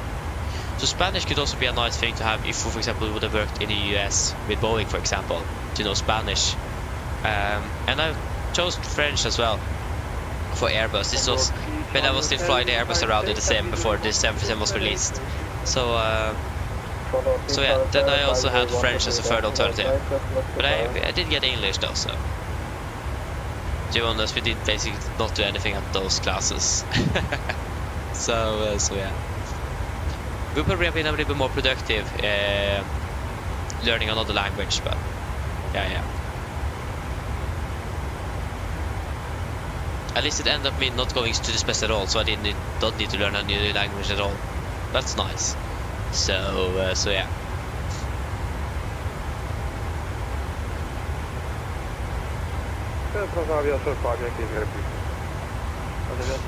Oh, you're on that French and English. Yeah, that's the thing though. You are limited to both the teachers at the school. That's the thing. Yeah. But I mean, French is still a really nice language though. It is. I think about the French or France is that it's closer to Norway than Spain. But the thing is that also you have Norwegian and SAS flying to more destinations in Spain than in France. But yeah. But if you're going to be working with Airbus, for example, one day, they have their base in, or main factories in France. So doubling up with the French is probably not a bad idea, nevertheless. But that's if you're going to be working at their facilities in Toulouse, for example.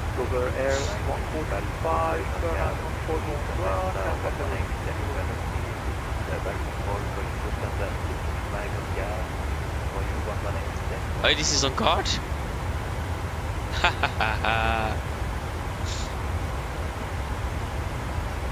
Contour Qatari 8786 on level 330 in Mount West. Okay, yeah, then.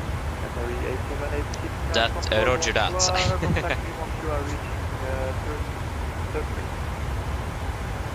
Contacting you back station Carrefour.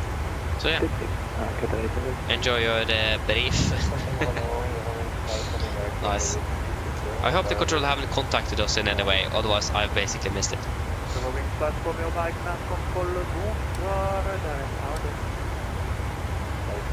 Leaving is airspace now very shortly. Control 1-4, 3-4 Mike, 3-2 3-0. 3-4 Mike, around control, bonsoir, Valek. Sorry, Valek, 4 Mike. I don't think that we might have missed his call or anything.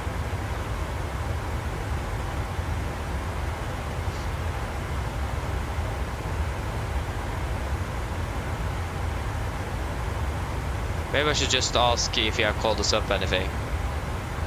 Nordic 83 goals, leaving my space. There you go.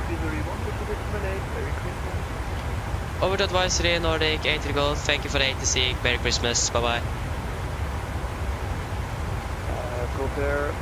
Global Air 145, how are you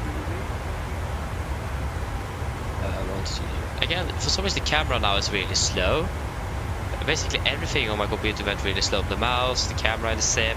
Really strange. Then now we need to be climbing down to 390. Yeah, we can actually climb the 4. No, we can't climb the 4. Won't forget that. 390 is set. Alt intervent. We are climbing. 390. Boom. Set triple. Yep. Good. So I wonder now. Amsterdam radar is online.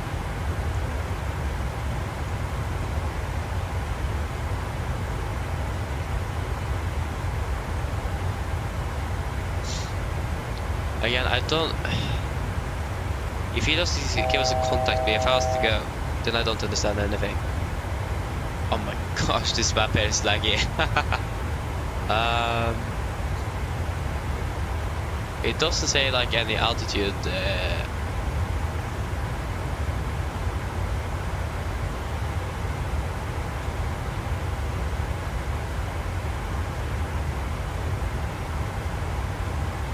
If he doesn't give us a contact, maybe we'll just go to send a message or something if we're going to contact him or not. Just to be on the safe side.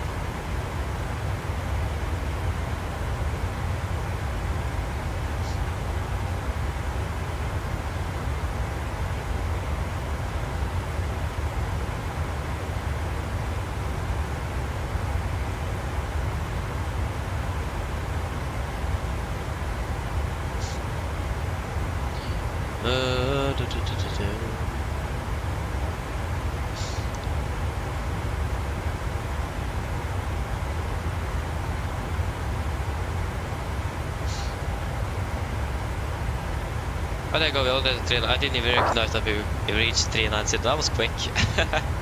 yeah. Standing at 35, yeah. Like, in theory, we could actually see the climb to 410. But safety-wise, we should not try that at all. It's not a good idea. If we want to underperform the aircraft, yes, we can just continue up. If we want to stay safe, we'll stay here down at 39.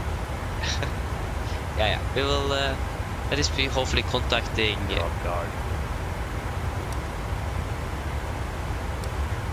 What?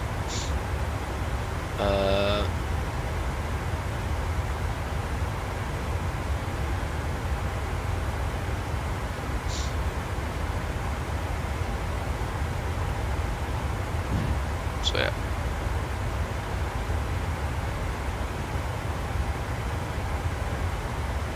Actually, when I think about it, I'm not... Is that Amsterdam? Yes. 12575. Yes. Now I'm happy. Hope you have the same spirit as the French controller. That was really nice. Like, it is actually really nice flying on Christmas Day on Watson when there's live ATC. It's the best. It's really enjoyable. In a control quality, second code Sierra 7, runway 24, my Alpha 10.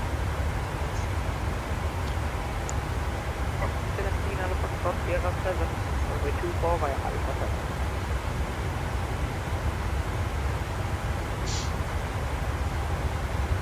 Flyer 4459, she passes 2000, climb level 200.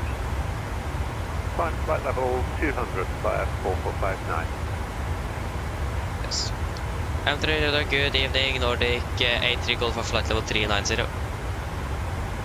Hello, Nordic 83 Golf, maintain level 390, welcome. Nice. Nordic 9er, Foxtrot Zulu, contact nemen, de frequency 126.325. 106.325, Company. In a 494, stop descent, flight level 80, and after Schugle, direct Sierra Papa Lima. Stop at the descent 8000 and then after Schugle, Sierra Papa Lima, KLM 44. To Sierra level 80. Stop descent at 80 KLM 44. So again, this aircraft here is going up to Longyearbyen tomorrow. Not bad. It's probably not a lot of fun flying to Longyearbyen though. Now it is like dark 24/7. Hello, EC 63 Alpha Zulu, start and push approved to QNH 1001.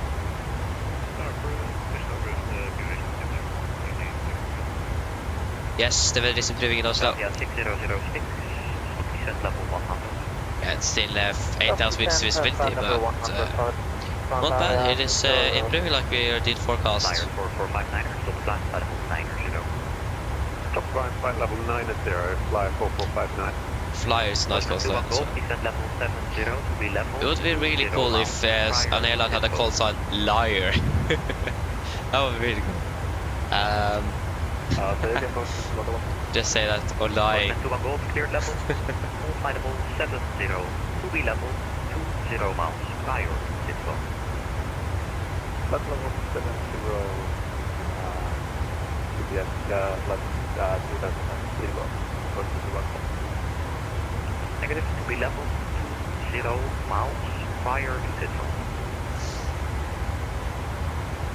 20 miles to be level 10 Tidwell.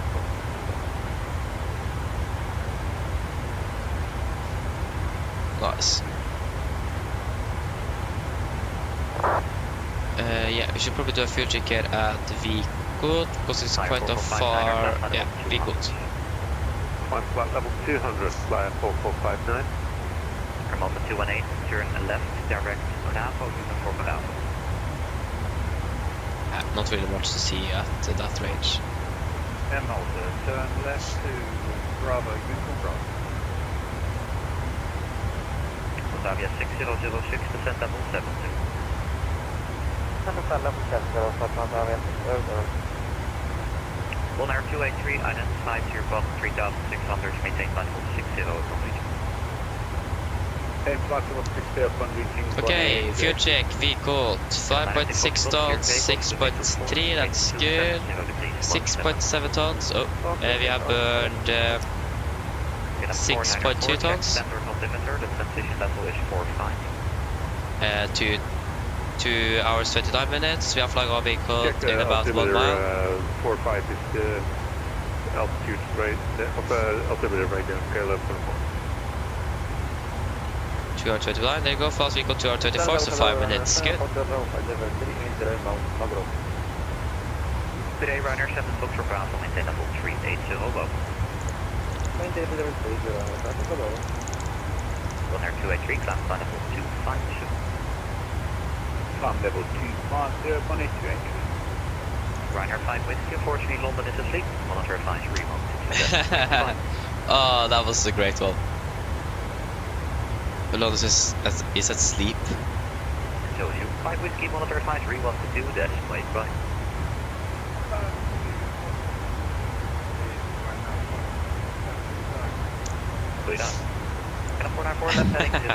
That's nice. London is at sleep. Turn left 085, KLM for the port. Delta 218, climb flight 310. Joris, hello again. Welcome. Hope you're doing well. From Headway 175 Yankee inbound the Zealand, descending 120, handle coming smash it up. First get on 300 Foxtrot, Mode Charlie. Yeah, if we should now be more traffic.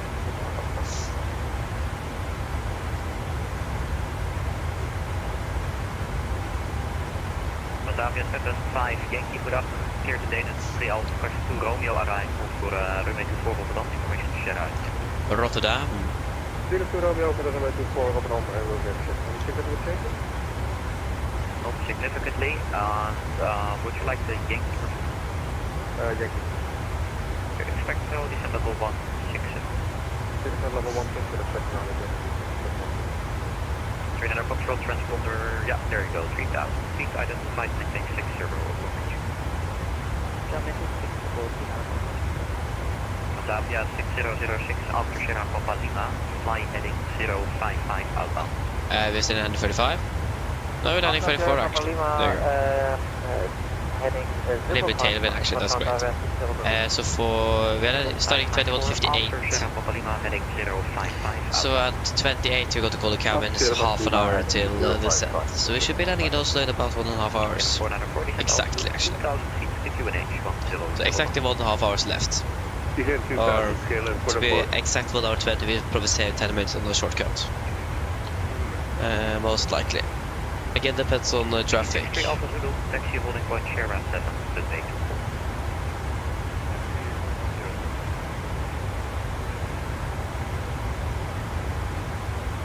Airmont 218, monitor at 9 1 to decimal 3.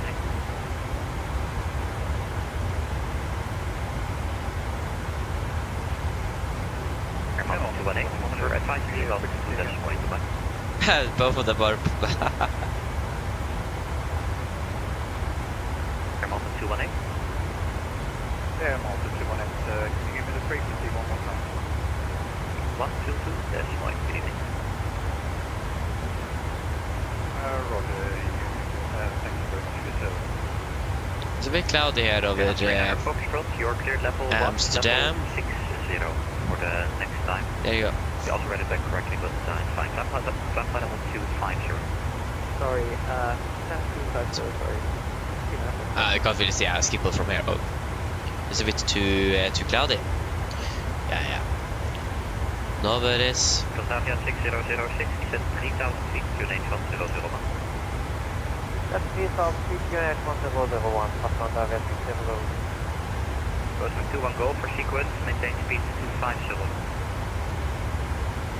250. Batavia 7, first Batavia 75 Yankee, descent level 60. Descent level 60,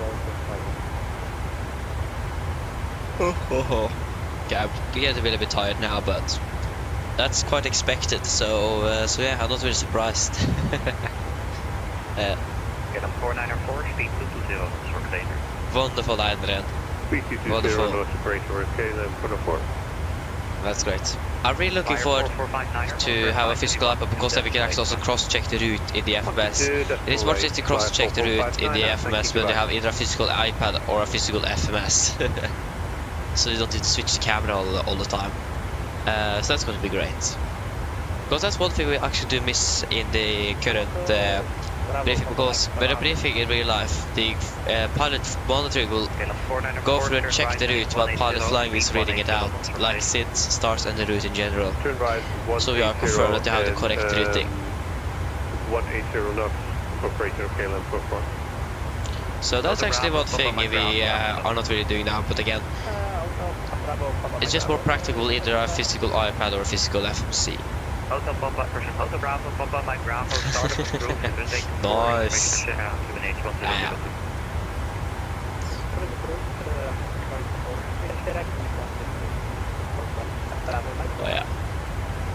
Oslo Norwegian PMDG Faro contact.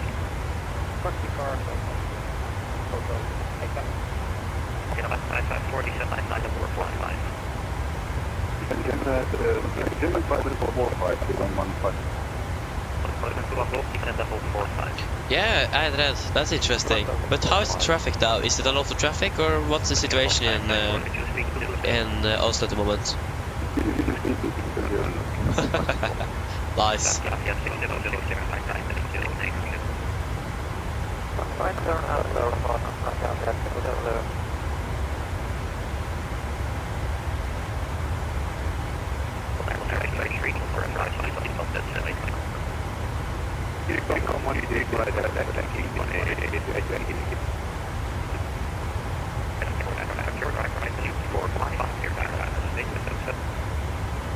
But also, how is the weather in general in Oslo? Is it looking good? We still have 8,000 visibility, 8,000 meters visibility at the moment. So anyway, how in general is the weather looking?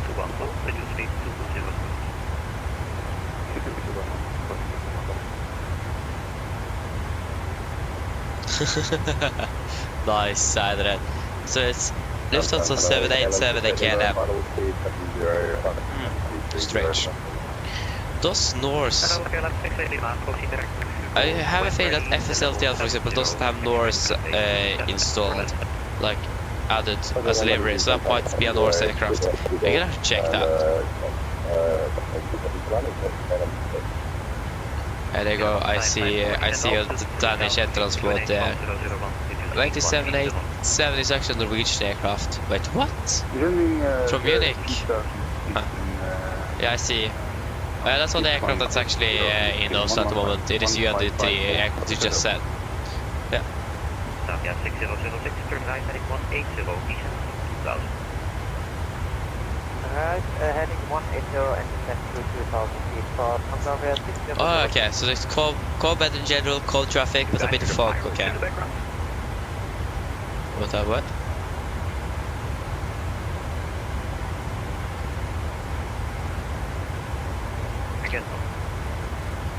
What did you say? But yeah, like, is the weather?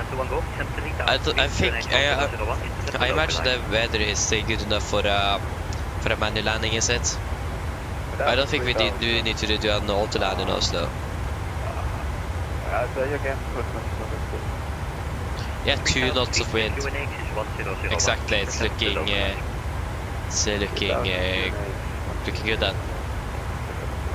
It is mainly the visibility I'm looking for. Against this 8,000 meters here with light rain, all across the 400 feet. It's above minimums at least for a manual landing. Oh. Navia 6006 in case of overshooting, you may continue on heading 300 and your speed is now 180 knots. Speed 180 and say the heading after overshooting, please. 300 in case of overshooting. 300 in case of overshooting, Postman 600. Postman 2 on go, reduce speed 160. 160. 554, turn right, heading 140. Oh, nice, nice. Right, heading 140, kilometer 504. Get on 494, runway 7, clear for land, wind 27. Yeah, exactly, Adrian, yeah. See you up in the air then. Enjoy takeoff. DC-60, Alpha Zulu, runway 24, clear for takeoff, wind 27. I need to find out afterwards which intersection did you use for departure. Since again you are an ATR, you could basically depart from no. Don't need that red at all, almost. I see you later, Adrian. Hotel Mike Bravo, able Victor 4. Able Taxi Victor. Nice. Postman 2 on go, set to 2000 feet, cleared island 27. 2000 feet, cleared island. Batavia 6006, able 180 until 5 miles 5. Yes, we are able for 180 under 5, Tanzania 6006. Batavia 6006, speed 180 until 5, thereafter reduce to final approach. Yeah, exactly 12 minutes to the runways and almost nothing. Yeah, I don't want to distract you anymore now. Bye bye. You need to get the aircraft in the air now, otherwise the passengers are going to be mad. Oh, nice. Gen X 61 Hotel X-ray, unfortunately no further ATC in the next sector, frequency changing.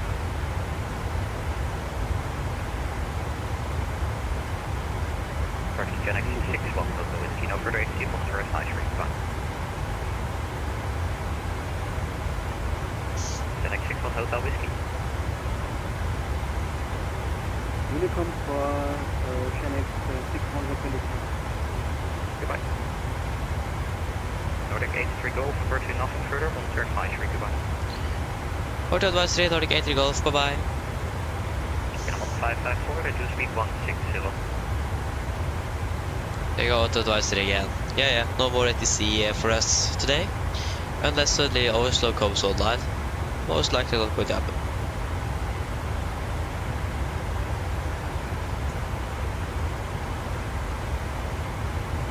Why do I have Brussels airport up here? I'm not going to look at that. I was going to look at Gardermoen. And arrival traffic. How much is it currently in? It's 2 arriving aircraft into... 2 arriving aircraft? It's a little bit more than 2 arriving aircraft at the moment into Oslo. Oh my gosh, there's a lot of arriving aircraft. Ooh.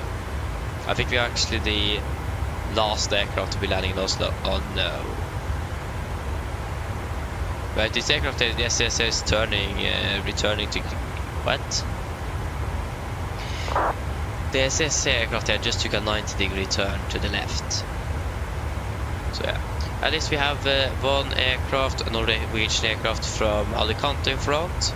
We have one from Lanzarote in front. One from Stuttgart, an SES. We have an SES from Edinburgh in front. We have a landing aircraft now. Good question, don't know what that is. From Stansted at least. Maybe that is, yeah, that is Ryder bus. Then we have a private jet or a little small turboprop into Oslo from, not going to try to pronounce that. We have something coming in from Helsinki and a feeder also coming in from Helsinki. So it's a bit of traffic into Oslo. Again, the SES for some reason just turned. Did it crash or something? It says he doesn't have any ground speed and he's -3 on altitude and heading 314 degrees. That's not good. Yeah. So it looks like we actually will do the last aircraft into Oslo today, of course. Typical. Again, we could like have got a Pristina flight. That would have made us landing in Oslo at 00:55 local time. That would be way too late. Then I would have needed some bit more coffee.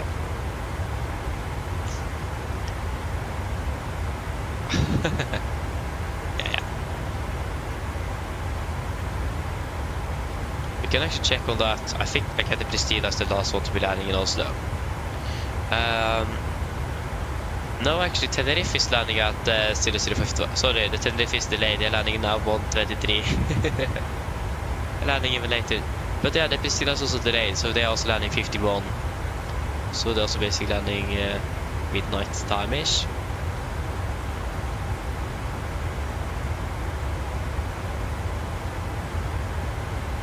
And also Gran Canaria is also delayed landing now 21:21, or they're delayed with like more than 1.5 hours. Oh, yeah. Antalya is also delayed. They're landing now. Oh, they're also basically 1.5 hours behind schedule. What? How in the world have they managed to do that?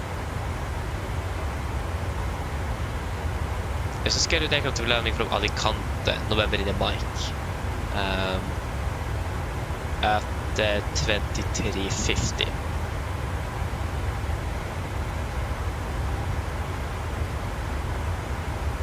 But yeah, they are not departing for like they're basically departing a little bit over an hour. They are supposed to be landing 23:15 also, but they're departing 22:20.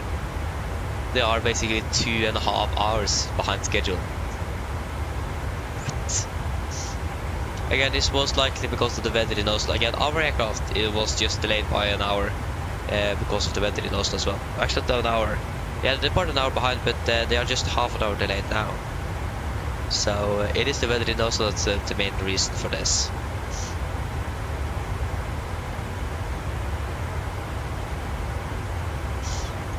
Yeah. Not really. It does make sense. Especially regarding snow and such.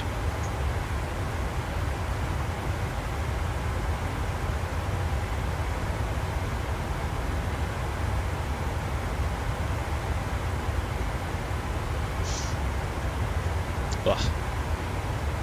Yeah.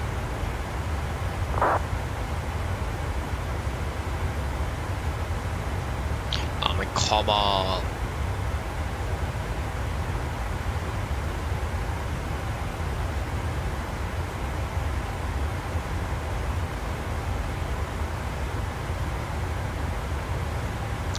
Do we have any more information about the incident in Molde? No. Nothing here? Anything here? I don't think we have anything new. Okay, slippery roads, I don't really care. I'm not going to be, okay, actually going to be driving tomorrow. Forget that then. Anything about it?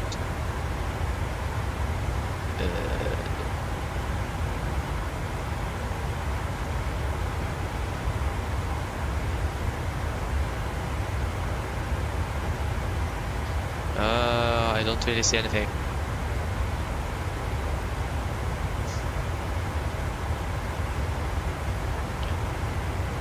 Again, it looks like we have again confirmed that there was a little braking action on that aircraft. It didn't really have much effect. But that is again most likely because of slippery runway. Okay, there was nothing new to report from here. At least the aircraft is in Molde though. They did open the airport just a few hours after the incident. They did find some structural damage on the aircraft. So Norwegian got to be considering what they've got to do with the aircraft. There you go. Yeah. That's something I also do wonder about. If you guys have heard about the AMD safety band, the like the concrete, soft concrete, what's it called? That's on the end of the runway at least. That is made so it's basically going to be stopping the aircraft, like basically on the spot. It is really effective by stopping aircraft and preventing an overrun. For some reason, it is only one airport in Norway that have this, the AMD safety band, and that is Kjevik, Kristiansand. That's the only airport in Norway that have it. And we have so many runways in Norway that is a bit short. That would preferably would be a bit longer. And we have bad weather, slippery runways. Why don't we have more airports with it? Especially with airports that is or that have like the runway ends at the sea, like for example in Molde. I don't understand that. Why do we just have that in Molde, so in Kjevik, Kristiansand? We should have had that, for example, in Ålesund, in Molde as well. Haugesund off one of the runways there would be nice to have it, for example. And many other places would be great to have the AMD safety band. Would prevent something like this. I can find for the aircraft actually didn't run into the sea. But if it was a little bit faster, that would probably have happened. But the AMD safety band would have stopped the aircraft on the spot. And now we know it doesn't have any plans to actually adding that on any other airports in Norway. I don't understand why. That is something they definitely should add. Especially that we have the combination of short runways and the sea on the end of the runway. You don't really want to end up in the sea. That's like the worst thing. So it is really strange, the decision making there. They probably have a reason for it. I actually haven't really read 100% through the article I'm not quite sure why they are not planning to add this to any other airports. They probably do have a reason for it, but we do know that Avinor have struggled a bit financially for the last 2-3 years or something. They're not really. They have 3 or 4 profitable airports in Norway, and they own like 47. That says something. So most of the airports in Norway are not profitable at all. So yeah.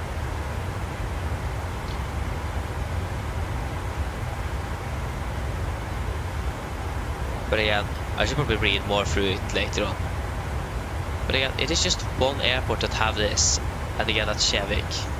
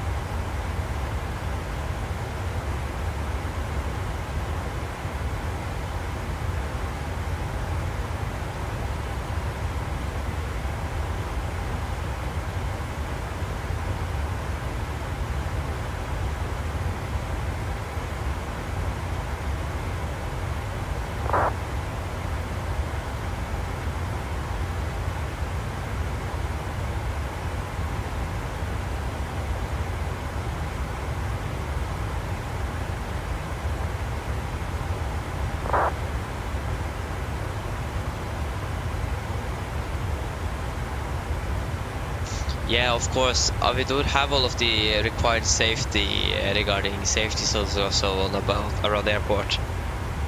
The only reason I installed it in the Kristiansand because of the lack of that, but still. It is a good idea to install it, especially like real airports like Molde, for example, where this definitely could happen again. So I don't understand why they haven't to install that. In Oslo, for example, you don't really need that in Oslo because you have really long runways. Bergen, Stavanger, you probably don't need that there either, but like short runways, like for example Molde, will probably be a good idea. So, like, if you guys remember the Atlantic Airways aircraft that overrun the runway in Stord. Again, the airport in Stord is basically up on top of a hill.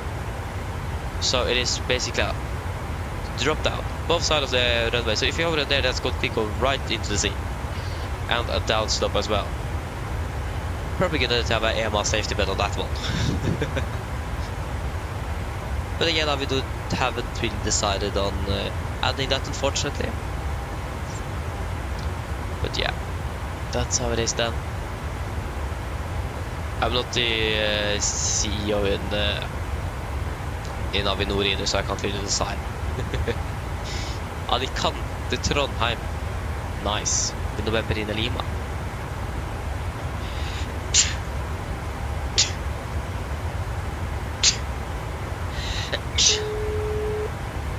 Excuse me.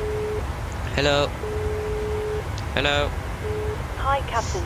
How are things? All good? Yes, everything is fine, thank you. Great. Call me if you need anything. Of course. Or selvfølgelig. Wait, Swede control is online? Are you serious? Swede is online. Sweden. Ground is still online in Faro as well, what? Been online for 3.5 hours. But again, Sweden is online. And Norway is asleep. I think Bergen is online. Actually, Bergen is not even online. That says something. Trondheim is online. Yeah.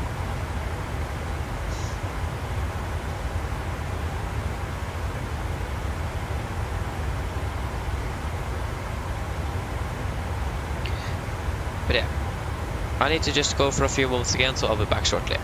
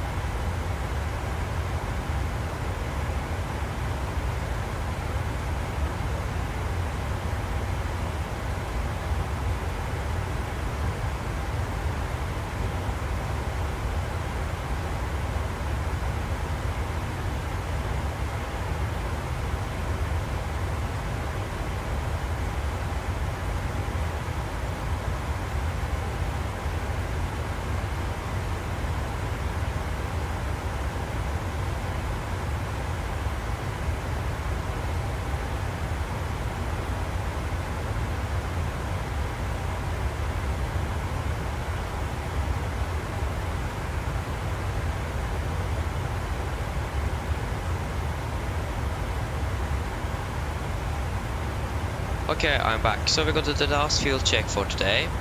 It's going to be at Amada. Amada. That is not Amada.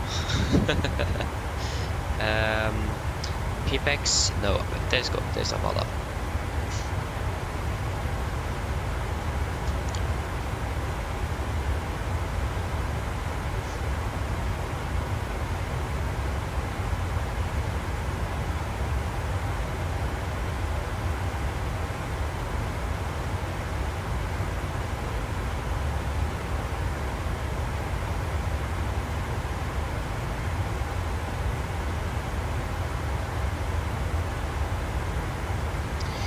Nice.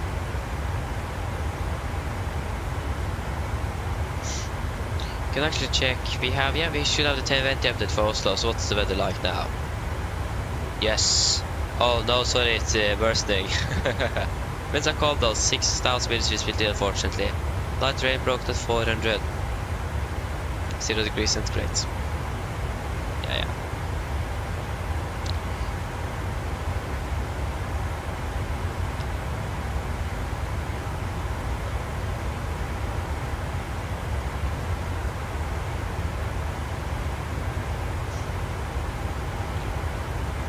We're going to do our fuel check any minute now, and not any minute, any second. We're landing on 36, what? Yeah, we can call the cabin crew 30 minutes until descent.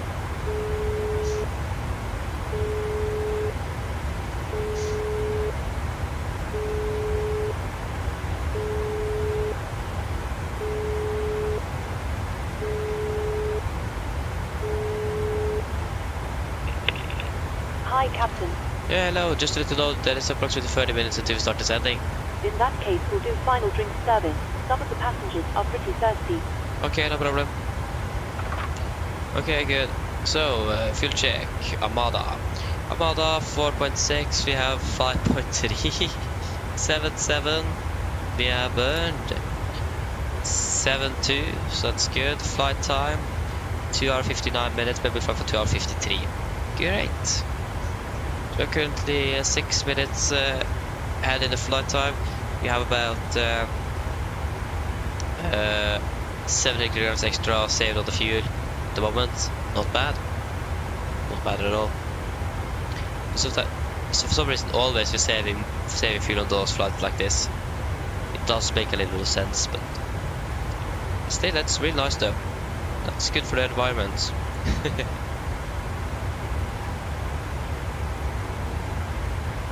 Not that the environment is really affected by our performance in the sim though, but yeah.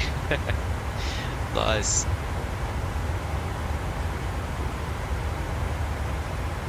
Christopher! Hello, welcome! What are you doing? Oh, sorry, voice crack again. Hey, that's great, you know this route too well.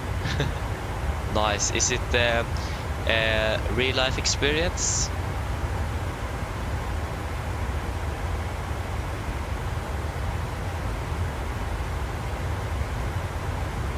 I imagine so. But if it is, how is it down there in the real life if you have been there? It is a really nice airport to fly into, so if it is a nice airport, it's of course going to be a nice city, isn't it? Yes, it is nice. So yeah, you have real life experience. Nice.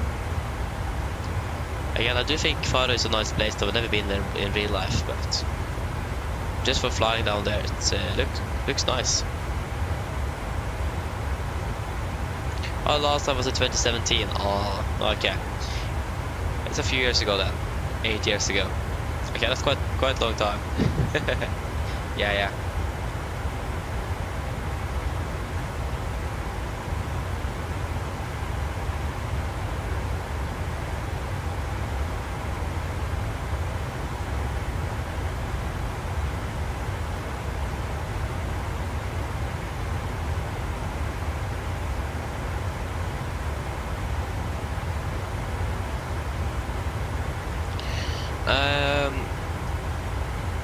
I'll just go for my talk about how the airport is now. Is that what I'm talking about? just to clarify.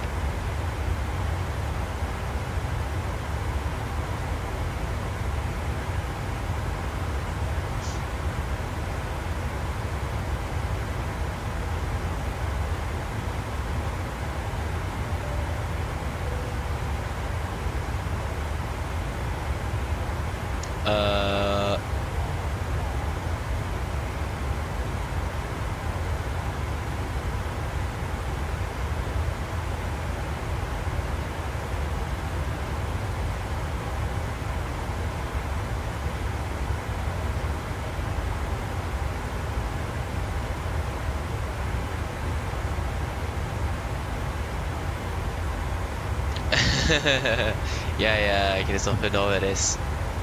So, do you mean like how Faro is now, the airport itself, or is that what you mean?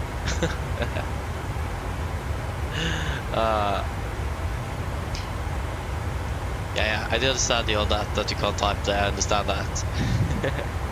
It's beginning to be a bit late. Actually, it's not too bad. The clock is not even 11. Yeah. Nice.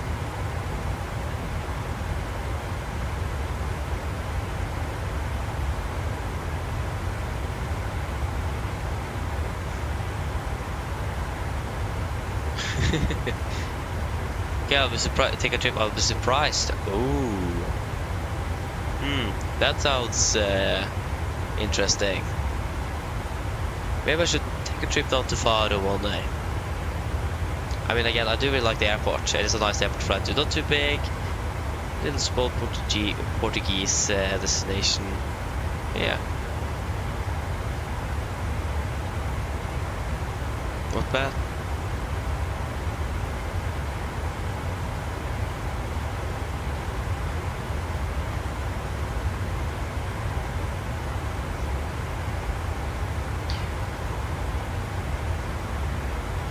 So yeah, again, maybe one day Christopher will fly down to Israel after to Faro. Again, I need to be flying a little bit more real life, so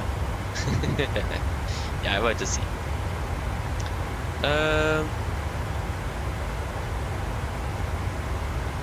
Okay, welcome back. And passing 14,000 feet, 60 feet a minute. Alpha 7. Okay, nice. Nice. Okay, Christopher, have a good night. And I'm not quite sure if I'm gonna be live again before Christmas, so if that's not the case, then Merry Christmas. Sleep well. Salute. Oh, that's great.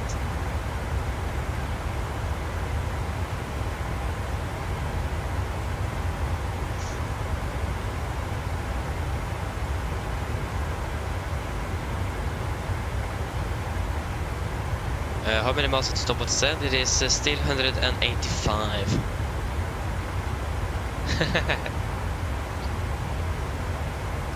Thanks the same, Christopher. Yeah, Merry Christmas. See you later. Oh, great.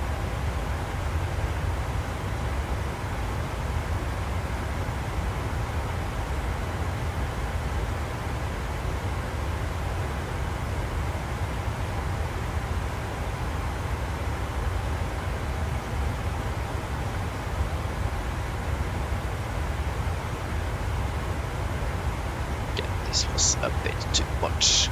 Ah, what should I do?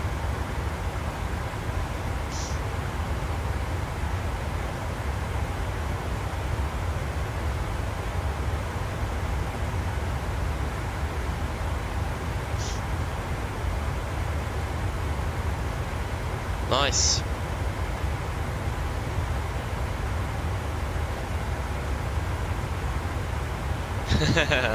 Nice, I did it. But again, it is the Sharpie turboprop aircraft. Cruising a bit lower, slower, but still a nice aircraft to fly though. It is.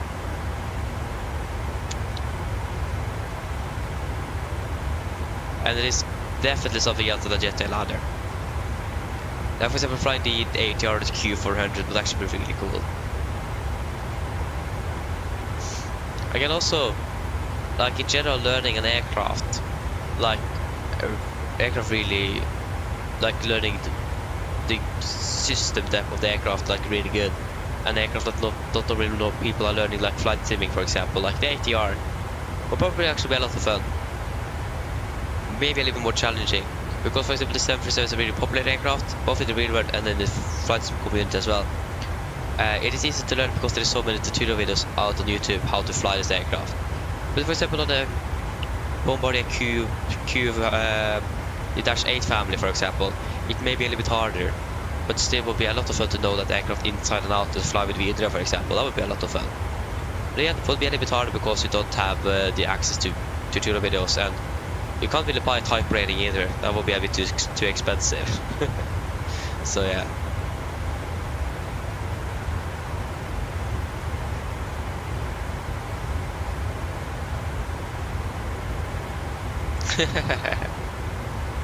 Exactly, Adrian, yeah. So the latest equipped with Pratt & Whitney engines, that's good to know as well. We used good old CFM56. The thing is that actually the same engines that they had on the classic NG. For some reason, I'm not quite sure why Boeing did switch engine type as well. But they switched from the classic to NG to just use the same engine, made it a little bit bigger. But for some reason they made this aircraft quite a bit more fuel efficient than the classic. Again, probably because of a redesigned wing, but still quite impressive to make it so much better than the fuel efficiency. And still using the same engine, but most of the fuel efficiency is coming from switching the engine itself. That's impressive. Yeah. But yeah, that's also there have been some problems though switching or upgrading the NG, so the 747 family, because of the height of the aircraft. It's just too low. Airbus had quite a nice height on their A320 family aircraft that made it much easier to fit larger engines under wings.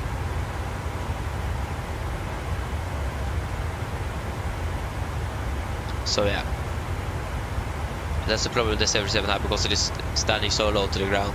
But the nice thing with that is that it's much easier to load the aircraft, for example. I've heard that the ground crew in so many at least is preferring the low standing 747 compared to the high standing A320. Like when you could stay on the ground and throw anything into the cargo hold of the 737. That was basically what the main point, so they didn't need all the equipment. But basically all the airports have that now, so yeah, it is not really in the use anymore.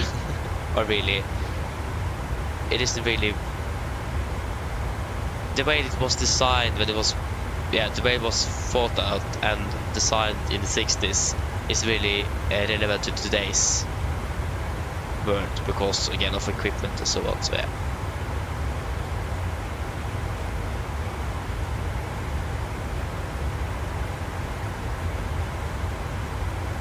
Ooh,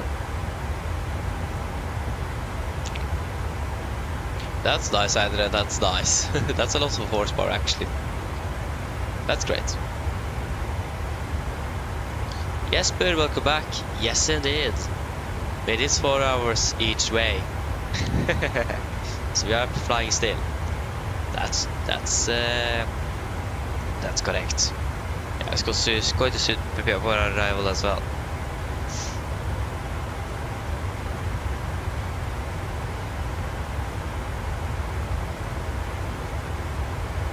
Yeah, exactly. That's how we could describe the 747 and the A320 compared to air cars. Yeah, can agree on that.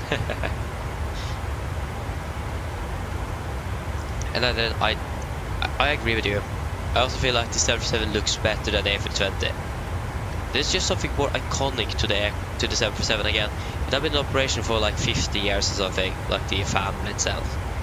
And I also feel like it's a really popular aircraft. And it just looks really nice as well. For example, the picture I have here over on top with our airframe. Just look at that picture. Looks really good. Not gonna lie, that's one of my favorite pictures. That was the Norwegian 737.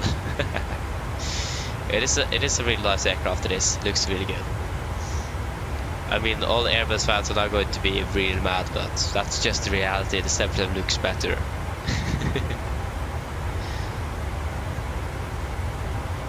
Okay, Jesper. Have a good night, and also I'm not quite sure if we're going to be able to stream before Christmas, so if that was the case, then Merry Christmas. see you after the 24th, most likely. Plans could change, but yeah, nevertheless, Merry Christmas and good night.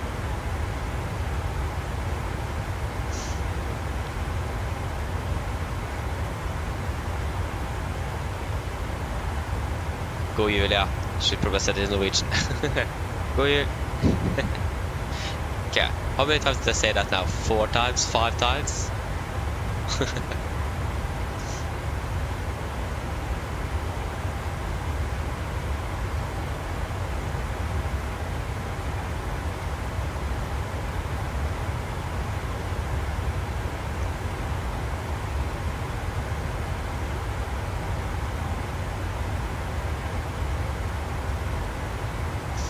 Oh, it's been a long time since we the web about the aircraft that they're overrun in Molde.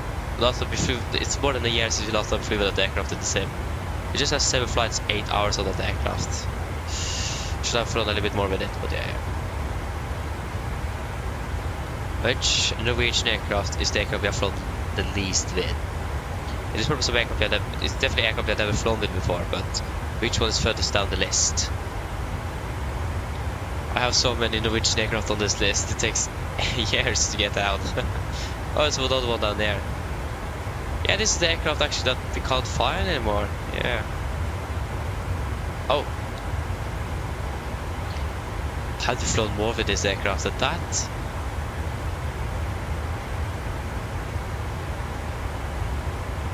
Oh. Okay, I found a Norwegian aircraft actually not flown with at all for some reason. If you just ignore the Robert Fox with no flights, the aircraft furthest down on the list of Norwegian aircraft is correction. Just wait a moment. Hello. Sorry for the intrusion. I was just wondering if you'd like a drink. No, thank you. No problem. If you change your mind, just give me a call. Selvfølgelig. So yeah, Delta Yankee Kilo is furthest down on this with 1 hour in the air, almost 2 hours divided by 2 flights. And then Echo November Sierra is not far away with 2 hours in the air and 4 flights. That was the aircraft we were supposed to fly with to Bergen yesterday, but again, I didn't have the aircraft. And we were supposed to fly November Oscar Delta first before Norwegian switched. Oh yeah.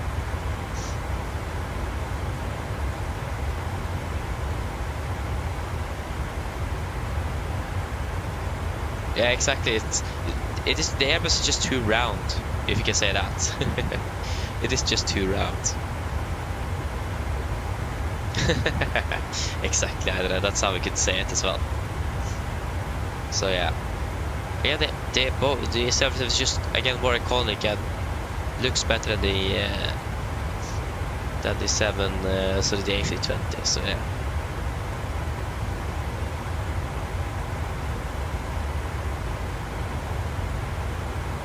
Exactly, yeah. Oh, exactly. So yeah. Lucky on that. Did we fly that day? No, that was the day we were that ended up with we not having them to fly. We were supposed to be flying that day, but there was a schedule change, so I couldn't fly. But yeah.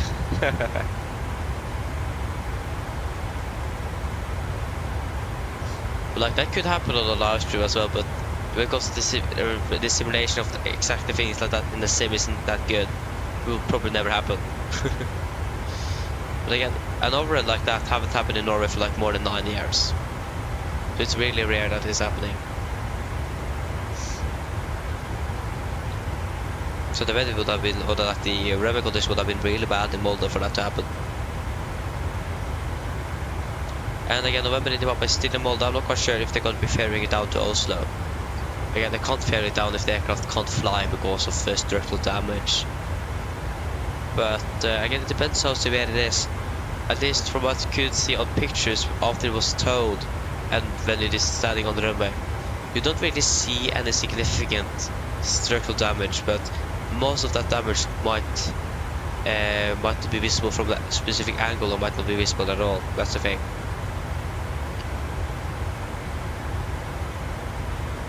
So yeah. We should probably begin to prepare for our arrival into Oslo.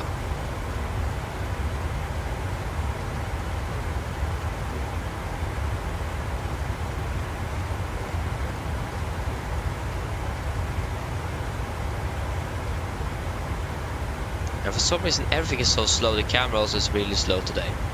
or after everything just changed. I'm not quite sure why. What am I doing there? It is here that the ILS figure sits. Yeah. So again, the camera is just too slow. I don't really like it.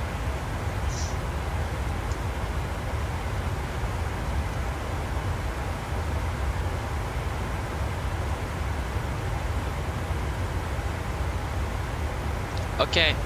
See you later, 9 Yeah, you're already landing soon, I suppose.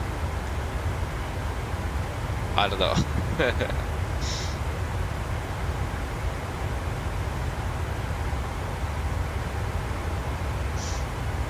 It's going to be the pump for Mike. Approach. It's going to be ILS1 on the right.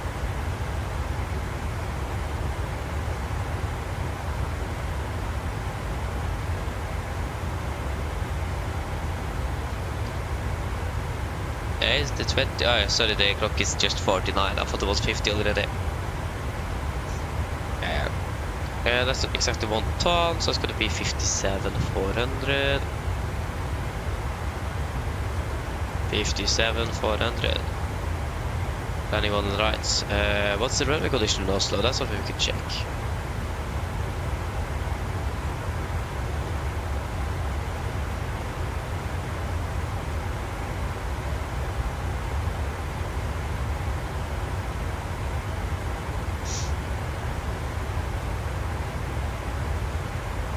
Oh, it isn't really good. It is 444.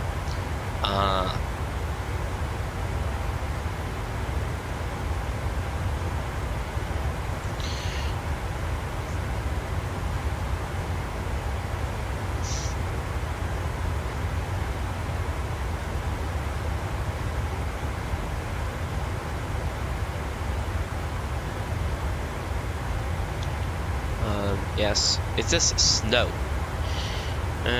Yes, that's nice. Do we have any more information? Briefing from Oslo, Saturday.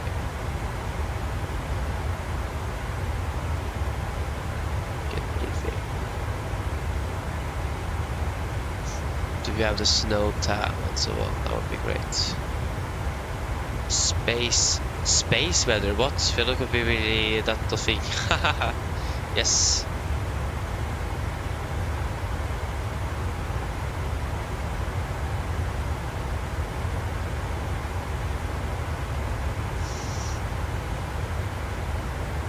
Yeah, so here it says snow time. 0444 50 50 50 03 //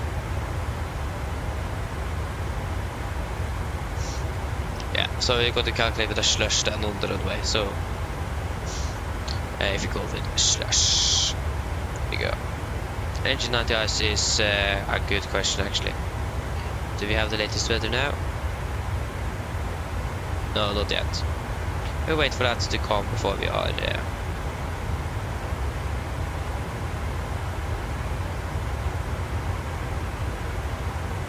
You just get to the latest weather, please. What about Faro? See good weather down there.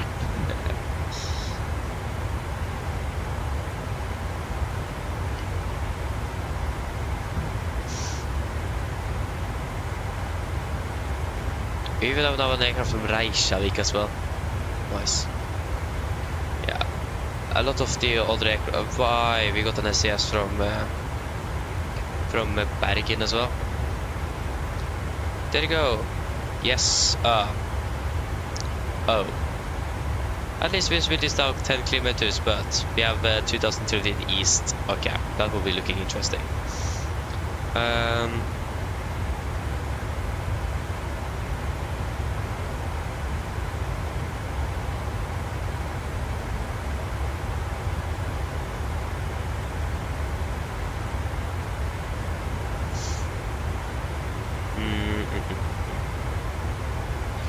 So I think we should calculate with the engine anti-ice on just to be on the safe side, but I don't think we will be able to, or that we need to use it.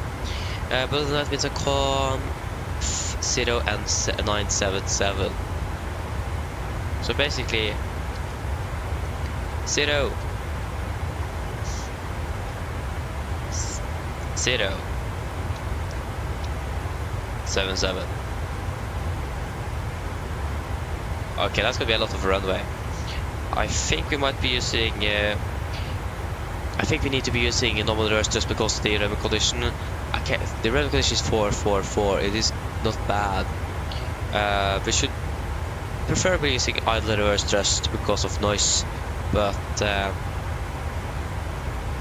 it does say slush on there, but its code is 444. Again, it would be great if you could just have the code as well. And again, the simulator doesn't really recognize slush either though. Not quite sure if you're going to be using a full reverse or idle. Again, idle is preferred because of noise, but we are allowed to use normal reverse thrust for safety or operational reasons. Again, the runway code is 4, but it does say slush as well.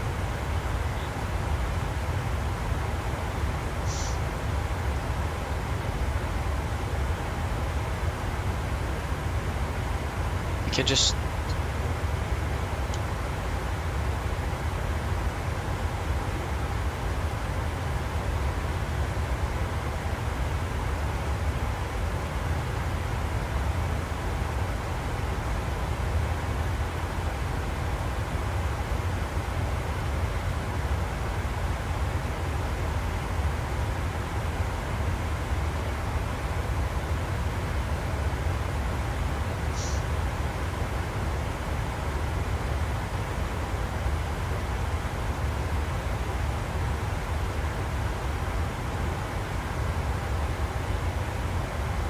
okay. Again, I'm not really sure if we should be using idle or... why isn't the simulator responding?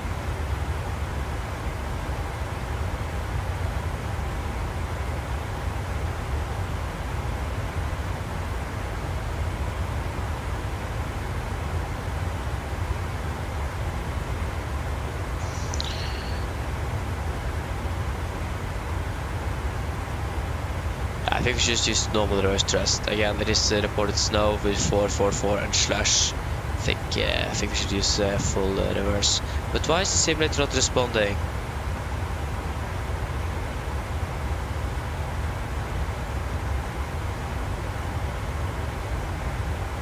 If it is seriously not going to be responding anymore, like it is going to be freezing here for like ages, they're going to be really mad. Not going to be able to finish the flight. Okay, there you go, it's back. Nice. So yeah, we're going to be using all up then. Yeah, it's going to be 144, 139, 140 is also perfectly fine. Wind correction 5, that's good. Okay guys, are we ready for the brief? Just going to check where we're going to be expecting our parking. Not a lot of aircraft left departing in Oslo now. We are 1783. I like how this aircraft is already set to de-ice tomorrow morning. Stand 69. Oh, are you serious? We need to taxi around the turn. Okay, thank you for that. But yeah, guys, I'm ready for a brief. So we can start with the star. So expected rebound for my arrival. This is on chart 10-2 Lima, effective 3rd of December 20. We're coming in. Rebound 250, Ingal 250, with Exo 250, Golf Bike 451 250, below 120, Golf Bike 427 250 at 90, and then Golf Bike 48 220 continue let with 429, 430, 431 and 452, 430 above at 220, above 4000, correction 5000. MC at Oslo is 3000 feet, we're going to fly maximum to max 2 feet knots unless otherwise instructed.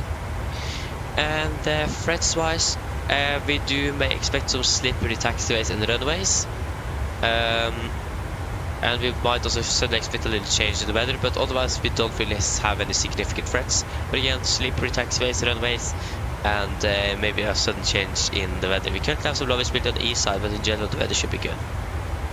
But we will just wait to see when we are arriving what it is looking, or how it is looking. So we approach the here, expected runway 1 on the right for landing on the ILS, 11-4 effective 1st of December 2022.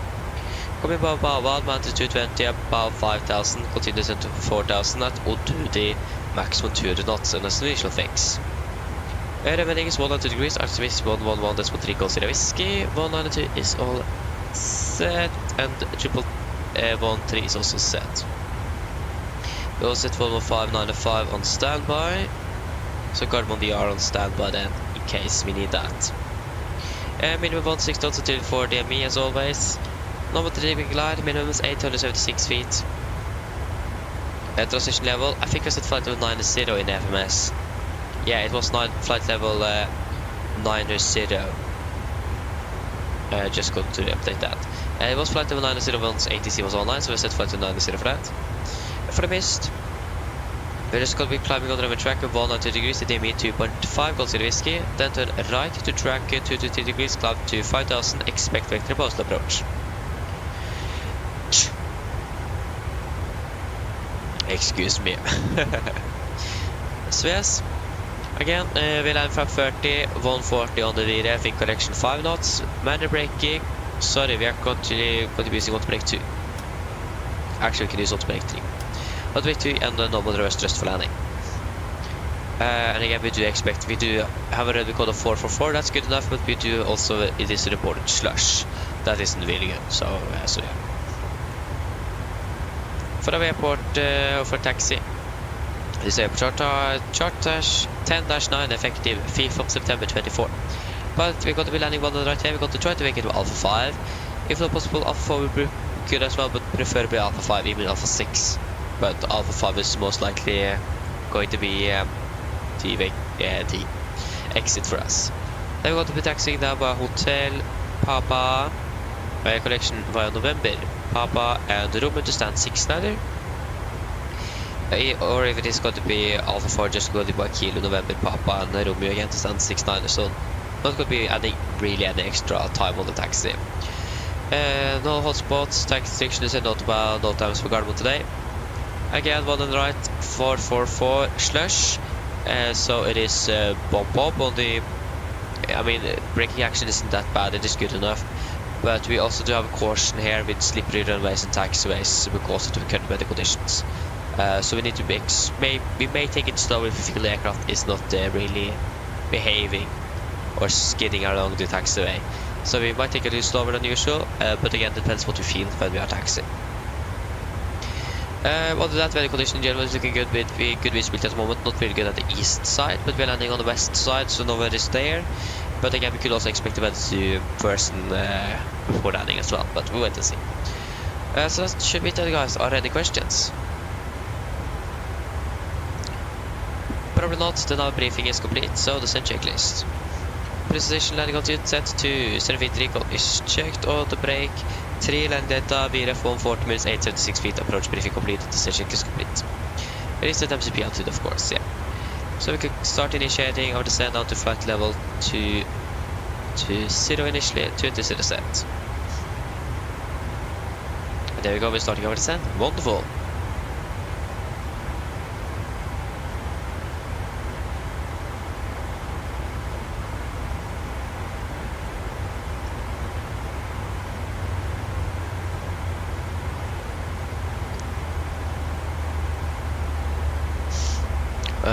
Yeah.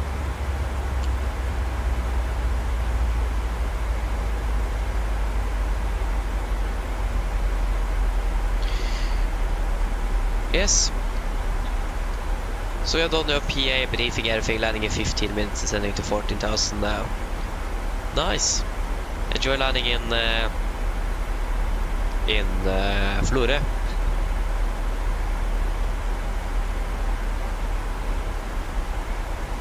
Oh.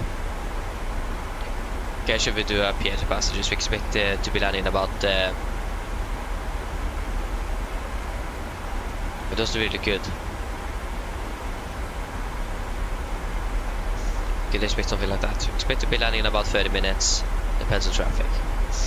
We say 30 to 35.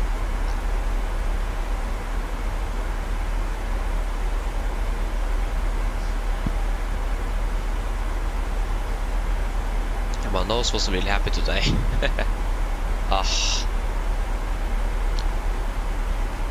Okay, Okay, just wait a moment here.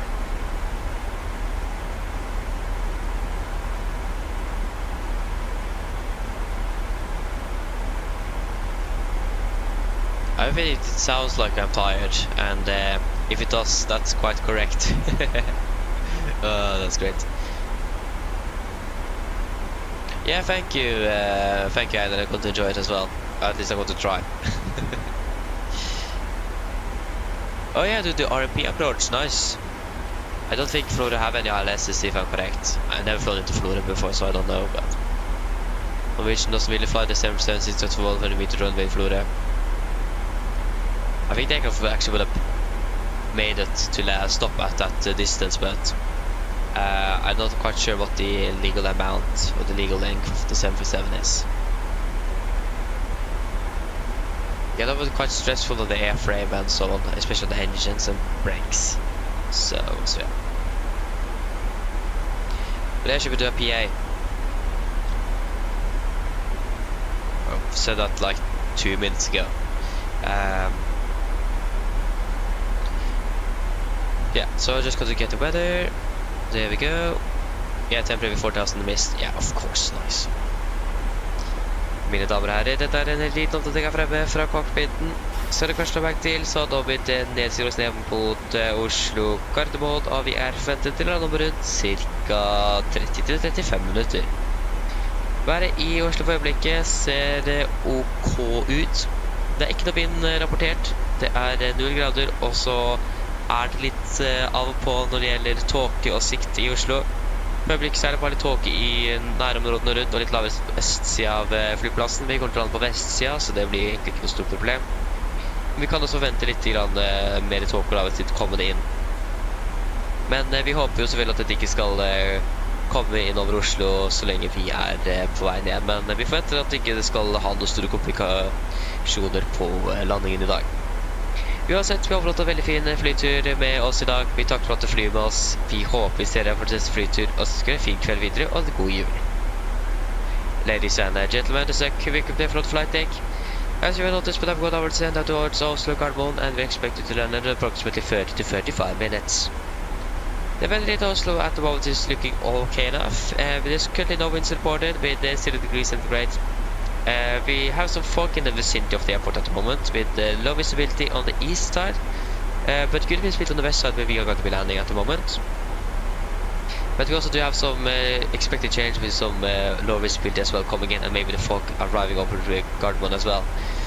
But we do not really anticipate this to have any effect on our landing today at the moment. Otherwise, we hope that you enjoyed this flight with us today. Thank you for choosing us. We hope to see you again on the next flight, and we wish you a pleasant evening and a Merry Christmas. Thank you.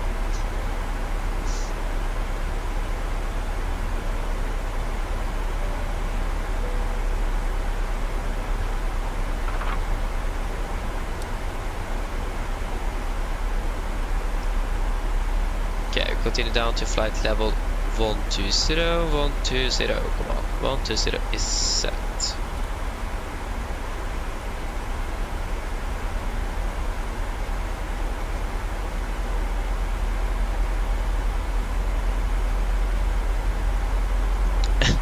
Exactly, I know. If it's over in Molde, then what should we do in Florida then? Yeah. Again, I don't think the legally would have been allowed to fly into to Molde, but I don't know. Oh, sorry, Florida. Yeah. Okay, I just need to go again for a few moments, so I'll be back shortly.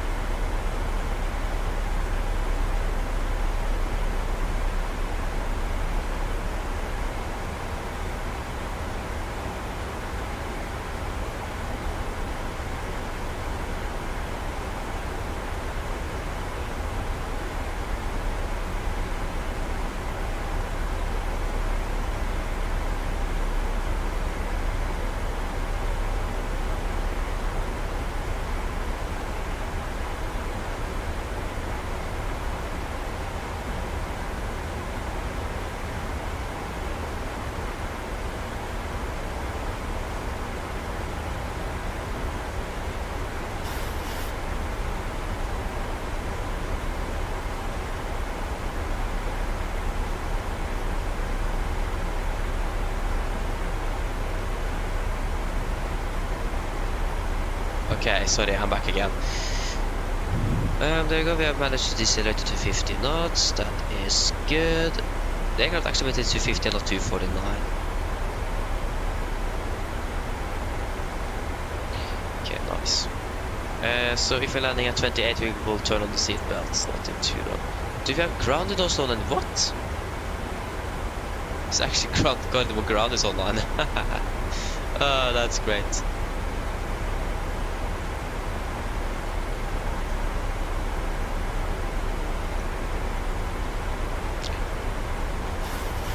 Okay, Adrian, sorry if I'm a little bit late to answer, but yeah, see ya. Enjoy landing again.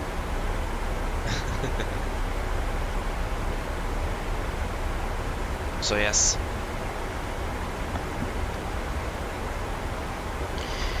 Okay, good. So we have been flying for about 3 hours and 32 minutes.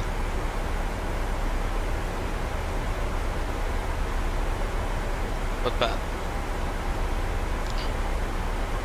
Of course, I forgot. If you guys remember I said on the before we landed in Faro, I have some flight time calculation I should have done that I could do on the return flight. Guess what I also said? I will most likely forget it. And of course, that was correct. I did forget it.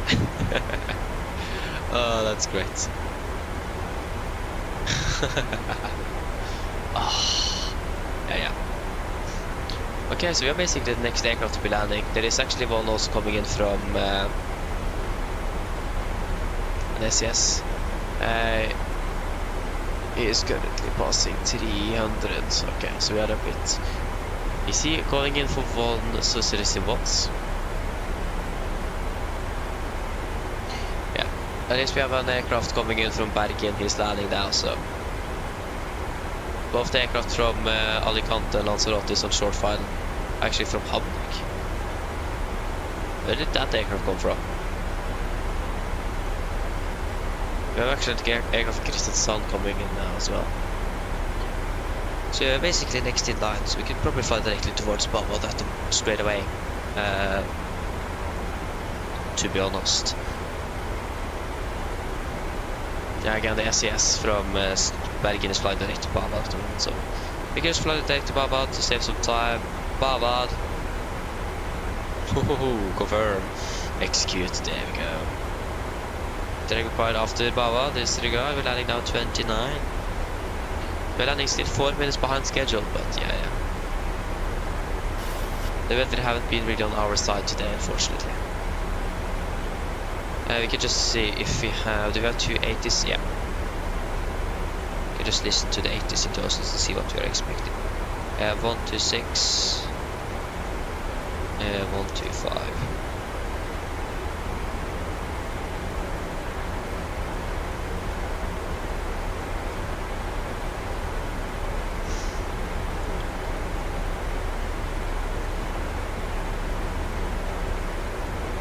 Why isn't the 80s working?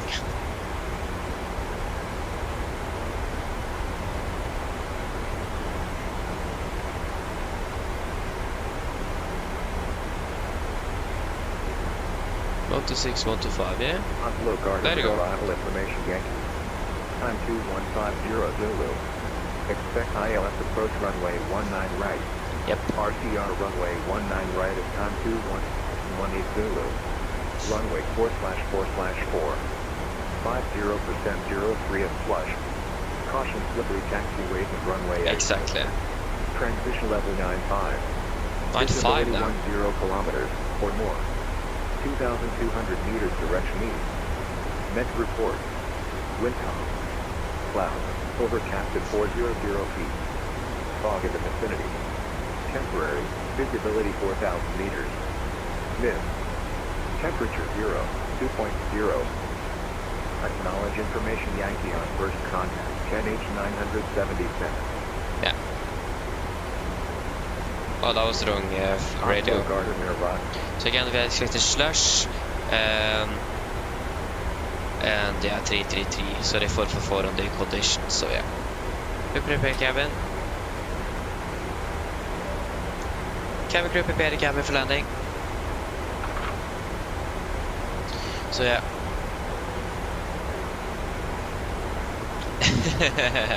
Christian, welcome back.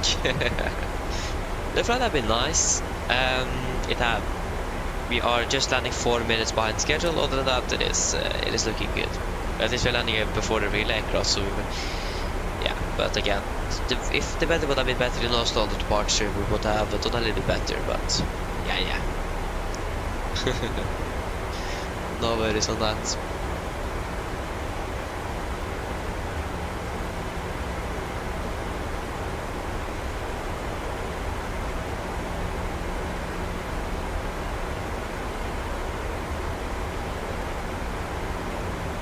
So yeah, shortly landing at least, so that's good. We're landing in the next 15 minutes.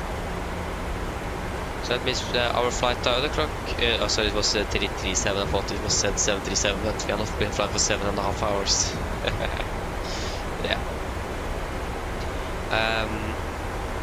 At least we are expecting our total flight time today less than 4 hours, so that's actually quite good.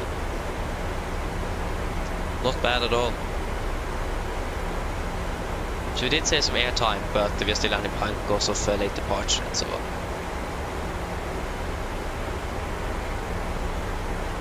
Again, we are basically the next aircraft we're landing in Oslo. We do have again an SES from Stockholm, but he is just passing 170 now, and he's coming from the east, so we will be landing before him. Just got to confirm the ground frequency before landing. It is 121, it's 1.605, yeah. In case it was something completely different. 121.605. So we have that on standby, ready to go.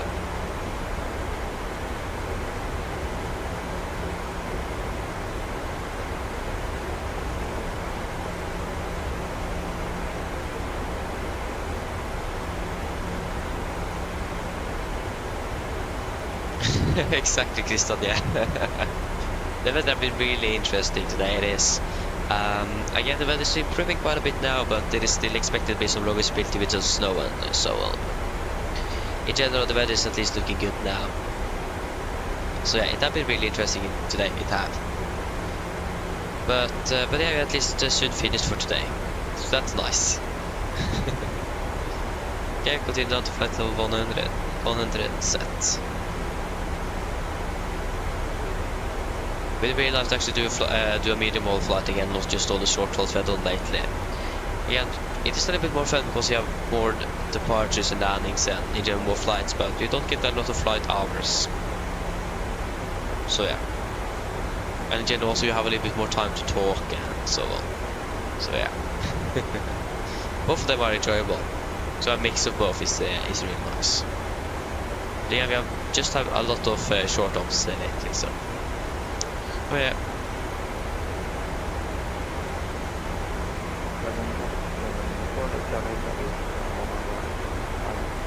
There you go, that's the Bergen flight. That means we are next. Where did that aircraft on the ND? Where did that aircraft come from? Oh. The simulator is not really happy. Simulator is not happy at all.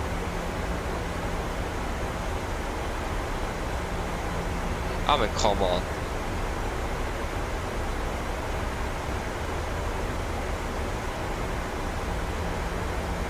Where did that aircraft come from? Just got to check that before touchdown. Or before we do anything else.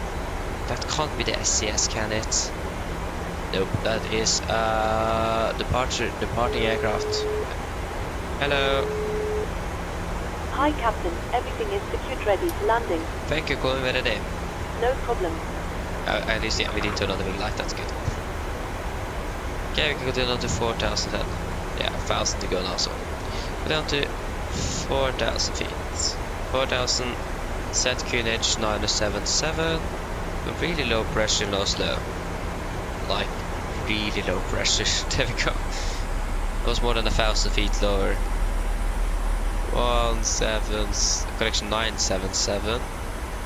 977. There we go. Pass flight of 100.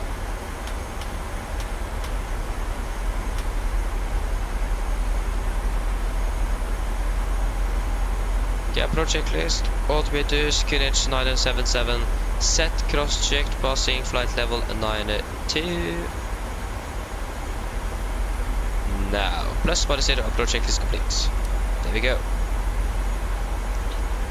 Oh, that was the wrong button. I was not going to have more light in this room. Turn it off. Yeah. Just check. Do I have the iFly plugin as the one currently running?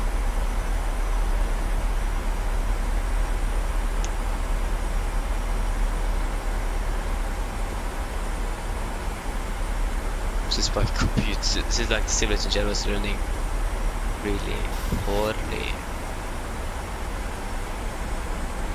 Oh, it is actually not running.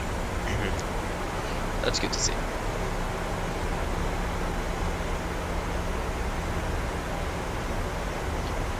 Okay, good. So yeah, the cabin is ready. So we are just. So we also basically ready for the approach. We are currently about 15 miles from Baval. So yeah. You can definitely see that the weather is worsening over Oslo here. Actually, we can see we can see what we have an idea of the visibility. It's looking really good. You can even see the SES there for Bergen on the final now for one on the right. Yeah, it's looking really good, the weather down there. Wonderful. So that's nothing to be concerned of. Typical that the weather now just boom changes and we can't see anything. It is a possibility, but it looks like it is improving. Should have a new weather update. There you go. Yes, it is improving indeed. Still in the east direction is 2001, but you can also see that actually. See, that's a lovely visibility over there. But again, not going to affect us, so no worries.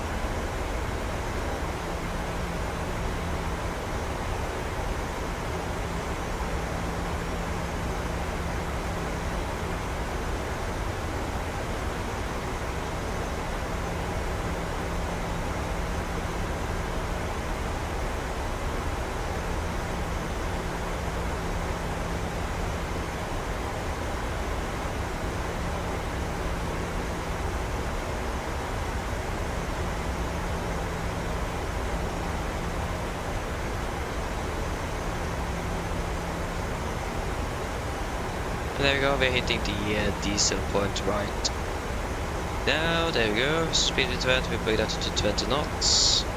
To 20 sets.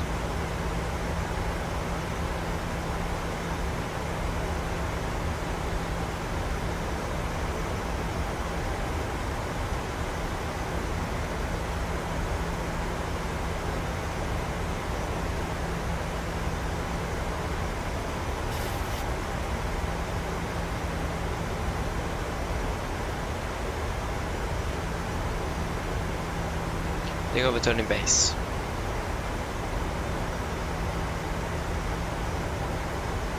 I don't think we need that anti-ice that we calculated with, so yeah, that is great though.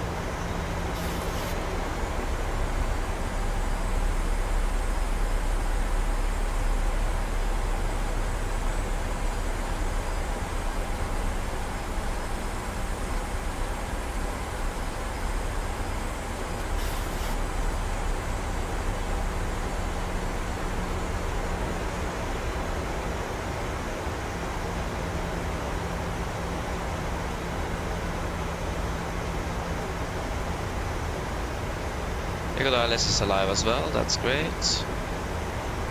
Okay, flaps 5, speed is checked. Speed 200, that is probably the SCS there. Okay, it might actually be the might actually be the Finnair aircraft departed from Oslo just now.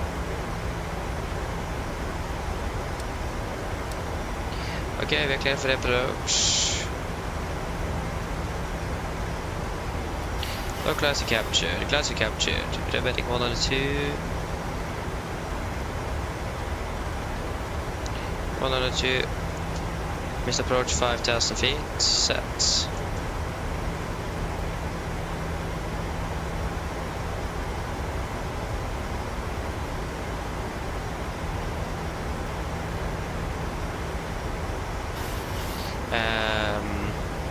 What happened now? I can't see Oslo at the moment. Yeah. Probably be able to see it soon.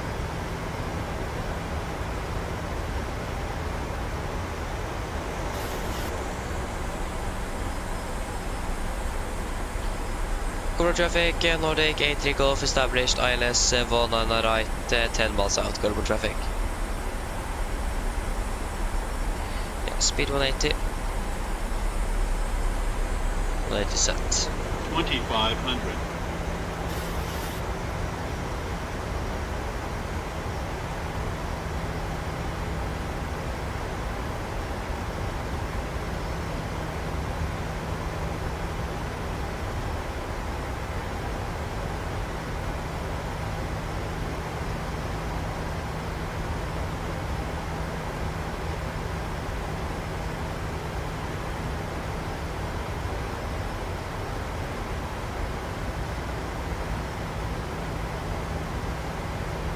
Yeah, the runway is not in sight yet. Yeah, we do have these layered 400 feet though, so it makes sense. We're turning on the engine anti-ice then.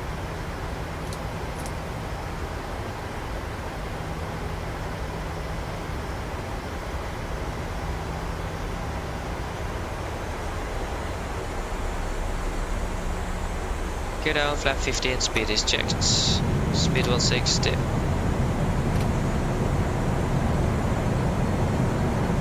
Landing, cabin crew, seat for landing please. Landing crew.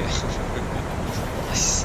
Landing checklist to flaps, cabin call, given, edit start switches, continuous, speed brakes, arm letting it down, and flaps holding 15. Runway in sight.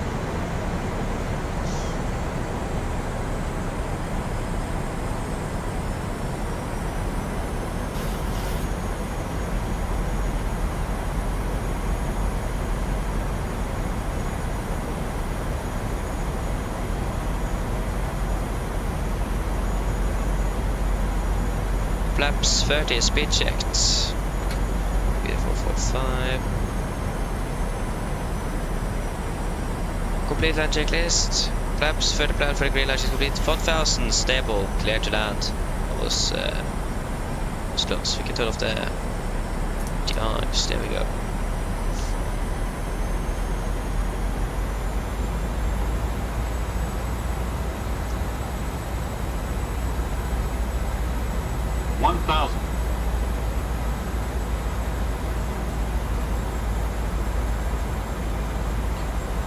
Disconnecting.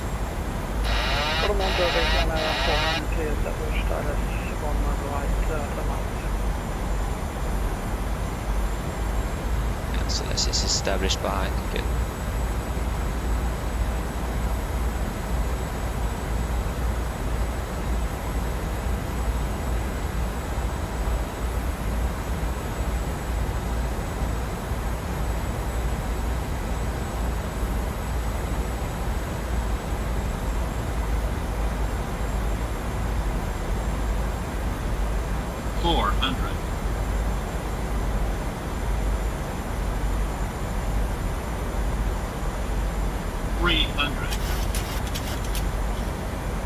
Approaching minimums.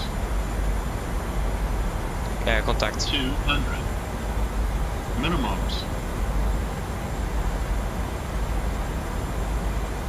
100. 50.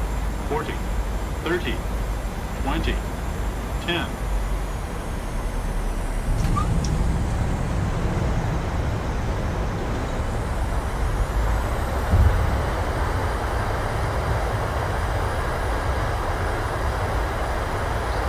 What are knots? 80 knots, manual braking. There you go. 60 knots. There you go, guys. Welcome to Oslo. Flight time 3 hours 51 minutes. Oh, can't even maintain set the line. There you go. Welcome.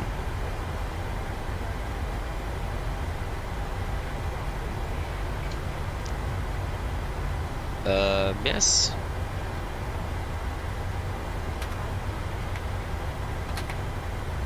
The weather was much better now than it was when we departed from Oslo 8 hours ago. That's good to see.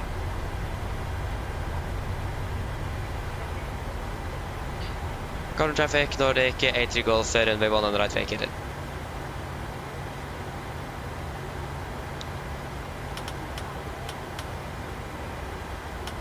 That was the wrong light.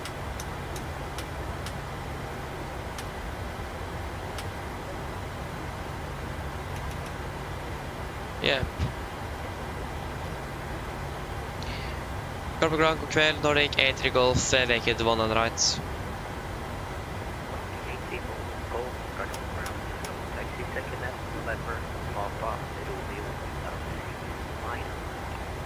Second left November, Papa, room to stand 69er, Nordic, A3 Golf. Nice. Right is clear, left is clear. Turn off the weather radar. Push that now. Huh.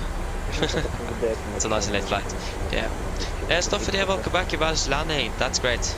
I fall asleep. Yeah, I understand, Will. I do understand that. Nice.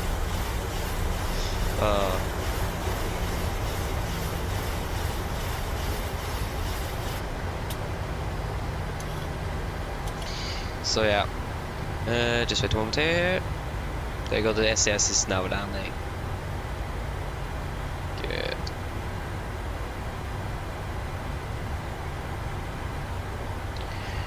Yes.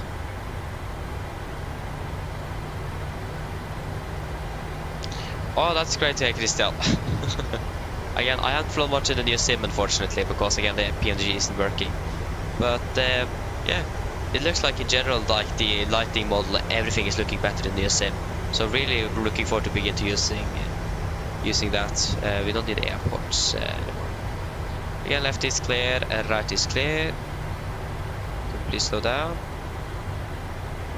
So yeah.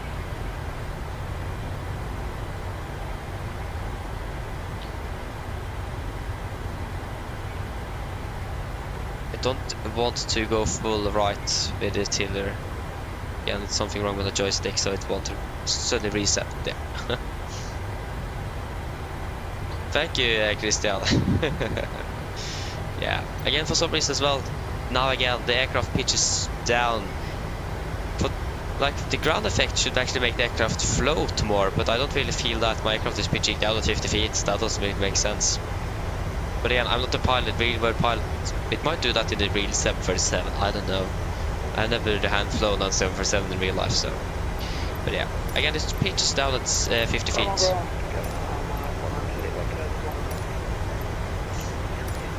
So, right is clear, left clear.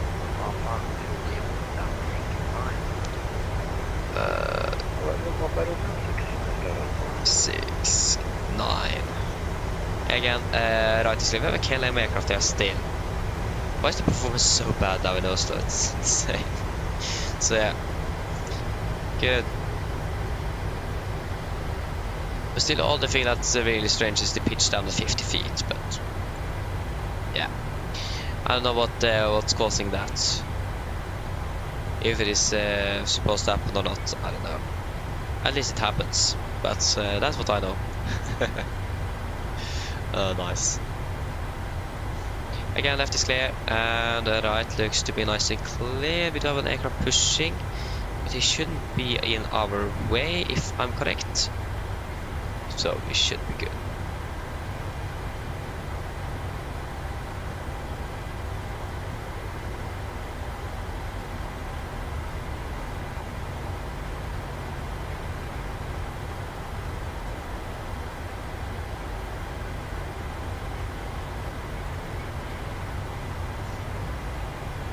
is that, yeah, that's a Norwegian aircraft, yeah.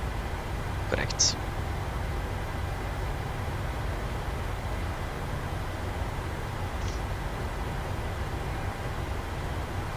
Yeah, I did reset the trip.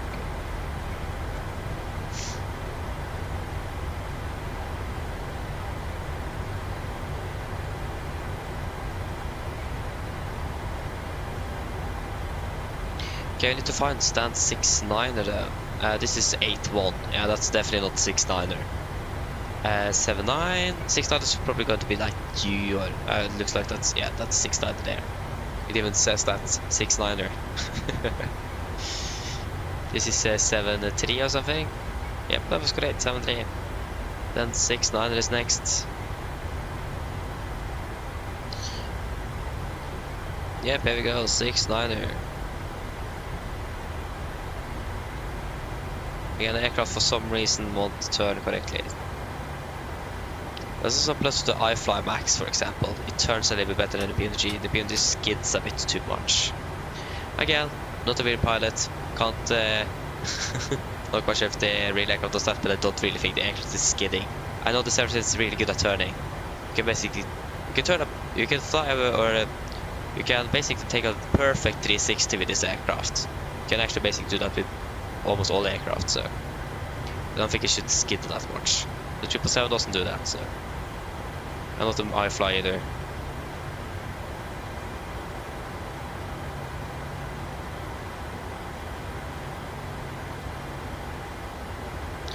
There you go. Like I said, I hope. Yep. Okay, I can shut down number 2. On with some ground power. Request. There you go, now disconnecting. And available. Shut down number 1.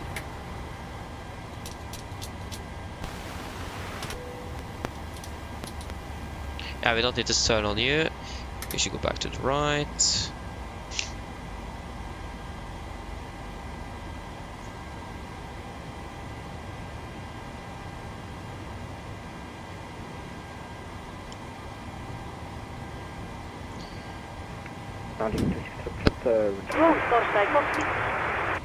Go ahead. Yeah, we don't need to think about you. Hi Captain, microphone check please. Read you loud and clear. Roger. OK Captain, roll cover is available. Stand by, DLL start getting you uploaded in a couple of minutes. Roger. Okay, we can go ahead and do the shutdown checklist to the line. So, just gonna start deboarding. There you go. Fuel pumps off, probe heat off, fire up set, flaps up, no lights, parking brakes set, engine start levers cut off, and the weather off. Shutdown checklist to the line is complete. Cabin crew, the aircraft is secure. You can begin deboarding once ready back there. You can just disconnect from WhatsApp. Okay. Passengers flight time. Starting. 3 hours 51:54, so we will say 52 minutes then. 3 hours 52 minutes.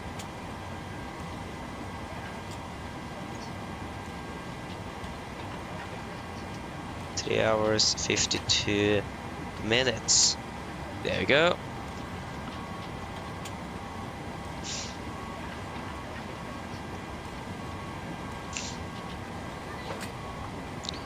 And we can go ahead and reset. File you. Great, exit. Of course, an error on you. We will open that door, please.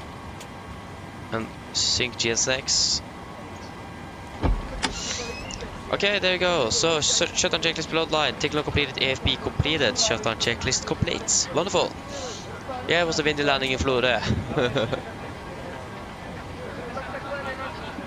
Oh, okay, that's nice. Okay, that's great. So windy and low is nice.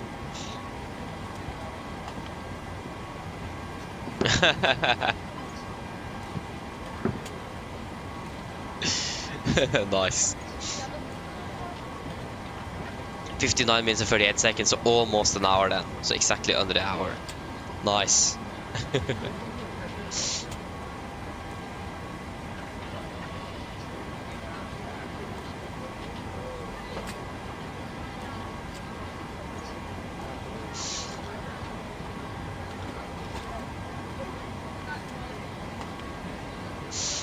Oh. At least now we're finally finished, or almost. We just need to wait for the passengers to deboard, and then we are finished. Oh, nice.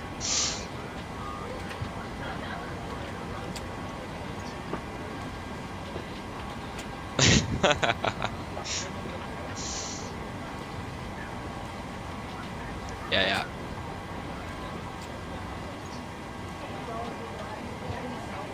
Again, I'm not quite sure how long it should take. GSX wasn't, or self-filling cargo wasn't really synced with GSX, so we'll see how long it takes. Yes.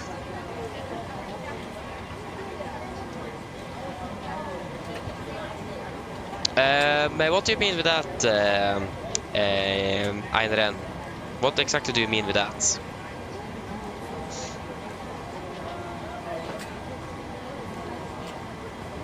Yeah, it's 21st today. Yeah, it is. I can't think. It is so annoying. Yeah, do you mean like the picture of the aircraft? Is that what you mean, Einren?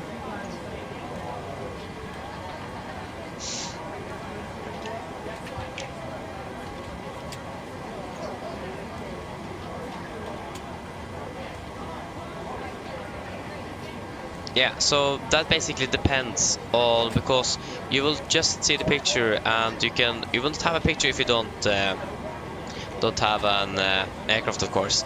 But you need to find a picture for it. So either you can find it yourself, or you can just let one find it. So it depends on the aircraft registration. So that's what matters, the registration of the aircraft. So that does depend. So like all of the aircraft I've flown with have a picture of the real counterpart. So yeah, it does depend on that.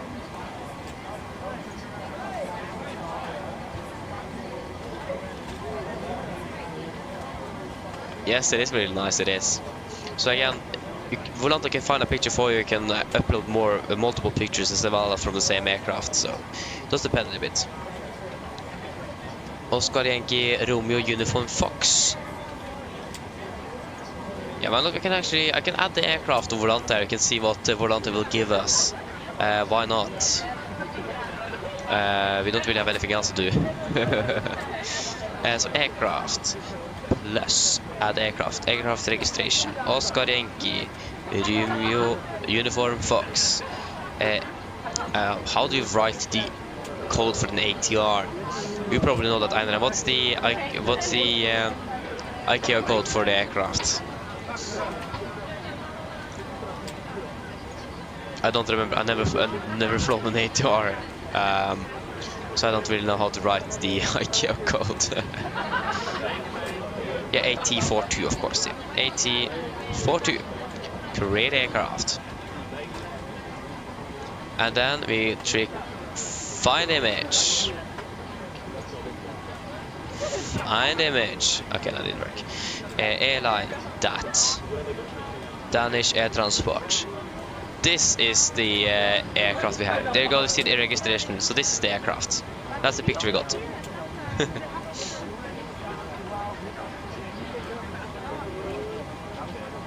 77 Nordic pilot. Oh, I got to the 737 simulator in Oslo. Wonderful. When are we going? That's great. You will enjoy it. That's for sure. Yeah, exactly. Then again, this is the real aircraft. You can see it on the reg. So yeah, it's really nice. And also you can upload the image as well. So we can upload your own images. But I just clicked on the find image, so but I can also find it for you. I'll just now delete the aircraft because I'm never flying with it, but it was a really nice picture. I need to admit, it was really nice. That's for sure. Can't argue about that. Oh yeah, going there in February, nice. enjoy it.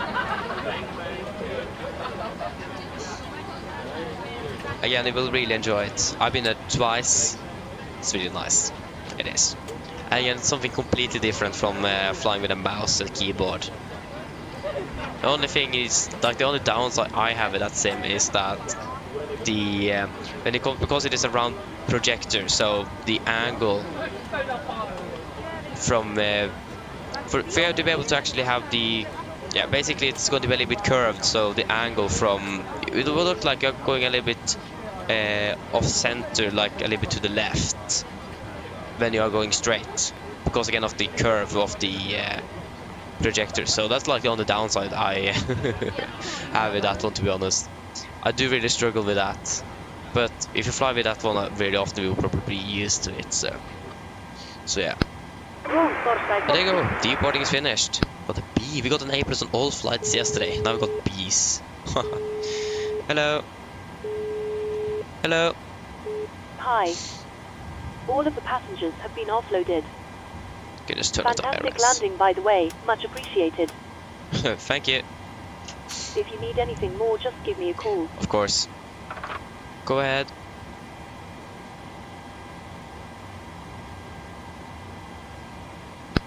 Hi, Captain. Okay, our bags have been offloaded.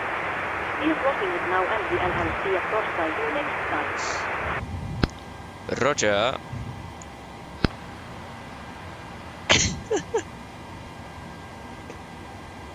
Oh, that's the best. Oh.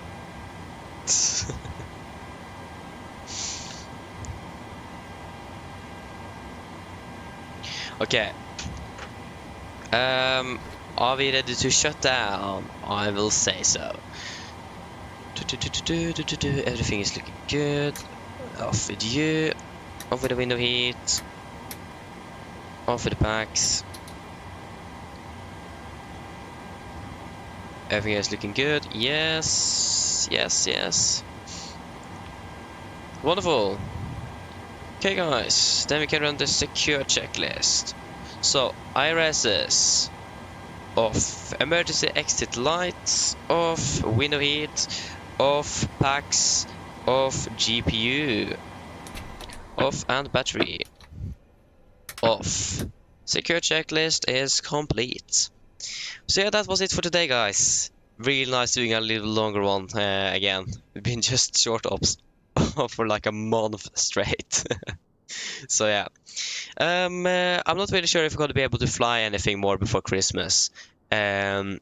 So I'm not really, again, it could maybe not, it does depend. So I'm not really sure what's going to be the case. So if I'm not going to be able to fly before Christmas, then I will wish you everyone a Merry Christmas.